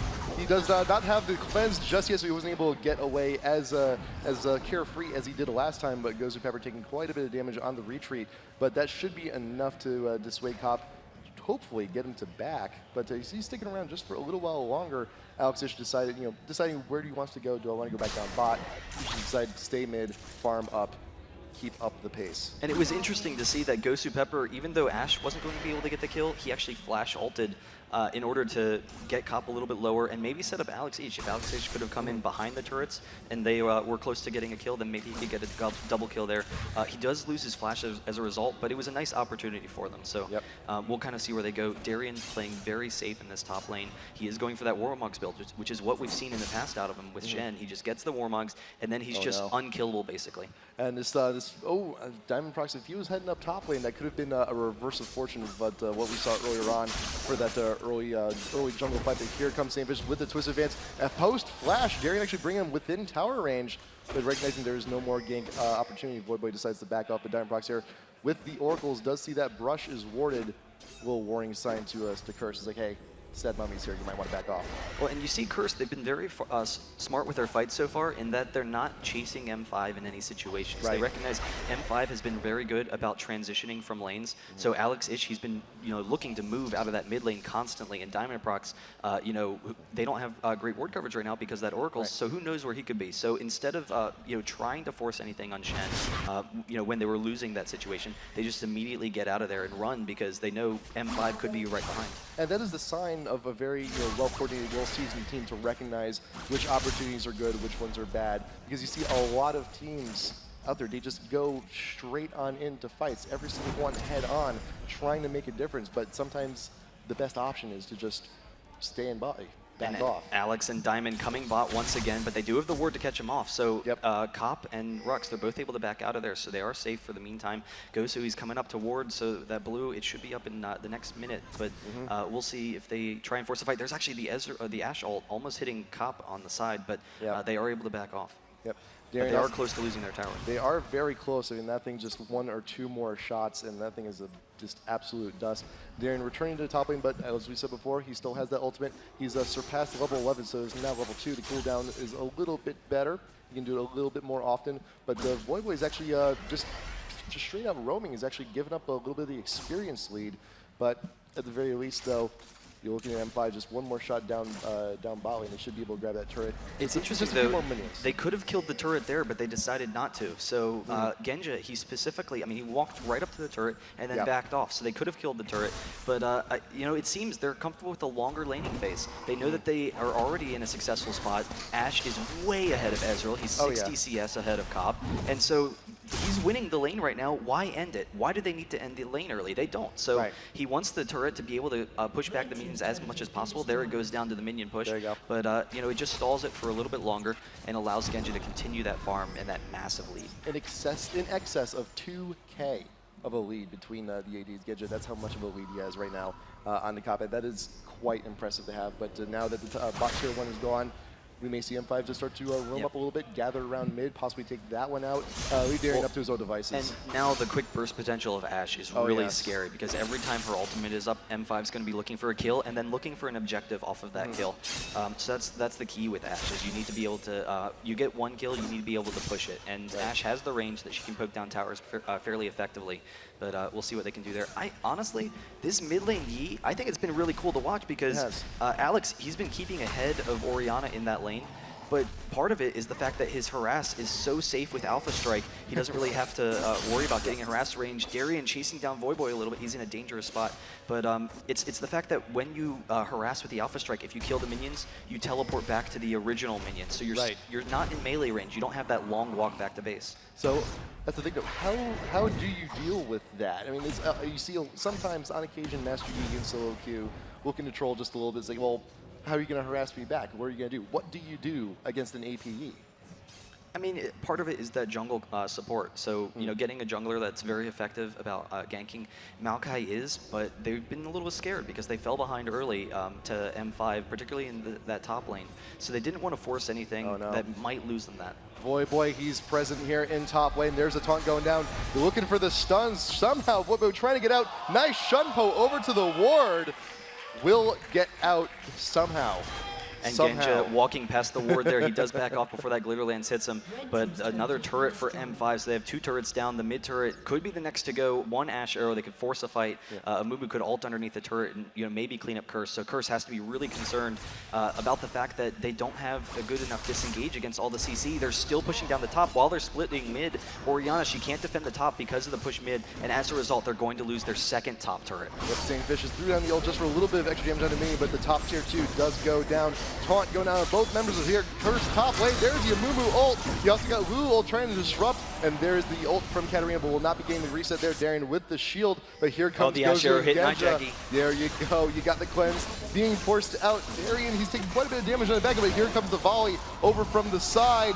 Genja pick it up. Very low, the volley, body blocked by the rest of the members of Curse, but there's Yi with the Alpha Strike for the triple. Voyboy now struggling to get away, waiting for the banish shots to come out, but Alex Itch, can you chase? He has him, he's in range, he has the Alpha Strike. You can't leave, you can't leave! Delayed Quadra for Alex Itch, you're trying to outrun a Yi, it's not going to happen. Really scary because Curse, they were able to disengage with the Lulu, but they decided to kind of turn around. They weren't quite sure if they could win that fight, and then the rest of M5 coming up, they're able to turn around. Once they hit the cooldowns onto Master Yi, the AoE and then the combo with Yi was very effective, and then Genja coming around the backside. No pressure on the AD carry is always going to be a good situation for you. So 9-2 now, a massive advantage for M5. They're going to be able to take the mid turret as well. So 4 turrets down to the 1 from Ezreal down in that bottom lane, and M5 is just abusing Curse now, and it has to do with the fact that they have so much CC and initiation on their team.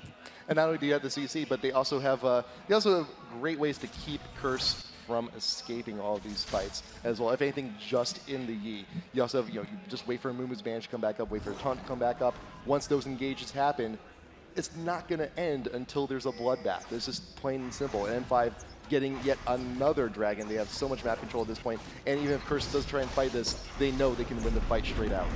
Yeah, it was a close fight though for Curse, the previous fight. And part of it was the Lulu, the fact that M5, we had talked before, because of the way their champions work, they need to be able to get in with their ult. There's the arrow on the Saintvicious. He's going to be caught out of position. He does barely get out of there. The movement speed from Nyjacky as well able to get him out of there.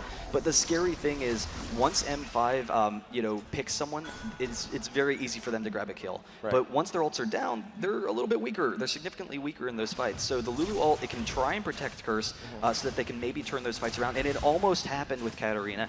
Part of it was just no AD versus an AD team. So it's a 4v5 and they lost it.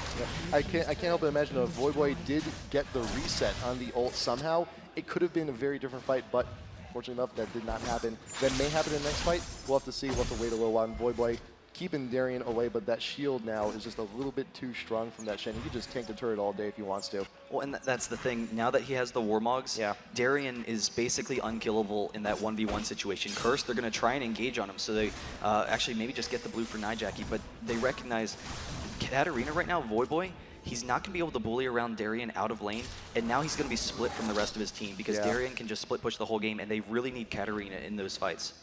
So that's the thing, is there anyone that can even remotely defend against this massive push from the low ninja? There is maybe Orianna, maybe, but still they need the initiation. Yeah, well, Orianna definitely needs to be with the team, but right now, M5 clearing out the wards by the Baron. The key for the split push Shen, they're actually just going for it. So AZUBU and Master Yi, they're going for it together. They have the heal and the massive armor on Master Yi, so once the knockup is down, he can heal and easily take that Baron. And now the rest of the team is coming around, and they have the Shen, so it is going to be a 4v5 at worst. usually with the Shen split push, you want to either force a fight and win the fight before Shen can finish his ultimate, or try and pick off Shen in that side lane. They're not going to be able to pick off Shen, so the key is going to be for them to burst someone down from M5 before Shen can even teleport in. Yeah, and sometimes, you know, there are certain champs, you know, with if you CC Shen, it will cancel, but that's Katarina. Pure damage. She does not have that available. Honestly, I'm a little bit surprised that M5 didn't decide to go for that, but you know, they're concerned. They have a big lead right now. They're 9K up on Curse. You know, they recognize, they still respect Curse's AoE. You know, that's the key here. It's respect for Curse's team. And they don't want to force a fight at the Baron that maybe turns around the game and loses it for them when they know they can just slowly split push them. Yep. Also keep in mind, you know, that is the Baron pit. The Maokai ult pretty much takes up the entire area of the pit. If Voyboy was able to somehow get to the fight, it's very close AoE. Same thing Nyjacky. It's essentially a death trap if you get caught in that thing. And if they do respect the AoE, they do respect the damage capabilities, and remember, they want to dictate the fights. They want to start everything off. They want the Ashe arrow to start every move they make. Oh, but the scary thing for M5's team right now is Ashe, how much damage she has. Oh, yeah. You know, she doesn't have a steroid as a champion, but when you have an Infinity Edge and a Phantom Dancer, it doesn't matter. And Nunu. Yeah, if they can protect her, which they're going to be able to. They have the Amumu and the Nunu to control that front line, and Nunu's ultimate in particular can just completely shut down any engages onto the back line.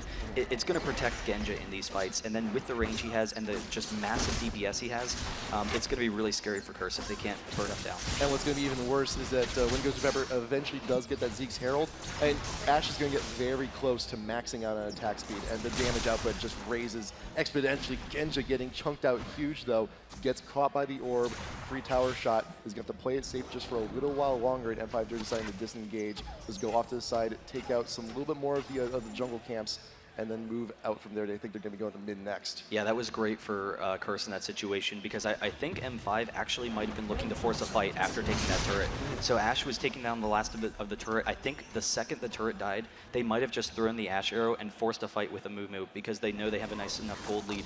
They can try and force it, but they're coming right back to the mid lane. They can push it down. Ezreal trying to clear with his ultimate, but Genja doing way too much damage. He drops it very quickly, and now they have to decide whether or not they want to just force an engage onto Genja, or if they want to allow M5 to just slowly kill their base. I'm thinking like Alex is just tailing right on the end of his group. Is like, no, come on. Go for the engage. I know you want to, but all the ultimates are up, though. They are ready for these engages. Saintvicious a little bit too far away from the rest of the team. Voyboy coming on in. There is the Shen ult now on the Gosu Pepper, but they have everyone pinched. Look at the sandwich. You got that wonderful Ashe arrow and Alex using the Zonia's taunt over on the back line. You got the Mumu coming in. Voyboy throwing down the ult, but he does not get the reset. You got Shed with the kill on Ezreal. Maokai going to go down next, and Darien's tanking the turret like a champ, waiting for us for his team. Gosu's very low. Diamond, he's about third left, and there's Genja with the flash. Wants the aggression. One more arrow, gets it. And the kiting from M5, their team fight positioning is so strong, and their goal lead is so strong that none of them are going down. They're able to cycle in and out of fights because the only hard CC for Curse is Orianna's ultimate and Maokai. Once Orianna's ultimate is down in particular, M5, anyone who's low can just get the hell out of there, and it allows Genja in particular to be very safe. You see he has no fear in his eyes of Curse right now, and they're able to push back. They are actually turning around, though. They might catch him off in the bushes. There is a ward, so I think Curse, they are going to back off, so they recognize they're not going to run into it. But now M5, they can potentially take this Baron, though they are all very low and they have a lot of gold to spend. So yeah, they are going to back off. And 3K on Shen, 2K on Ashe, you know, spend that gold lead that they have, and then they can come back and bully around Curse some more. Darien didn't know it, but he was actually recalling in a warded bush. And he's very close. Voyboy could have just come on in and just threw a blade at his face. That could have actually been a very bad spot, but fortunate enough, managed to get back in time. Everyone could he have killed Darien even if he did? Also true. Also true. We could just, it's like, hey, I'm getting taunt over to my buddy, you know, the Baron over here. He'll say hi if you want. So he'll throw some acid your way. It'll be a nice treat for you. And so they back off once again. Hey, Baron treats are always nice. They are always nice. Voyboy, we'll see. I guess he's going to pass over the blue to Orianna. Darien kind of peeking in for a second. You know, he's just that aggressive. He knows how strong he is. He has the force of nature and the Aegis. He's basically unkillable right now. He's running right in the middle of Curse, and it's a 5v1 right now. They're trying to chase him down. There isn't the rest of the team. There's the Ashe arrow coming in as well, but they're still trying to take down Darien, and it seems he's not going to be able to get out of there. It's not up. He manages to taunt away, clears the gap. There's the Nuno ult, managed to get the full channel And on now that one. Genja's And here as Alex well. Itch with the Zoni's Hourglass out on the edge of the fight. One more Alpha Strike. He can get another triple here. That is one. Oh, the Master Yi and reset. Penta. That's the triple. That's the quadra. And the chase. Pentakill! Pentakill!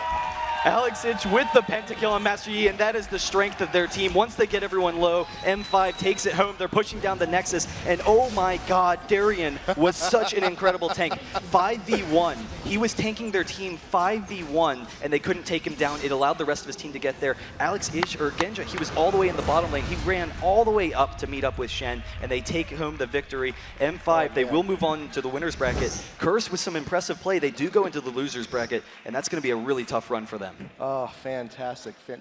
See, now I'm afraid to play solo queue because I'm just going to be seeing Yeez all day. Like, it's going to suck. I've already been seeing Yeez all day. It's going to suck. Yeez incredible.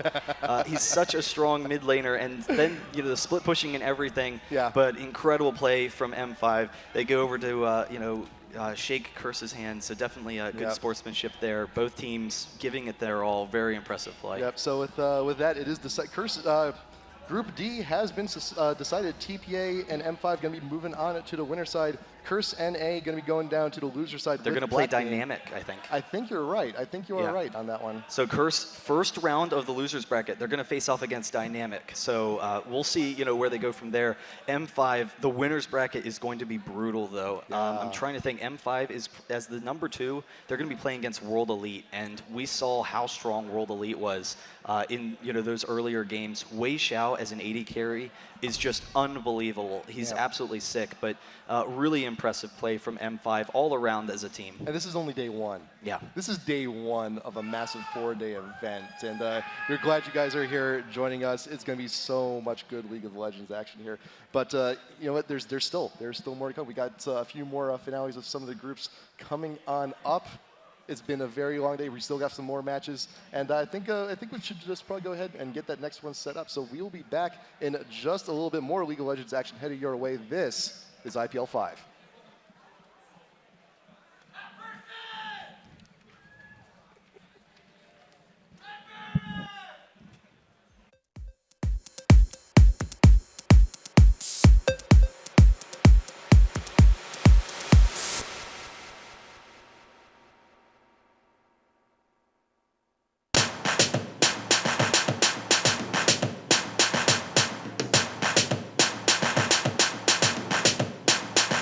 Move.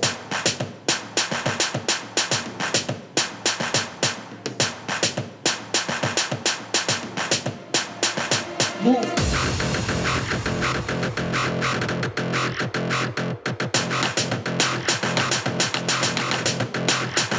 Move. Move.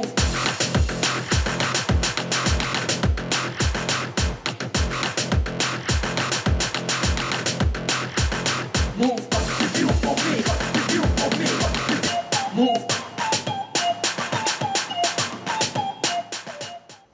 Hey guys, Pluto here again with Voyboy of Curse. Some raucous fans out there, always love that. Now, you're coming off of a defeat by the hands of Moscow 5, not for the first time, but for the second time of the day, which is entirely disheartening, I assure you. But after the first game, you guys were actually looking really strong. You guys were in the lead for a long time, but just the team fights weren't there. I think Darien's Rengar kind of got a little bit out of control. He got too tanky. Diamond's Mumu was a little bit too tanky, too out of control. What exactly was the breaking point in that game one where you guys just kind of started faltering? Game one, I think for the most part, like up until a certain point, and where we lost that one big fight, and they pulled off a Baron, and we just started losing every fight. It was pretty even. Like the gold count was minuscule, the differences. And I think one of the biggest problems was that we weren't really able to take advantage of the fact that Eve was like constantly being able to pressure the map, and Ashe just free farmed top for like 10 minutes, and that just left her like super farmed.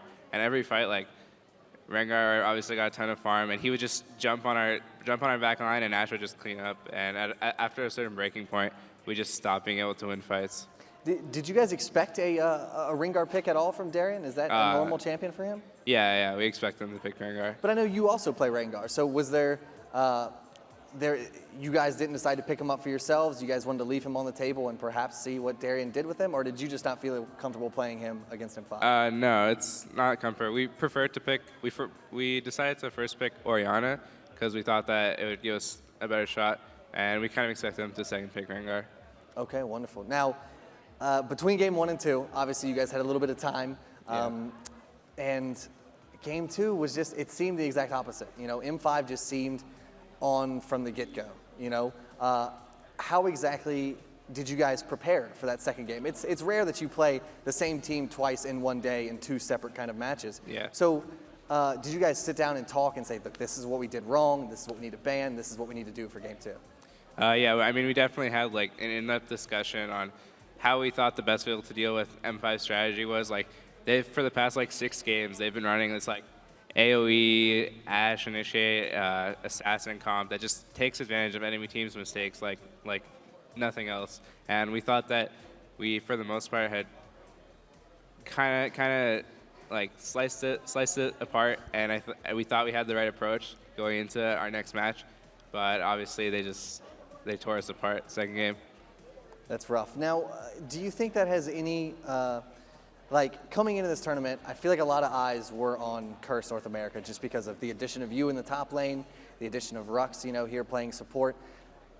Do you guys think you really played up to your potential today, or was it really just not there? I mean, up until these 2 games, like for the most part, we've been playing really strong. Obviously, the caliber of teams here is completely different from most of the teams that we're used to playing against. But I think that going into the groups, we really wanted to show how strong we become, and we thought that we had a pretty good shot of making it into the winners bracket. But I mean, M5 just, I guess they outclassed us for now, and I think that's the frustrations of being sort of a younger team. We have gone through some swaps, but I definitely think that we could have played better. Now, according to some people, you guys had one of the hardest groups. I mean, M5, you had TPA, the Season 2 World Champions. Black Bean was kind of an unfamiliar opponent, I suppose. They finished 4th in the group total, with you guys finishing 3rd. Going forward, you're in the losers bracket, meaning, you know, 1 best of 3, you lose, it's over, you're out of here. You know, you've already got the single of the double elimination kind of portion. But do you think you guys can hold your own in the losers bracket and try to ride that wave and try to get up into the winners grand finals? Yeah, I mean, I definitely think that we're gonna put on our best games tomorrow and the next days. I think we have a really good shot of fighting our way up through the losers bracket. I mean, we played against M5, arguably one of the top teams in the world, and I think we held our own pretty well in the first game. I think that we'll have a really good shot of making it up and maybe getting a rematch sometime in the winners bracket. Now, again, it was a great effort against M5. You know, like you said, they're really, really good. How do you think your addition to the team so far? I mean, this is IPL5. This is huge. TPA is here. M5, Blaze is here. Everyone is here. How do you feel your performance has been so far as one of the newest members of Team Curse? We just got moved closer together. It was really weird. Some creepy fanfics being written right now. Pluto x Voyboy. Please don't write that, please. But go on. I mean, I think that my teammates would have obviously more to say on how they feel that I've been an addition to the team. But personally, I feel really good about the improvements we've made since I've joined. And I feel like from the outside looking in, I guess, I think Curse is a lot stronger now than they once were, and I think that we're gonna hopefully be able to prove that in the next few days. Wonderful. We look forward to it. Your Akali play today was fantastic. You know, I look forward to more Katarina. Maybe you guys can pull out that double assassin comp that we've seen before, the Diana Akali. No one knows about it. I just ruined everything. People have seen it online, I'm pretty sure. But Diana does keep getting banned against you guys, so we'll see what happens. Would you like to give any shout outs to sponsors, Twitter, friends, family? I mean, just read the jersey. That's all you need. Shout out to our sponsors: TeamSpeak, Logitech, LolPro, and Gunner, of course. Origin PC. And thank you to all our fans for supporting us. I mean, it's a lot. We really want to make you guys proud, and we're gonna try our best to do that. And shout out to my family. Thank you for supporting me, and shout out to Pamela. Thanks, guys. Fantastic. Thank you so much, Voyboy. I appreciate it. Best of luck throughout the next tournament. We have a great match coming up soon. It is going to be M5 versus Team World Elite, two absolute powerhouses. Stay tuned here at the IPL5 at Cosmo, Las Vegas.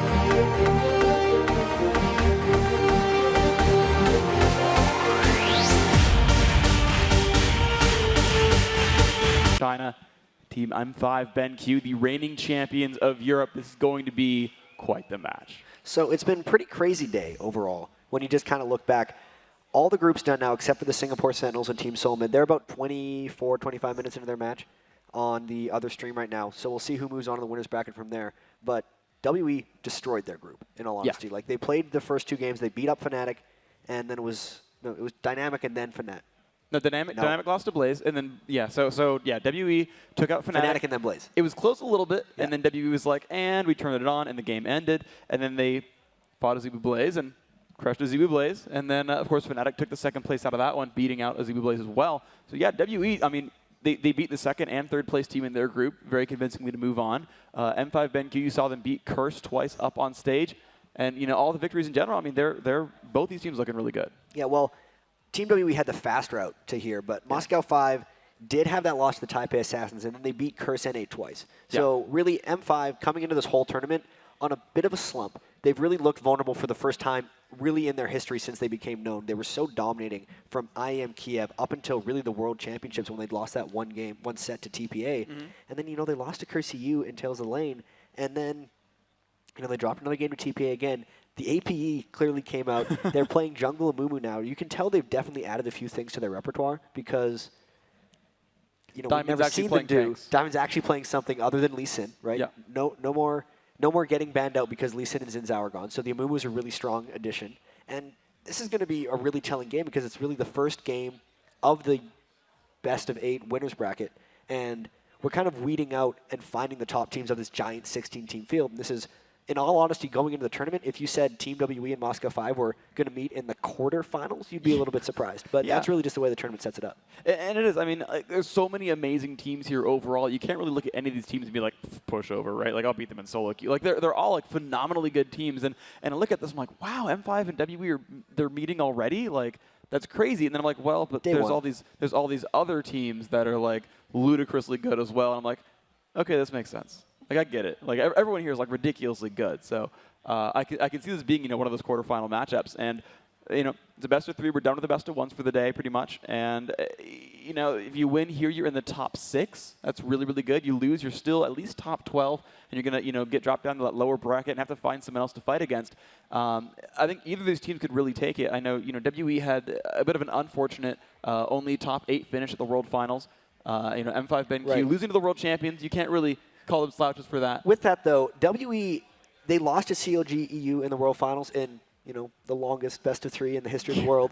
But like 3 days long. Yeah, it was not because they weren't playing well. They were a new team and they couldn't finish games. Because you looked at the skill in their lanes, like Wei Zhao, AD carry, was always up by 10 to 100 minion kills, right? Messiah pretty much always won his lane, right? They have some of the best individual players in the world, and their first 20 minutes was honestly best in the world at World Finals. No one could match it. And then they come here and they looked like it, right? When they played against AZUBU Blaze, that looked like the world lead that we'd never seen before. And I wonder if they can carry it over through to here because, you know, Moscow 5 has been looking shaky. They're looking stronger now, but this is a really exciting Team WE. And the interesting thing as well, though, is that for M5 BenQ, even if you look back at their trip in the World Championship, it was their strength was the team fighting phase, which is interesting, right? WE's coming in, and they were winning early on a whole heck of a lot, and their laning skill was great. But M5 was like, guys, team fights. You know, even if they had shaky lanes, they turned it in the end. So, you can't predict it either way, no matter what you see in the very beginning here. These teams have different strengths. Right, Moscow 5 definitely better at coming back in games. I mean, even the very first game of the day, I think we saw, which was M5 versus CURSE. CURSE.NA was ahead in a lot of that game, and then Moscow 5's team fighting really just took it home. So picks and bans right away.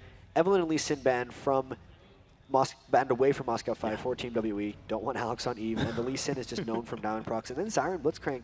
Those are just straight up support bans for FZZF. You know, he likes those things, but I don't think that's not going to take him away from anything. Those are just things M5 doesn't want to play against. Well, exactly. And Gosu Pepper is one of those players that kind of plays like 2 to 3 champions at a time. Most people don't ban out support very heavily, and so they're kind of just like saying, well, we're going to pick one of these 2 champions, and Gosu Pepper will just repeatedly pick the same 2 champions over the course of a tournament and just remove other options. And you know what?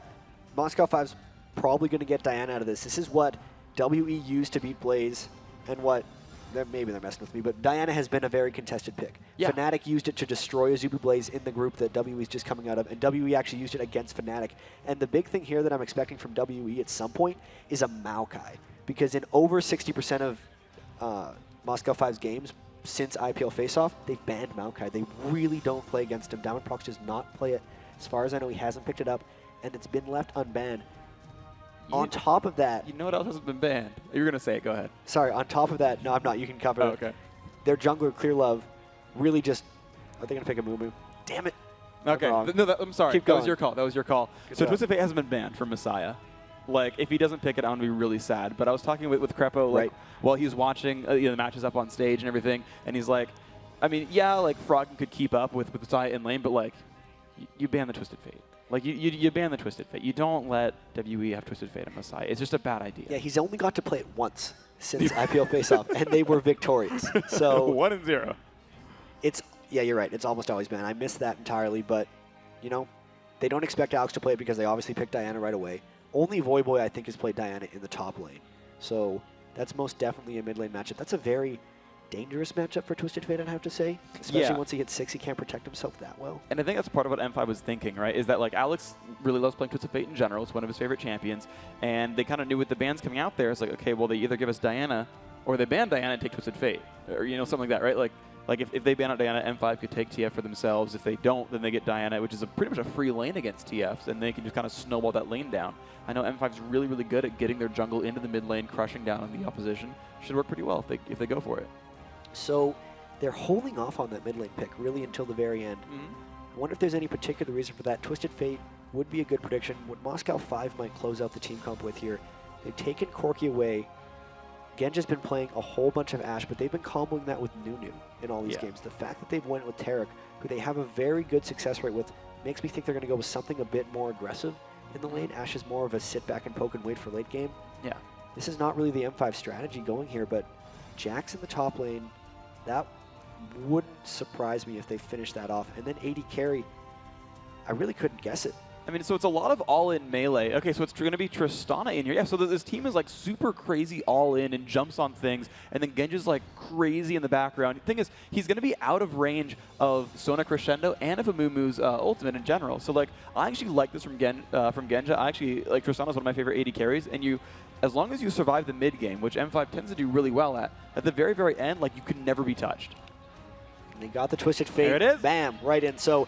Got one prediction of all of it. We did it. We got one. Good work. So I'm now expecting the scores below us, the 54-46, to become 20-80 as soon as everyone's like, oh, World Elite Twisted Fate, game over. Like that's like I cannot hype his Twisted Fate enough, and I'm gonna cry if like he gets ganked really hard and goes 0-4 and I just look terrible. But it is known as the best Twisted Fate in the world. Yes. Right? If anyone hasn't seen it, go look up Messiah Twisted Fate Zonya's in one of these games. It was a stalemate about 40 minutes in. He, as we get a dodge, though probably just making some rune pages, and my monitor falls over. But anyway, he uses his ultimate in the Baron Pit, Twisted Fate's ult right into a team, and as he does that, as soon as he gets there, he Zonya's, and that baits Alistair's Pulverize, Vladimir ult, Ezreal ult, everything flies through. Then Messiah's Malphite comes in as well and they just mop the floor because he baited everything with his Honest. It was such a simple play, but it just showed his mastery over the champion because no one had thought of that before they saw that play. Well, Tree Eskimo at IPL Flash IPL4, Zonias. the Flash Zonias from Sion. That was a really good move. Hey, there we go. We're up to what? We had the wrong predictions down here. Nani was going to win half the games apparently. Well, Nani won 50-50 against Them himself. undead players, Makes man. sense. All right. So anyway, yeah. So again, two amazing teams coming at it here. M5 really was something to prove for themselves. You know, like you said, they haven't had a great result since top four World Championship. Pretty dang good. Let's be fair, right? They're obviously one of the best teams in the world, but we didn't see them do anything for a while after that, and they're now here to say.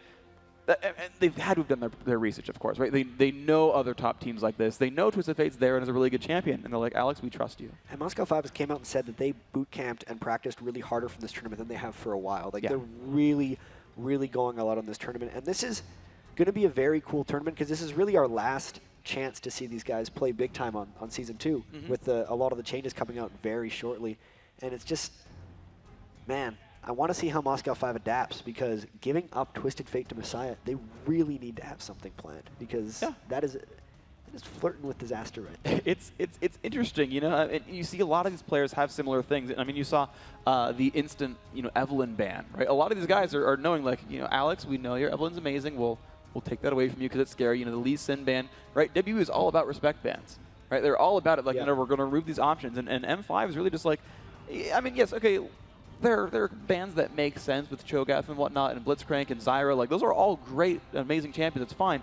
But, like, that's like the one champion that you would normally respect ban against this team, and they're cool with it. They've got this pick phase like planned out, and they think Diana with Xin Zhao in the jungle is going to work.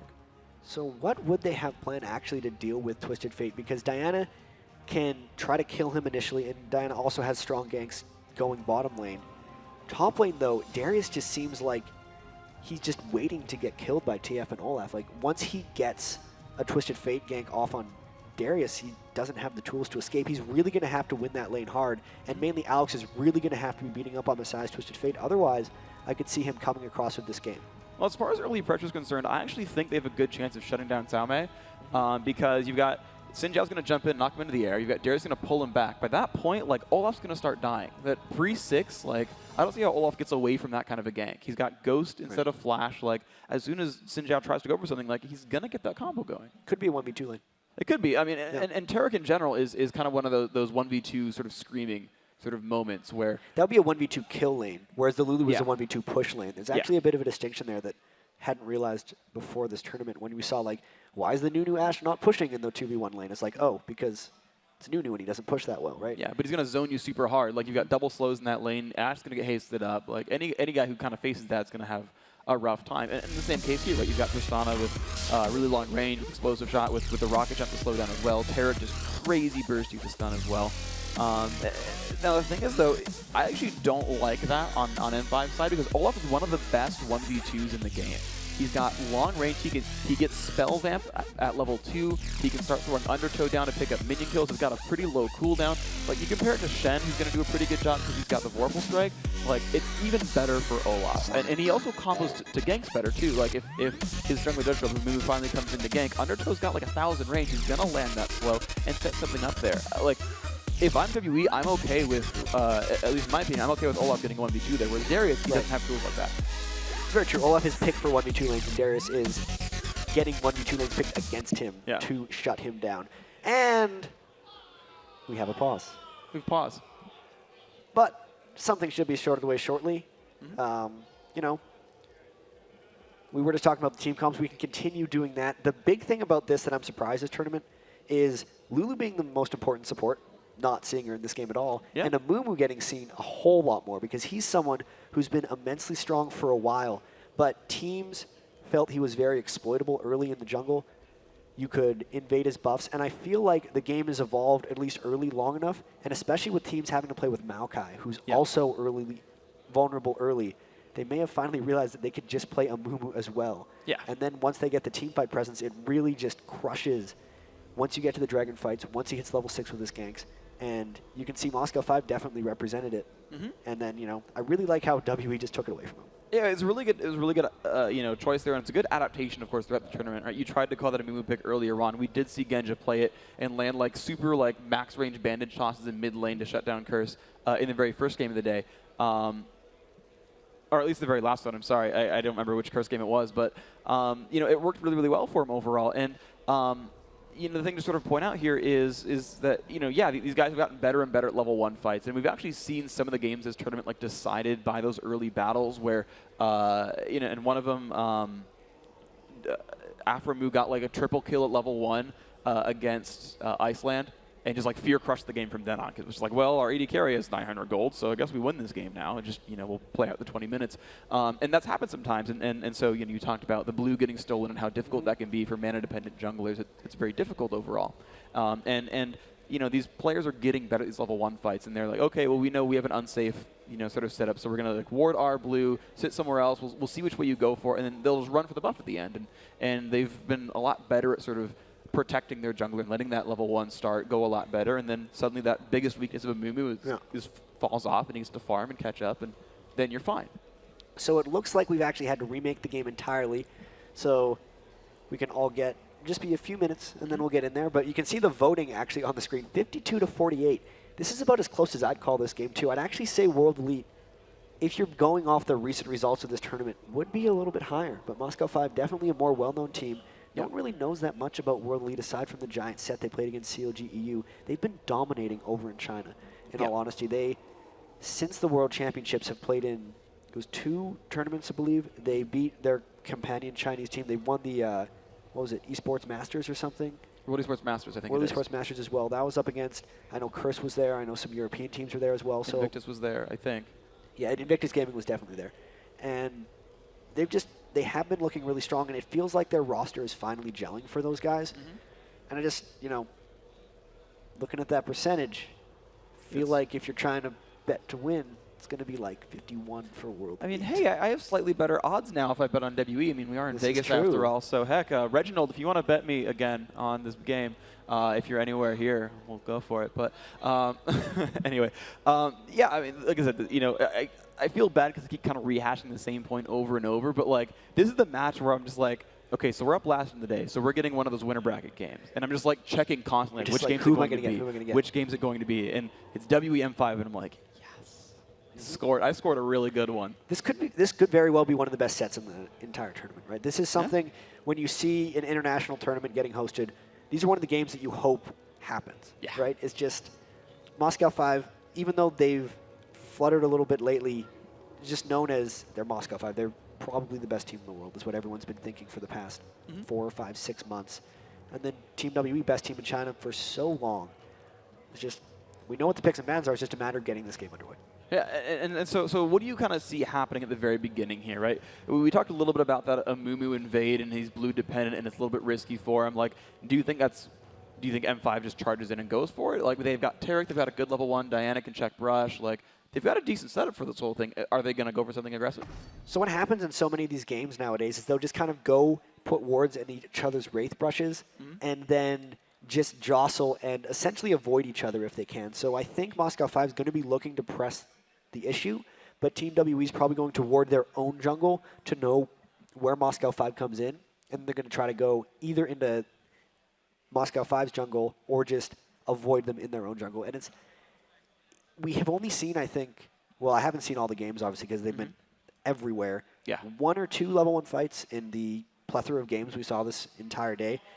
Teams are very good at avoiding fights level 1, and I think it's going to be WE just doing their best to not fight M5 early on. Yeah, we'll see that ends up being, the really big deal here. The other thing I want to kind of bring up, because it's an international tournament, people are traveling from all around. I want to talk a little bit about jet lag and travel difficulties. Oh, yeah. Because these guys actually both came from China. M5 was over there playing show matches at the Tencent Gamers Assembly. And so these guys are both coming from the same continent. They should actually have a pretty similar situation as far as tiredness is concerned. Yeah, so luckily, it was about, I know that Joe Miller and Deman were complaining about 30-hour flights from Singapore. I think China would be slightly less.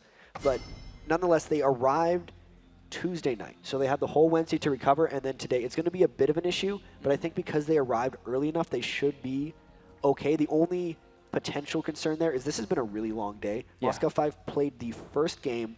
They also had one more group stage game than WE. So fatigue might be setting in more so for Moscow 5 than it would be for Team WE, if I had to guess. That's a fair settlement, yeah. And actually, I know looking around at the Singapore Sentinels as well.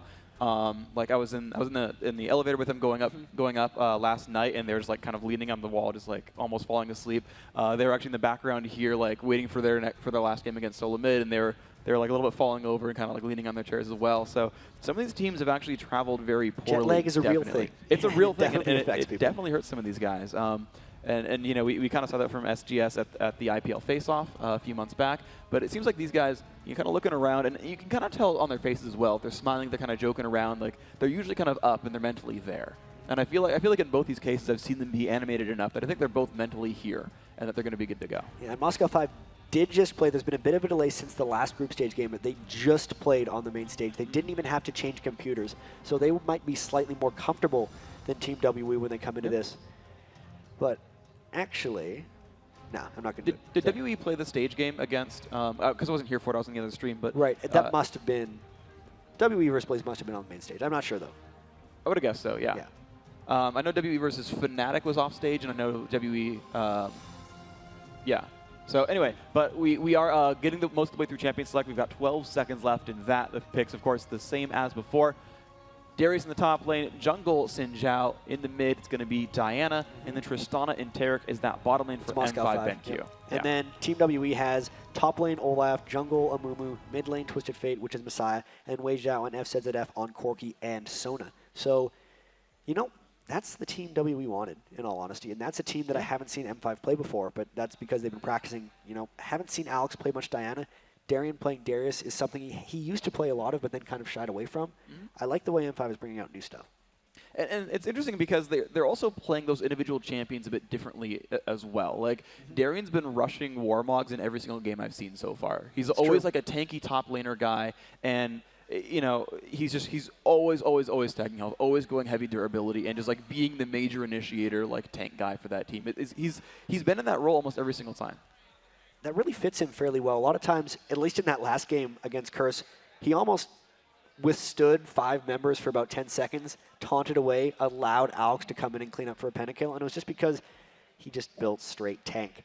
And Darius can build straight tank and still do a fair amount of damage. So that's another thing that fits him, as long as he can survive that laning phase with the Messiah ganks coming in at level 6. And if you're Messiah, who do you really focus on, right? I mean, I guess it's a little bit hard to gank Tristana because of the rocket jump, but would you really just rather gank a bruiser?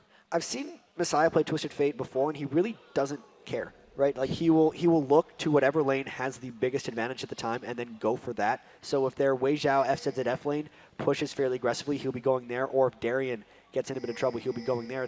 He looks to snowball more so than to aid, so whichever lane is winning, he will try to finish it off. Okay, so expect to see, so whoever does well is going to get even more help and just start crushing as a one-man army. We can see both teams starting to square off. Immediately, WE looking like a defensive position. Everyone is splitting off to the various sides. Talmai up there, a very fast ward. Watching Tribe action, look at that. It's going to find Diamond and Darien up in the top. They know all about that. There's the ping going off. So right now, any early aggression from M5 BenQ is going to get spotted. Yep, WE warding their own jungle because they are very much playing on the defensive. They want Amumu to be able to start safely. So many pings going down as soon as they think someone is there. They're pinging to say they saw Alex. I'm not sure if they saw him over in that brush, but they definitely see Diamond and Darien 30 seconds until potentially looking for a delayed invade, maybe for the red buff or the double golems. But look at this. They're actually going to put, I think, a ward in. Yep. Wow, that is 3 early wards here from WE. One from the top laner, Tame picked that one up, and then, you know, FCSF putting out 2 himself. Tame actually still waiting around towards the top. Is he going to, like, do Wraiths at 1 and let him move up other jungles? He's just kind of still waiting around for invade. So Tame did start with the teleport, and so often we've seen those teleport Olafs. This is something Moscow 5 did back in Kiev. They'll do a jungle camp that will take them significantly low base and then use their teleport to get back with substantial health potions. They're going to not letting Alex walk through back there. No, and actually, I think Tame would win that fight anyway. I don't think Alex would get a whole lot of armor early on. So Delayed invade bottom as well. Oh man, yep, they're going to go in and try to stop the double golems. Looks like they're going to get that one pretty much for free. Clear Love still waiting around as well. It's going to be the first golem pickup for them. The second one is still theirs. Ghost Pepper's still waiting around in the side. Genja shows up as well. I don't think he wants to waste Smite. No, he won't have to. Clear Love going to get that one. And there's the pull onto red. That's completely perfect for them. But meanwhile, M5 are stealing the red themselves. Diamond's going to get that one without any worries. Uses Smite on that as well. So this is really what people do when they have vulnerable junglers, is they'll look to counter jungle. Oh no, Xiaomei's caught up on Alex. Oh, this is not good. He's going to have to teleport out. Alex has no way of stopping him. So the blue steal is not going to get a steal, but at least he won't die for it. Teleport having had to be used defensively. A good read by Alex though to realize that was happening. And that's actually going to hurt him a fair bit, because now Xiaomei used his teleport to get away instead of get back to lane. So Darien's going to get level 2 substantially first. He's going to lose pretty much a whole level, probably 2 waves of minions for going for that play. Olaf going to be struggling in the top lane. Getting back to the jungle matchup though, you can see Clear Love just picking up that blue buff. So he's double buffed, level 3 at 2 minutes 45 seconds. And Diamond also getting the double buffs. It's because of all the early wards they invested. They took their early game weakness and made it into something that actually helped them with the early wards. They got the upper hand with their position. And you know, a really, really good opening overall. And they were so close, of course, too. This time actually getting up that golem himself and you know, taking away 3 buffs to 1 early on. It was very, very close right there. We can see the trades in the bottom lane, the trades in the middle. Messiah right now losing a little bit of health. However, Alex is running a bit low on mana. He had spent a lot of it dealing with Olaf early on. Ghost, oh wow, Genja getting poked pretty low right here. FCSF really playing aggressively. Gosu Pepper pushed toward the back as well. Diamond going for a gank, but he's still been warded out. The thing is, that was a they good never knew it was ward warded in the first place. Yeah, that ward gave them so many benefits. Xiaomei does have to worry a little bit about getting dove because the ward's worn out. Darien gets that to the turret.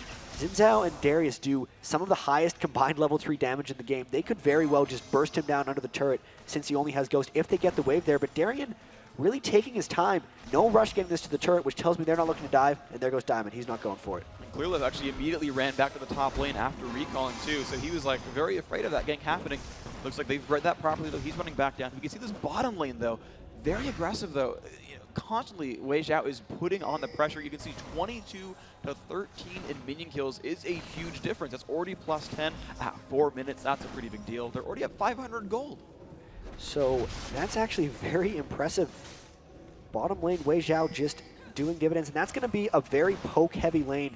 The big thing about the Taric-Sona matchup in the bottom is if Taric can get his mitts on Sona, it's great, but if he doesn't get the right stuns, the Sona lane just snowballs. Looking mid lane as well, Messiah and Alex. Even though Alex used that mana early, he's keeping very even in the mini kills. The 1 through 5 laning phase of both Twisted Fate and Diana is actually pretty weak, so I think they're pretty content just trading farm with each other. Yeah, and they're just kind of poking back. Messiah with the slight advantage because he's got blue cards. He can actually use his mana to harass a little bit and get that back up. Diamond actually waiting around as he... Clear Love ganking top. Oh yeah, he's going to show up for this one. Darien waiting around in the brush. He's not recalling back, so I think they're going to be happy to wait around and try to go for this one. Clear Love is seriously like the most patient person ever, just waiting around in the brush, not doing anything. And they know that Xin Zhao is bottom, so there's no potential for a counter gank here. Darien knows there's a danger here, and Xiaomei actually doesn't know if Darien's recalled by now since he's been gone for so long. And because of that, they actually just assumed Darien was gone, and Clear Love's leaving from the gank. That's actually hilarious. Nice play by Darien. And the entire time, of course, he gets experience for it, so that's a really good read. And he's like, hey guys, I was here the whole time. Nice gank, bro. It's one of those things that some of these players do, and it's an underutilized skill, is just denying your opponent vision. That's what Darien did so well there. For all they knew, he was missing for the last 30 seconds, but that was the right moment to go missing, and it completely wasted WE's time. That's just a great move, yeah. So there we go, the gank up in the mid lane. Diamond really going for it. Oh, at the last possible second, the gold card lands, stuns him, keeps him from knocking up Messiah, and he's going to walk away from this one pretty safely. But it's going to get scarier as soon as Diana hits level 6. You can dive in there and pull him back. But this game in general is actually fairly crazy. Every single lane is winning for WE just by a little bit. Xiaomei was beating Darien just up until now, but goes back and buys 2 Dorn Shields on Olaf. with the Twisted Fate passive combined, everyone getting an extra 2 gold on every last hit, they're already up 1,000 gold 6 minutes into the game. And this is that pre-20-minute Team WE that we saw in the World Championships. They are so good at laning, and they just constantly, persistently outfarm their opponents, and they're doing it again to M5. Yeah, and the biggest one, I think, really is this bottom lane. You're seeing Wei Xiao versus Genja on your screen, and they're just, I mean, you can see Genja's like forced towards the back. Wei Xiao's got full mana. He's happy to kind of just poke at everything. Anytime someone steps forward, he takes a rocket to the face. Foster's Bomb comes out. They're constantly out-aggressing this lane overall. Gosu Pepper down to half health, and everyone here from WE, full health, full mana, basically. You can see the gold difference there was actually pretty substantial. 1,900 to 1,500, I mean, that is where most of that lead's coming from, is just Wei Xiao beating up on Genja. It's a lot to do with the Sona as well. Tristana normally follows a strained power curve where she's strong early, weak mid, and then strong again late. But the fact that he's lost early just means it's going to get even worse mid-game, because Corki, due to all the spell casts he does, actually, once he gets Trinity Force, is one of the strongest AD carries in the game. Just damage-wise and everything else. This is going to be a huge power spike for WE when they get to that point in the lane. And you can see Diamond's looking to gank, but because there's a pink ward in that brush, they know exactly where he's coming from. And they should look to back away, but they really just don't care. There's such an advantage in that lane that they're just pressing them into the turret consistently. Oh, that was a good read, actually. Messiah actually started running down to the bottom. As soon as Xin Zhao passed through that ward, Messiah ran down toward the bottom of the map, saying, if you dive in on us, he's just simply going to Destiny in there and stop the push. And M5 read that and said, you know what, never mind, you're right, we're not going to do this with Fate yet. Yeah, Messiah waiting patiently, level 7, yet to use his ultimate, sitting on about half mana. He's just trying to deny vision, but Alex doing a good job pushing up. I want to look at top lane, though, and talk about this double Thorn Shield build by Olaf a little bit. So many times against Darius, people just try to stack armor, and then they get killed because Darius's passive does magic damage and his ultimate does true damage. The proper thing to do is get health with your armor, and that's exactly what he's done by getting those 2 Thorn Shields. So Xiaomei is going to be doing very well in that lane, and you can see Darien had to counter that with an Elixir of Fortitude just because you get so much early power from double Thorn Shield.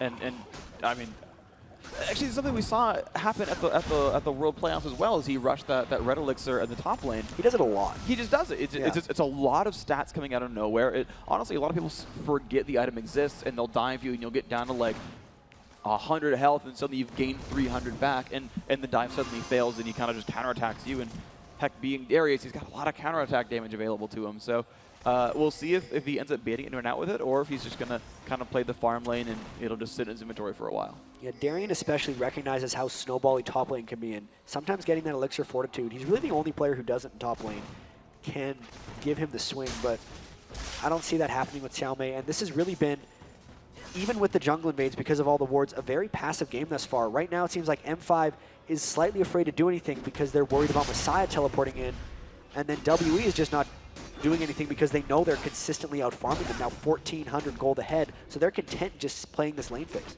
Yeah, and right now, I mean, M5, their bottom lane is stuck up against their turret constantly. I mean, I'm just seeing repeated pushing from Corki and Sona, and you don't really want to just dive them on top of their turret so much if you're WE. So the only place they really have anywhere to go is that top lane, and it just doesn't seem available to them. Darien's pretty tanky.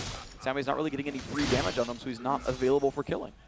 And if this is a game that we could see the AD carry go Ninja Tabi, it would be it with WE Wei Xiao, because it's a trend we saw a little bit in the European players in Tails of the Lane, and you can already see 2 members of WE getting those Ninja Tabi. Xiaomei and ClearLove both got them very early on. Everyone on M5 is doing physical damage, save Diana, and that is a lot compared to your normal setups. So normally you get a bit more magic damage coming in from the jungler, maybe a little bit more top lane. There's just not coming out this game at all. Ping's going down. No one really able to get ganks off. Neither jungler has picked up, only one jungler has picked up an Oracle's Elixir, and that's going to be what's creating things right now, because WE has been warding super heavily, and until M5 gets an Oracle's, they won't be able to counterattack anything. And so they're just going to keep just removing vision. And at this point, they actually are, I would think, durable enough and damaging enough that they could dive almost any of these turrets if they get everyone together. You know, you've got the level 6 Twisted Fate, so you can show up whenever you want. A Mumu finally hitting level 6 himself. That's ClearLove. That really does open up all your options if you're World Elite.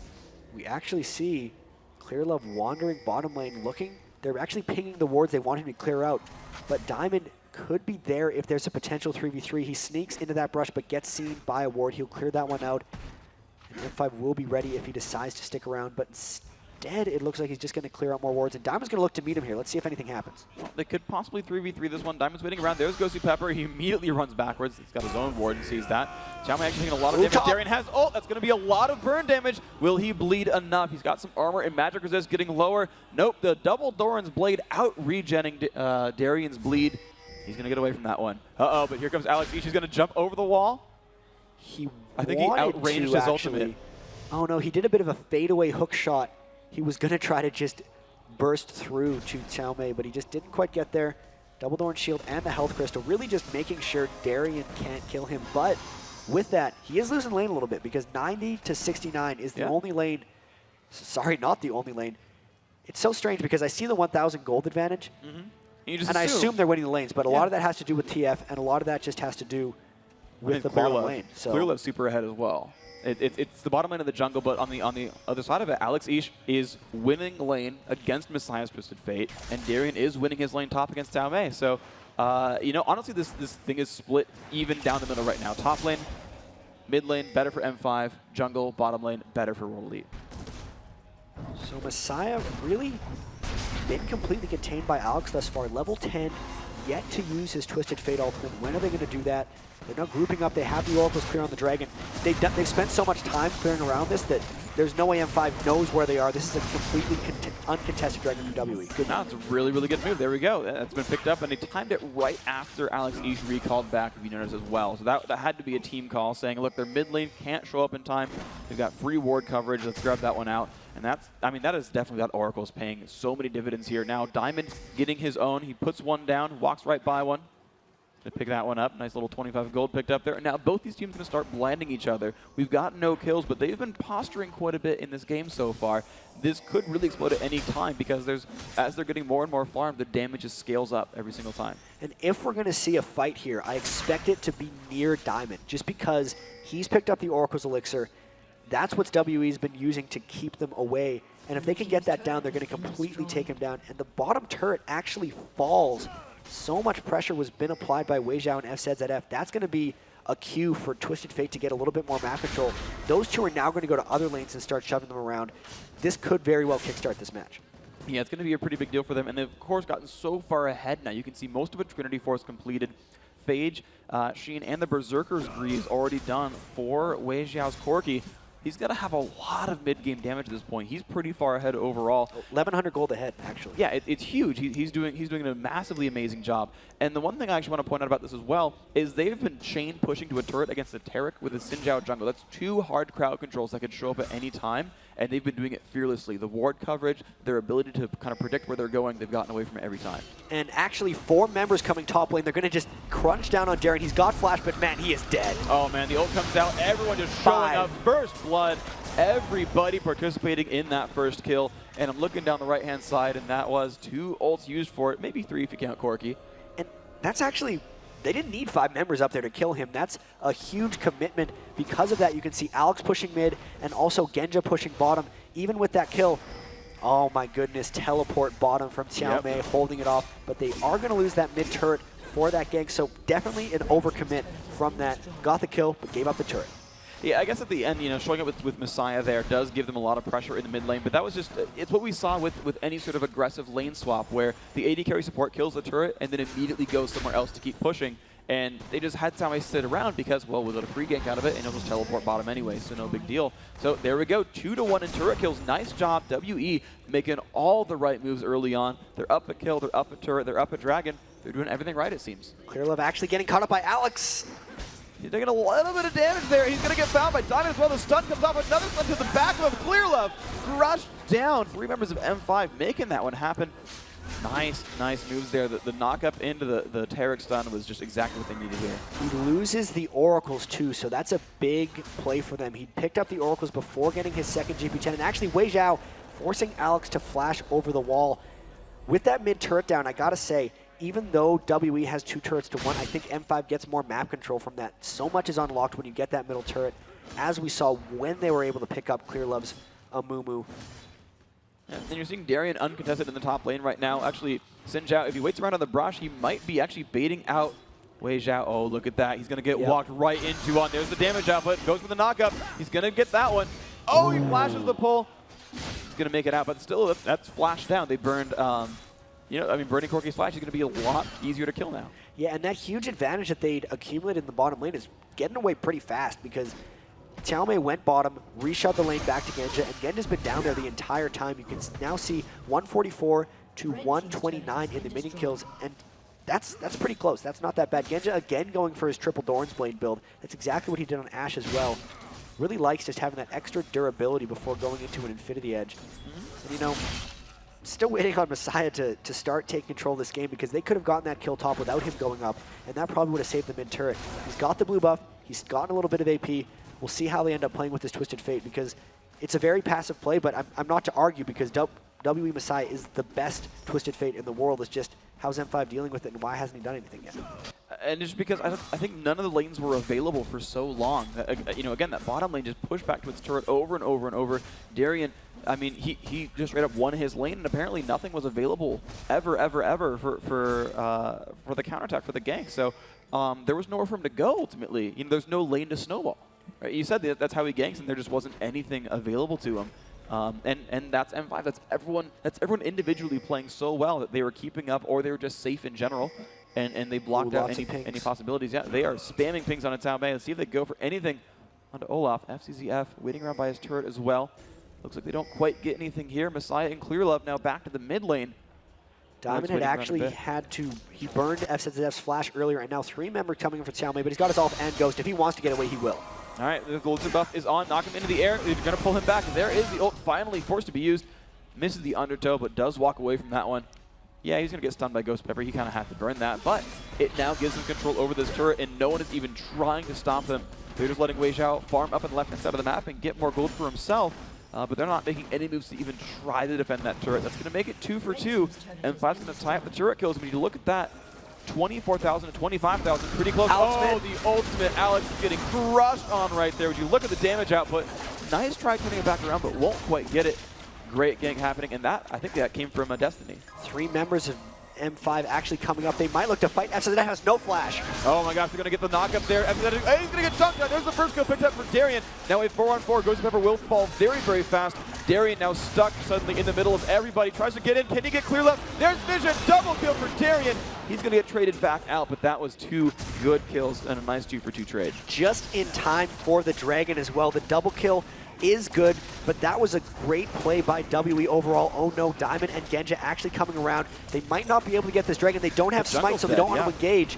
They might just try to have to fight this. They're going to push in on Genja. Look at the damage down below half health. The stun card is going to get locked in. He flashes for Genja. He's going to do so much damage. Diamond flashes out, but Wei Xiao. And it's going to be Oracles down. Oh, that is bad. That is a 5 for 2 over the last 45 seconds here. And once again, they try for Dragon. So really, this game taking a bit of an acceleration turn here. It was very slow for the first 18 minutes, but in the last minute, so much has happened. And would you look at that, Darien with a Warmogs on on Darius. So every game for Darien, he's building that Warmogs armor. He really gets it. He does Warmogs, he stacks resistance, he gets as much effective tankiness as possible. Getting back to the game though, you know, 4,000 good plays, Death Cap being completed on Messiah. Really just can't say enough at how well both these teams have been farming lanes. Yeah, we'll have to see what happens. I know when we cast the Iceland game on the second stream, you talked about globals being really, really good for the mid game and sort of controlling around the mid game. Well, we are 19.5 minutes into that mid game, and suddenly Messiah turned it on 3-0-3. You know, I was like, how did he get Death Cap? He wasn't doing that great. He only has 3 kills, 3 assists. He's made his team just do everything suddenly. And there's that mid game pressure you're seeing. Because, you know, now that the lanes are breaking down, right? You're not into full-on team fights yet, but you're onto like these like 3-on-3s and 2-on-2s, guys moving everywhere. Suddenly that teleport, those initiations, they've set up everything now for WE. You actually look at the gold, and it's 800 difference. People are screaming right now. I got a little distracted. I'm sorry. I think there's a fight that's going to happen in 30 seconds. That was very confusing. My bad. There's a lot of Mandarin all at once. All right. So let's set this up then. There's an invade here. They're going in for the red buff. We'll see what M5 decides to do, but I'm expecting things to go a little crazy because I thought someone in the fans was shouting, but yeah. All right, but you've got, looks like some cards locked coming in. Again, you've got decent work coverage. The ult comes down. They're going to find Singe out, and look at that. Everyone just shows up out of nowhere. Diamond's not going to like his fate much. Oh my god, Tula just diving in, gets the ult. There's a lot of pain going off, and there's the perfectly timed Sona ult, the crescendo, making 2 kills happen, make that 3 kills happen, and now Darien's getting chased down. Sammy, you know, he's not going to go for it. They're pinging Baron. And because of the 3 kills, it's only Genja and Darien alive. They are both at full health, though, so they're going to be in for this Baron. They're fairly low. Clearlove is out of mana. They burned the Amumu ult. There's no Twisted Fate ultimate and no Crescendo, so a 5v2. Darien's going to be very hard to kill. This could actually be fairly well contested if they decide to go here. They got to take their time, though. They can't go in right away. Missed apprehend.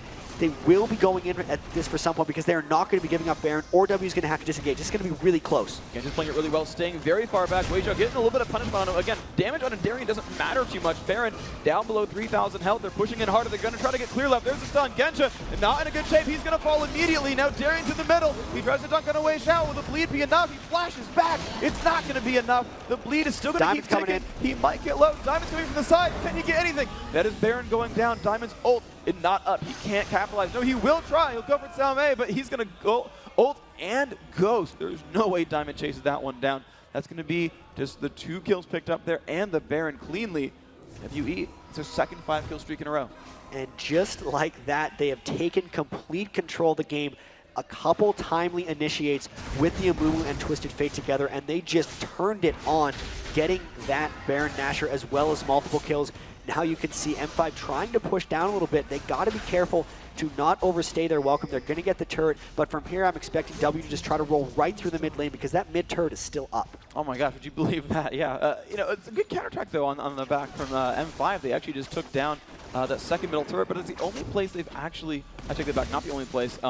You know, they're actually surprisingly in all this winning in turrets. Clearlove getting stunned out, not able to take away that blue. TF Salt's up in a second. They might go for a fight here. He's locked a gold card. There's the Destiny. Who's going to land on it? It's going to be Tarek and Diamond. And oh my gosh, Xin Zhao, you are not in a good place. He ults to try to keep himself alive a little bit longer. It's not going to matter too much. Messiah gets the credit for that one. Lichbane up very soon for him. And they're going to keep on moving that mid lane. It's a likely prediction. So Wei Zhao doing his best to clear out the bottom lane, making sure that doesn't shove away. Darien's Warmog stacking resist like we expect them to, but that is just not enough tankiness considering Trinity Force already happened onto Wei Zhao. Death cap very soon, Lichbane, as you said, on Twisted Fate, and that mid turret getting crushed down. They're going to keep going. The death timer's still there on Diamond. They have the creeps. They have the Baron buff. They're going to have to wait for the next wave. Maybe. They're really putting the pressure on. Diamond's happy to tank that turret on the back for his health bar barely even moving at this point. Shirley is almost back up. That's going to allow them another engagement if they want to go for it. Turret down below half. M5, you see them poking a little bit, but ultimately definitely running away. They know it's a risky place to be. So WE, during the World Championships, would always dominate the first 20 minutes of the game and then have trouble finishing. But right at 20 minutes in this match, they got Baron and have so far in the last 4 minutes since then just crushed. You can see Moscow 5 kind of trying to counterattack, but they're falling farther and farther behind. That's a 10,000 gold lead that is developed now for everyone on WE. They're making sure to split push the side lanes, trying to not get caught in a position, and for the most part doing a fantastic job of controlling. M5 really trying to counterattack here. Let's see if they get this turret. Yeah, they're going to try for that one. Looks like Tame is still up the top lane. He does have teleport, though.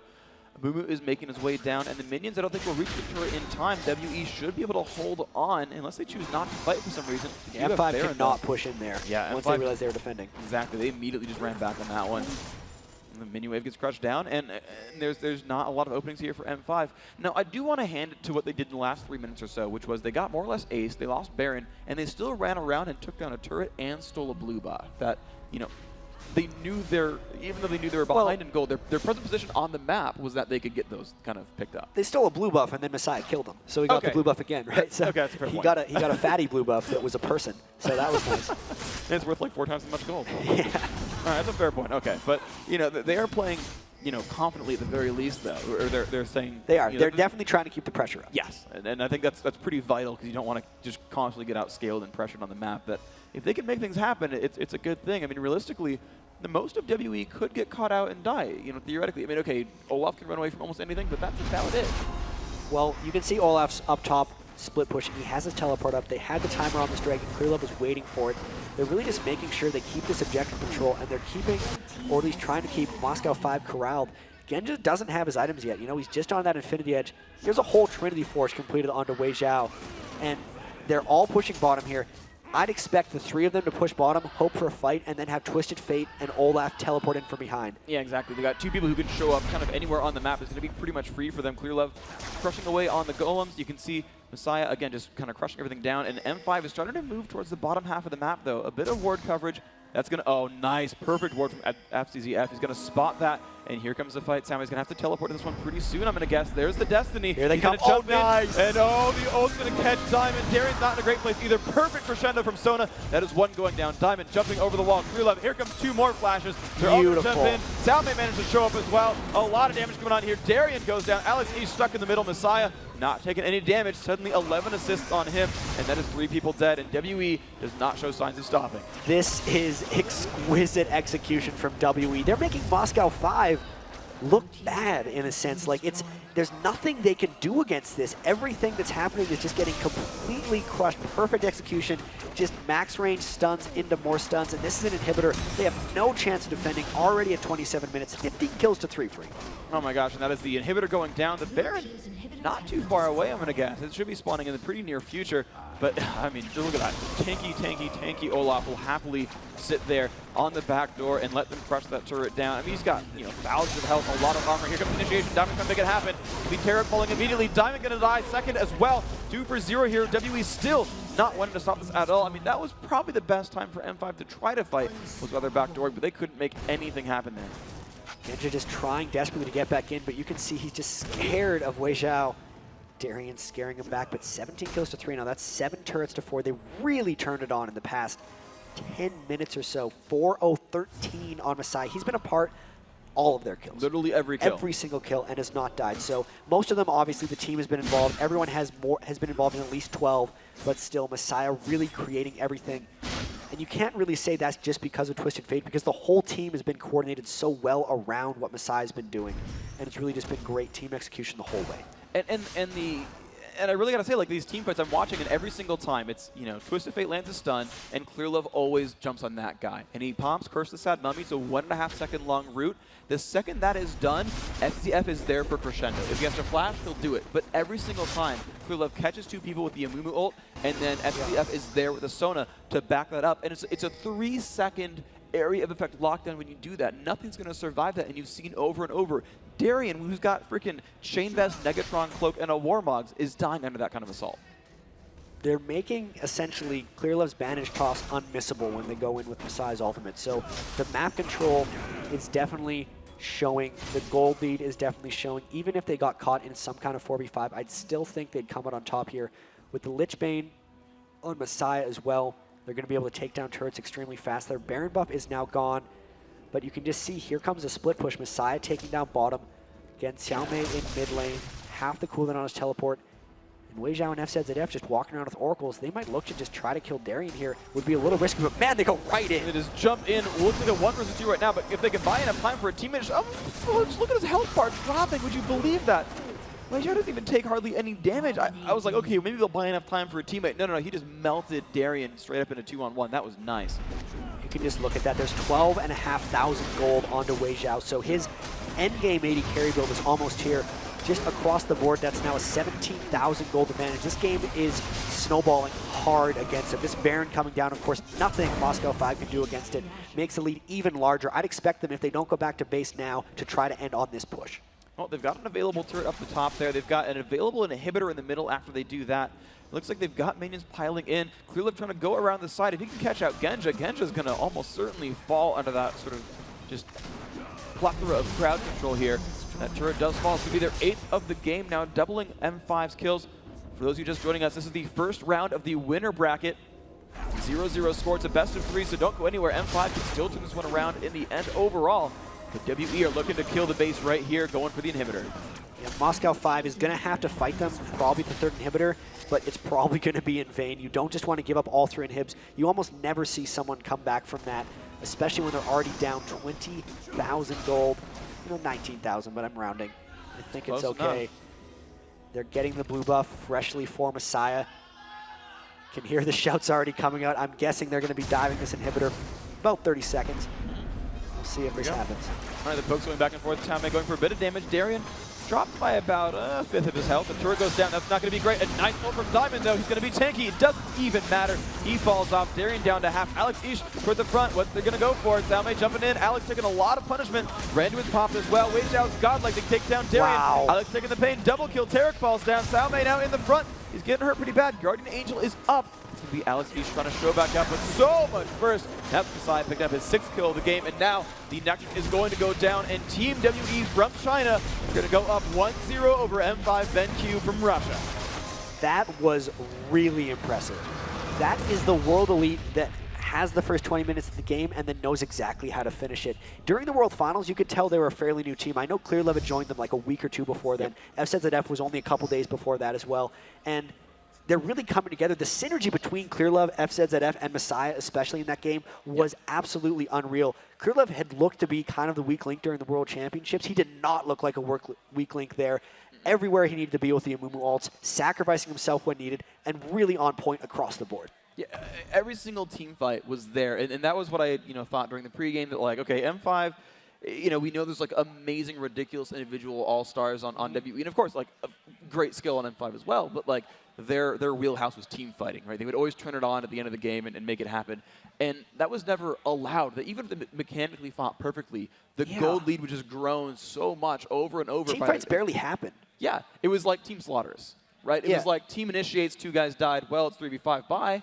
They found every fight they wanted to, and it was a slow game to start and then a fast game to finish, if that makes any sense. All the action happened between about 18 and 30 minutes, and then it was over. Like, that was a fast game at the end of the day with a lot of kills because they really just whipped them for the last 12 minutes and completely ended the game. Yeah, the game was all about, they would get enough ward coverage that would find M5 trying to stop something like running through the jungle.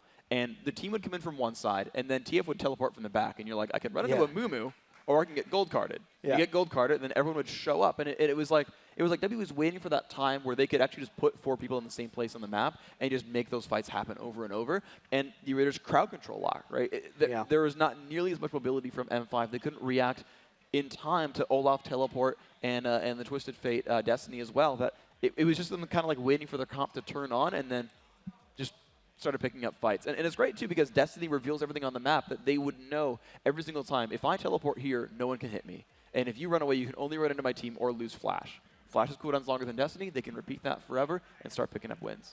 So, just a quick update. If you guys have not been watching the other stream, Team Solomon finished off Singapore Sentinels. They're going to be moving on to the winners bracket, Singapore Sentinels as well. So that's all of the group stage completely done. That sets it up. That means TSM's playing CLG.EU in their bracket as well. That should be an exciting game when it happens. But we still have a second game of this one. Moscow 5 has to come back because holy crap. Yeah. I mean, that looked real good. And I think that, they might ban Twisted Fate this time. Or I'm thinking that. I'm thinking your normal strategy is you ban the things that kind of worked against you, or you just don't let it get picked away from you, because they were relying a bit on Moscow 5 was relying a bit on Amumu earlier on in this tournament.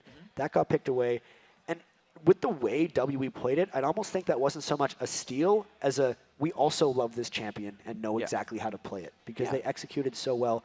You're not letting Twisted Fate through. I mean, if it's a choice between, I think it was Cho'Gath that got banned, or even Cho'Gath, first Blitz, picking and Zyra. Diana, you can let one of those through for how dominating Twisted Fate was across the map and with how well they used it as a team. Yeah, I was actually surprised, I think, mostly at actually the Blitzcrank ban. Because to me that doesn't make a whole lot of sense, because you've got a player who loves playing Nunu, right? Gosu Pepper plays Nunu pretty much every time he's available, unless it's like a really bad counter pick, right? And Sona was available, so he didn't pick it up, right? And he picked Taric instead. But like Nunu is one of the best champions at fighting Blitzcrank, because he's gonna pull you in. You're like, great, Ice Blast, thanks, and like you'll just like happily tank rocket grabs for days, right? And it seemed like that was like. I was just confused, because like one of his favorite champions like counters something that they banned, then I was just sort of confused and surprised by that kind of. I would argue though that even during the World Finals, FZZFs loved Blitzcrank. Like, it's fair. And especially for a team that is so good at opportunistically fighting, Blitzcrank sets that up amazingly, right? That's a good point. That's a ban that I definitely respect for them, because Blitzcrank is something that gets banned specifically for people who are amazing at Blitzcrank just because of the fights he creates. And it fits right in WE's wheelhouse. I think that would be a ban. If any of the 3 bans would stick, I'd expect it to be Blitz. Okay. So so then what do we think about, like, are they gonna add TF to the ban list, or are they gonna switch it up and add a movie to the, like, They have to. So definitely TF. Yeah. It's Blitz apparently still getting banned out, just no matter what, because so good. Would you drop Zyra, or would you drop Cho'Gath there? I feel like Amumu was scarier than Cho'Gath ever would have been. You gotta drop the Cho'Gath ban, in all honesty. The Zyra ban is specifically because she is the most anti-dive champion you can pretty much have in the game. Yeah. And the that's root, M5. as well as the all, and M5 loves to dive on top. That makes sense. So I mean, we're getting pretty deep into it, and we're like 1 for 4 on predictions so far, but if I had to predict, it would have to be Zyra, Blitz, and TF bans next game. Yeah, it makes a lot of sense. It's kind of the things you want to remove out, and then we'll see, because TF really did define a lot of that WE strategy, right? They didn't do almost anything with any of their champions until it was like, okay, well, TF will make you fight. Like, he will show up behind you, you have to run through him, he will make you fight. And they were able to dive those fights overall. So if that ban does come through, WE's got to find something different. We're going to find out what that might be in Game 2. We'll be right back after this. Don't go anywhere. We got more games coming.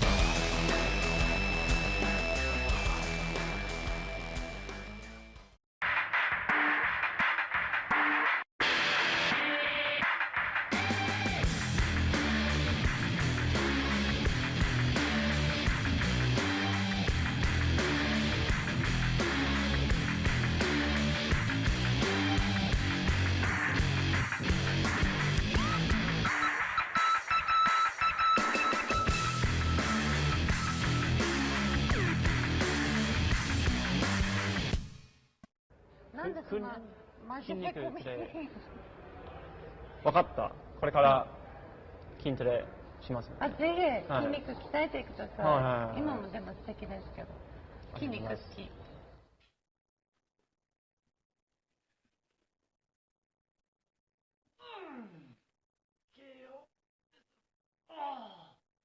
Are you born again? Bad guy.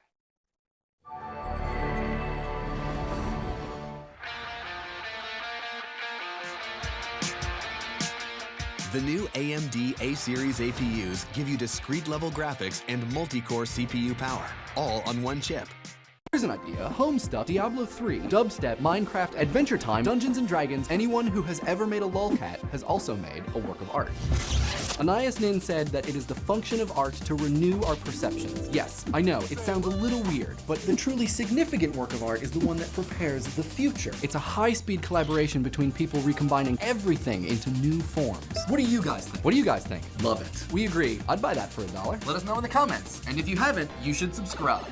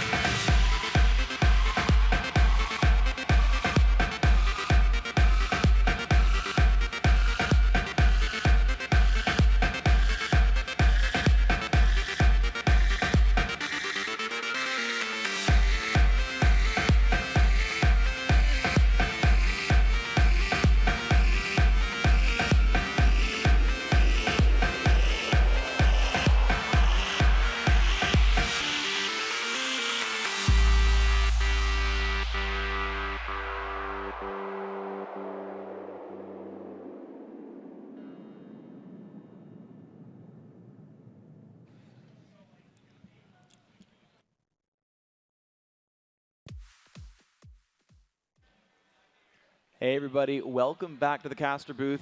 I'm David Phreak, Joshua Jatt Leesman to my right, your left, and we have game. Yeah, fancy. I know, right? Want to make sure you guys knew what I was pointing to. But we have game 2 now underway between Team WE from China and M5 BenQ from Russia. WE up 1-0, and Champion Select has begun. Yeah. So quick recap for you guys just joining us. We've been through the entire group stage for all 16 teams. That has seeded the winners bracket here, and this is the first round of that. So WE 2-0'd their group. They were #1. M5 actually finished second in their group, so they got paired up against WE. And man, that first game was threatening from WE because that was the most dominated I've almost ever seen M5 get, and we'll see what they come back with. We did say Zyra, TF, and Blitzcrank would be the bans, and we got it. Nice. Yeah, that's Jatt being a boss. That crystal ball, man, it's working. Yeah. Hey, not quite. Hey, we'll see. Next pick. I want you to test your luck. What's the next pick? Dude, I'm Lee done. Sin. I'm done. Lee Sin. It's Diamondprox. I got this. No, anyway, first pick, Rengar, which is something we also didn't see last game and wasn't picked or banned as far as I can remember, so that's pretty impressive. We have then Nunu and Lee Sin coming in. Yeah, that makes a lot of sense for Darien though, or not Darien, but for Gosu Pepper because his big supports are Nunu and Sona basically. Sona really good lane against Nunu. When that one's gone, you're pretty much happy just to play it at all times. If I had to guess a support to beat that, Lulu is going to be a nice long-range poker that might do pretty well here. The Diana pick, really, really great overall. The Cho'Gath wasn't banned immediately. WE picks it up. Now, of course, they do have to run a different strategy here overall. With Twisted Fate banned out, they have to get a different sort of set of champions here. But, Cho, Rengar, Diana, they've got a lot of, go in on your face, crush some guy, as far as their team comp's concerned. And we know that they're good at playing Diana because they destroyed AZUBU Blaze earlier today with it. Yeah. And that's one of the big reasons that Moscow 5 put so much emphasis on first picking it away last time. So, that's going to be very, very good for WE. That's a lot of tankiness right there. They're already an absurdly tanky team, so you'd expect them. I think Lulu would be a good pick for them, and if I had to pick an AD for them, it would be Corki because that's what Wei Zhao just prefers, it seems. Sure. Ezreal obviously still available for Moscow 5. Are they going to do Nunu Ashe? Because that's what they were winning with today. Does it have enough damage, go back to though? It feels so unsafe against Rengar Diana. There's no way Ashe lives through that unless Alex is in, Rise or something that deals, crazy damage per time, and, if you ignore him, he'll kill you anyway. It's one of those things that Moscow 5 uses it to control when and where they fight, which is something they completely lost control of last game. Oh man, if they do Zillion Jax, Ashe? That would be so scary because then you're really just relying on Jax and everyone else to just slow them down. Moscow 5 could try it. They're the team that would be able to win team fights like that.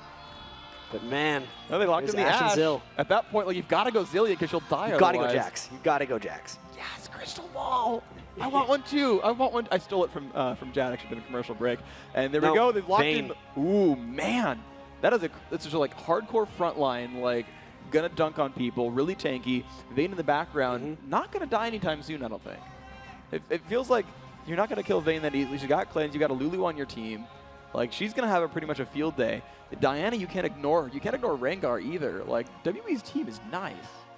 That is an interesting pick there by Wei Zhao. He was actually a Vayne player before anyone was a Vayne player. He was playing it 4, 5, 6 months ago and doing quite well with it. It's just no one has really known that much about WE because their scene is so isolated for the most part.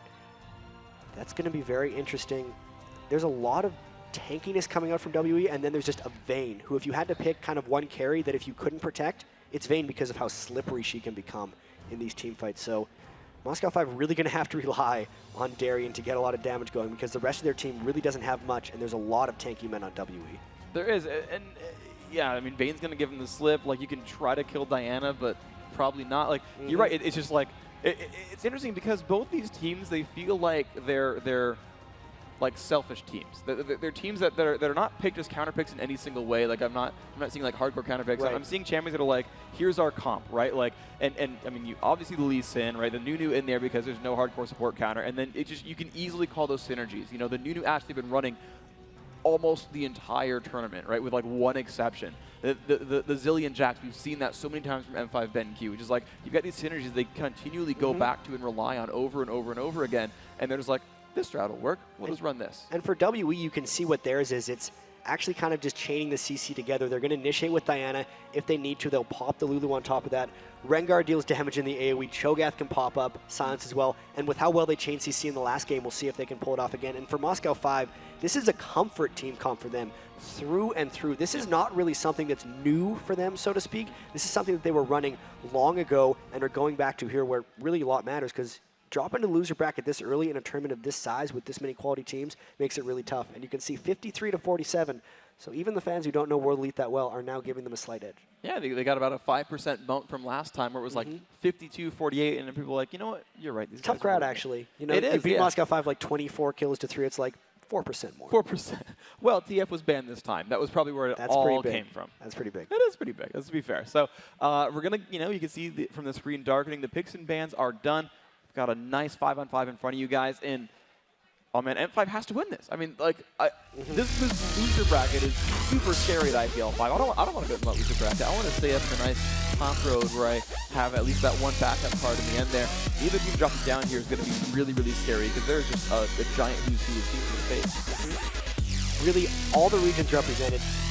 So much action happened today. Surprisingly, all 4 European teams moved to the winners bracket. So Europe actually had a very, very strong showing thus far.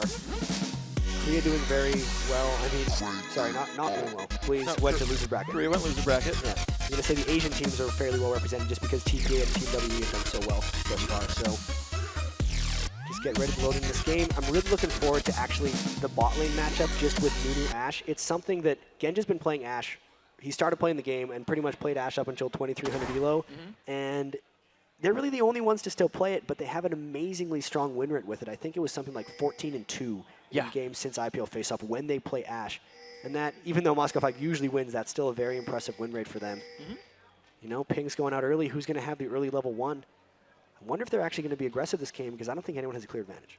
Well, we're seeing everyone split up just like the very first time where, early wards went down, people sat on the brush and made sure they saw what was going on.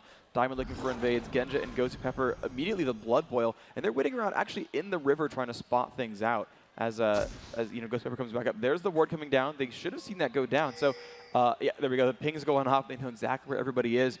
Yeah, I don't see M5 BenQ making any successful early moves, if nothing else. So, still milling about back and forth, and they're just like waiting in that brush. Of course, it's very fast 2-on-1 kind of being called out there. The ward saw Ashe and Nunu there, but Ashe is waiting around on the brush trying to like get that free critical strike onto Rengar and try to get a little bit of harassment down. And it looks like WE's not swapping back. They're happy to fight 2-on-1. And realistically, Jack's not the best 1-on-2. So, and you're giving Vayne a free lane. Like, looks good. Also think Rengar is not the best 1-on-2, but both of these lanes are going to have their own separate dynamic, as it looks like not much is going to happen level 1 as far as we can tell. The Vayne Lulu is going to be shoving to the turret constantly and trying to kill it, whereas the Nunu Ashe, as we saw in the Curse game, even though it might shove a bit early, will eventually try to deny probably, because that's what they did so successfully to Voyboy in their first game. Both combos taking the double columns, actually both jungler mids taking the wraiths as well, and almost an absolute mirror aside from Darien taking wolves and Xiaomei just running up the lane. So very almost mirrored starts from these teams. But Darien's going to have at least a little bit of an experience advantage for himself. Should hit level 2 before terribly long. Nice pull from Alex Ish, gets that to go all the way around the side. Gosu Pepper still helping out Diamond. That's going to be the easy pickup there. And now his mid lane match is going to happen. Alex Ish, he played Aslan last game. He's fighting against it now. This time he's on Zilean. It's going to be an interesting one. Darien waiting for his opponent to show up at the bottom lane. Happy to sit in that brush for a while because he knows duels aren't going to be his best situation here. Okay, he's also going to make sure that the lane starts shoving, because the last thing he wants to do is hit a few creeps and then be denied forever. FCZF also sees Diamond doing that blue buff. It's not going to scare him off as far as I can tell. He might try to harass a little bit and be annoying. And if Vayne tries to show up to help that, Darien can just like punch her in the face and make that happen. There we go. Yeah, blue buff picked up. Nice little move there. Darien's going to actually walk her into FCF at the brush here. And Lee Sin's coming as well. This is going to be a stun. And here it comes. Nice flash. Oh, he misses the Q. The exhaust comes down as well. They're not going to quite chase it one out. That would have been first blood if he landed the Sonic Wave. That would have been exactly what they needed to get Jax going in this lane. But with that, denying FCZF, he's coming around the back, and if he gets through that line of creeps, his summoners are down. Had to just walk away. He's still staying around is the unfortunate thing, but looks like nothing too much is happening now. Running around through the sides. Clear Love on Cho'Gath down to the bottom half of the map. Oh, he's setting up for a counter gank, but it's not coming. Unless they're trying to get Cho'Gath like Jack's killed immediately. This could be one of those delayed dives. If they can hold these creeps long enough in the bottom lane, you'll see yet another wave stack before it gets to the turret. Yet it just made it, so there's going to be a monstrous wave when that gets there. And they might try to 3-man dive Darien, or at least just beast down his turret, because this is so much that you'll see. There'll be no way Darien can hold against 3, and they would get a turret here. And especially if Diamond doesn't go to help. So if Cho'Gath might think to reveal himself almost right now and try to take this turret, yeah, here it comes. They're going to go for the turret kill. All right, they're going to push on forward. Wage, of course, pushing on up. They're going to completely deny him out. The Condemn pushes him back out of range as well. But now he's going to wait around. I guess with Condemn down, he feels a little bit safer. He does have the counter-strike. This is actually very, very good for Darien to not get pushed out. He's going to get a lot of experience here and level up at least once. He's already level 3, about to hit 4, and that's going to really help him survive that lane. And you already see Rengar so far back. Taomei knows that dive was coming.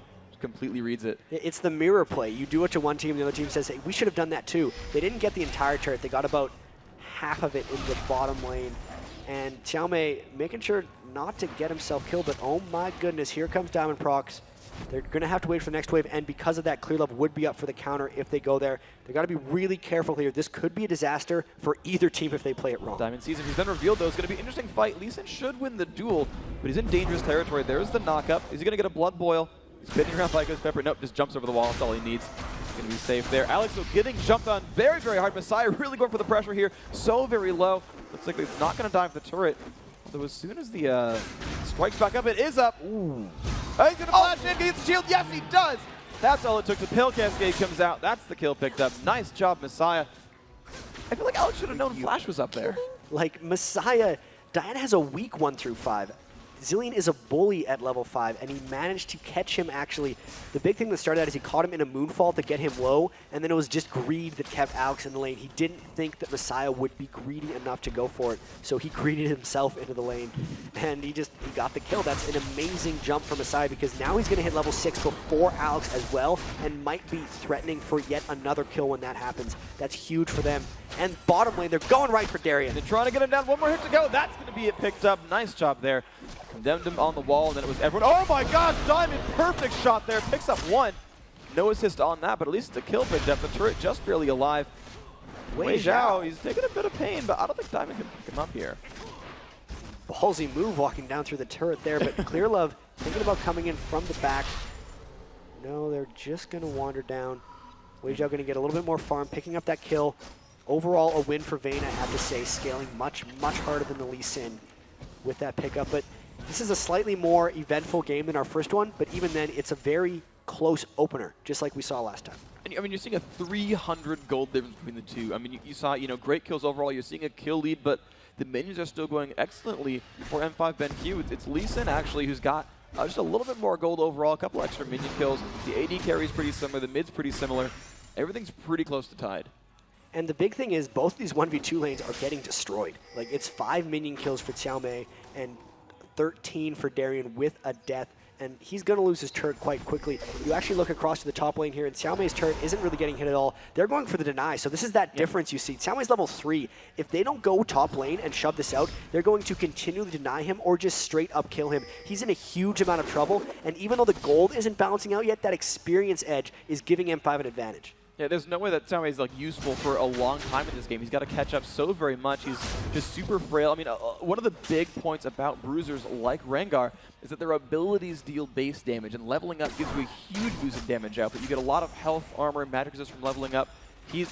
Yeah, you're calling it. He's just not in great shape. And Xiaomei is completely left alone up here. He needs assistance. Essentially what has to happen is in the bottom lane here, WE has to finish this turret so they can send 3 members up, shove that into the turret, and rescue Xiaomei. So they're actually diving Darien once again, but at the expense of Rengar. Yeah, but Messiah's coming in. Darien not in a good place whatsoever. Another kill. There we go. Wei Zhao picking up his 2nd. He's tied in minion kills, but he's got 2 kills himself. So, heck, I'm happy to rely on Vayne. Whatever. That sounds good to me. They're going to have to, because there's level 3 onto Xiaomei, so it's now on the team to help him get back. All those kills given up, though. It's a 3-load advantage for Darien and a blue buff invade here. They used all their stuff to get the kill. They might just have to disengage this. Yeah, FCCF slowing down. We are still waiting around, though. WE does not really want to give this one up just yet. However, they do have ward coverage, but the jungler nowhere to be seen. This should be a pretty easy grab here. Alex is about to put the bombs down, take that for himself. So blue buff not quite stolen there. Looks pretty safe for M5. but they're still just trying to tie this one up. They're down now 1,300 gold. Even though they denied that poor top lane, that poor Rengar, only 15 minions, you know, the turret kill and everything else is still keeping WE in really good shape. That extra 4% we predicted WE, they're right so far. They're getting there. Again, Triple Thorns Blade coming up from Genja. That is his Ashe build of choice. Looks like Wei Zhao on Vayne is going to be going for that Phantom Dancer rush. M5 right on top of a ward. Their pink does not quite reach that Dragon ward, doing the Dragon, but doesn't really matter. WE had all went back to base. This is going to be a clean pickup for M5 and pull that gold real close to even. Yeah, they've got a really good numbers advantage there. Rengar, though, he's left alone in the top lane, finally catching up. 5.5 he is. He's got 24 minions, so he's immediately caught up with Darien. Not yet in levels, but at least an individual gold farm. That's going to be a really big deal for him as well. So where's the pressure really going to come from here? Because Moscow 5, just watch with the way they team fight, having Zillion on their team. After the Taume, he's going to jump up in the top lane. Oh, he pops his ultimate in time, stealths him out. Genja not able to pick that one up. He is trying to freeze this lane in front of the turret, though, because it worked before. It'll probably keep working, honestly. Keeping Taume locked on down. Darien now. And again, a 1-2 at the bottom lane. Bumps in away Zhao. There's the dodge as well. Looks like it's not going to get capitalized on too much, though. He's going to run back out. Diamond waiting around to the side. Yeah, Darien, I mean, no lane swaps whatsoever for M5. And if they're going to continue to have two members up top and not push, that's going to enable Team WE to just kind of do whatever they want on the map here. Laning-wise, I'd actually have to say Moscow 5 is doing fairly well. You look, despite giving up a kill, Alex Each is 64 to 60, or to 59 against Messiah. Genja is 85 to 73 over Wei Zhao, but Wei Zhao has the 2 kills. It's really minion kill advantage to M5, but kill advantage to Team WE. And with the Dragon, this game is not really swinging one way or another quite yet.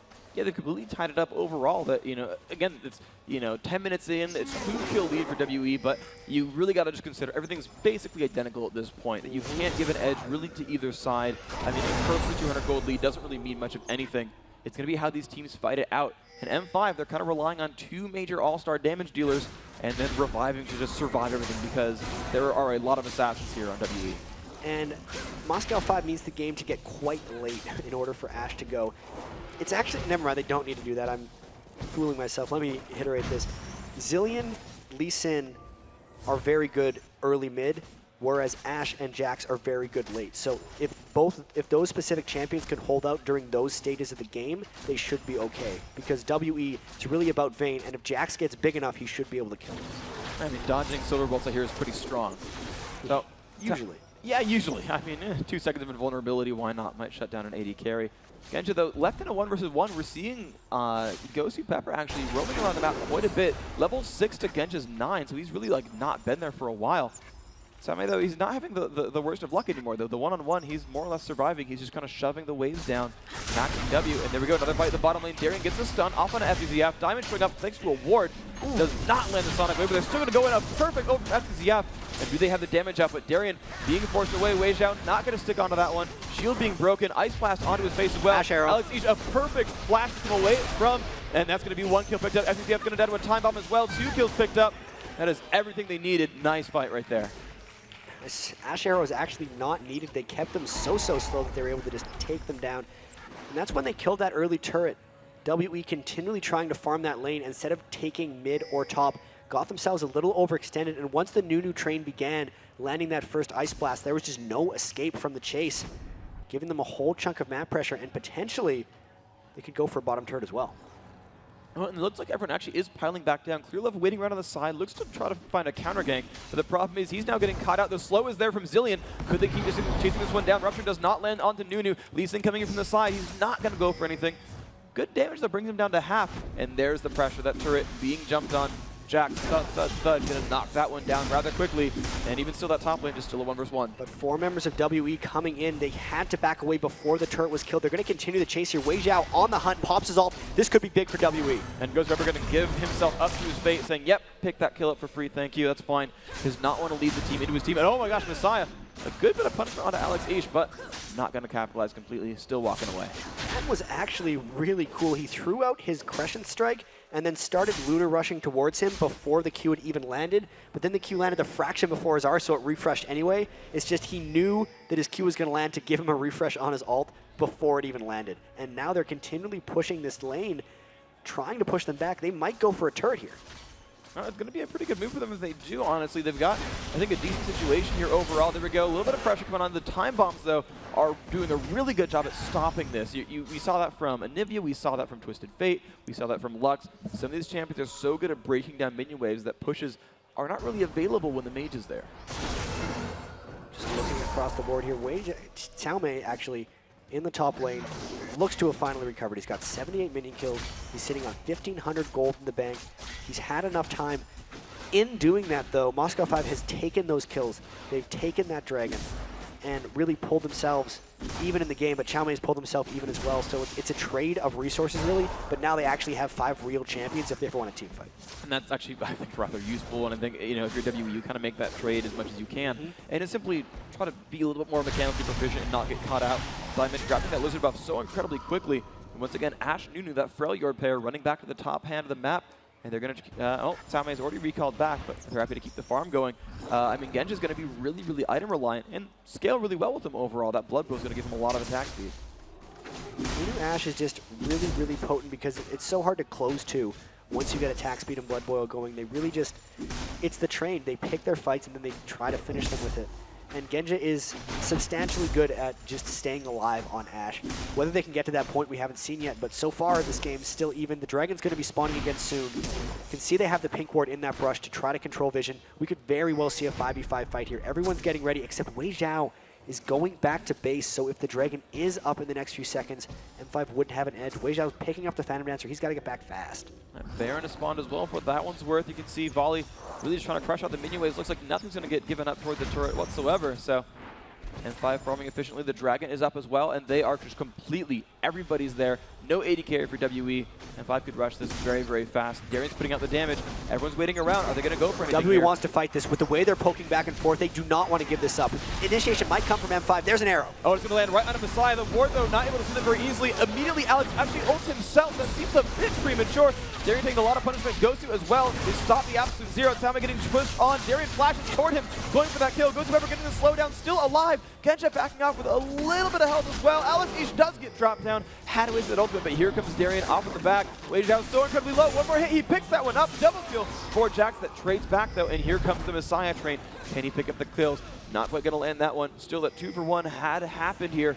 They're just trying to run. Can Clearlove land the Rupture? Can FCZF get the Whimsy down on him? Anything like that. He will juke the Rupture, but here comes the Glitter Lance. Does he have mana for it? Looks like it's just basic attacks. There's the slow. And that is Clearlove picking that one up with the silence. Not so much for Messiah. He would have gotten it anyway. And that is back to a 2 for 2, I believe. No, 2 for 3? 3 for 2 overall. Genja was able to get back actually behind the Dragon pit. He was recalling. The Dragon... Oh, it is up. Maybe invisible, but it is up, I guarantee you. You can see WE trying to clear this one up. Diamond still with his smite, still hanging around. Oh, Dragon's back. We got it back, cool. all right. And Diamond is looking to stop this, but everyone from WE has come down. He's going to have to get forced back. Here's the fight. And they're going to just do so much pain. Would you look at that? Trying to run away. Genja trying to help him out, though. He's got good slows. Alex is back as well. He lands the Sonic Wave. Could he go for this one? Looks like that's not going to be the case. Rupture goes down. It was great. He actually timed the duration on Sonic Wave. It was like, if you show up, you'll land in a Rupture and manage to, you know, just keep Xiaomei alive that way. Of course, leads him to not chase in, but that was a really, really good fight. WE now up 1,500 gold, and they just swept that fight pretty well. And double kill coming out to Darien in that fight, and I think 2 kills also happened to Wei Zhao, so they kind of traded hyper carries together and just said everyone now gets to do substantially more damage. And by trying to counter push, they do this so well after fights. They wait for the other team to back, and then they try to push a turret down. They got most of that middle turret, but Xiaomei may be able to hold it off. Again, we could see everyone grouping up and maybe fighting. There's a split push coming bottom from Darien, and they're going to get forced off this mid turret by WE. Yeah, everyone did show back up. Darien, though, meanwhile, he's happy to sit there at the bottom lane. He's been pinged, though. Lots of people from WE are moving over. Meanwhile, Diamond's getting free farm at the top, but they are just pinging his retreat path. It's going to be a full 4-on-1. Can Darien get to a minion? They're coming down. He's going to have Leap Strike up. Looks like he'll be able to outrange anything. Looks like no kill for WE here. Nice attempt by them. Gulov has oracles, though. He's sweeping the wards out. They've got complete control over this golem area for when it does respawn. They've pinged the wards, actually. They're actually, M5 knowing where WE is running around, they're keeping tabs on them pretty well. Diamond, I think he can actually 1v1 Xiaomei here. Xiaomei probably aware of that, just hopping away. He's only up there for the farm. making sure he gets the turret. I want to point out something actually from ClearLove. This is the second game running where he's built a Heart of Gold and then straight to his aura item. Oftentimes you'll see these junglers go 2 or 3 gold generation items and then go for the aura, but they're really keying on getting it early, so he's not even buying into that Philosopher's Stone, knowing it takes much longer for it to pay for itself. And they've gotten to the Aegis first, which gives them an edge in these team fights just because they've gotten that aura so much sooner. And we're going to see if that pays off for them, of course. You know, theoretically, if you buy gold for 10 and nothing happens, then yeah, you get to scale outside your opponents. But you see these fights go pretty well. Taimei, a bit of damage there on a Diamond. Diamond, of course, trying to farm up at his turret. This is interesting, though. They're really giving him that farm for free, letting him take it over and over. WE, though, really playing more as a pack. Yeah. There's actually 4 members. They have the Oracles. They have the map vision. At the very least, they're going to get the steal. And there's a fight coming in. There's a Rupture. Let's see if they take it. And there we go. The Absolute Zero is on the stun, happening as best they can. The Ash Arrow comes in and hits onto ClearLove, but Messiah picks up 1 for free, and he's not done right here. Darien taking a lot of pain. He will get revived. Wei Zhao, a bit of pain on himself. There's the jump getting away from the Rupture. And there we go. Still 4 strong. WE happy to push down into this one. It's a 4-on-3. Looks like... Yeah, it's going to get just grabbed away there by Cho'Gath. Darien, not in the best place. The dodge is on. He's going to jump backwards. Condemn keep him alive, but no! Messiah diving on the turret, picks that one up for himself. Wei Zhao happy to run away as well. There's another kill picked up in a row. WE are controlling this mid game very well. The initiation range keeps getting underestimated by Moscow 5 there. It seemed like Darien got caught almost twice in a row where he didn't expect to be found. Really just that Diana Moonfall catching them by surprise, and they chain it so well with ClearLove's Rupture. In the meantime, Xiaomei just making sure he's getting that farm on Rengar. He's going to be a force as well, despite that incredibly rough opening. And the big story here is just Wei Zhao. 2,000 gold, going to be getting that BF sword very soon. And Vayne is going to hurt. No one able to really mass armor quite yet. Really going to be chunking people down. It's going to be a very painful situation. That BF sword just now picked up a couple of potions just to be safe as well. Why not? Pluto stopping the mid pushes as well. And yeah, everyone on WE, I mean, they're putting out such a great performance here. They're up about 3,000 gold. 20 minutes in, if you're just joining us, this is game 2, one of the very first winner bracket round matches. WE looking to be in the lead here. They won game 1. They're looking strong in game 2. M5 made the mistake of not getting Crimson Fate the first time. That, you know, was a bit of a punishment for them, but even now, we're seeing still WE making a lot of great moves. This top lane matchup, Taimei stopping that jungler of Diamond, and Messiah waiting right on the side as well. They're going to move in. There's Wei Zhao as well. Look at the punishment available there. Lulu even off to the side, just crushed down with nowhere to run. Looks like the sort of map control has just disappeared here for M5. So here you actually see Darien completely caught in the bottom lane trying to split push, whereas they're down Diamond and Genja's trying to keep this turret off. They're going to get another turret, and they might even look to force a fight here, or they're just going to wait for Pluto to take that mid turret, but this is too hard for M5 to stop right now. Great catch by WE, and they're really capitalizing on this advantage. And it's just, you mentioned it before in the last fight, the initiation range is so long. It seems to be underestimated here from M5 BenQ, where, you know, no matter what happens, you know, Taimei jumps in and lands a Bola Strike, or it's Messiah diving under the Moonfall afterwards and everyone else just follows up. No matter what's happening, WE is able to force these fights on their terms, and they're doing it every single time. I mean, over and over and over again. They're like 4-on-4, great, free kill. Inner turret for outer turret, I think, is a good trade overall for them. They gave it up to Jax, got the inner of their own, and just waiting for that next fight. There's an Infinity Edge coming soon for Wei Zhao. He's going to be about 1,000 gold away from that. Darien going to be getting his Trinity Force, just completed, and his Red Elixir as well. So the next fight's going to be fairly explosive. Look for them to duplicate Darien with the revive. Not duplicate, he's not York, but revive Darien when he dives in. But it's really all about who picks the fights. M5 picks Ashe so they know when to fight. When M5 loses, it's because other teams are out-aggressing them. Essentially, it's when other teams can engage and control where fights happen.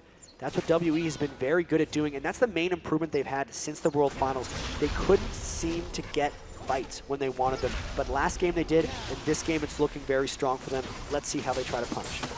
The difficulty, though, is that, you know, even when they start this fight, there's not a good enough front line. It seems like everything just gets burned down by Wei Zhao and Messiah, that no one is there and able to just, like, survive Diana. She's doing so much in these fights so far. But if they can land the stun, if they can get the burst combo down, you said, you know, that Trinity Force finally done for Jax. It's a big deal. He's coming in from the side. A lot of ward coverage everywhere right here. So the Dragon is up again, and if M5 starts this, they're putting themselves in a big disadvantage. They're baiting WE into initiating them. They want to fight in this zone for some reason. They're going to try to zone out with Zillion Bombs and Ashe Volleys, but WE wants to fight, and so does M5 clearly. We're going to see something huge pretty soon. they're going to dive in. The bombs are there. The Rupture does not land into anything. M5 still taking damage there. And there's the dive in. Genja forced a flash across the wall. Really good aim on that one. But Darien stuck alone. And Genja's still running backwards, actually. So afraid of Messiah. There's the Astro comes out. Absolute Zero is beautiful as well. Diamond falls down. Alex Ish not. There he goes. He's going to revive off of the ultimate. Does kill off Diana, though. It's a 1-for-1. Salme up there. He's been exhausted, though. Look at the damage output onto him. He's getting pushed down. Genja so low on mana. Nice flash. No, it's not going to be enough. Wei Xiao still chasing in. And they don't want to go back on a Wei Xiao either. That shield's going to block a little bit of the time bomb. They get a 2-for-1. That was a very cautious fight by both teams. They were really just prodding at each other the entire time. Not really huge hard initiates. The two guys that did go all in, which were Messiah and Diamond, just died pretty much immediately. Then everyone else poked back at each other. The Dragon's still up though, but that's not what WE is concerned with. They're pushing hard onto this turret. They're going to have to be careful because M5 is going to come back with full health and mana, and then the Dragon's still going to be there. So if WE wants it, they're going to put themselves in danger. Asher's not too long for being up, about 30 seconds to go until that one's back up. So if the WB does stay around too long, pretty soon they'll be able to initiate a fight. Now there's the hawk shot. It spots exactly where WE's going. They clear off that ward though. Nice Oracle's usage. Dragon for M5. But yeah, exactly. It's going to be a free Dragon. You called that one. WE is too low. They knew coming into that they were trading a turret for Dragon, but honestly, when you're winning, taking off turrets is the best way to kind of close that game out and keep the map control and push. So yeah, it looks great for WE for me. Again, they love trading those inner turrets, but much like match 1, they're not getting that middle turret down. It'll come, but the map control doesn't really open itself up until you get freedom between the two sides of the jungle. Moscow 5 drops the middle turret for themselves. WE, it's on them to start pushing up. They clearly have shown that they can win fights. Vayne is huge right now. Wei Xiao way ahead of Genja in items, and even gold, you can see 9,200 to 7,400. Both teams kind of looking for a fight. Well, no. WE kind of looking for a fight. M5 getting the hell out of there. They need an IH on Genja. Like, that's basically what it is right here is, you know, Darien and Diamond, you know, they've got a decent amount of gold on them. They're pretty useful, but the thing is, when they run into melee range, Wei Xiao just melts them down. Messiah's happy to hit the front line as well. They're not very tanky, and they fall down. They need Genja in the background with that Blood Boil actually killing things off. And we just BS Sword Zeal. He's not got anything like that. Genja's got enough gold at this point, too. He's just gotten the 2180 necessary for Infinity Edge, so they're shopping immediately, trying to get everyone ready for this next fight when it comes out. Blue buff getting passed off to Messiah.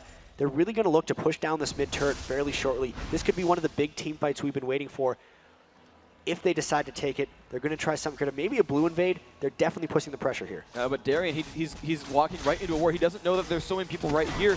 I'm surprised to be... Oh, he steals it away. Nice deep strike. There's a dodge on as well. He's not taking too much damage yet. Here comes the chase. The Ash Arrow is going to land on FTZF. Darien trying to run away. Wei Xiao slowed down. He's going to pick that one up and keep chasing in. There's the haste on Alex. He's still chasing. There we go. Does get slowed down. Messiah picks up Gosu Pepper, though. That is a 2-for-0. Nice try in the blue steal. That was a good move, but he still got picked down right there. Kind of like the last game, they steal blue and then just give it up and give more gold as well. So Darien turning himself into an even bigger, fattier blue buff. And now with Gosu and Darien down, no one on WE really taking that much damage. They did burn Vayne and Rengar Ultimates to create that. They're going to go for Baron. M5 does not want to give this up, but I don't know if they're strong enough to contest. They're full vision of them. They get the hawk shot on both sides. That Baron now at half health. They're around the wrong side. If at anything Diamond's going to try for a steal, this is not an attempt for a fight. He might try to go for it, but this looks like WE's Baron. This is going to be, yeah, it's going to be this completely. Doesn't even try to steal. There's the nice moonfall there from Messiah. He's going to jump back to his teammates, and he's going to be able to run back in if he wants to. Looks like that won't be the situation here. WE gets the full 5-man Baron, and no one from M5 does in fact stop them. And now's that mid turret you wanted. It's that conversion from the mid-game small edge to a late-game big edge that WE has pulled off so well in these last two games. Just can't harp on enough how poor they were after 20 minutes during the World Finals and how amazing they look right now, because normally this is M5's time to shine. After 20 minutes, when the teamfight phase starts breaking up, is when Moscow 5 has dominated their opponents, but really WE turning it around on them and crushing them in this phase. Again with an early Baron, they're in full control right now. And it's going to look just so good right now. You can just see everything they've been doing. They've got 6-2 in turrets, 14-16 kills, 43 to 35,000 in gold, 28 minutes in. They've got every major sort of possible way you could judge. Wei Xiao going for Darien. There we go. The dodge is on. He gets condemned backwards. Not the best stun ever. Jumps up to a minion. And there we go. He's going to get away from this one. Wei Xiao just gets some minions for his trouble. It's not the worst thing in the world, but hey, I would have liked a Jax. Now Wei Xiao, he's got the Zeke's Herald coming in from FCZF. He's got 1,700 gold. wonder if he's actually just starting to build up a Last Whisper, I think, with that longsword being built. Phage. So Frozen Mallet, chase people down, kill them. It'll work. He's going Phage and then Guardian Angel, so not even looking for that armor pen. Armor just now trying to get mashed by Moscow 5. Chain Vest getting picked up by Diamond, and a Chain Vest sitting there for Darien. He's going to try to get that Guardian Angel. Let's see where they take this push, because they've gotten every single outer turret, and oftentimes breaching that inhibitor wall is very difficult. Don't know if they're going to be able to do that without a Baron. It should be. So they got to go fairly quick. Yeah, it should be okay-ish. I mean, they still got 2 minutes on Barons. They have some time at around, 31 minutes it's going to fall off of them. But in the meantime, they're going to make as many moves as they can. The difficulty, though, is that M5 in the meantime is going to have pretty good wave clearing. You've got Zillion time bumps, you've got Ash Volley, a very, very low cooldown. It shouldn't be the easiest thing in the world for WE to really dive these. I haven't seen WE do a single team fight where it wasn't out in the jungle, out in the open, or by a dragon. They've not dived any turrets yet, and I don't think they're necessarily going to want to. And as I say this, they're trying a split push because Xiaomei is going for that top. They're hoping to maybe get M5 split around a little bit so they can get the right kind of initiation. It's all about fighting on their terms. They don't want to get caught out by a bad Ash Arrow. They got to be very cautious the way they poke and prod around here. Xiaomei getting a bit of damage. The double Q from Rengar really starts chunking down those turrets fairly quickly. And then the poke in the mid lane, but neither of these turrets falling necessarily fast. It's going to be a long siege, if any, and that Baron's only got about a third left. There we go, a bit of damage coming off on both sides. Wei Xiao dropped a little bit low. There's a stun on the clear left. Not the best target overall, though. Ice Blast on a Wei Xiao is slowing him down quite a bit, but he's still just able to just do damage in the background. And, of course, attack speed and lifesteal coming in from that. Zeke's Herald making him so very happy. He tumbles forward again, a little aggressive, but he's surviving it again. He's got lifesteal. He's got over 20% here, so he's going to get health back every time he swings at anything but a turret, and his health's going to go right back up. You're going to see that start glowing with those green numbers. Time Bomb is off on Wei Xiao's head. He doesn't really mind that one so much. That turret now below half health. Diamond regroups with the team. Messiah, everyone else still there. Xiaomei still pushing around on the right-hand side of the map. They're trying to make something happen. So both of these turrets at about half health. The Baron not very much left on it. There might be a fight very shortly here, just because Baron's going to be dropping off soon, and M5 doesn't want these turrets to fall. Ash Arrow not up yet, so there's a turret. They might go for an inhibitor fight. And this could be theirs pretty much easily. They could dive this without any. And oh my gosh, Alex, so fast he is dropping. Head ult himself will finally drop down, but this is so few health bars here. Darien jumps into the middle of this one, gets exhausted, so much damage. Gosu Pepper falls down. It's the first one. Wei Xiao, he's going to get jumped on. Time Bomb should be enough. That will be a trade at the very least, but they have picked up 2 of these members of M5 so far. Genja trying to run away, will get locked in place by the Bola Strike, but now Lee Sin and Ash, 2 versus the world. See if they can get anything going right here. Alex is finally healing back up in the base. The inhibitor has fallen down, and that 4 versus 3 is just fine. WE walking away victorious. So barely with the last breath of their Baron buff, they breached the inhibitor wall and were able to take it down. That's really what they needed to get done there. They might try to take this dragon on the way, but the Hawk Shot really just might scare them off of this. No, they're just going to go straight for it. Let's see Genja in the mid lane farming that out, trying desperately to catch up to Vayne and items, but 0-0-4 was no match for 8-3-6, even if your minion kills are close. 2,600 gold advantage for Wei Xiao over top of Genja, and overall that's 10,000 gold for WE. Not quite as impressive as last game, and M5 is definitely not completely out of it yet, but they do look to be in full control. I mean, it's definitely a very scary place to be in. Vayne has not been shut down almost at all. I mean, yeah, she occasionally dies in a team fight, but Guardian Angel's underway for her. So, as soon as that item's completed, good luck shutting that champion down. Alex is pushing down. I mean, these Turcos are extremely helpful. It's 750 gold when you kill one. That's really, really important overall. They're trying to catch up. Ash finally does have the Infinity Edge. Last Whisper is going to be really important for her because she's fighting very heavy armor tanks in the front line. It's going to be a huge pickup. Does finally complete that this second. That's going to be a very big pickup. And again, they have Nuna with Bloodboil and a Zeke's Herald. And I want to point out, actually, that Genja has not died at all this game. That he's been playing that well in the background. He's been playing that safely. He has never fallen, and they need that to continue. He still needs to get more items, because even with the Last Whisper, you just look at the double Warden Smell, Frozen Heart, and a Warmogs on Xiaomei. just Cho'Gath, Rengar, dive line, it's really too much for one Genja to deal with. And that's all they have because Darien has to be part of their diving in comp, so does Diamond. So it's really on Gosu, Alex, and Genja to just repel those guys off, but they're so tanky. And we knew this was a low damage team coming in for Moscow 5, that it's very difficult for them to deal with these things, and it still gives WE a bit of a teamfight advantage here. And especially because you've seen those split pushes work so well. You know, they never had to dive a turret once this game. You know, M5 in their base, they know that. But the split push there worked perfectly from Rengar. He took that one down, and then great, turret's gone. We can dive you now. Took the inhibitor after that team fight. WE are playing so measured this game. You know, they've not taken any major risks that I've seen at all. To be fair, they played measured both games. The first game, they started very slowly, and then just, even though they picked up 22 or 25 kills, they were all very controlled kills. Yes. And they're continuing to do that this game. And, you know, so many auras coming out for them, in all honesty. They have the Zeke's Herald, the Frozen Heart, and the Aegis Legion. There's no Frozen Heart from Moscow 5, so that immediately gives Vayne a slight advantage. You know the Baron's going to be up fairly shortly. It just spawned now. Moscow 5 is going to look to contest this. They have the Oracles. Everyone's but around. they might try to steal. This has to be a fight for Moscow 5. There's a ward down there. They're going to sweep that out. FGF is on ward sweeping duty right here. Ghost Pepper the same on the other side. And there's a jump in. Alex Ish is going to have to revive himself once more. But Darien getting his health bar crushed down pretty fast as well. The dash arrow again only on the Cho'Gath. Salme is up there on the background. A nice after zero hit. Very, very many. Genja picks up one, and he is safe in the background. He's shooting Messiah from the side. She can jump in. There's going to be a lot of punishment right there. Darien does get dropped into the background. Genja trying to kill Messiah will not be able to. That is another kill picked up. 3 dead for M5. Now they're trying to run away. Weizhao hasted by the Whimsy. He's going to tumble. 1, 2, 3. One more hit. That's almost enough. Diamond, can he survive it? No, he cannot.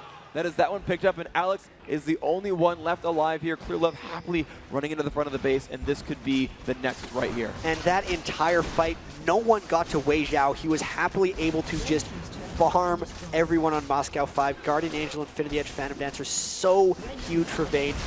It was really all about whether Jax was able to get that, but every team fight ended up with Alex ulting himself, and then there was nothing left for Darien, so no one could dive onto Vayne.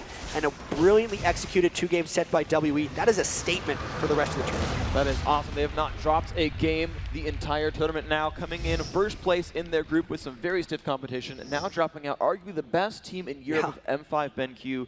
Congratulations, WE. Very, very well played by these guys. Yeah, they beat Fnatic, who actually finished second in their group. Yeah. They destroyed AZUBU Plays, who finished third in their group and was the champions of MLG Dallas. Moscow 5, one of the best teams in the world, coming in with a lot of practice here, did have a decent group stage, and they kind of obliterated them. So we'll see what happens. This was only day 1 of a 4-day tournament. The first team to move on to really the winner's bracket semifinal is Team WE. Top 6 guaranteed. That's brilliant first-day performance by WE, and man, said it before, but what a statement. That is just great. There's nothing I can really even say here. Like, everything that they did was on purpose, and it always worked. You know, their team composition was really, really very good. Their dives got Vayne fed. They, you know, those were the right battles every single time. They would occasionally lose a kill or so in fights, but when you're fighting 5 members and, you know, against 5 members, at some point someone will die. But every single team fight went in their favor every single time. They weren't really making mistakes. Not at all. As you say, yeah. Yeah, not at all. You know, you saw the first game where, you know, there was nothing available to them, so they didn't force it. They're like, okay, we'll farm. It's okay. Whatever. No big deal. They won half their lanes and said, that's open, and dove on it. And every single time, I mean, even the small ones, right? I mean, they never layered a crowd control together. Amumu saved his bandage toss till gold card landed. And then, of course, the sad mummy. Okay, that's timed out. Okay, Sona can kind of follow up from there. You saw in this game, again, Salma able to jump in onto the background, Diana able to jump into the background. But they never forced it. They were happy to kill the front line. Darien died so fast in a lot of those fights. And the initiations from Diana as well. They caught Alex Ish zillions so many times. It was just, every fight was so good for They WE. forced Moscow 5 into a lot of mistakes. Like, that was one of those things. Moscow 5 felt pressured to take the Dragon buff because they were losing the passive farm game in every match. And this is what happened. And the reason WE is so scary right now, because they've always had the ability to win lanes and just out-farm if nothing happens. So it's about finding ways to convert that, because other teams were able to outstall them. They seem to evolve a little bit because they're picking better really late game comps. So if nothing does happen like a CLG.EU game, that they would win that way. And they're also finding better ways of picking fights. Obviously, they've relied on Twisted Fate to do that in the past, but when that's gone, they have Diana now, right? They have Rengar. They've picked up a lot of other things, and they are so scary just because of their Messiah and Weizhao are insane laners. Oh, absolutely. And even though you saw like Messiah was down in minions against Alex a little bit, just kind of getting bullied out by a ranged champion, he was still able to pick up kills in the one-on-one. I mean, just literally just killed him at level 5 because he wanted to, and that's really scary. I mean, you're in a bad matchup, right? Again, getting counterpicked in kind of both these situations did not matter. Just beat Alex Ish, one of the best players in the world, just straight up 1v1. Super impressive stuff. We still have another stream going for you guys. There's the second semifinal will be the last match of the day on stream 2. I believe that's CLG.EU versus Team Solo Mid. So I'm sure a lot of people have already swapped over to that. But if you haven't, you should go watch it because there's even more League of Legends to happen today. Yeah, it's absolutely. And of course, please just tune in tomorrow because it's only going to get better from here. Better and better teams, more and more games. Best of 3s, you'll see more strategies come out. It's going to be some ludicrous stuff. I'm looking forward to the entire rest of this tournament. Yeah, it's going to be really awesome stuff. I mean, today we saw the group stage complete, so really just seeding matchups for tomorrow maybe. We have, I'm going to get them here for a second. Yeah, at 10 a.m. we're going to have, let's see. So WE versus M5 we already had. CLG is cheating us right now. So we have CURSE.EU versus CLG.NA and Taipei Assassins versus Fnatic. So Fnatic TPA is going to be amazing just because they're DreamHack champions, Season 1 champions versus Season 2 champions.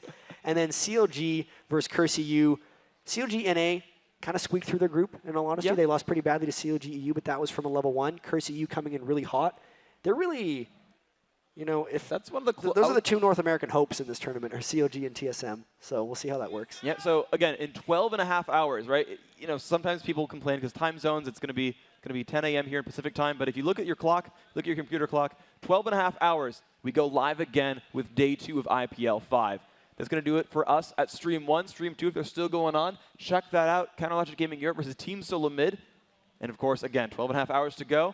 Day 2 begins as well. We'll see you guys then.